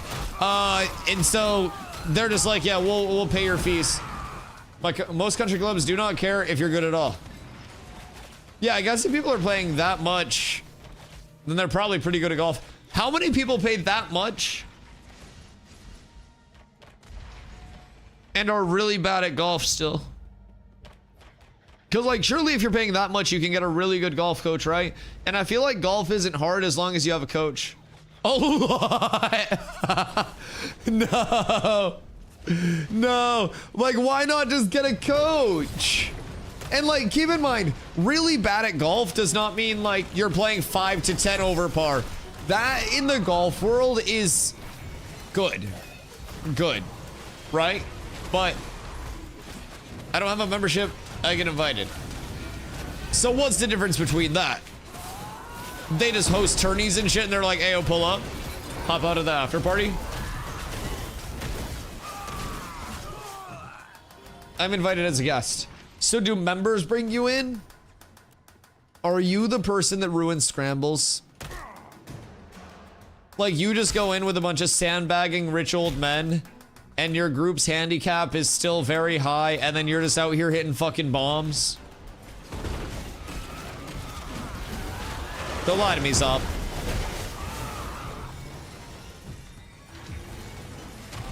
I play scrambles for the fun.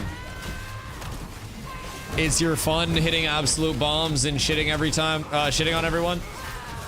Sometimes I'm the ringer. A scramble is typically, so some scrambles you'll get random teams, but like it'll be a best ball tournament typically with scrambles. A lot of the time you enter your team and then best ball, so you'll all tee off and then you figure out whose ball leaves you with the most advantageous lie, and then you'll play off of that best shot. You'll all four or however many hit those next shots, and then you'll play off of that ball. So it's a bit more of like an informal like group golf with the best ball format. And a lot of teams, you can go a certain level of like, you know, we're just going at it for fun, or you can set up your roster. You can have the absolute bomb hitter where you send them to tee off once there's a safety ball in play, and you're just like, all right, rip it if it's in play, we're playing yours, but aim for those trees and hope you get over them. And then you have the old person. The old person is going to be the shark from like 110 and in, because that's as hard as they can swing without popping their shoulders out of the sockets. Also, depending on the course, old people get significant tee box advantage in scrambles.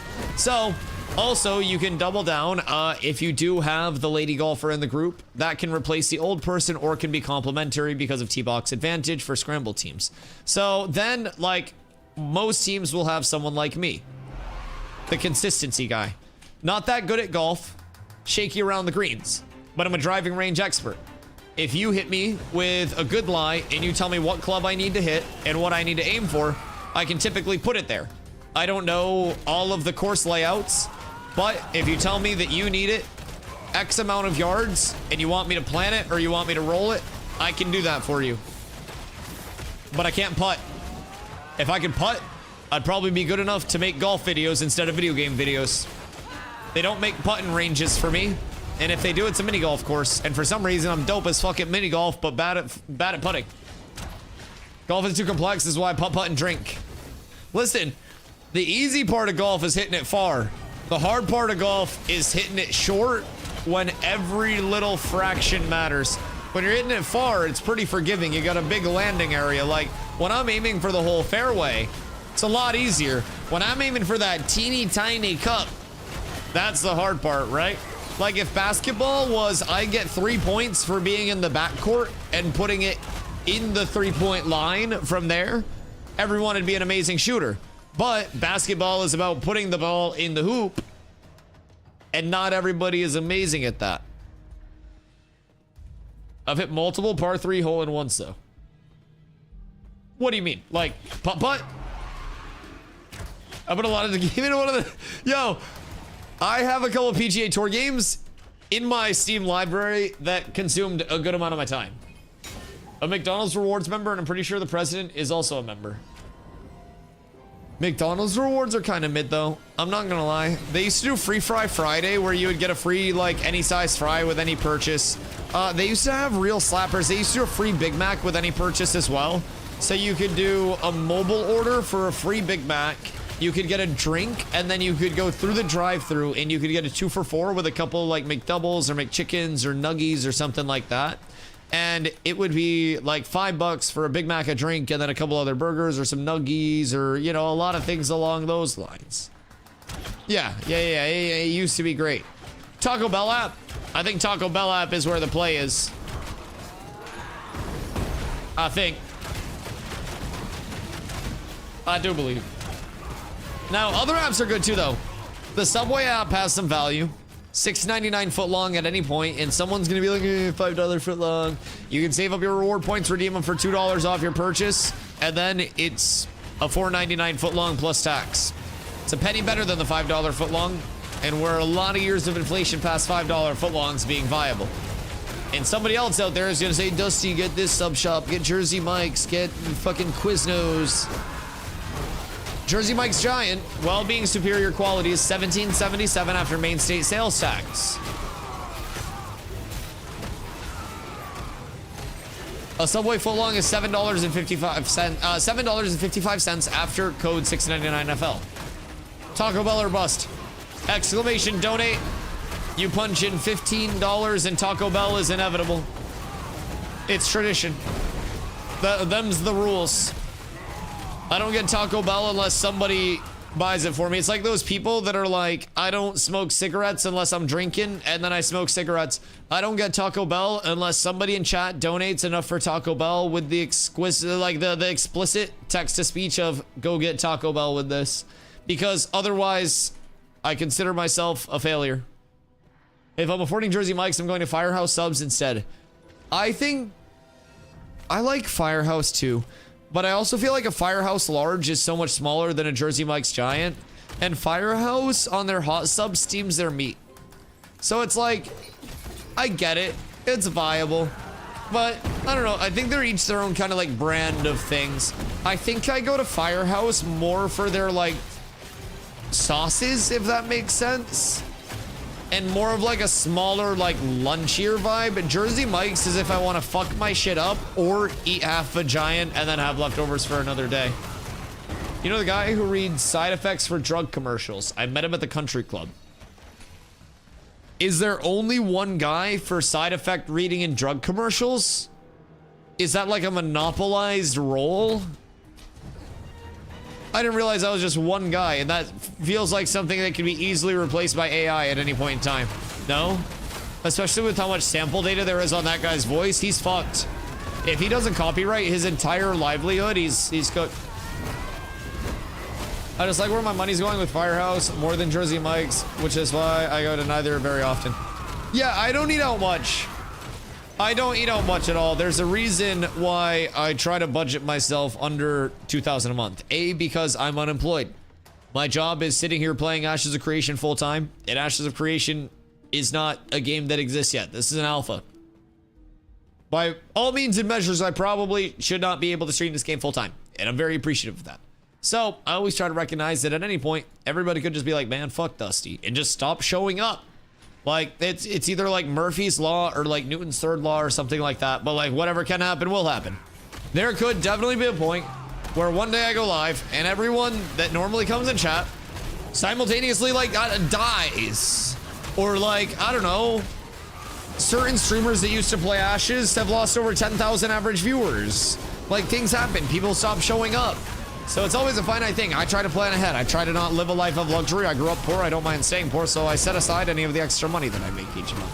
So that money, I can set aside less if I'm eating out. So I don't eat out. I meal prep.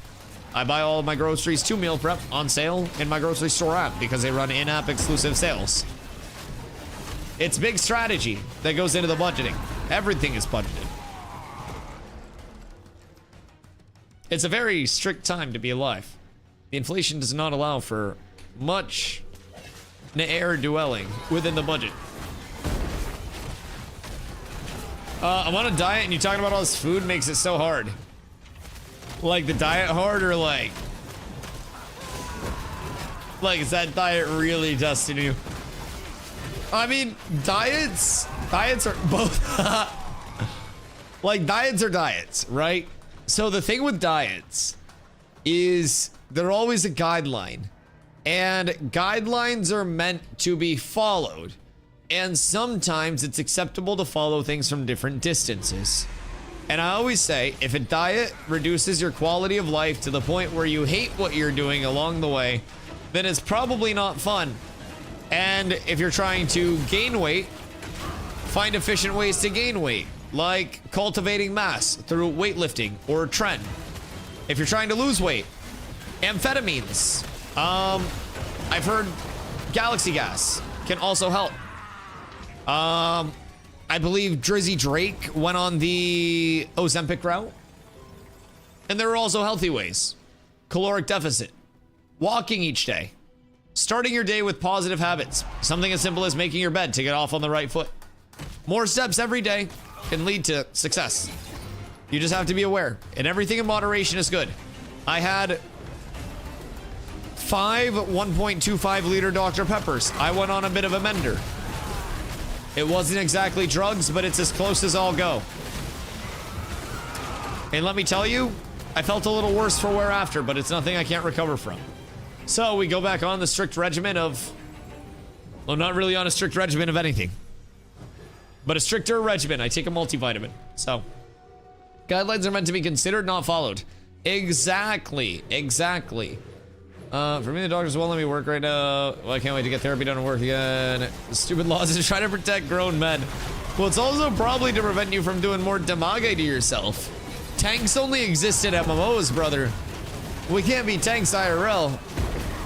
Someone RP walking? Where Papa Cat? I'm right here. I'm just short.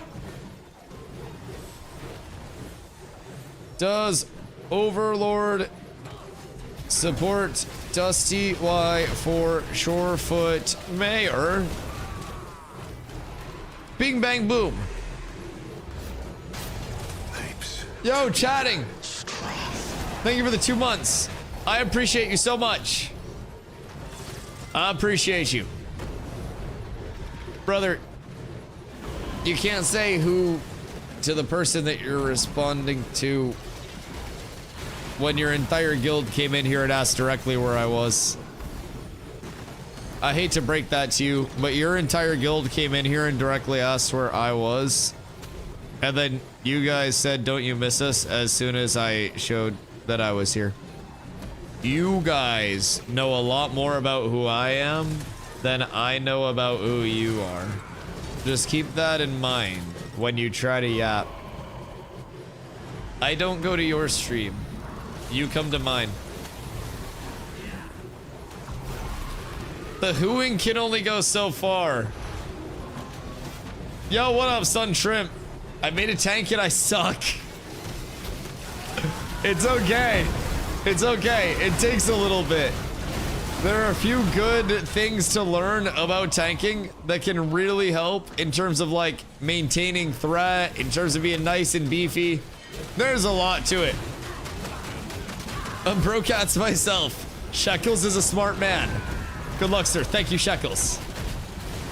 There are always a few strange lads that try to hit the yap on a contested level. And it's not always the most readily available thing. But I respect those who put in the effort for it. We're starting a Thom farm? I think Nin is starting a Thom farm for anybody that is under 25. I do believe. What's going on over there?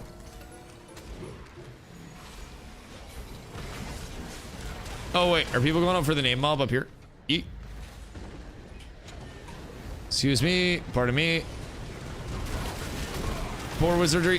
I think I was late to the party on this. I keep forgetting this guy spawns up here. That's my fault.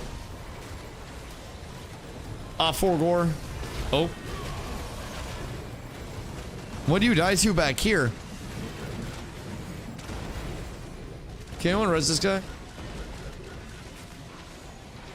Clerics, we got one down to the back line.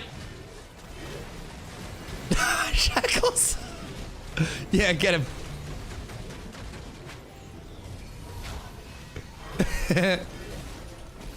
Poor guy. I don't even know what got him back there. Excuse me. Back we go. I'll be on in a second for Thom farm. Huge. Need anyone 20 plus? Need to hit 25 ASAP. Yes. Big prio on the push to 25 for everybody now. If we can get everybody up there, we're up tremendous. With the war in Nuela, does that mean I can't run any caravans there? So normally with a war, you would be able to still access the area. Node wars are slightly different than node sieges. Node sieges will close off the immediate town vicinity and will basically make it like a pseudo instance for now. So I would avoid the area as a whole, just going over that way. Now you could probably run caravans like around that place, but I wouldn't necessarily like dump your vans in Nuela or throw them through Nuela. I'd just kind of like find an alternative route. If you do go too close to the siege itself, there's basically like an atmospheric effect that will kill you. You can't survive in it. Can't do a single thing. So just keep that in mind. All right, who's got the siege up? I must see who has the Siegington. I think Sinflow has it. Cool.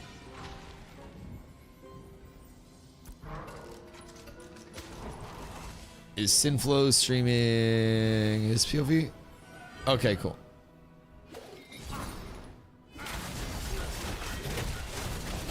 Nin invite utility. If you guys need a tank to come up there and tank as well, let me know. I can help with the farm. I don't mind leveling people.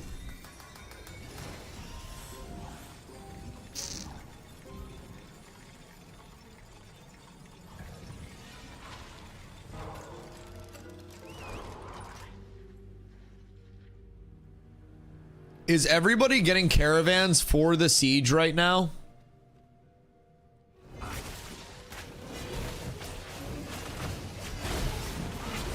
Why is everybody grouped up by the caravanserai over there? One more spot. Tank. Tank is what we need. 25, 25, 25, 25. Okay, I can come over. Oh, I don't mind. You an outside tank? Yeah, I can just grab mobs on shit. Or grab mobs on shit. Grab threat on shit. Yeah, I don't mind. Just pay my repair bills if I die with your glint drops, because I won't get any glint drops. We fit 8 in here, we can bump. Okay, cool. Yeah, I'll just come tank outside of the group. Good luck on drops, guys.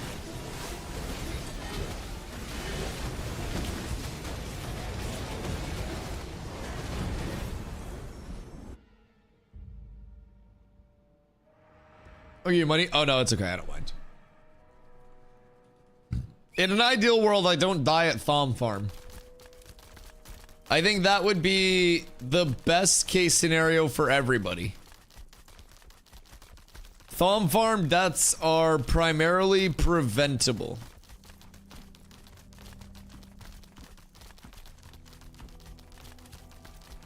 Are Sin's frames better? Sin's frames are chunked right now. Who else is in it? Surely somebody else throws up a stream of the siege, right?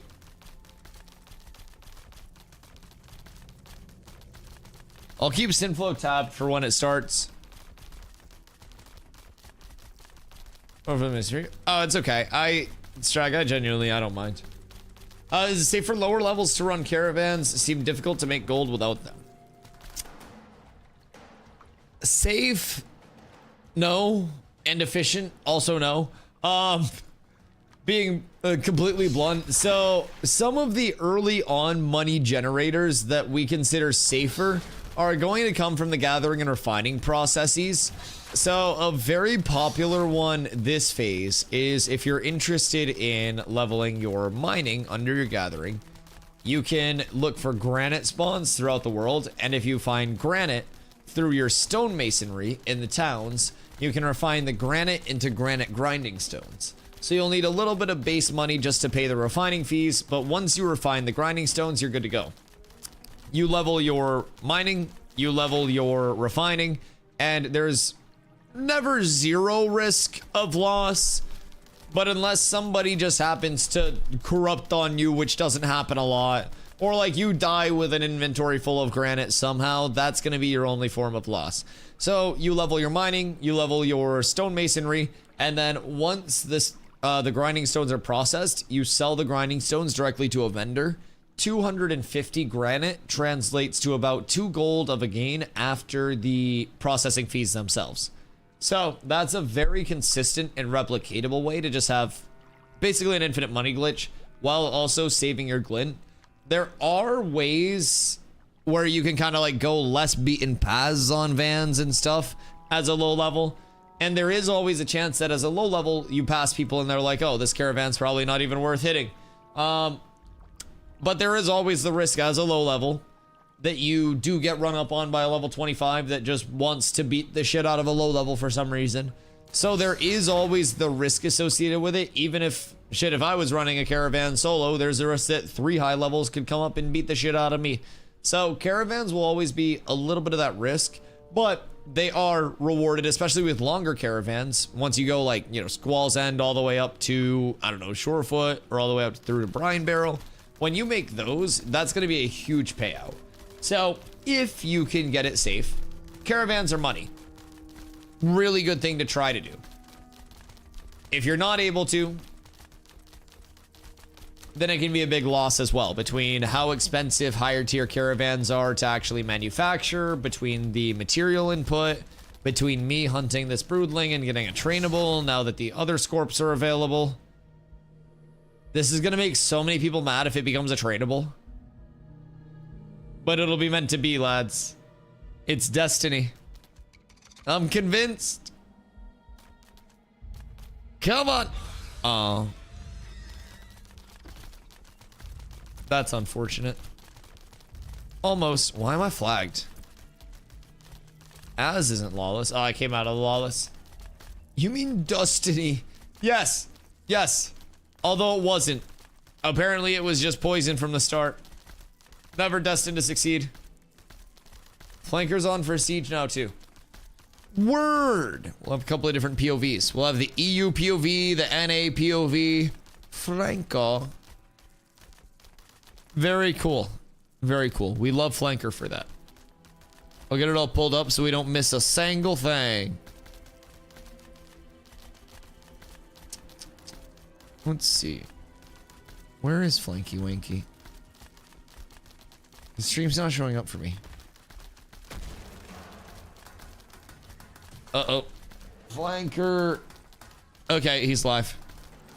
I don't know why it wasn't showing up for me. Motherfucker banned me. Rude. Did the vote for mayor get delayed? It shouldn't have, no. It should finish up at 4 a.m. EST. So if we go to Shorefoot, and then we go to summary. Sorry, I was in the wrong tab. I'm watching Flankers starting soon. Fuck! I'm watching Flankers starting soon screen and I got distracted. But if you go to summary, it'll say down here how long ago it started. It's a 24-hour. So you have 5 hours left to vote. You go into the summary once you're a citizen. Change your, cast your vote here. Select DustyWhy. Once it says change your vote, you're good to go. Once it says change your vote, you're all registered. If it looks like this, beautiful. You're up tremendous. You will be set. Now keep in mind, we are running against Antonio Banderas.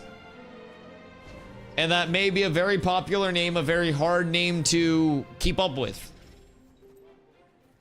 It's a beautiful fucking man.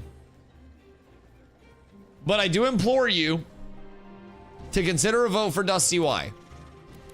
There will be a ton of educational content. A lot of people will learn from it, myself included. We'll do everything we can within our power to benefit the server in the 2 months that this server continues to exist. 07.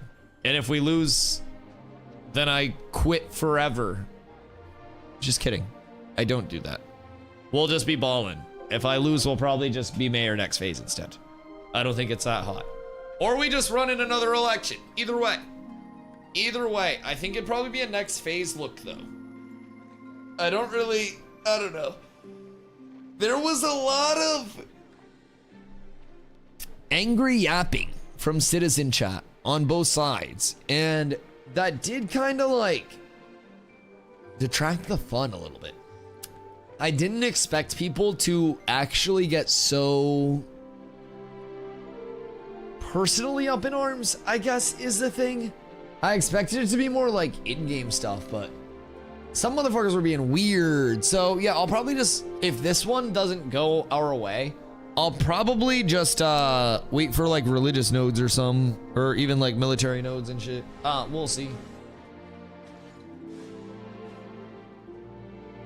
I did consider voting for Dusty, but ended up voting for DustyWhy, as a true soldier should.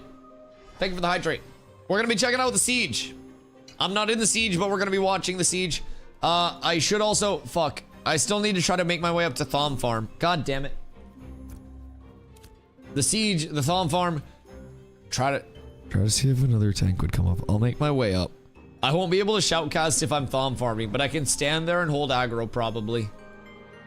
I'll work my way up and do what I can. I do have to get water though. Thank you for the hydrate. This is a fake hydrate. There's no water in this bottle. Never mind, I got a few squirts. What's the best way to get to Shorefoot? I'm down below Winstead. If you're trying to get to Shorefoot to cast a vote, you'll want to head northwest, and then in this here mountain range, you can go through, if you go northwest of Halsey, keep going through here, and then just be aware, while you're swimming, you are force flag. Your shortest route is going to be going through like Squidward's nose here, and then you'll just swim across, and then once you're on the Shorefoot Island, you're good to go. Shorefoot, right up here. So this is going to be a kind of like a new player hub as phase 3 approaches as well, because we'll have the anvils, which is a second starting area, and the next expansion to the map coming soon, TM. So we'll be seeing that, and then the anvils will lead a lot of people through Shorefoot. Shorefoot will be a very popular place for people looking to get into the anvils, and I think there will be a lot of traffic coming through there. If you go straight north on that spot you marked on Squidward's nose, you don't get flagged. Wait, you go here and then go straight north and you don't flag? Oh, really? Wait, so like right here and then like right here? What's the route to not get flagged? Oh, that's nice. So you just cut across Squidward's nose to here. Dope. So like there to there? There's land that's water on the map. Oh, and once you hit the land, you're good. Noted. All right, I'll be right back. I gotta get water, or my voice is gonna be cracking halfway through this siege app. I'll see you in a second.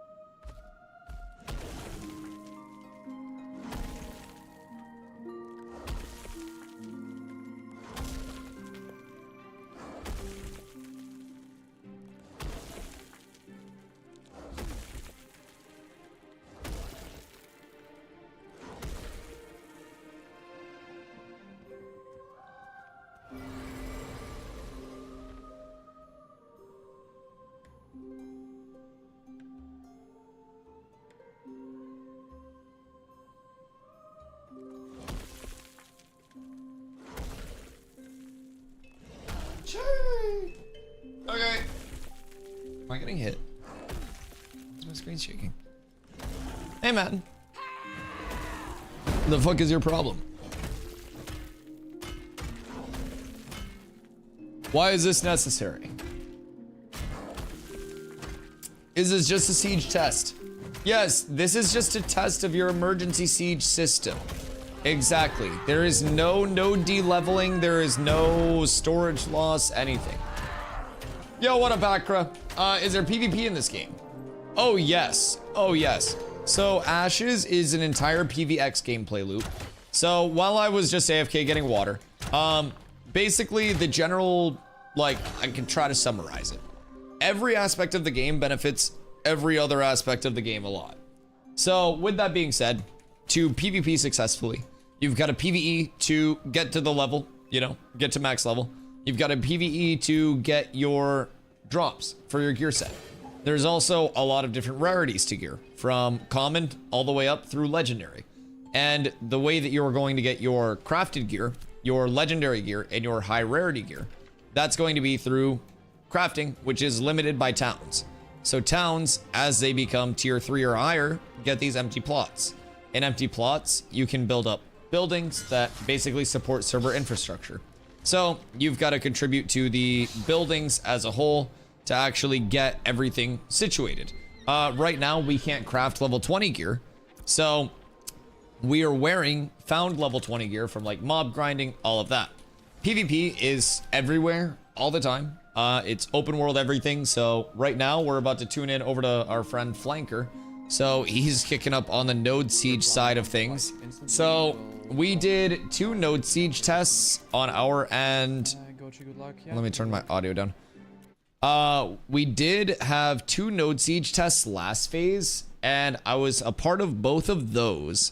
And that was before the time to kill changes and a lot of attribute scaling changes had come in. So right now, what we're watching is going to be a 100 versus 100 siege of one of the nodes or the player-owned towns. So you'll see them group up. There's a preparation over on the right of the screen. So the siege hasn't started quite yet. But once the siege does start, it'll bring everyone into the zone, and the attackers will be... we're going to be watching Defender POV. So they'll be from the inside of the town. Attackers will have points outside of the town. One that they start spawning at their headquarters. There will be contestable respawn points outside of the town. Attackers will have to knock down the gates and then push through and contest basically a flag by channeling on that flag to end the siege. You have to channel for multiple minutes, and while you're channeling, you can't be CC'd. They have to kill the channeler. So as much as it is like player versus player, it is objective based as well. So this is going to be the highest risk, highest reward mode in Ashes in terms of a node versus node standpoint.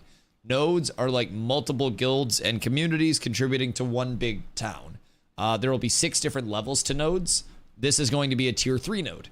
A tier 6 node is going to be absolutely massive. So I'll show you on my map real quick. But basically, this is the node cork of the node that's being sieged. So on the map, this like square area, this is called a node cork. So this is the size of the tier 3 node. A tier 6 node will eventually occupy this entire node cork area. So as sieges get larger, tiers get higher, there will be more people present. Obviously, as sieges continue to develop, this is an alpha, and this is the 3rd live production test. No, 4th? 3rd or 4th live production test of sieges. So they're still early. They don't have thousands of these all repped out and under everybody's belts. So it's still a process that's getting very much refined as it goes on. But this will eventually lead to nodes losing all of their levels. None of this will happen tonight. But nodes will lose all of their levels. They'll go back to wilderness state. But everything will become a force flag lawless PvP area. After the siege, and this is if you defend. If you fail to defend, sorry. Your node is de-leveled. Your node becomes a force flag lawless area. And player storages become lootable. Thank you, game. So, with that being said, it is incredibly expensive to even declare one of these in the first place. Right now, it's 1,000 gold.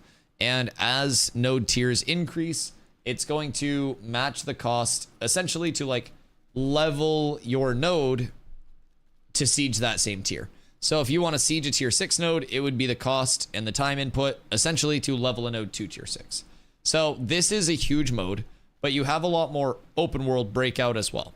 So you've got open world PvP through flagging up. You've got the caravan system where you buy things, you put them on caravans, you drive the caravan town to town, and your caravan can get attacked, or other people can also defend it along the way. And respawn. I think that's RIP flanker. But yeah, so your caravan can get attacked or get defended along the way. And if you get to another town successfully, you drop the caravan off, and you get basically a multiplier on the worth of the goods that you bought to transport on your caravan. It's vendor to vendor. You buy commodities, you put those on the van, and the further you bring them, the commodities are worth more in other towns. So it's like an exotic good, so to say, when you get there. So basically, caravans are always going. People always have those. It's all open world, so you can find those anywhere. And then from there, you've got guild versus guild wars and node versus node wars. So from the guild side of things, if two guilds want to fight in the open world and not have to flag up, not have to risk corrupting for non-consensual PvP, that is going to be through the guild war or node war system. Two guilds can declare a war on each other, and then two nodes can also declare wars. When wars are active, that's more of like an open world breakout, right? When sieges are active, that's going to be a bit of this like instanced vibe. It's not like full instance, but this is like a pseudo instance sealed off environment around the town itself. And this is more of an objective based. Wars are just open world PvP, you know, kill total.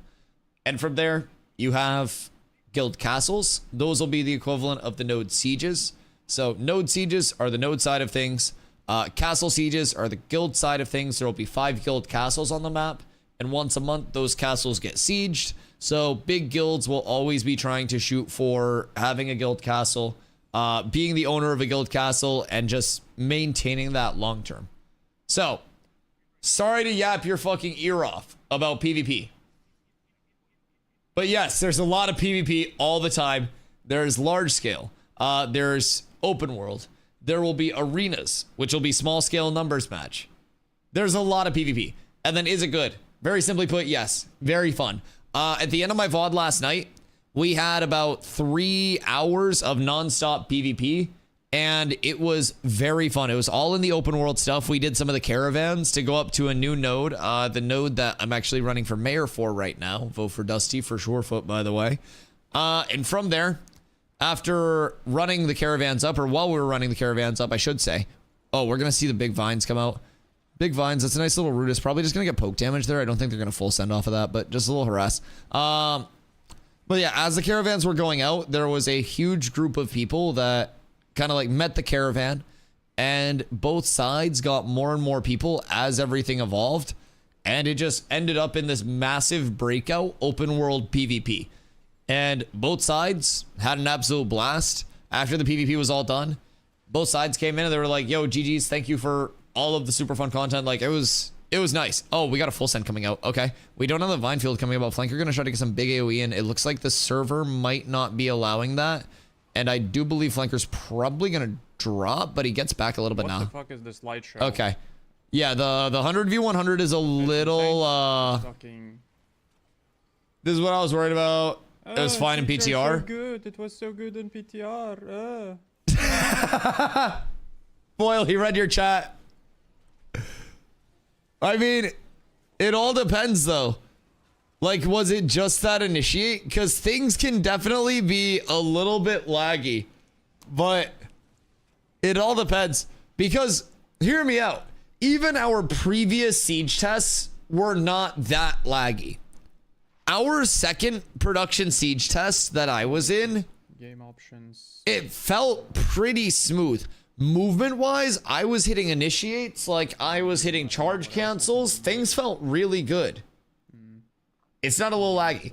It's in between slightly laggy and quite laggy.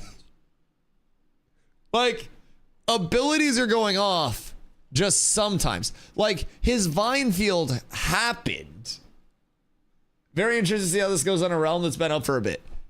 Oh yeah, that's also true. So does the realm performance degrade like over time, and then the reset basically resets realm performance? So it'll feel way better directly after a reset. I'm very open that I'm illiterate when it comes to this stuff. So long term, is it always a goal of trying to increase the amount of time needed before resets to make it like, you know, once weekly or something like that? Or what is typically the ideal, like, we want to reset the realm? Because I know right now it's daily, but that's why most MMOs make a restart of the servers every week.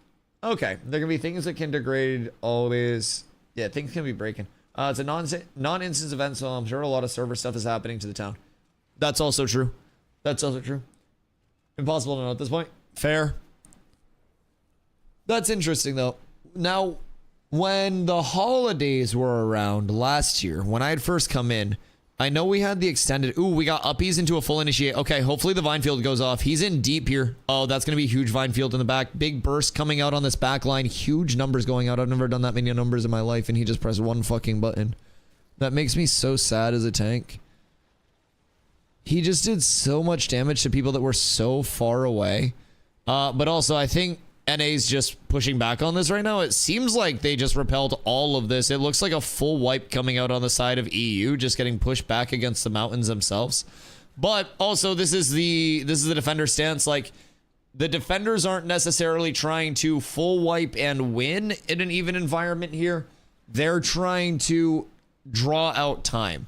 So Flanker has his UI scaled to about the size of my penis, which means you can't see it at all. But this bar, as it fills up, is the time limit. And the attackers are trying to get in and capture the point, like the flag, within the actual town. So right now they're in gate phase. And if they're able to, from the defense, just stall out this gate phase and bring more time into the environment itself, then that's going to help them. Gates are not going to hit back, but they exist to hold time. And stalling any more of that time while not getting punished inside of your town is huge. It's good to get the test out anyways. Oh, yeah. Oh, yeah. Things come a long way since last year. So long. So long. It's been insane to be a part of. Even in 5 months, my 5-month Ashiversary is tomorrow. As a player, I have the January 2024 pack, which I also need to upgrade and get my name reservation, or I'm fooked. But constant reminders. It's $125 fucking dollars. Jesus Christ. But anyways, I have the $250 pack. I need the $375 for name reservation. And if I don't get name reservation, I'm slightly worried that someone may yoink. But I also don't think anybody would reserve my name over theirs. I mean, maybe if they just have like a random name. But I don't know. I don't think I'm that important. But I should also just play it safe and get it anyways. I would. I'm going to take yours then. Want to sell the name DustyWhy on launch? $400. All right. You guys are fucking rude. I will yoink, can confirm. All right, well, $125 dono goal coming soon for name reservation. Thank you for coming to my TED Talk. I appreciate you guys. What is all Dusty Bones? Yo, Dusty Bones, the summoner name is OG Dusty Lore. I'm impressed. That's a nice Dusty Lore tidbit. That's a very nice Dusty Lore tidbit. Before the streams, when I was playing Diablo 2, I played a Summoning Necro, and my Summoning Necro name go-to was always Dusty Bones, because it was always it was Skellies that you spawned. Cheers, that's a good bit of Dusty lore. I'm impressed, see. Would be a shame if someone buy it first and get your name. I mean, so it's based on the wave of accessibility. Mord, what up, Papa Cat? Hello, how are you, my friend? So it's based on like when you got your access. So in theory, someone with way more money than me that also, oh, Uppingtons. Uppingtons! The big choke point. Vines coming out. We're going to see huge burst. Are the mages there to back it up? We see people getting low in this polar midline. Vlad going to get healed back up. Nobody's dying from polar Mitsumi getting low, but Delore is going to be in that midline. You've got to target Delore. He's been quiet this phase. I haven't seen him around much, but you have to remember that that man is an absolute fucking pumper. If you're trying to put damage into that polar backline, you're going to have to shut him down. Draco on the front line on that right side holding it down, but he's going to lose his life. That's my naked tank dueling friend. And we're going to see, it looks like Polar and Gilded getting a little bit split off here. Looks like you got that big Gilded push on the inside after that uppies, but EU going to be pushing down. Flanker with another good positioning over here. He's going to fall off that height, but he should be fine. He's got enough to get back to, but it's going to be a question of if they get pushed from behind here. Does Polar have enough to make a secondary push and reinforce? You're going to see people coming in from the gate, but it looks like EU maybe solidified enough in the town to push this off. They've got the respawns. They've got the control. It looks like they're just going to push it out. Polar's going to call a full regroup and then should reset. Good push, though. They got in pretty immediately. And a lot of the time, what you'll see there is, at least when we were running the node sieges earlier, Flanker, you fucking rat bastard. He literally put this peak in one of his videos.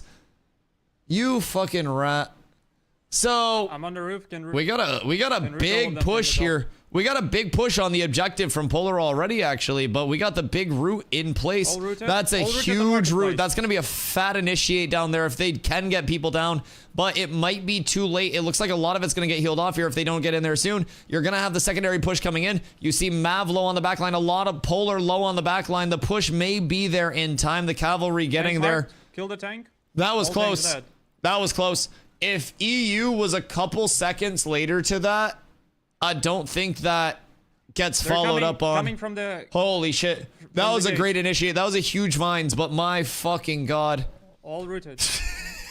This is so cheeky. I hate Flanker for this. You know what I could do up there as a tank? Absolutely fucking nothing. Not a single goddamn thing. I would sit on the roof and I would wall myself. Like, I gotta be in the thick of it. I rely on those vines. Man presses one button, trip into wall. Motherfucking trip who? I can't reach anybody up there. What do you mean? Trip whomst? I gotta get melee range. I could maybe grapple somebody up there. Jump? Well, yeah, he doesn't even have to jump. Give me like a, I don't know, give me Vine Field. Maybe as a tank. Maybe take it away from Ranger and let me have it. I think that'd be cool. Poor Zant. When there are that many people, big flank coming out from Polar, though, that's going to be the uppies taking you over the wall. So you have typically like this flank group that'll push in with the uppies over that right side wall.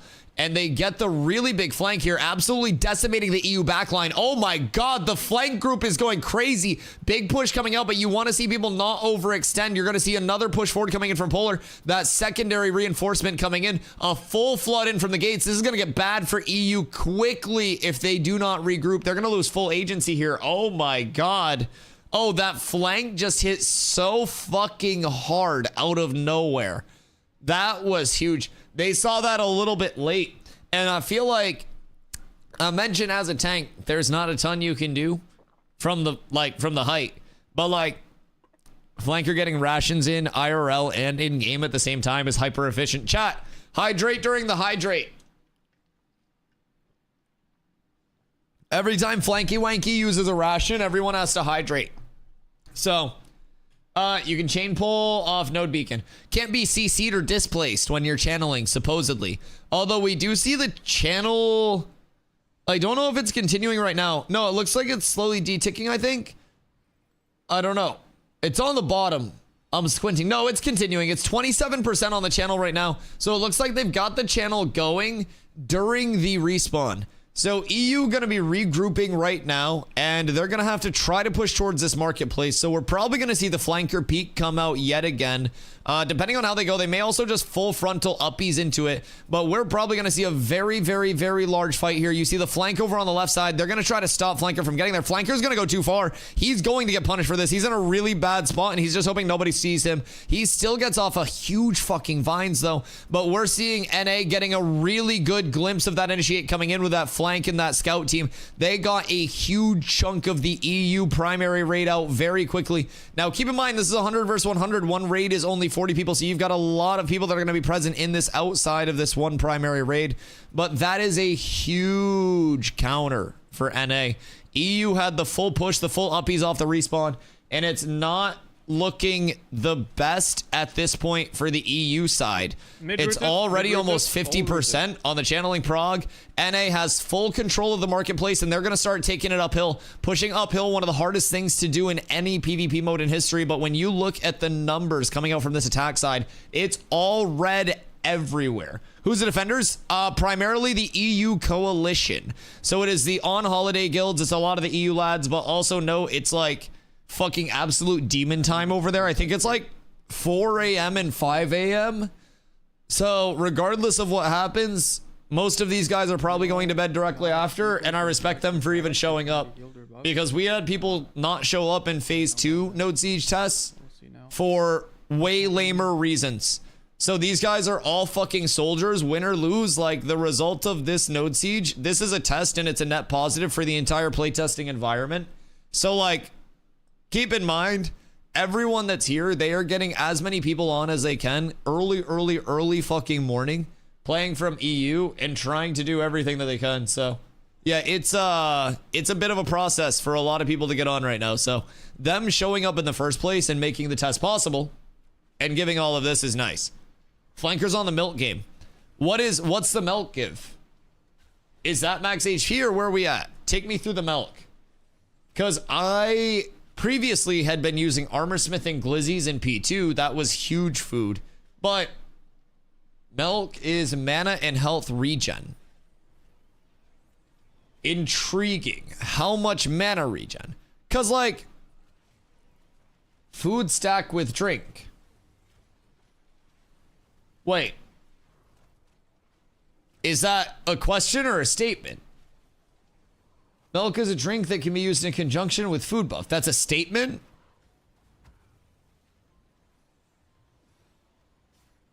Why the fuck have I been here over 1,000 fucking hours and you just fucking tell me this now?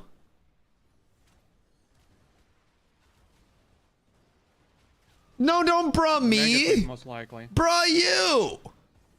What the fuck is this? How many things have I taught you guys? He doesn't know the food tech? I don't eat till I'm off stream most days. You didn't know? No, I didn't fucking know. Also, this is looking really bad for EU. Oh. All right, well, that's 20 minutes.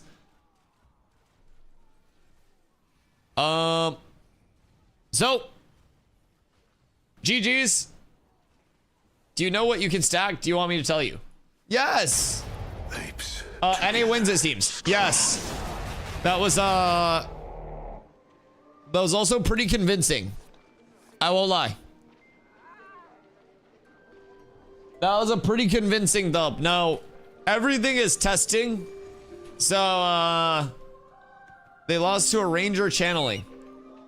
Yeah, but like, how tanky was that Ranger? USA. A vote for SHOREFOOT is a vote, honestly, for everyone. Fuck it. It's not even just for the US. Losing a node siege, come to SHOREFOOT. Winning a node siege, come to SHOREFOOT. Long story short, SHOREFOOT needs you to vote for me to keep this world beautiful. Cow, thank you for the 2 months of Prime. I appreciate you. I must run up to SHOREFOOT. Actually, I might need to go up and tank for that group. How is our Thaumaturge farm going? Yo, I'm glad, by the way, that I did not pay 10 gold to be a part of the attack there. I'm gonna keep it a buck. That is 50 silver per minute. that I would have to spend for that content. That does not sound worth it. That was pretty quick. Yeah. Yeah, it was, it all kind of went downhill when that big flank came out when that big flank came out. Cruelty. What the fuck GBK doing out here? Oh.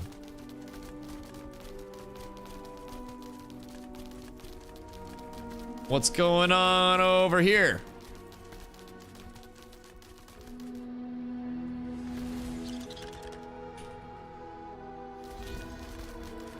There we go. We showed them. Oh, wait, more purple? Oh, shit. That was all of them. Oh my God, it's all a purple. Holy shit, what up, guys? They're scrimming? I know. I thought this was gonna be all of it. I didn't expect to see more purple over here. I always forget that purple's like recruited more people. I'm used to P2 when they were just like 12 people closing their eyes and just punching everyone. You know what I mean? That's like I'm used to like smaller purple. It was crazy to be like, oh wow. Like I was already like, wow, the purple's got a lot of people out here for these scrims. And then I saw more purple. Good for them. Good for them. Yeah, the NA flank came out, and that looked devastating. I won't lie. They're now like 30 people. They've been on that recruitment grind. Well, I'm assuming they're pretty strict with their recruitment as well. Like, not many communities are just like, every new player come on through, we'll get you into PvP. Like, some people in some communities are very much like, they want people who are going to be as dedicated, as hardcore as they are to keep that culture going in their community, and I respect that. Like, they've been very consistent with what they're about since they formed. So Purple's good people, man. They literally always just pump. They are always down for PvP. We were doing PvP, I'm probably gonna clip it down for YouTube because it was just a really good show of the caravan system and open world PvP. But we were doing our caravans last night out to Shorefoot, and Purple and Anvil came out, and we were PvPing them. And kind of had like this back and forth at the start. We got full wiped. We go to push back in, and then Gilded comes out of nowhere backing us up, and we just flood Purple and Project Anvil with too many people. And then at a certain point, the two raids, like our raid and Gilded's raid, got split up, and then like Purple got wipes off again, and like then Gilded split off to do their own shit, and Purple had like solidified up at that point, and we were getting really split, so they like held us down and fucked us for about probably like 45 minutes. And then it wasn't even about the caravan attack. They just wanted to come over and PvP and have fun because they are trying to get all their numbers more familiar with shit, same way we are. So they ended up leaving one of our vans. We brought it over. Everyone was happy. Everyone came in, said GG, and it was a fucking blast. And I love that everyone is just of the consensus, like we all just pump constantly, try to get better. And by the time launch hits, if we all do that, everybody is going to be way better off. That was fast, but good to see performance. Seemed decent. Yeah, that first initiate looked a little bit laggy, but other than that, a lot of things seem to be quite nice. Purple's a mid color. Purple is one of my favorite colors. I won't lie, because I like red and blue a lot, and I also like purple a lot. And I'm not much of a colorologist, but I'm pretty sure red and blue make purple. Taking your sweet ass time. I watched the entire Node Siege. Yeah, NA just 20-minuted EU.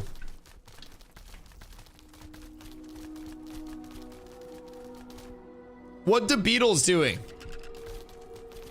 These are journeymen now, right? Yeah. I remember the day these came out, they were novice. There was a fucking frenzy around them. That was something. But yeah, I'm on my way up now. I promise. Also, we should probably, I don't know, maybe make an appearance in Shorefoot soon. We've been venturing around leveling all day. Helping the lads. The one Siege I was a part of, defending was pretty hard. I think the one after that, Defenders won, not sure how. I am currently undefeated in a node siege. Well, in node sieges, I should say. I am 2-0 all-time, 100% win rate. I do also have one of the most cinematic initiates that a tank may ever have that led to an absolute massive wipe that was used in the official Polar Phase 2 montage. Dusty Clip Factory Y, they call me in the streets.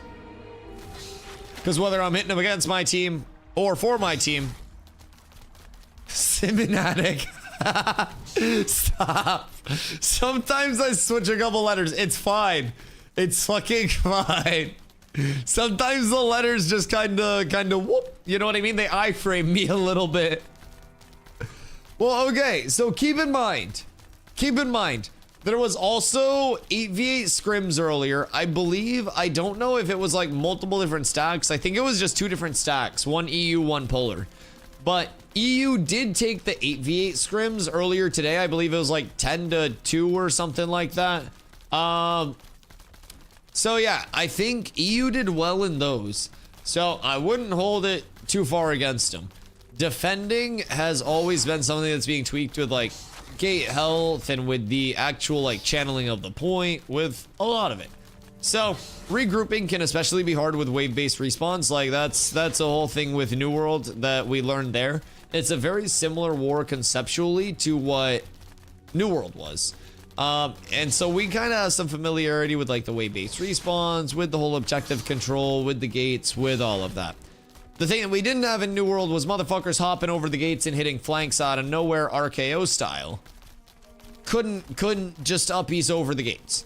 So that was something to witness the first time that I played a siege and realized that a bard was upping me. We were hopping over the walls, and when I got uppies, I hit the charge, animation cancel, so I sent my momentum very, very far, and I bounced off the side of one of the houses that were in market. And I realized very quickly how far I would go with that combo. So that was nice. Siege over. I know, I watched Flankers POV.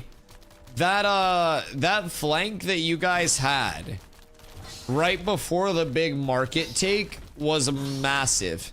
You guys had the uppies over the sidewall, and you had a massive push through the gate simultaneously that held them. Nobody on flanker's side reacted to your flank coming in, like from this side. So for you guys, it would have been your left side, the wall that you jumped over. Nobody from their side saw you guys until it was too late, and half of their back line started getting hit, and then they reacted there. I was in raid 2, we held market. Were you guys in market presence the entire time? Imagine the clusterfuck if uppies was in New World. Wait, you got a grab combo and collapse on a clump and they just uppies out of the collapse? That would be crazy. I mean, uppies was informally in New World for a little bit, because there was a bug where healers were just randomly halfway up the fort walls and floating those few wars. 3 years post-launch, by the way.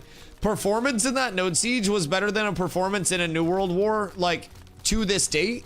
And New World wars are instanced off 50 versus 50.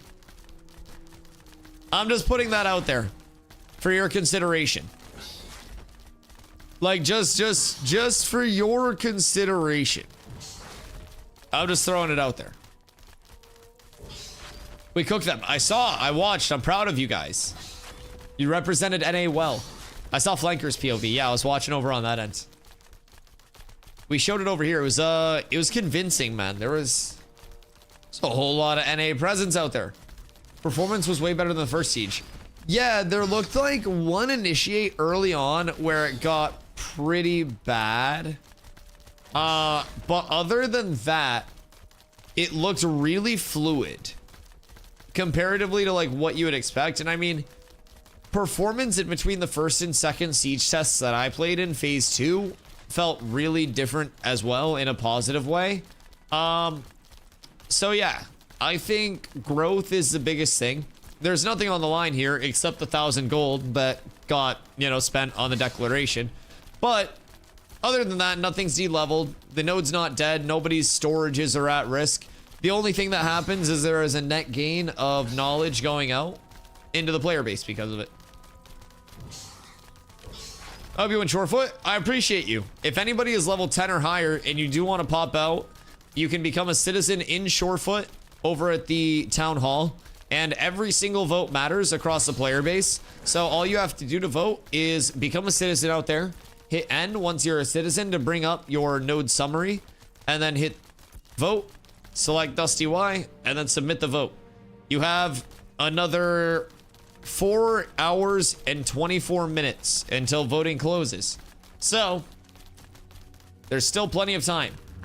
If you guys need help getting over there, let me know. Where's my Drewski Wooski at? Is he still on the grind? I have stuff for Drewski as well. How much do you think Flickering Flame's worth right now?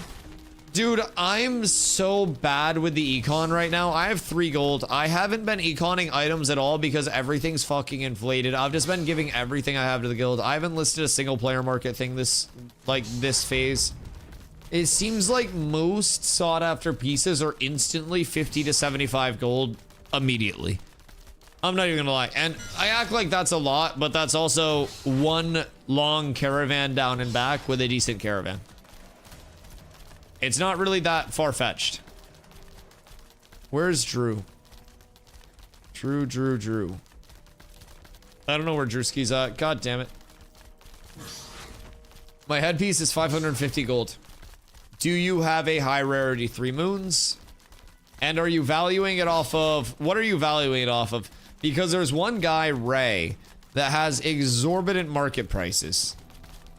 So that's like that one guy on eBay that lists like pocket lint for fucking $250 and expects it to sell. You know what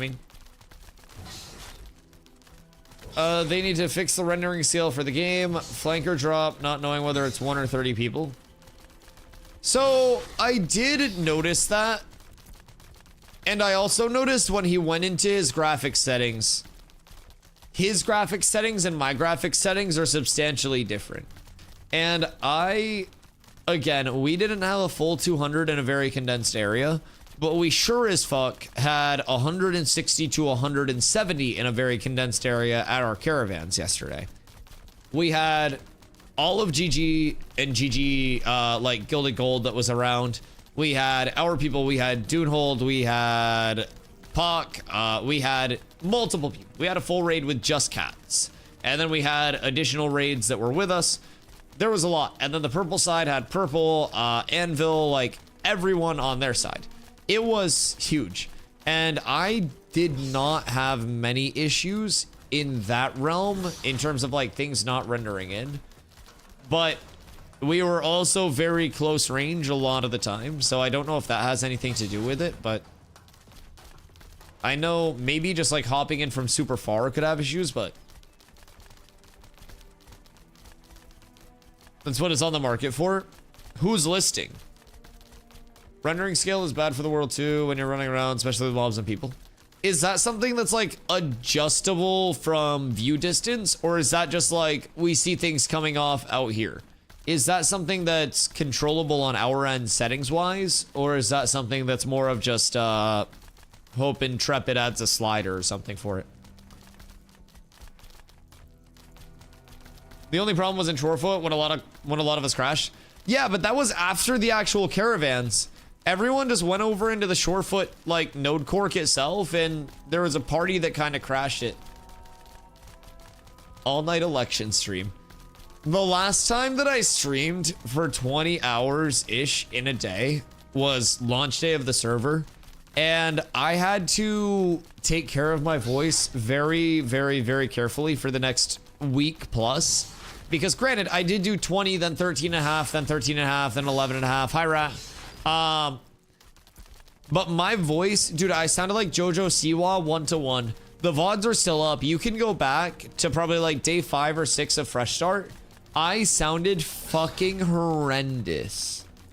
People were worried, and by people I mean me, that my voice was gonna go out completely.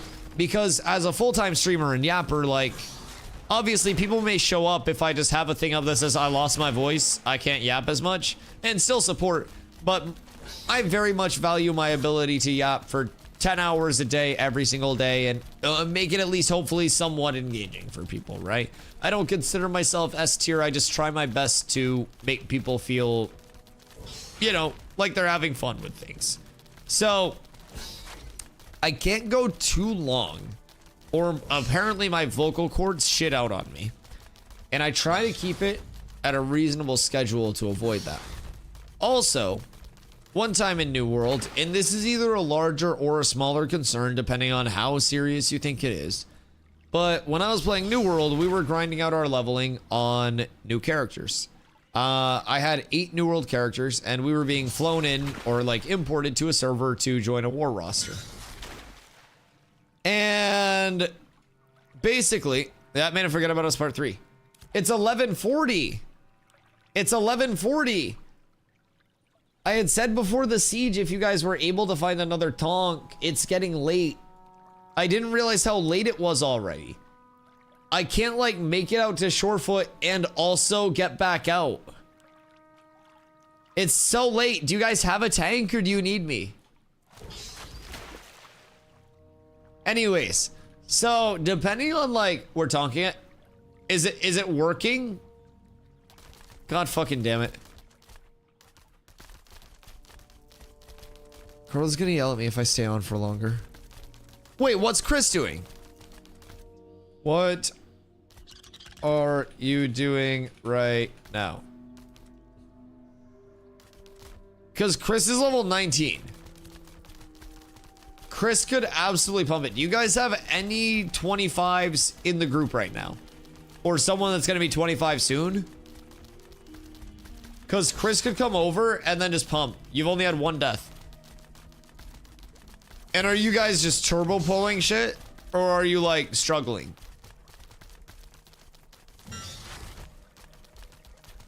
What's the dealio? Hoofsy's 25? Okay, so Hoofsy could always pop out of group, and then you could just let him roll on anything that drops, and you could get Chris in group, and Hoofsy could heal from outside of the group. You would just have to watch his mana. And that could be a turbo pump for Chris as well, depending on what Hoofsy wants to do. I don't know how many clerics you have either, but Chris is in Steel Bloom currently. Hoofsy is almost 25. Okay, when you hit 25, would you guys, what's your group comp? Because Chris is over at Steel Bloom right now. I could send him over your way, and that would be the juice. How late you grinding? I may have an opportunity for you. But yeah, there are certain things that will keep me on stream longer. So like we've done Guild Wars where I went super late night. Like I'm capable of it. I just have to be careful and not do it every single night, or I may literally have a seizure. That's what happened with New World when we were leveling our characters. I may or may not have full committed too many nights in a row, and then I did the Harlem Shake for a little bit on stream, and it was less than ideal in most people's minds. But I was also hard committed, and oh no, I was just referencing earlier, like no, I wasn't saying Corla time. Fuck that. I was just saying someone asked for an election stream until 4 a.m. So yeah, that was part of the reason why I can't let myself stay up late too many nights in a row. And with the node, you never know what's gonna happen. You never know when you'll need a late night. So I try to reserve them for when they're necessary. There have been nights where I mean, day 1, I went fucking 20 hours on stream. Then 13 and a half, then 13 and a half, then 11 and a half. So, you know, I'm always also around too. Fortunately, there's nothing that really like pulls me away from the game much. Very thankful for that. So I'm always available to help stuff if we do end up winning the node. It's just a matter of, you know, getting the word up that something needs to be done, and then we're good to go. Past that, if there's a war going on or something like that, oh my god, that's content, baby. I'm getting all the content that I can out of that. That's gonna be beautiful. We will log on with every single person that we can with an all call, every single war that goes out, and we're not stopping until that war is done. I'll take it to the other territory if I have to. Like I'll bring it into their turf in the other node. I'd alert because we're having a post-siege meeting. Tell everyone I say hello. If you don't tell them I said hello in the siege meeting, you're fake. I'm just putting that out there. I wish everybody well. I missed the siege. If you blinked, you would have missed it, Zenington. It was 20 minutes. NA had some really good pushes, but defending's also hard. Yeah, defending is quite tough, so. But I was like a participant in 2 of the siege tests in phase 2. And a lot of defenders were losing most of these sieges. When we were on the attack, we won. When we were on the defense, we won. But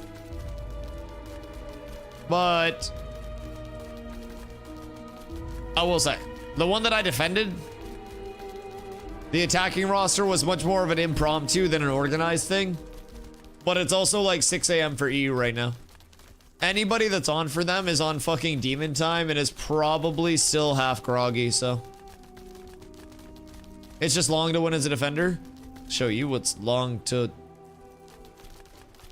win. Can you time it out? Yes, you have to last the entire time. It is basically defending the objective until the timer has ticked up.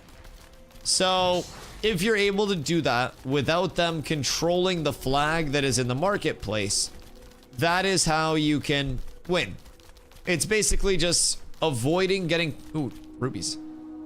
Avoiding getting caught on really long like wave-based spawns, trying to control all of that. If your group is better at PvP, you should win as defender. It depends on some factors. It depends on some factors. Because defense, you are also playing on your back foot. And defense doesn't have the luxury. Because keep in mind, like this mode holistically is very similar to New World Wars. And from the defense perspective, you're very frequently playing reactionary instead of on the front foot because there is a lot more risk associated with an initiate. The attacker is expected to be able to kind of like full send it in with a little bit less risk. You throw your bodies in and you throw your bodies in, and over time you hope those bodies start breaking through. On the defense side of things, if you push out of gates and get a wipe and push out of gates and get a wipe and push out of gates and get a wipe, you could do that successfully 6 times, but the one time that you fail to do that, that's going to be punished. So defense momentum wise, in terms of those large organized modes, in my opinion, of course, there can be any banter, but like on a serious note, defense, in my opinion, always is forced to play somewhat on the back foot. And for that reason, oh, okay. Someone fucked up with the excavator. For that reason, I think if there are very strong initiates coming out from the attack, which we saw a really good uppies come out from the attacking side. They got over the wall itself, hit a flank on EU that EU didn't see in time. EU's entire backline got full poopied. Full poopied. And from there, NA just was able to push in. They got their momentum going and it just flooded into market. And from there, it wasn't like recoverable and the objective was already ticked up. So all of that combined is a big portion of all of that. We convinced Bad Dad to join Cats. Let's go. We love Bad Dad. We love Bad Dad. Another cat joins the ranks. But yeah, so I do absolutely like, I agree. NA played it very well. NA played it very well. But on the defense, I think that it's important to remember with like wave-based respawns, once you get staggered, once that momentum is going, it goes from a level of on defense, your best case scenario is you react to the offense initiating and you counter. Your worst case scenario is that you're staggered and you're all over the place, and then the attack knows that you're about to reinitiate and they know where you're coming from. So once the attack was able to move and start channeling the flag, the defense's hand was forced. They no longer had the luxury of play reactionary, bait them into an attack. They now had to show their hand, mass up, show where they were coming from, and the attack was able to tell, like, you know, when the defense was going to be coming in. So I do think defense just as a whole has its own set of challenges once you start to get staggered. Recovering from getting staggered is also a large part of defense, but it's very, very, very hard. Especially without, you know, this isn't a mode that has thousands of reps for people like New World Wars. I'm speaking more so from a perspective of having done 2 of these and thousands of New World Wars, which are similar in concept and execution. There's never a one-to-one. But I do know as a defender, once you get staggered and you get on long respawns, and while you're getting a respawn up, you're waiting for your respawns to come in, people go in too early and they get picked off and then they get put on a respawn. It fucks it all up. It's hard to regroup, so. Without siege weapons, not even worth it. Sieges should start at level 4. I think everything is worth it because it gets data. I think that every single repetition that occurs in any form of testing development is absolutely 1,000,000% worth doing. And I think while we're in an alpha, the more node siege tests that we get, the more very populated caravan areas that we get, the more server worker crashes we can force, the more that contributes to the totality of the game being in a better state when it does launch. And it takes people in every aspect of the game completing all of those things. It takes the people that are gathering and finding bugs with trees and node spawns that are fucky and bad ratios and bad spawn rates. It takes the people who are grinding mobs to see that mobs are hitting too hard or dropping bad reward tables. It takes the questers who are willing to go through the questing grind to see which quests are good, which quests are not. The heroes that are making questing guides that'll get you 1 to 10 plus and get you a gear set.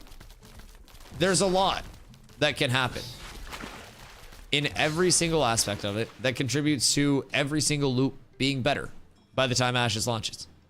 So I definitely think that is massively important. What do you guys think of the flag being in the market? I think it'll probably be redesigned long term to have more variants like node to node once more individualistic node layouts come in. Right now we only have a couple of node cork types, so things will look very similar. There will be more node cork types and more customizations with the actual node layouts, but like right now you have the non-river cork, the river cork, and then you have the harbor cork. So it's just like those three, and I do believe this isn't gonna be a channel on the market. Maybe it will be, I don't know. But yeah, I think we'll see, I almost drowned. I think we'll see more variants. We haven't done a harbor siege yet. I haven't seen one of those in the testing. I don't know if they did it. Where was it for the PTR test? Was that Sunhaven? Where did PTR siege last, chat? Was it a harbor cork or no? Parrot Orphan would be crazy. So keep in mind, if you own the guild castle that's out in the middle of like the ocean, there's a guild castle that's intended to be influenced by like naval combat. So he's gonna be lit.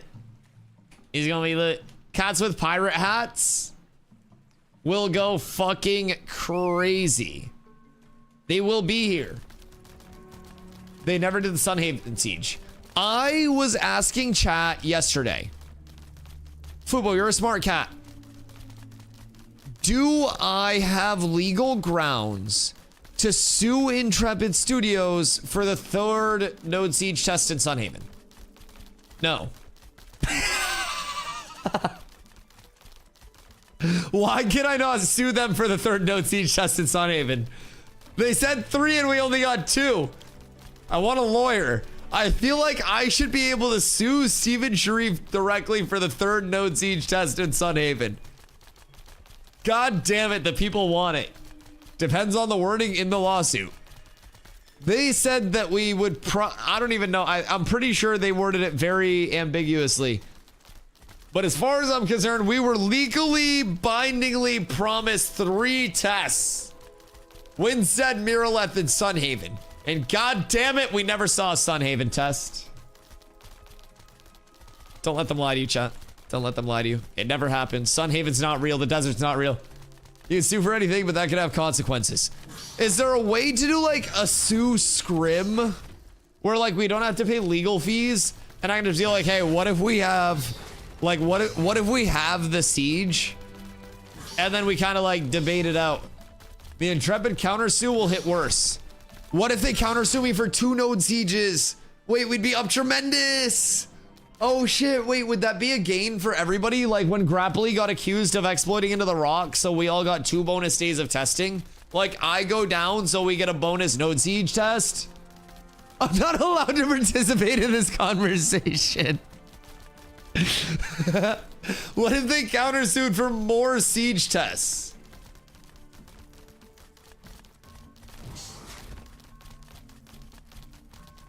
What in the flying fuck is going on in Citizen? I don't know. I try to read my own chat. I try to let you guys read that.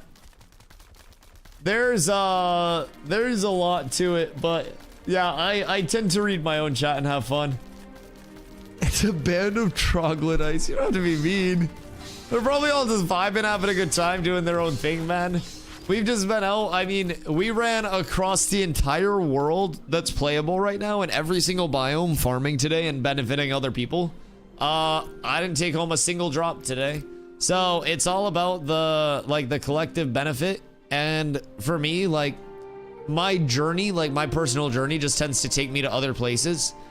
Some people's gameplay loops keep them here, and I don't think that's anything to hold against somebody, you know what I mean?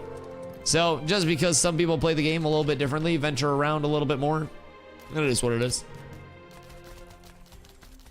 You're not gonna stay up for your election.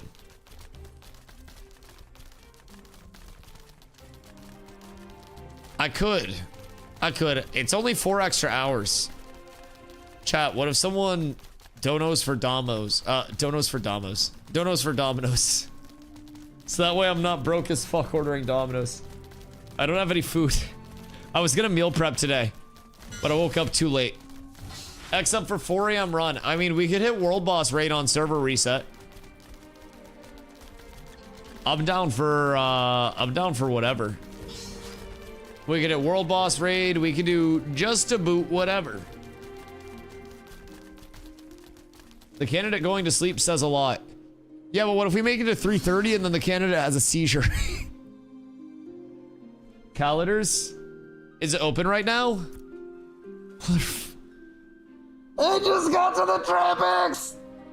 Anyways. How's the desert farm? Is it good? I'd come over. Yeah, I might be there by the time the fucking election is done.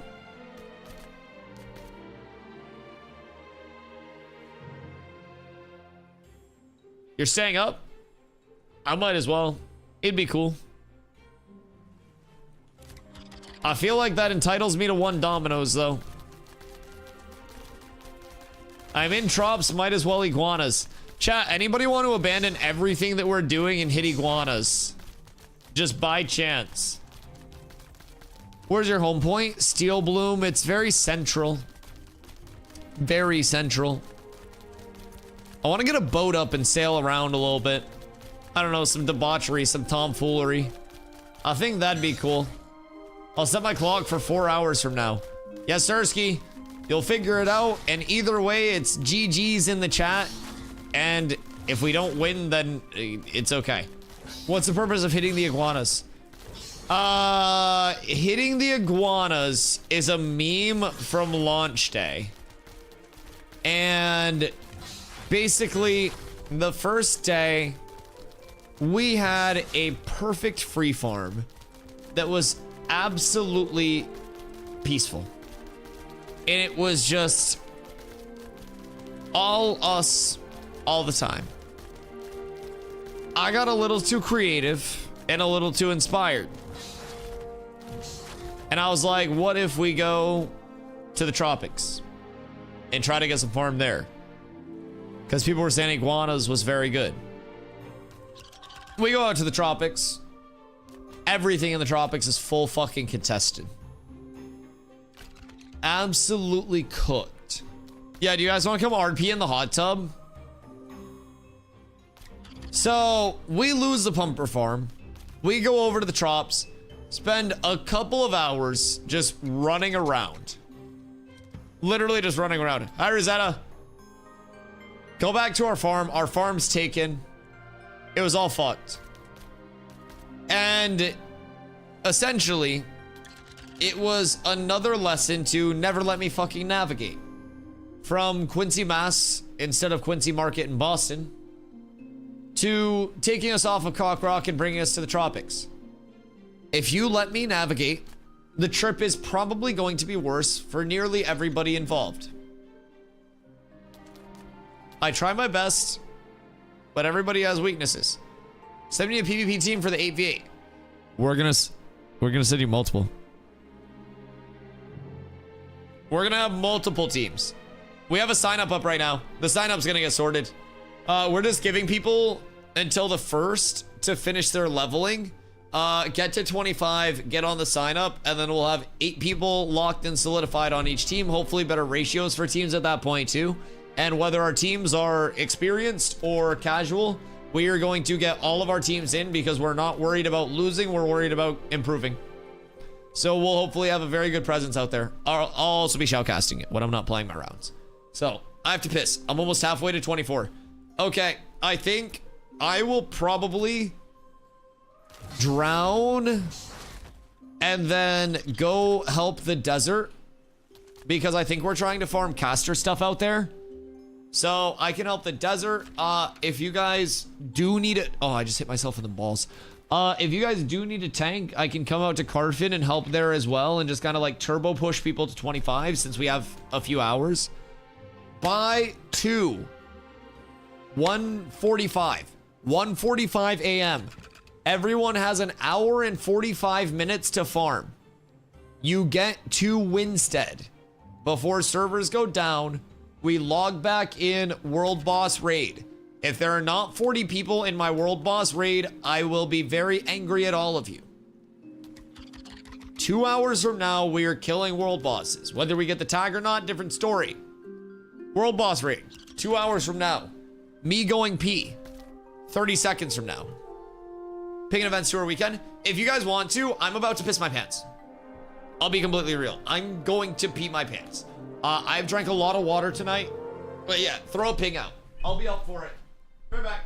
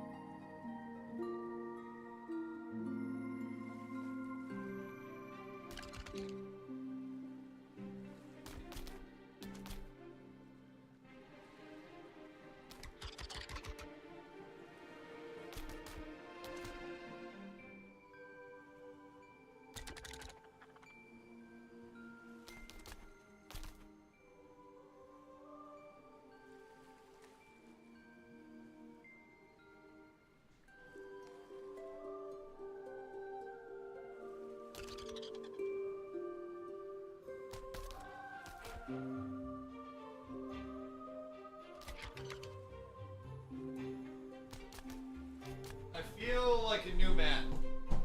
I feel lighter. I feel better. All right. So, where am I needed the most? The desert or Carfin? I will go wherever the lads need me. Dusty, I'm up huge. Why, what's up?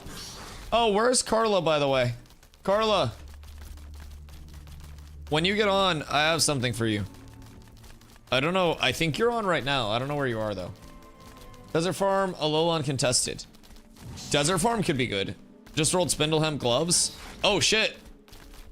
Oh, shit. What's your power at? 159.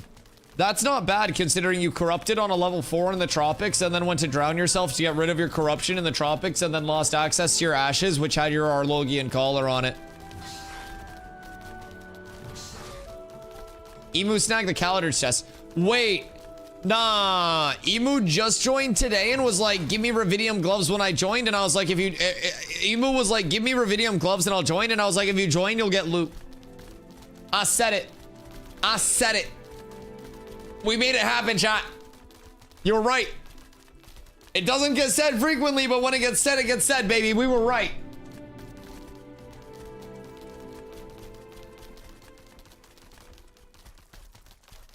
We were right. It's like a signing bonus. Zombie, no. No signing bonuses. No dodge chargers. Zombie, no. Zombie, no. No dodge charging. 25% APR. How much money down? Do you want a hard money loan? Oh, gosh. Oh, gosh.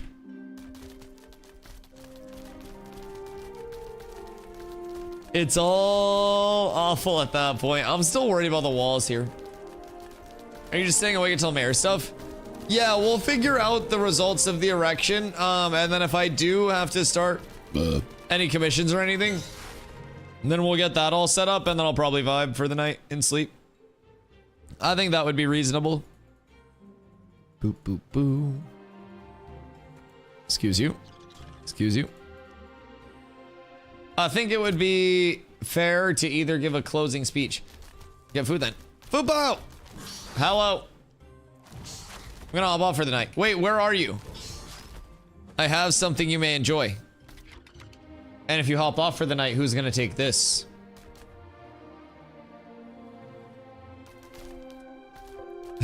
Fubo said come. Sorry. I'm not a criminal. I haven't done anything. The accusations are false. The accusations are completely false and based. Fubo, you ever meet this guy before? No, how do you know me? I've met you before. I voted for you.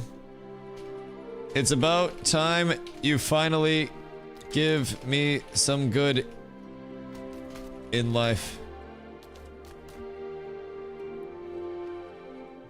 Thank you, Dad's belt. You want this? Do I want what?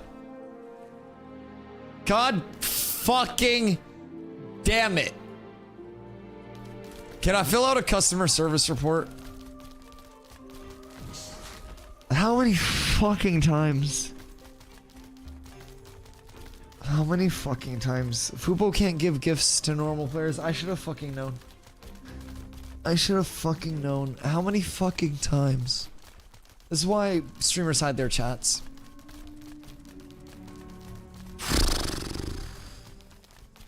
Dude, that's 3. How many fucking times? I thought it was just gonna be like a beautiful, like, little present. Hey, Toast, you didn't miss anything, dude. Welcome back. Did you tell everyone I said hello? Or are you fake? I must go help the guild. We are staying on. So, I'll be on until 4 p.m. We'll see the results of the election. And if I do end up winning by happenstance, we will get everything all situated for the night. So people do not have to wait overnight to be able to help the node. But wait, 4 p.m.? Sorry, 4 a.m. 4 a.m. I don't know my times. I don't know my times. 4 a.m. Shut up. 4 a.m. I'm already delirious. I'm already delirious. No, not a 24 hour, and that would be 26 hours. No, because I can't do a 24 hour because my time slot... I'm not good at math. I'm not very smart. My time slot starts at 2 p.m. and then I go late. Do you do well with naps? Like, I fuck with naps, but I try not to in the middle of my stream like I'm Summit. But like, I aspire to be at that point of successful one day where like my napping could be considered content. I voted for you. I expect that dance party. Oh, if I'm elected, there will be a dance party. Whose fucking boat?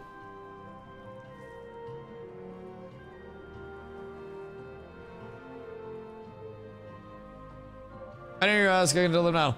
Whoa. Okay, cool. Yeah, tell everyone I say hello. And also, wave my fee next time I have 3 gold. Please get food. I'll get food. Can you take this collar out of my inventory? Did you even see what I got you? You didn't even acknowledge my hard work. I did an entire quest chain. Who's this? Alpha. Oh, who's out here?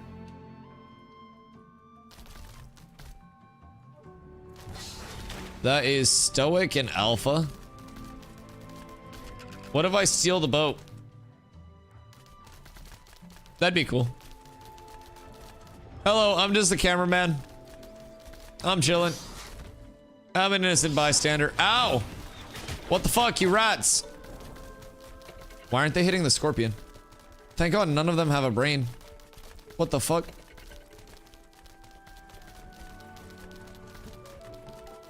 Why would you hit me there? Jesus. Also, ow. Maybe it was like a warning shot or like a love tap. Who the fuck just smacked me? Yo! Congrats on the Siege W, everyone that participated. It looked like a banger. I was watching Flanker's POV, and turns out an NA flank went crazy. So I was watching that POV, and we saw a good push from like the gate in front, and then over to NA's left, you had that big push with your uppies. You guys came up the path, and from Flanker's POV, they didn't have anybody scout that out in time. And dude, you guys got such a big initiate off of there, and then it just staggered everything. It was a good initiate. I was seeing that shaping up because obviously I wasn't playing. I was sitting here just watching everything around the screen. So I had the luxury of not having to worry about any spell casting whatsoever. So it's a little bit easier to see shit. But it was fat. It was fat. I saw you guys coming up the hill, and I was like, they don't have walls up. They don't have vines up in the path. They're fucked. They're fucked. I led main raid, Vathon second raid, then we had a small group. Movement, engage, defenses, rotations. They got fully outplayed. How do you feel in terms of shot calling that people's reliance on flying mounts being like omnipresent has impacted it? The flanker rotation's crazy. You stop. It's early. Poor guy was probably trying to drink fucking coffee at 6 a.m. and wake up for a goddamn node siege, and you're out here roasting him. At least they showed up. There was an entire guild that pulled out of the phase 2 node siege test because gates had too much health. So like, just food for thought. At least EU showed up. No, I know, that's what I'm saying. All mounts disabled, that's what happened. So that's what I was asking. Like, how do you feel people's reliance on like shot callers being on flyers all the time from that standpoint impacted everyone being on the ground? You know what I mean? Because it's a completely different standpoint with multiple callers on the ground relaying information equivalently instead of one person above everything saying, you guys all go here, I see all of this shaping up, like I'm just floating up here. I feel like a lot of people are very accustomed to always having eyes in the sky. And I don't know internally what comms were like on either side, but knowing that there weren't eyes in the sky for either side, I wonder how much that impacted people's kind of like familiarity with recognizing situations, right? Seeing things like those flanks, seeing those pushes shape up early, all of that. So, but I'm just running around between our raids calling. Yeah, so New World shot calling was kind of similar on defense. So we would use TeamSpeak. So you would have every one of the groups in their TeamSpeak room, and then you'd have your global comms from your caller, and you'd have group leads whispering to your caller, like your global comm. So you got all of those routes of feedback returned, and I'm sure you guys fucked with that before in other games too. Pretty basic TeamSpeak setup, right? But in New World, once you got forwarded and you're down to those gates, your caller would be like on B, making sure that nothing's pushing. They look over to the side gates, make sure that the side gates are good. Look back gate. Oh shit, back gate's fucked. And like, if you are a caller or a group lead or anything there, oh my god. Dude, Canary, nice, nice, nice. Each group is solo coming, raid leads coming directly to TMX, and TMX just raid leads. That's nice. Yeah, Canary was how a lot of New World companies started up their stuff too, and then everyone just went to TeamSpeak because it was just a hotkey for a whisper. So you could literally just have like a direct whisper to another group. If you're working in cohesion with another group, you could set up a different keybind to global comm or to go directly to your caller. It was so clean in terms of all the accessibility, but Canary's free. That's a big plus for Canary, you know what I mean? Nobody has to pay for a fucking Canary server. Discord Canary, the MV free in my mind. So hyped for TeamSpeak scripts. You are not getting speaking permissions. TeamSpeak is superior IMO. I think it's a more organized, like, functional thing. It always seemed a bit more clean. Canary calling was ass. Because you needed people, like, active in both, properly muted, not deafened. You needed to make sure that people were in both, actively listening. You'd have some people that weren't even in the fucking main comm. Canary was opt-in comms. Yes, exactly, exactly. And I also think there will be an evolution where eventually you'll have shot callers, not shot callers, I'm so sorry, respawn callers coming in. It's a static respawn timer, but in New World we would have respawn callers that were not in rosters, but they would be somebody that would get compensated in-game for their time. We'd pay them in gold. And they would come in and people would stream their POV in Discord. The shot caller would watch multiple POVs. And then when somebody was dying, you would have a voice in the background of TeamSpeak that was, you know, counting down the respawns. So everybody that was alive would know respawn wave's about to hit, I have to die, or I have to play my life. And I think that'll be an evolution of what happens infrastructurally here too, especially if they continue to tweak how the respawn waves work. Earlier waves are less punishing for defense. Later waves are more punishing, which I think is kind of what I would love to go by. Just from New World, I think that's something that put a lot of the concentration on the later part of wars. And right now with the respawns just being that like 30 second, 30 second, 30 second, 30 second, 30 second, 30 second, it's kind of like, okay, well at the start, it's easy to get momentum as an attacker. And at the end, it's equally easy to get momentum as an attacker. But what if towards the start, it was defender weighted? So that way you had, you know, easier regroups on defense. And it's harder to push in when you've got a wave pushing you out, right? From there, if you're an attacker that's just absolutely rolling, you can still win early, but early it's defender skewed in a longer mode. Then in New World, it was every 5 minutes, but it was a half-hour war. So every 10 minutes, you'd be looking at an incremental increase to the respawn wave. And that would basically make it so later on that defender advantage wanes. And I know we'll have different forms of defender advantage through like node upgrades and shit like that. But just kind of a thought with it. And then later on, you have like more punishing waves. That can lead to people being staggered, but moreover, that's going to make it more punishing for objective defense. If you get put on a very punishing wave, if you're not coordinated, you can get baited into a bad initiate, a bad collapse right after a respawn wave hits. So it's a pretty big thing. Sounds too much like metagaming with respawn wave timing. Well, this is a mode that's quite literally going to be the metagaming. This is the... So we're discussing node sieges right now, which is something that just happened as a test. I don't even think that was a test. I think it was an organic one over in New Ayla. So that's a very specific part of the gameplay loop where it's a very high risk, high reward. There's currently respawn waves, but it's a static 30 seconds the entire mode. So we just watched that and we're kind of like giving outward thoughts on it. That mode is going to be very metagamed regardless. It's a 1,000 gold declaration for the node siege. And going forward, it's going to be even more expensive for higher tier nodes. It's going to be a huge deal. So that will definitely be, in my opinion, one of the more metagamed modes. Now, of course, as node levels come into everything, as competition continues to ramp up and everything, you'll have more variance to the tiers. You'll have like tier 3 nodes sieging tier 3s. Maybe it'll be expensive to do so, but you'll have 4s sieging 4s, like kind of that even thing, you know what I mean? Maybe they can do something to prevent less metagaming around respawn timing. I mean, so what's the, I guess from the other side of the standpoint, like what with respawn timing do you think is like metagaming, so to say? I guess I don't really understand the term metagaming. Yeah, I think either way, whether it's static respawns or wave-based respawns, it will still bring, you know, if it's per person or if it's wave-based, I should say, it'll still bring an element of metagaming to the mode. Node sieges themselves, I don't think will ever be meant to be like the accessible, like super inviting, casual, friendly mode. If that's kind of like the metagaming. I'm not too familiar on my side with like the usage of the term, so I don't want to like misunderstand. But I definitely think node sieges, regardless of the spawn timer,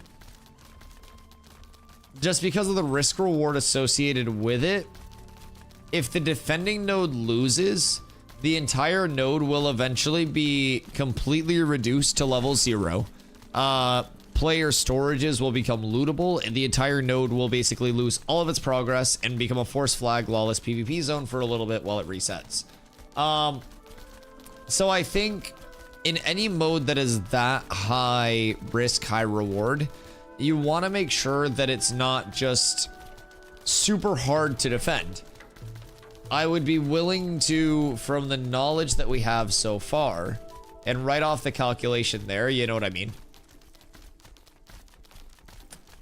I think Defender overwhelmingly loses.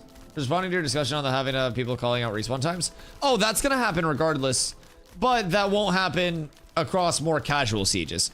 But if you have a Metropolis node sieging a Metropolis node, you bet your ass every bit of information is going to be utilized. Oh yeah, I mean, if we have a node siege on our end, we would have a respawn caller already just because we know the infrastructure for it.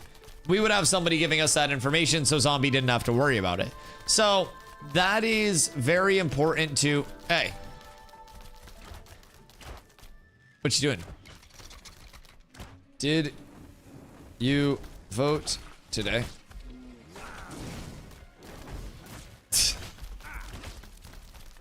Bet we're up.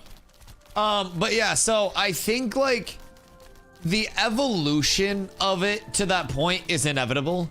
In modes like that, especially with the respawn already being a wave-based respawn, that's just the next step. People being in micro comms and macro comms is a basic step of it. That's already metagaming, but so the thing that we were talking about was TeamSpeak versus Canary. Canary is a second instance of Discord that you can run. So you have group comms as well as your macro comms or your main comms. So with certain modes and certain communities, metagaming is inevitable. And if it's from an infrastructural standpoint of we can have somebody calling respawn timers in a respawn, like wave respawn based mode, or even calling how many, you know, say it was an individual timer, how many people in the total raid, because it's not just one 40-person raid in sieges right now, it's 100. So even if it was individual, you would have a respawn timer who's basically letting you know what percentage of your raid is up, what percentage is down, what your caller can't see. And it would be that kind of like ear in terms of momentum. In New World, your respawn timers would also, like your respawn callers would also help assist with, you know, this point is at this percentage. So that way, if somebody was just blocking out, like, you know, the caller saying we need to step, we need to tick, if they miss something, then the respawn caller would also be calling out percentages, gates, rebuild statuses, all of that. And all of that, in my opinion, is just more information that is inevitably going to work its way into these modes as the skill level and the investment level continues to increase. Everything will be rudimentary in testing phases and people will continue to optimize it, but knowing respawn timers as an entire army can entirely depend, it can entirely influence like if you initiate, if you wait, if you push out of the gates, if you pull back in, all of that. So You tailor the comms based on what you need. I hated when respawns would call point tick. Well, because we would never have point tick, because anytime point would tick, I would just lead you into a fucking fatty collapse. We'd get 32 kills in one collapse, and you'd be like, all right, I'm gonna go watch Dusty's stream again. Literally mid-war, by the way, he'd say that shit. We'd win a collapse, and he'd be like, all right, I'll call again when they're actually back. Motherfucker went on, because of me, by the way, like a 3-month streak of not losing a single war.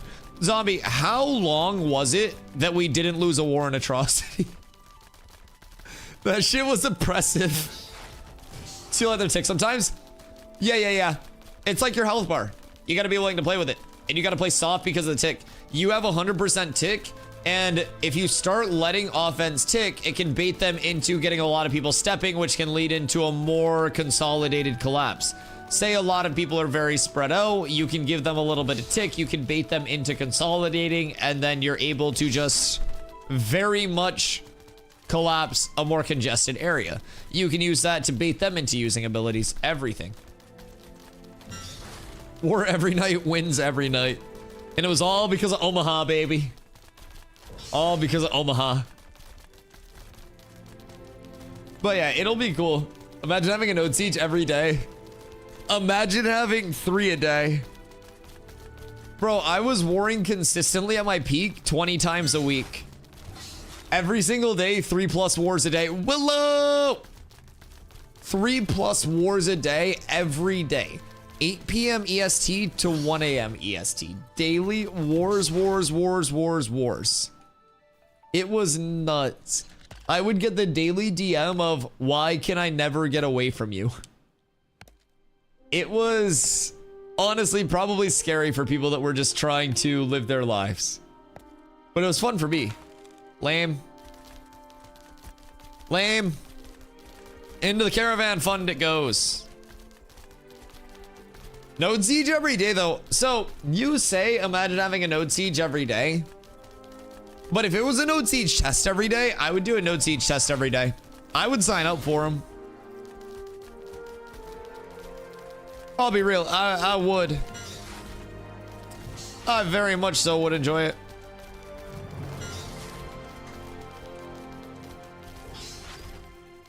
I think Node Wars daily, like, obviously, providing it's in a spot that it's supportive. Like, there's a certain point where everything wears off, but parts of people use it for vans nowadays. When does the election end? 3.5 hours from now. So we'll be on until the end of the election. We'll be checking it out, seeing what happens. Right now, we're gonna go farm for a little bit with the guild, make sure everybody's getting drops, make sure everybody's good. We'll be on until the end of the election on this end. 4 a.m. EST, 3.5 hours. And if we do win, we'll set up commissions. We'll get everything squared away. We've had multiple people already reach out, offer their help. So I'm sure we will figure everything out on the fly, but also have a lot of good resources helping us. So either way, you guys are getting the buildings put up, and it's an alpha, and the server dies in 2 months anyways. So regardless of who wins, make sure that you do support the node, help the buildings go up for the entire server, because that's going to be a big part of server progression. I mean, we do already have the ag supply in Az, and we got double wood shops in Jova, like the Akimbos. But having them up in the Trops will be quite nice, and it's also going to be the first Trops node. So once they put the anvils in, this will be a very populated node over in Shorefoot, because the anvils is going to transition right down to Shorefoot for now. So you'll have a lot of traffic in and out of there. You'll have a lot of people going through it, and it'll definitely be a bit of a hub for a bit. So just keep that in mind before everybody just switches their citizenship elsewhere post-election, regardless of who ends up winning. I'm going to swim across here, because I like the swim. This is such a good area to farm, by the way, for low levels. Fubo, for caravans. People are rocking Willow vans. I want to say, is it 3x6s or something that people can make with Epic Willow if you're pumping?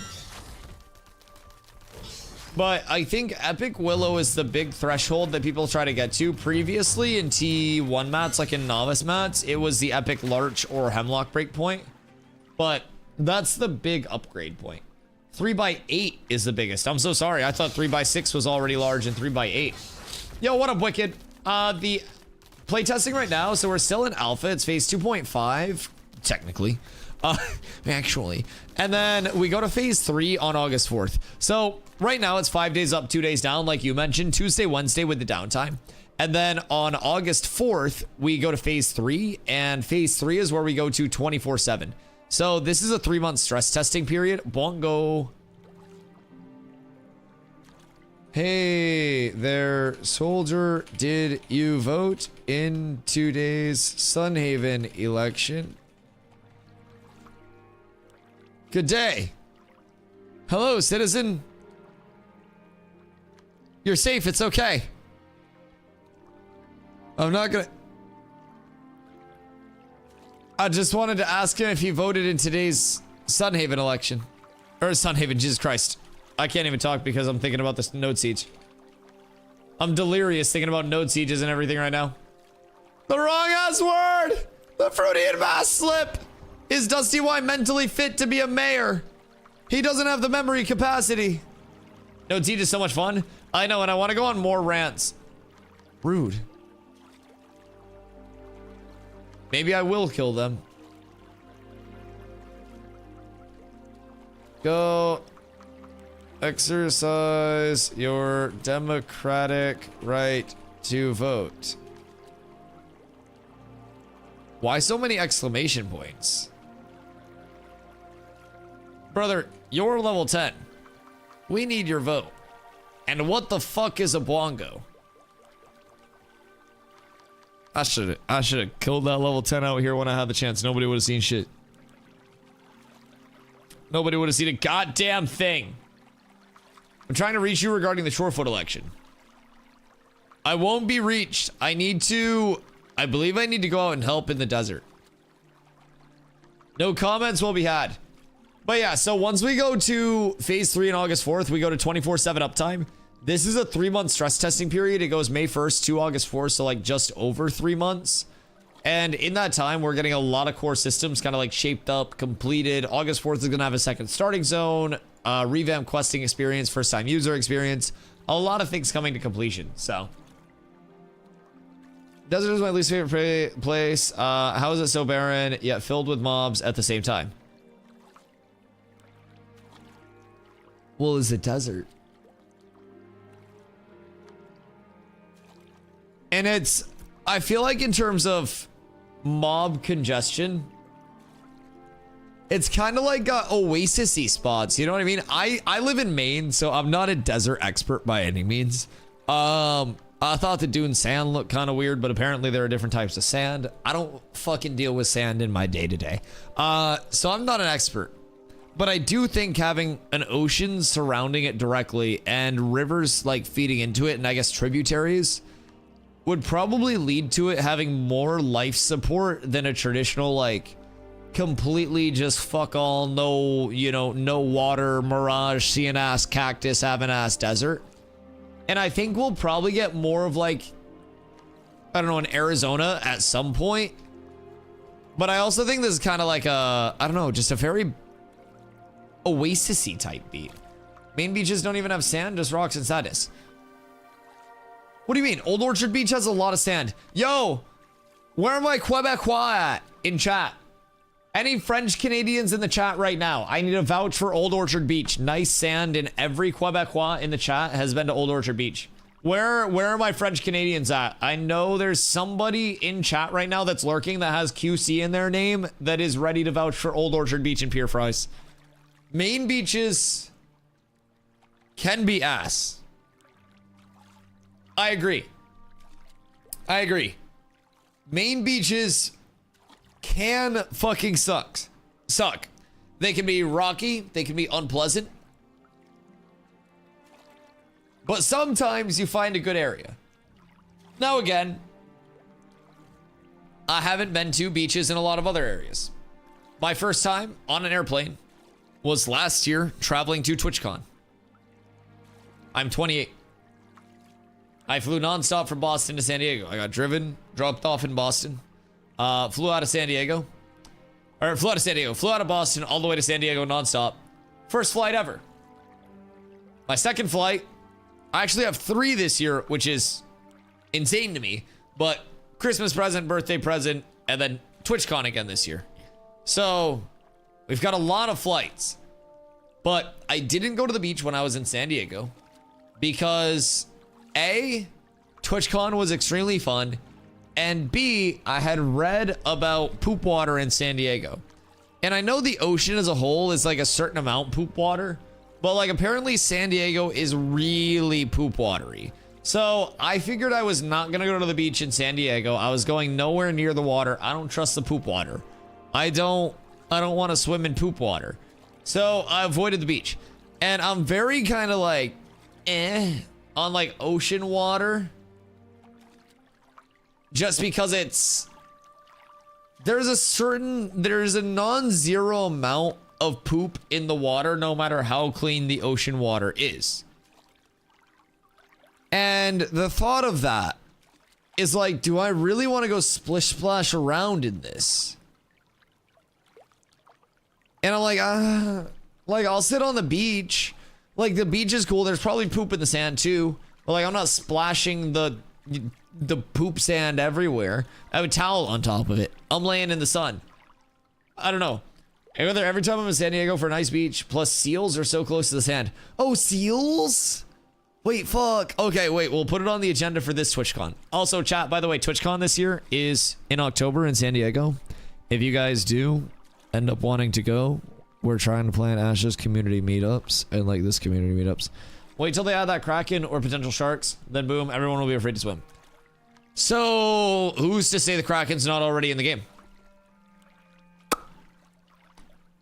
Who's to say that it doesn't exist? But yeah, no, I will agree. Main water is cold as a motherfucker. It is. Nin. Chris's group just disbanded.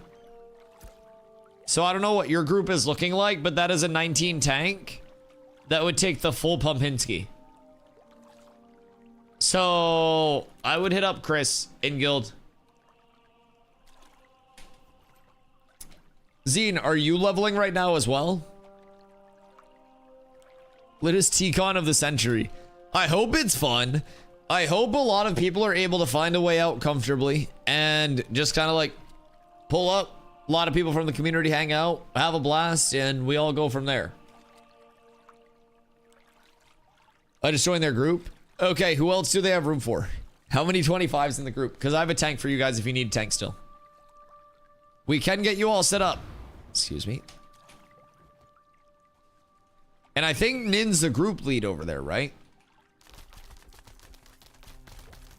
I'm on the fence about TwitchCon, but if I go, I'll definitely come through. I feel that. I was very nervous to go. Like, despite yapping 10 hours a day on stream, the wall of the internet was always a very, like, comfortable thing for me to yap through. So the thought of, like, and keep in mind, when I went to TwitchCon, I was not this regular size of a streamer. My big growth came realistically like October-ish of last year with the tournament relaunch. Like I was 100-ish average viewers before that, but the New World like relaunch did very well for the channel. And I saw that the ceiling was closing in and kind of like got out from there, came over here, and everything's been amazing here, and I'm eternally grateful.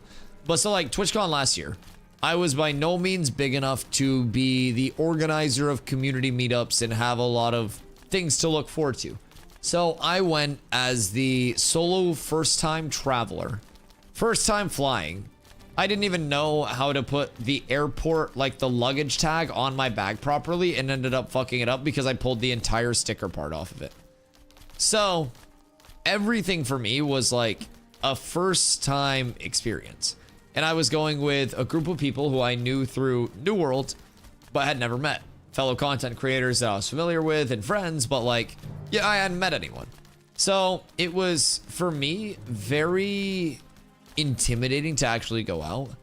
But when I got out there, we had one of the people in our group, Ewok, who had worked very hard to put together a very cool itinerary that was both TwitchCon related things like directly in the event, places to eat for different like meals, events that were going on outside because there are a ton of like concerts and events at like, you know, just different venues. different music, different performances, all of that shit. Different brand events where they do food, drinks, they give away things like Logitech gave me this G Pro X60 wireless keyboard last year. I'm not sponsored. I just like pretending I am. So anyways, I did get that keyboard for free though. That was from the Logitech party. They also have cool fancy badges for that party. But yeah, TwitchCon has a lot that is both directly at the convention itself, but also in the immediate area. And then if you end up getting the block party, they close down the entire gas lamp district, and it is just the block party that night. They have food and drinks outside. They have like a main stage with performances. It's a blast. So it was my first time ever going. I was super excited to go back. We put up a dono goal early in the year because I thought it would take that long to fulfill it. And chat made me cry one night because I threw so much money at it. So that was insane to have that already taken care of. It was like right up to the border of it, but yeah, it's really fun to actually go out there. I am super excited. I have 3 trips this year, like I mentioned. Victor, thank you for the hydrate. I have 3 trips, like I mentioned. So the first one is actually this week. Going to Vegas, and that is my Christmas present.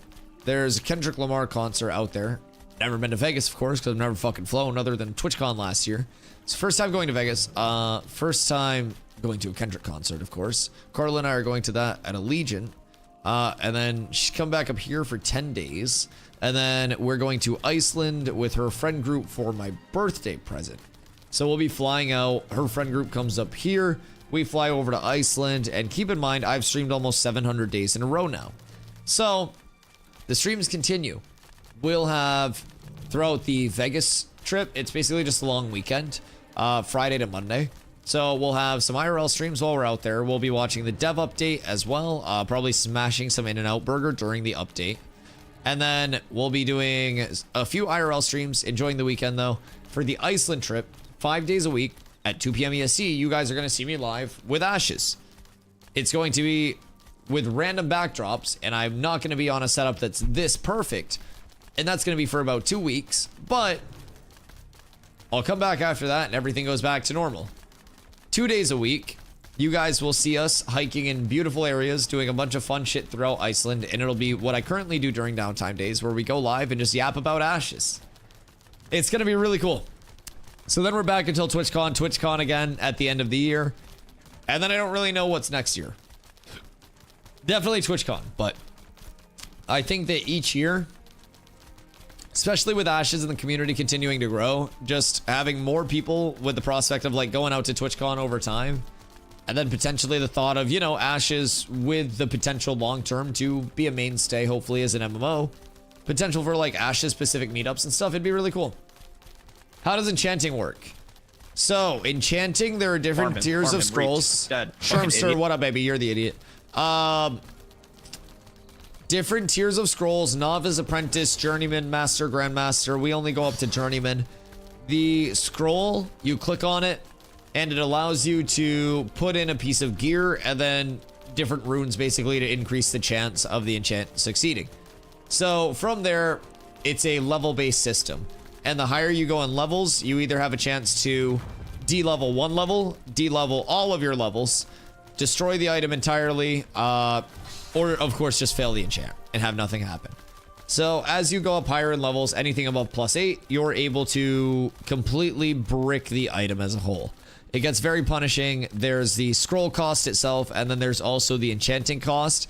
Different slots have different enchanting costs per enchant, and as you go up in level, that cost per enchant also gets more expensive. So outside of the basic scrolls, there are also scrolls that will give different augments, essentially, like a reduced cost per enchant, a reduced chance to destroy the item if you're pushing up super high. So different like specialized scrolls that may be a little bit more of an investment, but will also be rewarding to get. So a few different options there, but it basically per level will either take the integer 1 or 1% of the value of each stat roll on an item. So on something like this, each level would give either 1 or 1% of the value here. Jet, thank you for the follow. I appreciate you.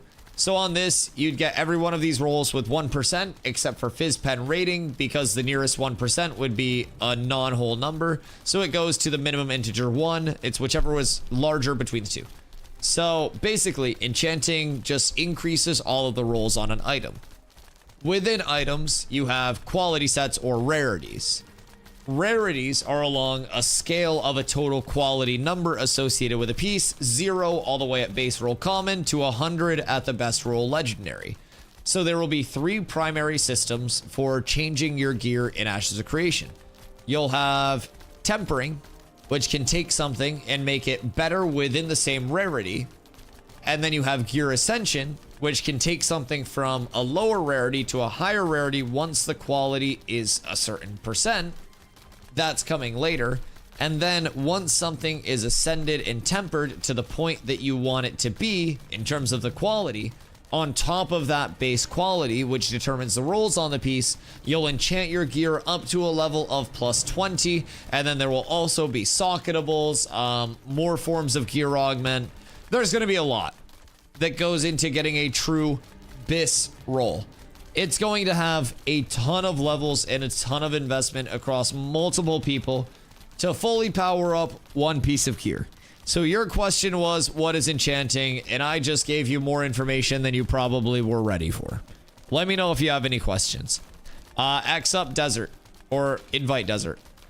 Slash whisper zombie X. I'm already almost 24. I was 22 and a half. Oh yeah, it fucks. It's very good. It's very good. Are you staying up until voting's done? Yes. Yes, that is the goal. Just hit a dab and you hit me with a full guide. Yeah, we could probably clip that and put it on YouTube, honestly. But hopefully that helps. If you want me to go over anything again, let me know. But right now, it's tempering and enchanting. I have another little quick delve. To temper something, you have to deconstruct other things. So under crafting, arcane engineering, you scroll down, deconstruction kit. You make a deconstruction kit, you deconstruct things of the matching rarity that can give you materials that you can then use to make the tempering kits that you then temper the gear with. So you've got to break gear down. You've got to break gear down to build gear up. I like it. I like it. It's a really cool system. Deconstruction and reconstruction, the 2 types of alchemy. How is your alchemy going? Who's 99.9%? Excuse me. I have mobs. I brought mobs with me. Oh. We're fine. We're fine. Thank you for your help. I appreciate you.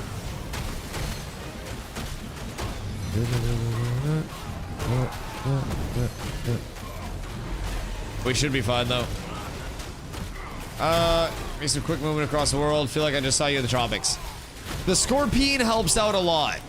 Yes, I was in the tropics and then quickly realized that instead of parking out there and logging on tomorrow, I was just going to stick around until the election was complete.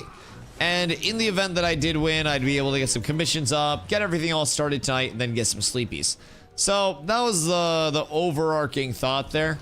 So we will farm up until a little bit before the server reset. So probably about another hour.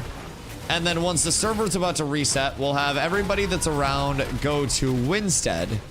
We will group up in Winstead and we'll try to get a raid out to world bosses. And that happens at 2 a.m. EST. And then at 4 a.m. EST, we'll have the election complete and we'll see the results of it. And if we win, we win. If we lose, we lose. Kaji, I bore witness. I watch. Cause y'all saw me. Anyways. Yeah, I saw. No, it was good. Y'all guys made some good plays. It was it was pretty even for a while, and then a good flank came out, and it got such a big stagger. So yeah, I mean, I think overwhelmingly, since the voting changed to being account bound, this seems to be the election that has the most citizen yap so far. So that's cool. It'll be interesting to see what total voting numbers actually are and how many people really did come out. I hate you, not as much as I hate me. Why, what's up? What'd I do? What are the people that participated in the siege saying about performance? Yes, my siegers. How did it feel? Was it better? Was it worse? Was it slideshow? 50-50. It looked slightly chunky at the beginning, and then about 10 minutes in, it looked like it smoothed out, but it also ended 10 minutes after 10 minutes. Other people were complaining and DCing. Oh no. Oh no. Can't you just win, Mayor? Why you gotta buy it? What do you mean buy it? Brother, I got 3 gold. I'm unfortunately not buying shit. I believe that's a false accusation. Yeah, I can promise you, there's been no compensation or anything there.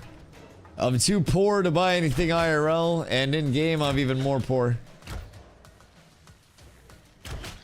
Weird bait though.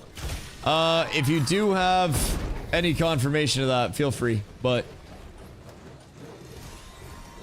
I don't think you do. But again, feel free. Feel free. Who's saying that we're buying the election? Curious about that.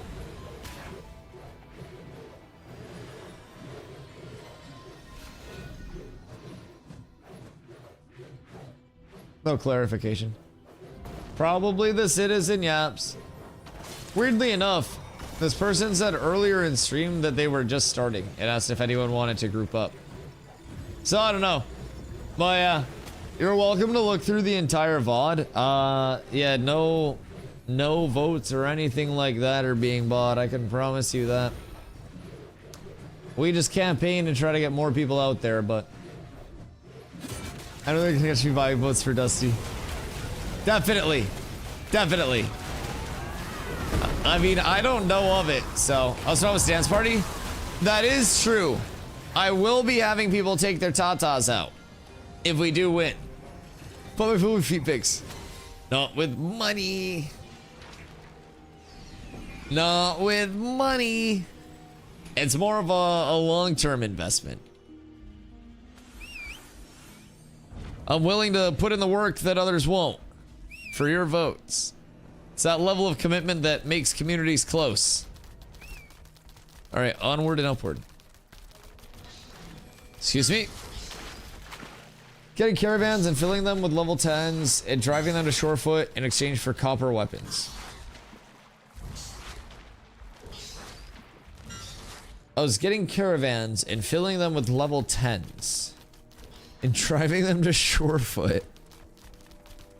Importing the level 10 voters on caravans is going to be the craziest accusation that goes out.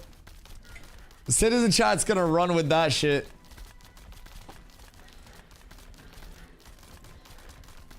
I bet there will be a conspiracy, like, if I do end up winning just in the event, that people, like, bought additional accounts to vote and stuff like that. I don't know.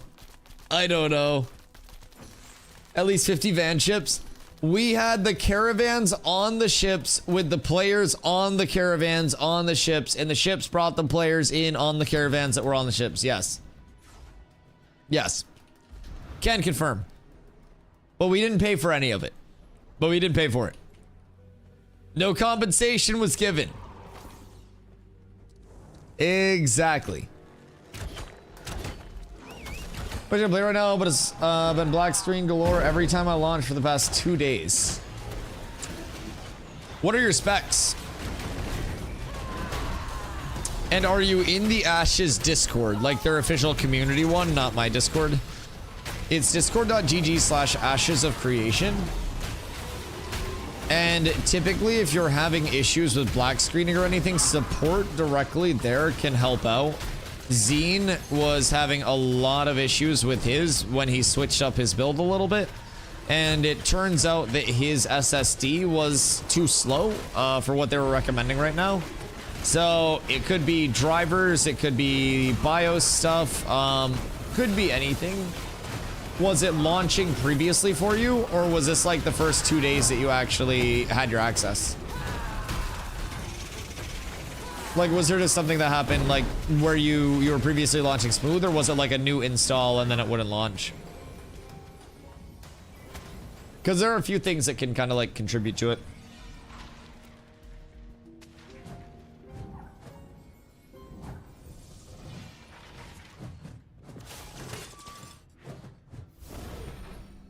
Since a new install, it won't go past the character select screen.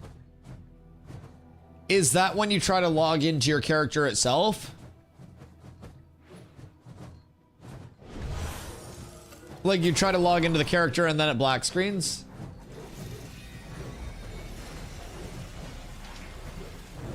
Yeah, try a new character.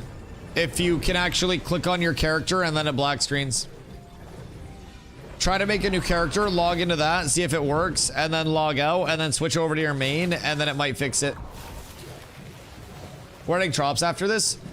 Do we want to, just to be a Poindexter, do we want to wait 45 minutes for the server reset, do world bosses, and then go Trops after world bosses at 2? Or do we want to just go to Trops and say fuck world bosses?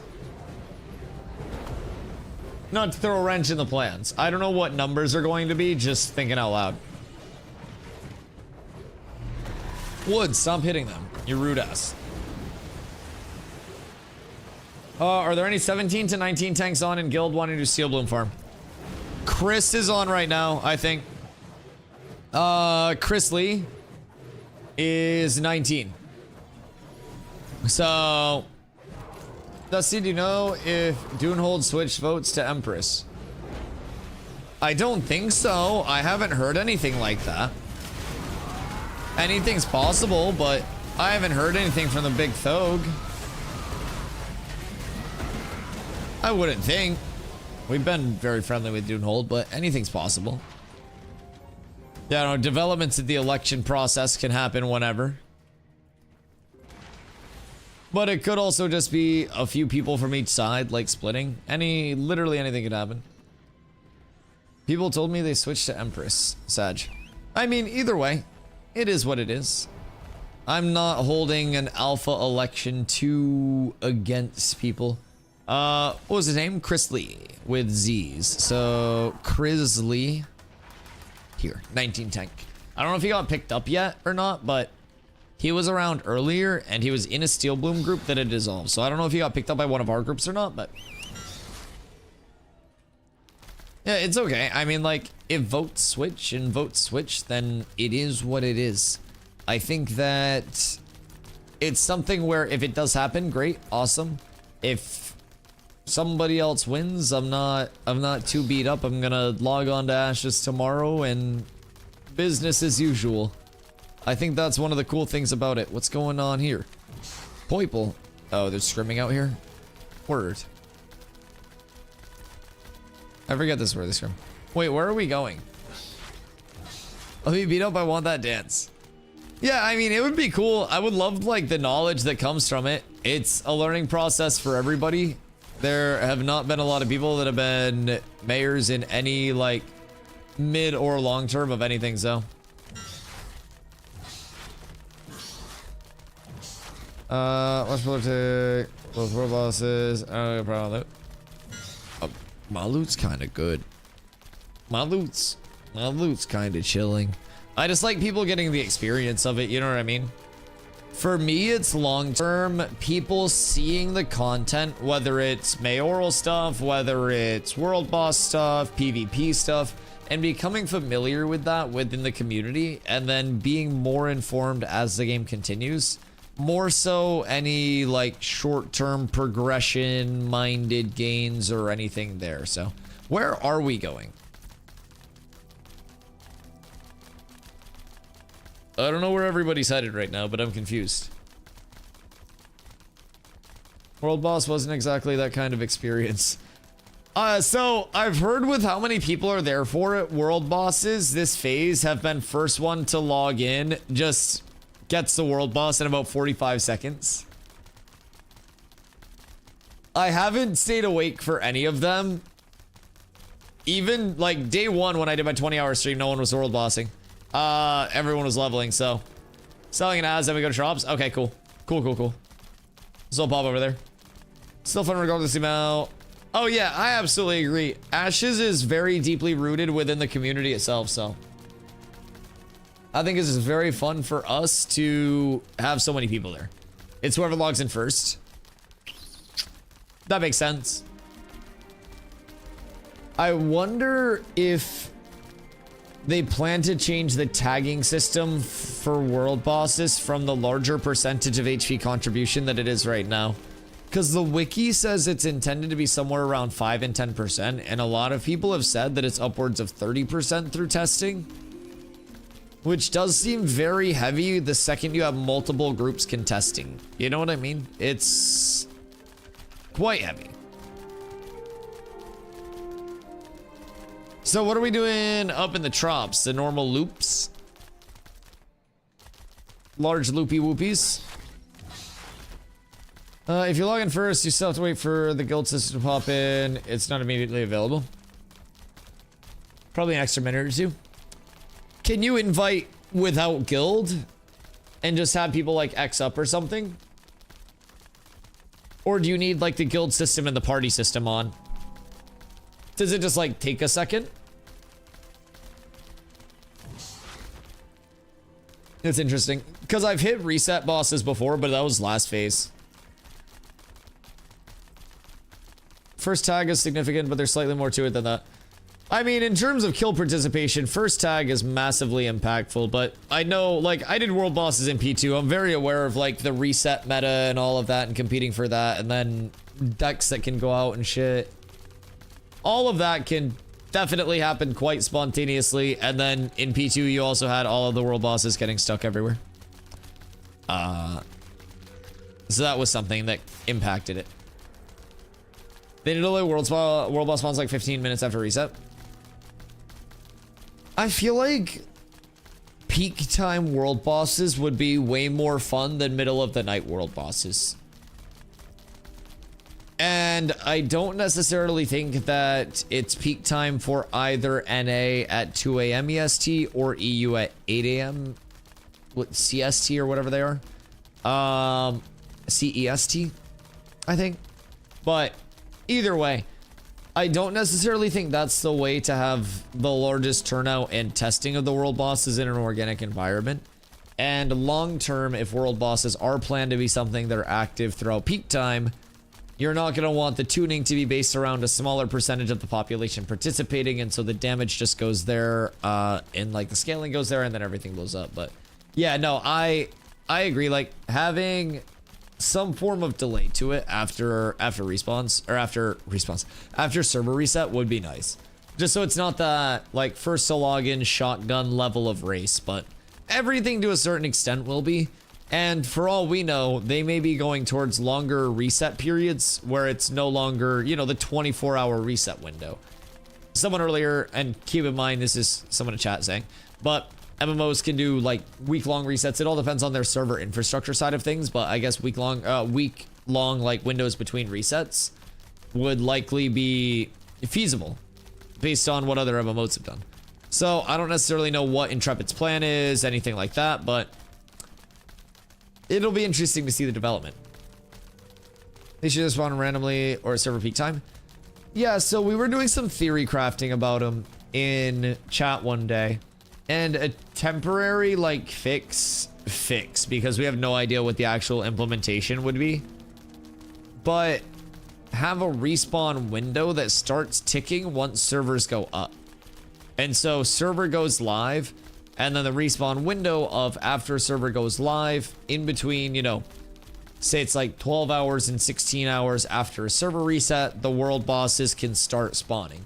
So then you have your potential Tumok spawn that you're scouting out, but you also have people watching the Firebrand spawns. As more world bosses come into more biomes and more get loot, Sclerisha, Kraken, a lot of other things in that realm, you will have people scouting those out throughout their respawn timers. And there will be a max respawn timer where you know they're going to be up. It's a late spawn. And there will be instances where you get out to scout and it's already up. And that would be a bit more of a, I don't know, a peak time potential in my opinion. And you do dynamic HP based on the number of people in that area or something like that. That could be cool. That could be very cool. Once the game is live, I hope there's not a daily reset. Yeah, I don't know. I think Bjorn's looking for an invite as well. Together. Mr. Mahjong. Hey. W. Thank you for the 18 months, dude. I appreciate you. I hope you've been well. Victor, thank you for the hydrate.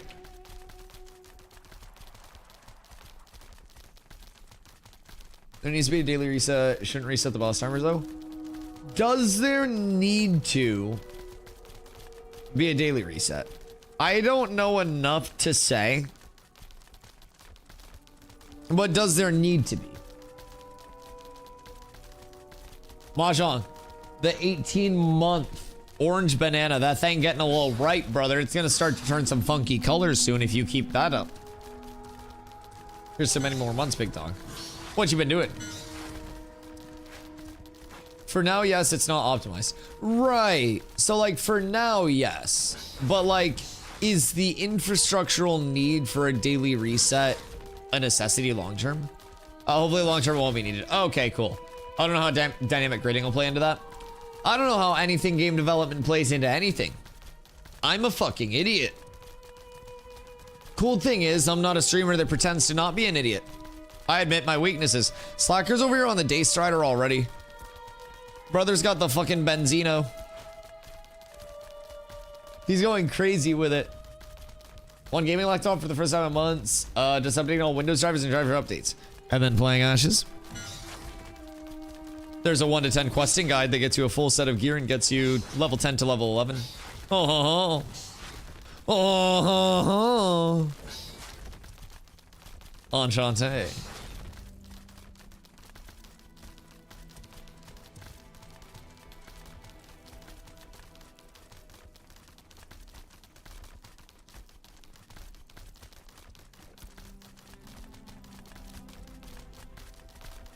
I'm glad you're getting all set up though. Moving is fucked because you moved a while back, got all set up, and then what happened after the move? Just busy again? I do not envy the next time that I have to move. The longer I stay here, the longer or the more shit I kind of like accumulate. Not in like a hoarder sense, but just like I got a couch. Like when I moved before, like earlier on in life, I didn't have to put a whole ass couch somewhere when I was moving. My desk is large. I'd have to rewire my PCs. That would be a lot of annoyances. And I can't just like copy paste things. And that's the inconvenience. Made chicken coop, made garden beds, just boomer, New Balance, jean shorts shit.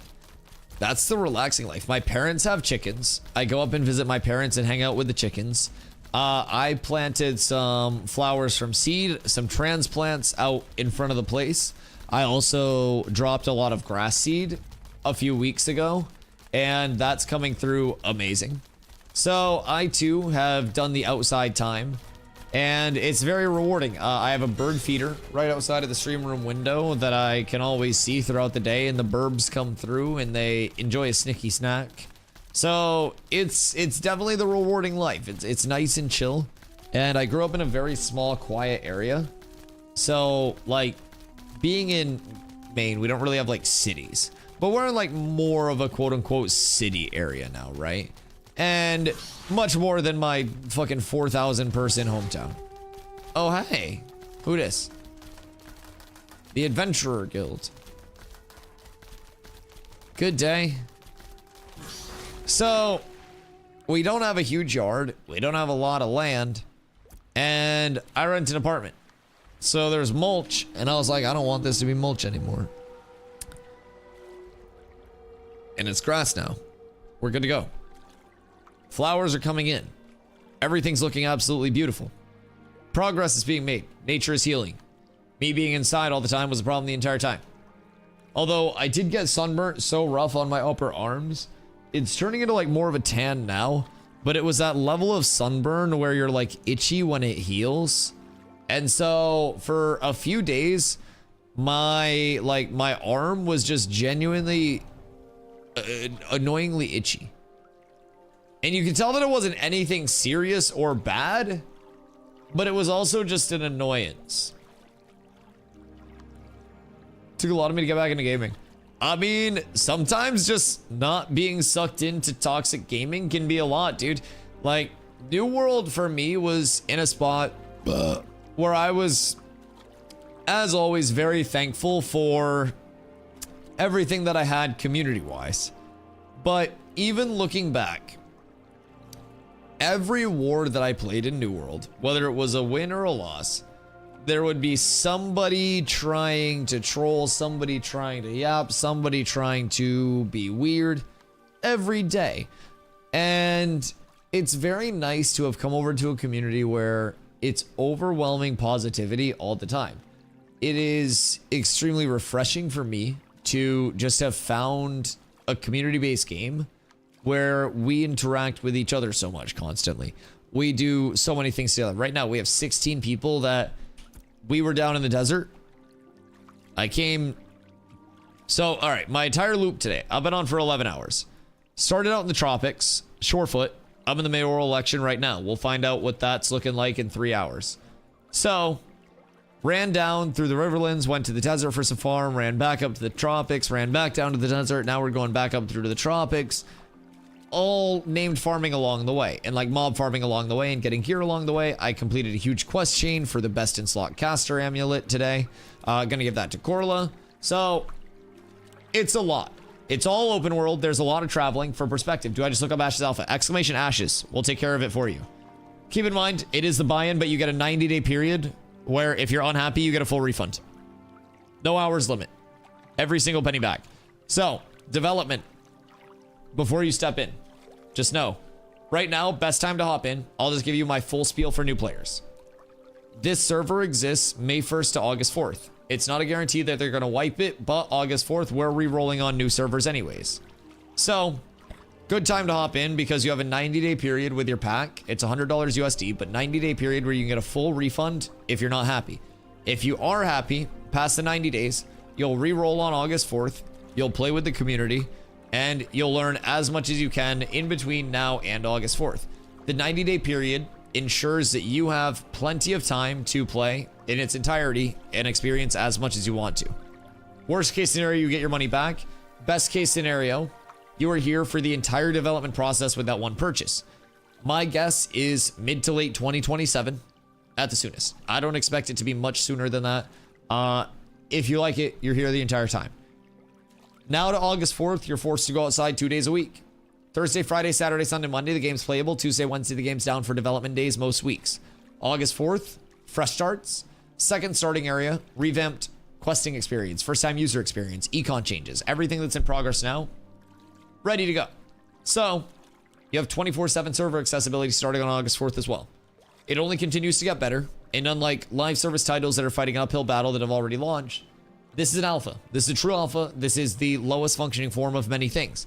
This is not meant to be visually polished, audio-wise polished, gameplay-wise polished, balance-wise polished, content-wise polished. It is meant to function, and we're testing the functionality of it. And all of the polish and finishing will come through. So you continue streaming Ashes after August 4th. Oh yeah, I'll be streaming Ashes all the time. Yo, be like Mike, coming up with a primer. I appreciate you, dog. Thank you. So, yeah, I mean, I'm going to be streaming Ashes until the launch of the game. So, the forward-facing schedule.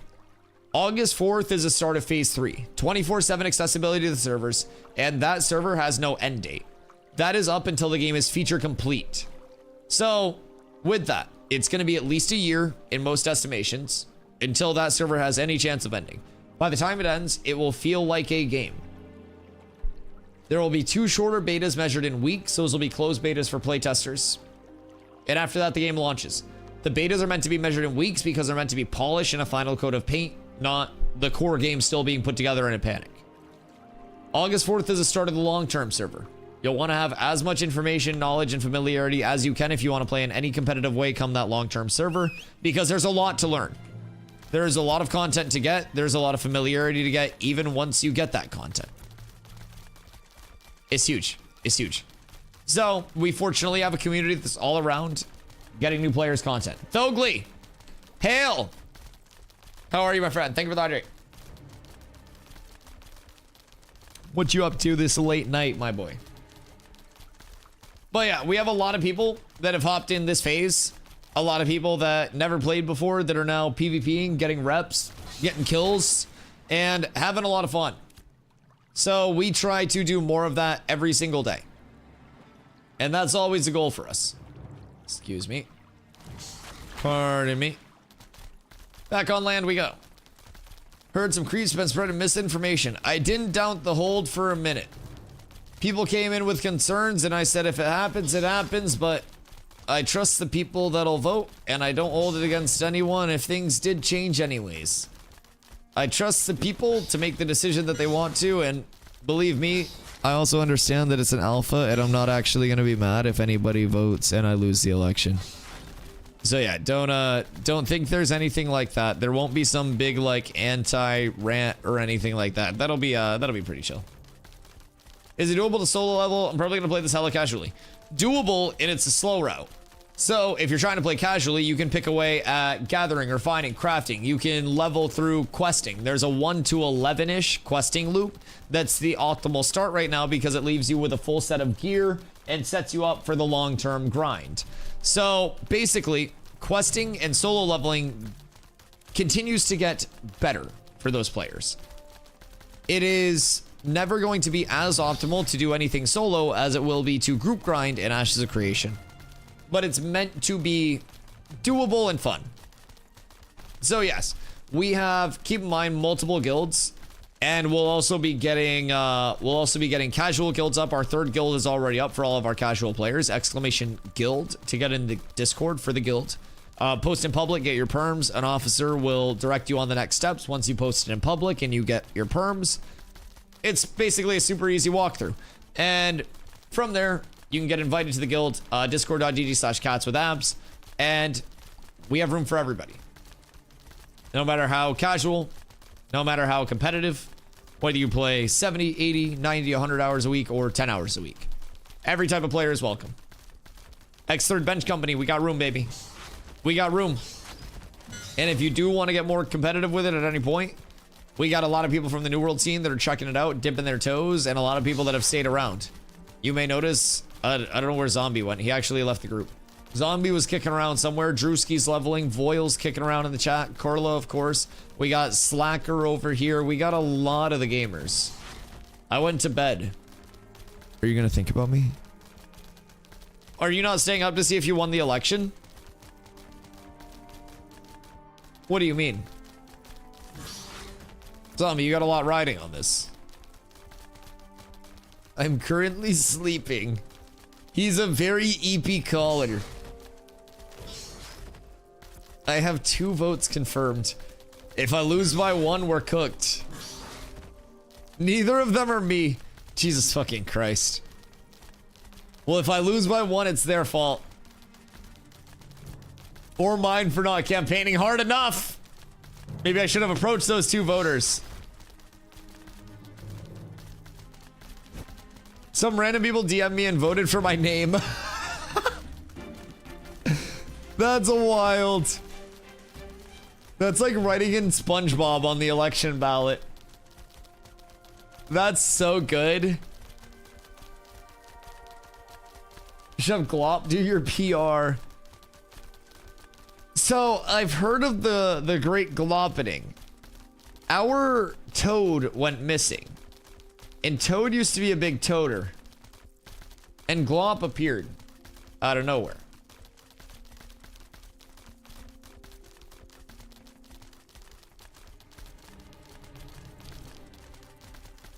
So I don't know, because Figgy still exists, so Figgy's not dead. But out of the great RPers, it was Toad versus Figgy. And my theory is that Glop is Toad. I don't know if it's different or not, but I have a theory that Glop is Toad. One of the great RPers of Phase 2 brought over, unless there's more history to Glop, but I didn't hear much of like a pre 2.5 Glop history. I have no idea who Glop is, but I love his global chat. Did Glop exist? Glop is Walmart Lover. Didn't Walmart Lover get like fucking excommunicated from the community and like Viking funeraled by Intrepid? Figgy and Glop are friends. And any friend of Figgy is a friend of mine. I saw Figgy earlier and he wished me a good day. Figgy's a fine lad. Glop want know how Dusty help Jova. Jova? What do you mean? I'm not in Jova. I'm running for Shorefoot mayor. I can't help Jova much. That's Nova territory. Yeah, Jova has 2 wood shops. So I can't help much there. But I can help Shorefoot. I can build the proper things in Shorefoot with Glop vote. I hear re-elections coming up. There are re-elections coming up. Yes. Yes. Campaigning will go crazy. There will be many opportunities for people who do want to be involved as a mayor to get involved. A lot of things will continue to change in accessibility.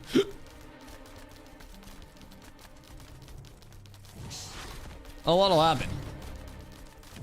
Glop wants Lineker's spot, and I find it hilarious. Oh, is that the lore now? Wait.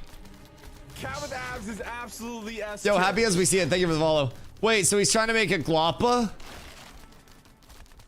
Holy shit. The great Glop lection of 2025.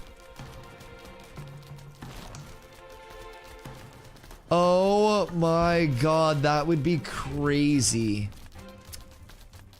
I'm not even gonna lie, Glop might set a vote record. Like, people think I talk to a lot of people daily. Global chat's poppin'. Global chat's poppin'. Like, I'm maybe like fucking D-list in terms of like the Ashes, like celebrities in the game. Glop is like A-lister. Like, red carpet rolled out. Everybody knows him. There are still people who are genuinely like, who the fuck is Dusty? You know what I mean? So I feel like I'm not even on that level. It's like when, I don't know, another athlete meets like LeBron or something, and that athlete is like, oh shit.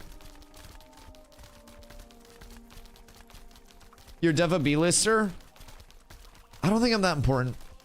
I don't do enough controversial takes. Yo, Happy. I appreciate you. I appreciate you. Hope you're having a great night. Who's Glop? Glop's the goat. Glop, say Glop in DustyWhy stream. Glop is safe here. Cooper Flag, upcoming goat. Yes. Yes. The great Kupinski. The main event. The hope. Absolutely. Absolutely. Although, did you hear that Dallas said that they were considering alternatives with the #1 pick? If anything, minor A-list.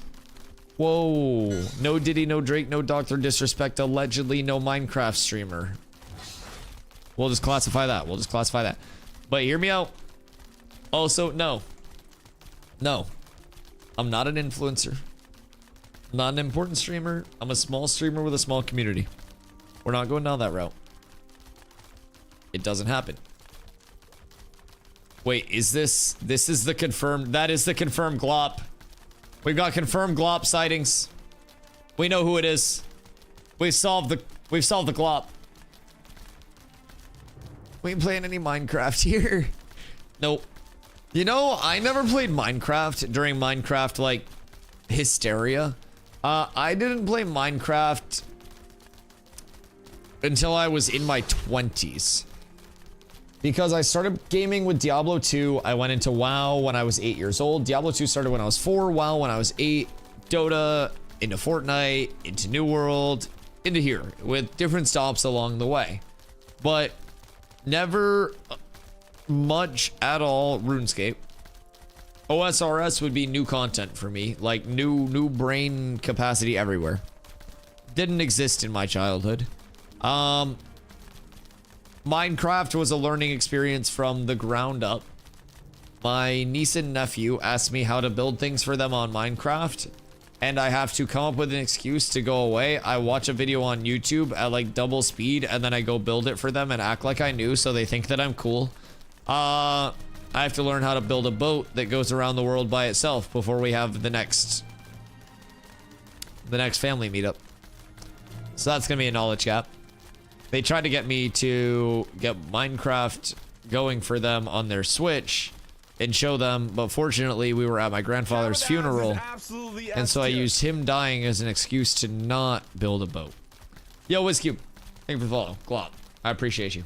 Glop was alpha tester for Minecraft. Jesus, Glop was in on the mining early and the crafting.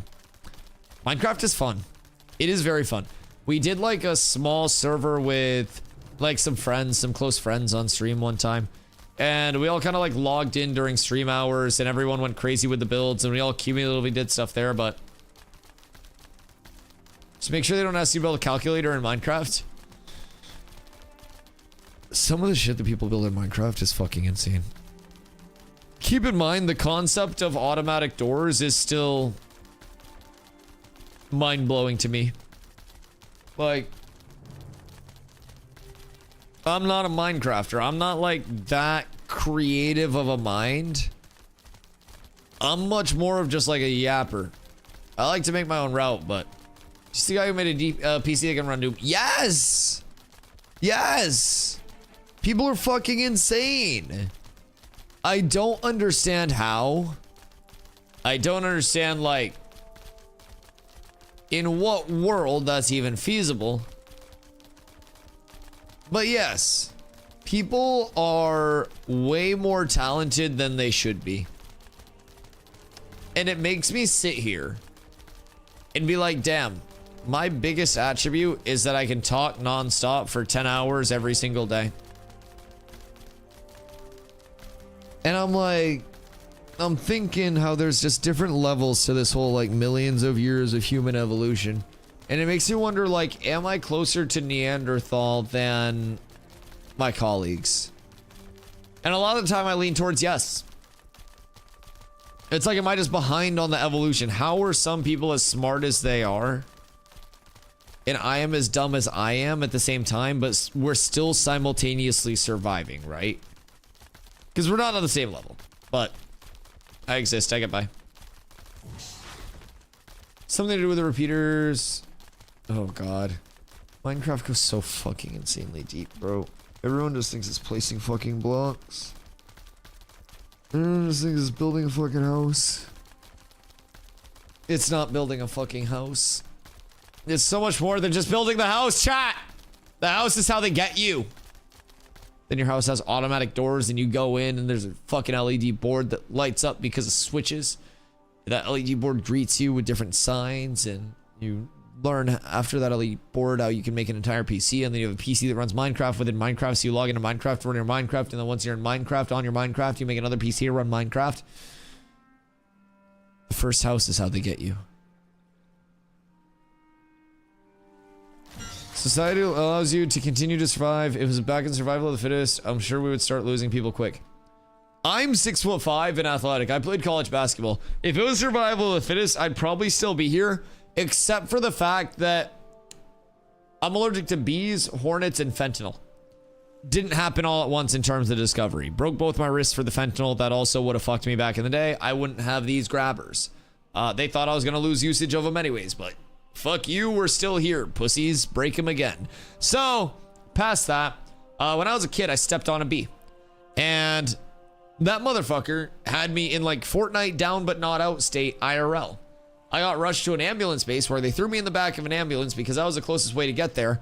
And then they like jacked me up with epinephrine and basically like revive vanned my shit. So, brother was waiting for a revive. Yes, I was a lad. And by the time, because my primary care doctor was about 30 minutes away. And my dad was in the military, and when he had come home, had like worked like as an EMT for a bit.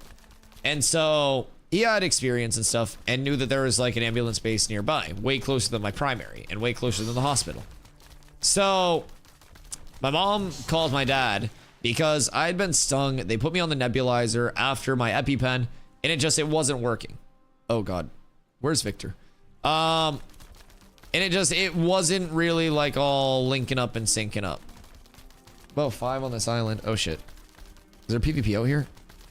Yo, are we hitting people? So there's like a balance of we like, are, yeah. There's alpha here, about 5 of Killed a them. rogue. are we fighting people? Where'd you die? Yeah, there's like 5 or 6 on the island. I have not been on this island. I don't know where to go. Okay, we need to group up. I killed him, but I couldn't save you. Go to I the apologize. southeast side of the island real quick. Wait. Heard. I didn't mean to Southeast give you what? that. Sorry, I had to run to the Woodley, town. I had Lego. I just got guess Woodley you hit have that it guy if you for like want. almost 4K. Everybody flag up, I Do guess. we know? Yeah, everybody flag up. Do we know where the rogue was? He died. He's dead, but he was Okay, who killed Victor? above the hole, essentially. The rogue. Okay, so rogue's dead now. So that group that was in here, do we know where they're from? Alpha. They're killed. Yeah. Okay. At What's least the rogue 5, that probably you a killed? probably a full 8 though, honestly. Do they have a bow? I think they No, know. we killed their mounts.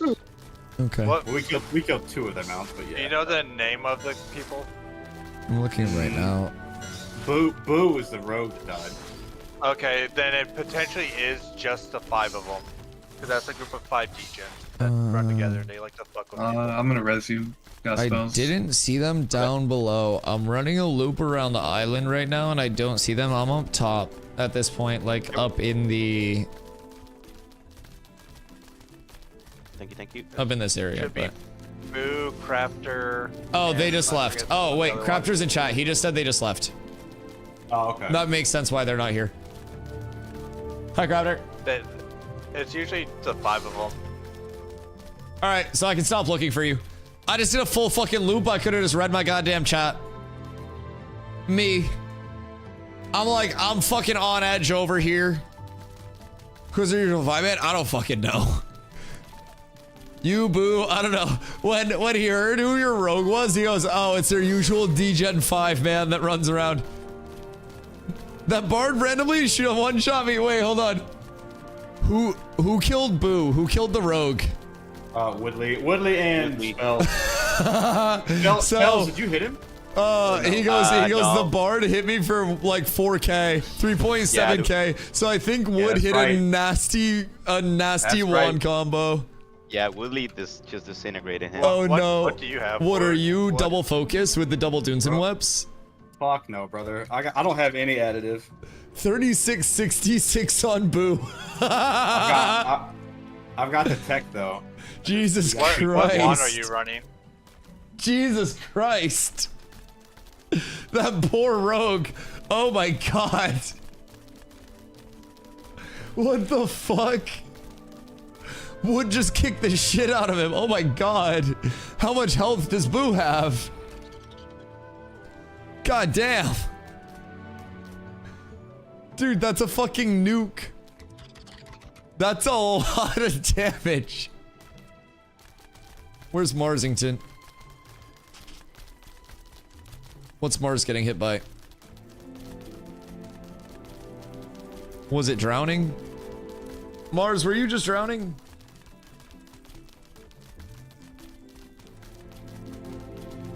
What's going on here? I think we're fine. Is Marsington over here? Oh. Oh. Okay, yeah, I was drowning. We're good. Teach me the bard secrets. I'll make a sub goal for me to force Wood to make a bard guide. That'll be the evolution of this. Crapter, are you guys running a rotation? Or what are you guys doing? We're trying to find something to do until fucking 4 a.m. until the election ends. So we're probably just chilling, doing a little rota and seeing what drops. But you guys got any good drops tonight? We're just sitting there for the belt. Oh, and then your poor rogue. Okay, cool. Have you guys seen anybody else out here? Rotating for server downtime. Got 1 belt. Oh shit! Congrats on the belt. That's huge. I need my belt and my brinies, and then I'll be at a nice, comfortable 7K. And then I just need my boots of the tardy and my hawk bow, and we're real good at that point. So feeling nice. Lemon, you fucking rat bastard. I'm glad people started chasing your ass around. I, for one, am glad. I felt targeted. Me too. Listen, one of the tags. I'm pumping out damage. And I look because I can't move. And I am in, I shit you not, a triangle of 3 tank walls perfectly set up with me in the middle of the triangle. And I had never felt so coordinated against in my life. That shit was absurd. I was fuming. Fuming. Grapply was ecstatic. Fuck Grapply. I could not believe that. Was that all 3 of your tanks? I fucking hated that. It was so good, but also, god fucking damn it. You know what I mean? Fucking Grapply. Motherfucker was telling me his max HP. And I go, what happened to your 10K set? Why don't you have your Tide Warden's Compass and your Iron Wand on? And he goes, oh, hold on. And then I see him pop his Indom. And he's like, 11K, we're good now. And I'm like, what do you mean? How do you pop Indom and go from 7K to 11K? And he goes, I switched on my Tide Wardens and my Iron Wand. And I'm like, you motherfucker. This man. He likes big health number and big health number only. Like, you can take the health away from the Grapply, but you're not gonna take the Grapply out of the health scaling. It's just not gonna happen. Alright, so are we going back down for the mobs, or are we rotating? Oh, we're waiting for the rest of the people. That makes sense. Who dis? Oh, it's Sin. There was a bow with a raid earlier of some guild. I can't remember who, but it's been quiet for the last hour or so. Oh, I think I might have seen that bow. I saw a bow out here earlier. Probably got 12 to 15 minutes on both spawns in there. Okay, word. Word.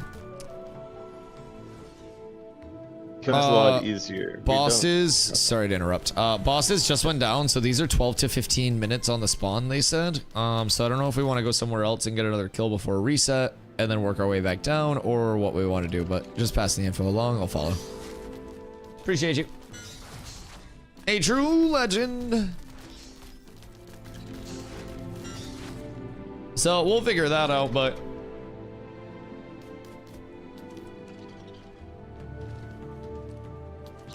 this late, I'd be kind of shocked if there were a ton of people out here that were chilling. I'd be very surprised. So we'll let the entire raid get out here. While they get out here, I'm gonna fill up my water for the late night. Be right back. Oh, my knee is cracked. I'm so old.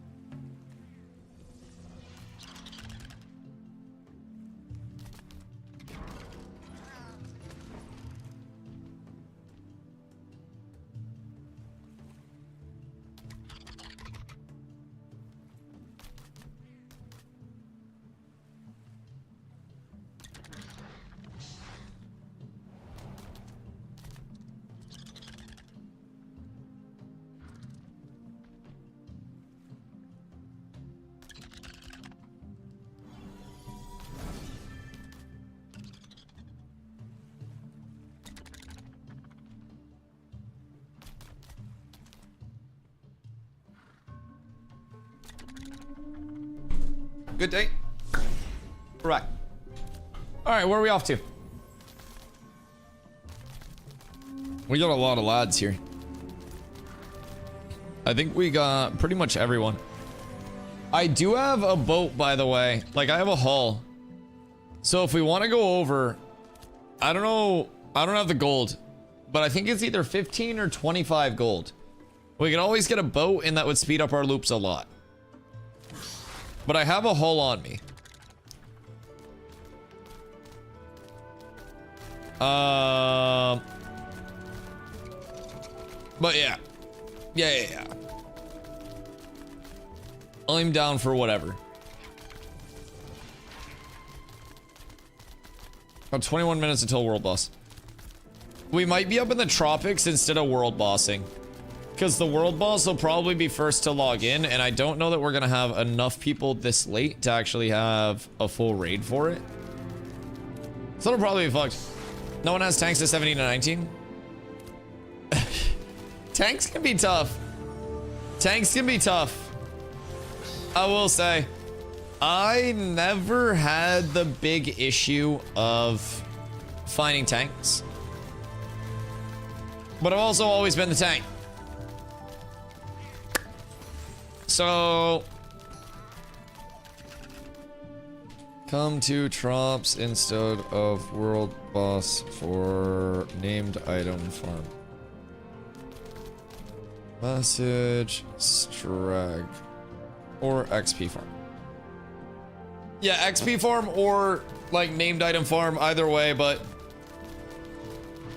I would say XP and gear over the world boss. With people already being split up, some people getting off. We'll do it another night when more people are around, but we can just kick it for a couple hours in the tropics and get some farm in around here. So new XP, but no pub group. I mean, oh, Chris is level 20 now. That's huge. What was have a reset? If we are doing it, we need to get to Winstead. I was told by everyone to come up here. But if we want a chance at World Boss after reset, we would need to get to Winstead to actually have a chance to do it. And we would need to have our raid ready to like mass invite people. I was told to come out here by this raid though.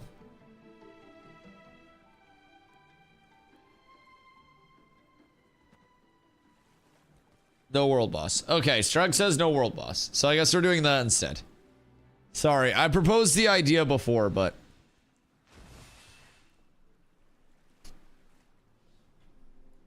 I simply relay the info.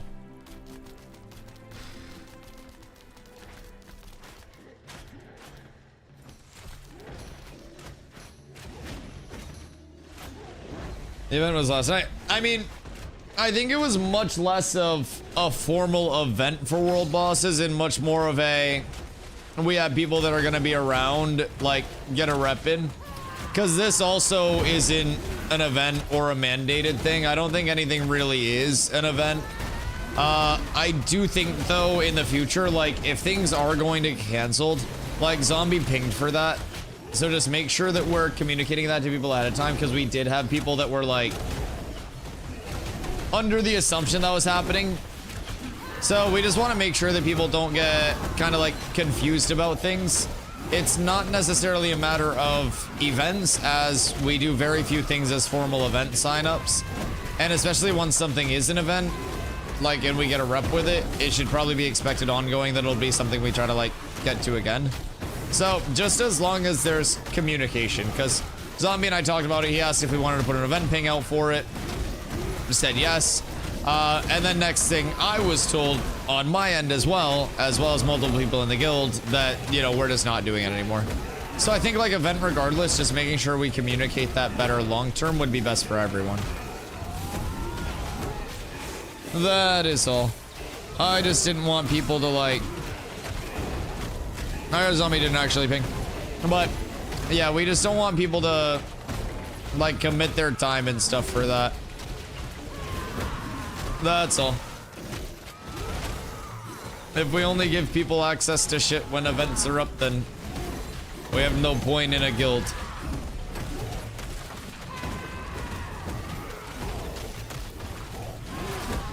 With that being said, I think world bosses aren't really worth a ton right now. I think there's more incentivization on Firebrand than there is on Tumok. I think Tumok's loot table is pretty ass. Pretty ass, but I think there is mid incentivization there, but yeah, I think Tumok just, his loot table's buns. The only cool thing about Tumok loot table is that the purple wand is purple. What's the ideal drop anyways? From Tumok, the wand, because it's epic rarity, but even the epic rarity wand, people have preferences instead of. And then from Firebrand, you have Bladebinder's Montant, the greatsword. And then you also have the longbow that's added at fire damage rating. So there are a couple of things that are solid, but it's not really the craziest loot at this point in time. That'll be something heroic. Well, the rarity is good, but it's just rarity isn't the end all be all in scaling. Like, I would take the longbow from Firebrand over my Ancient Dunezin because they both have added fire damage rating and it's heroic, so the stats would be the same. But I would also take a blue rarity Hawkbow over a heroic rarity Firebrand bow, if that makes sense. It's kind of like the quality of the rolls that you're getting and what's actually on the piece over the rarity of the rolls, enforcing that. So, yeah, I think both of the world bosses that have a loot table right now are kind of mid. And then Sclerisha is the Desert Mama Scorpion. And that's another loot boss, raid boss, but the loot table there is a little Scuffingtoned and a little borked. So, thoughts and prayers. Thoughts and prayers. Time for sleep. Yo, Bad Dad. I hope you sleep well, brother. I appreciate you. Plus 80 magic power today? God damn. That's like 2 entire magic power sets. But yeah, the rarity is basically the only thing that world bosses incentivize. At 164, oh my god. That's good. Getting up there. I know a lot of casters that are just happy to get up to like 175 as their current until crafting. And people are calling it good there. I think if you get to 200 as a caster, you're absolutely fucking beefed up. So that's cool, dude. I'm glad it's coming along well. Hopefully the rest of the pieces are something we can help out with getting. That's a lot of what we're doing these days, is just trying to get pieces for people that don't have their pieces. My set's good enough where I can pretty much ignore most of it except for small, marginal, minute upgrades here and there. And not too worried about it. Not too worried about it. 198.9. Is that with food? So right now I'm 193.3, and I could be pushing higher if I like dropped a little bit of HP or MIT or crit power, but yeah, 193.3 unbuffed, but I do still need my Boots of the Tardy, and then with Boots of the Tardy and food I'll be good. Hawkbow will get me there. Like, there are a lot of options, but food I'm 200. Blessings. Blessings. That's good at least. Just seeing the 2 is huge. Do we pull drops before server reset? How have name mob loot tables felt recently? Compared to last phase, so rough? Well, last phase, by the time we re-geared, we also had crafting. You know what I mean? Like, we had a lot of things available as soon as the server rework went out. Or the server rework, the attribute rework. And there was also way less competition.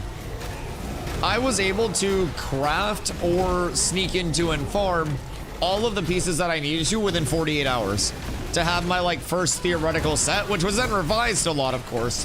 But mats existed, gold existed, like everything was already in place.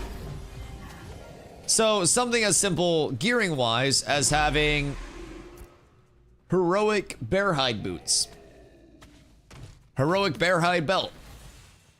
Those would be pieces that would be almost like, you know, near guarantees. with the old infrastructure once that was worked in. Hello, Guggen. Hope you're having a good day. So yeah, I think prog in itself is more of like an organic progression this phase.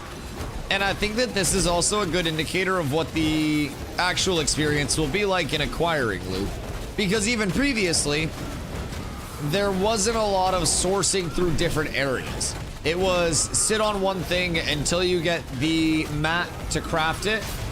Apes together, strong. Well, hello. Thank you for the T1. I appreciate you, Wiz. Thank you, thank you, thank you. But yeah, I think like even last phase, previous to the rework, gearing was a lot more get named items at level 10 from 10 named mobs, craft your 10 stuff, enchant your 10 stuff, right? And that probably gave a false perception, especially with vendor acquirability of base goods, of what may or may not have existed. Am I that ping? No, he said he was gonna ping and then he didn't. No, I said that while I was yapping. I looked at events and he said that he was going to ping and then didn't.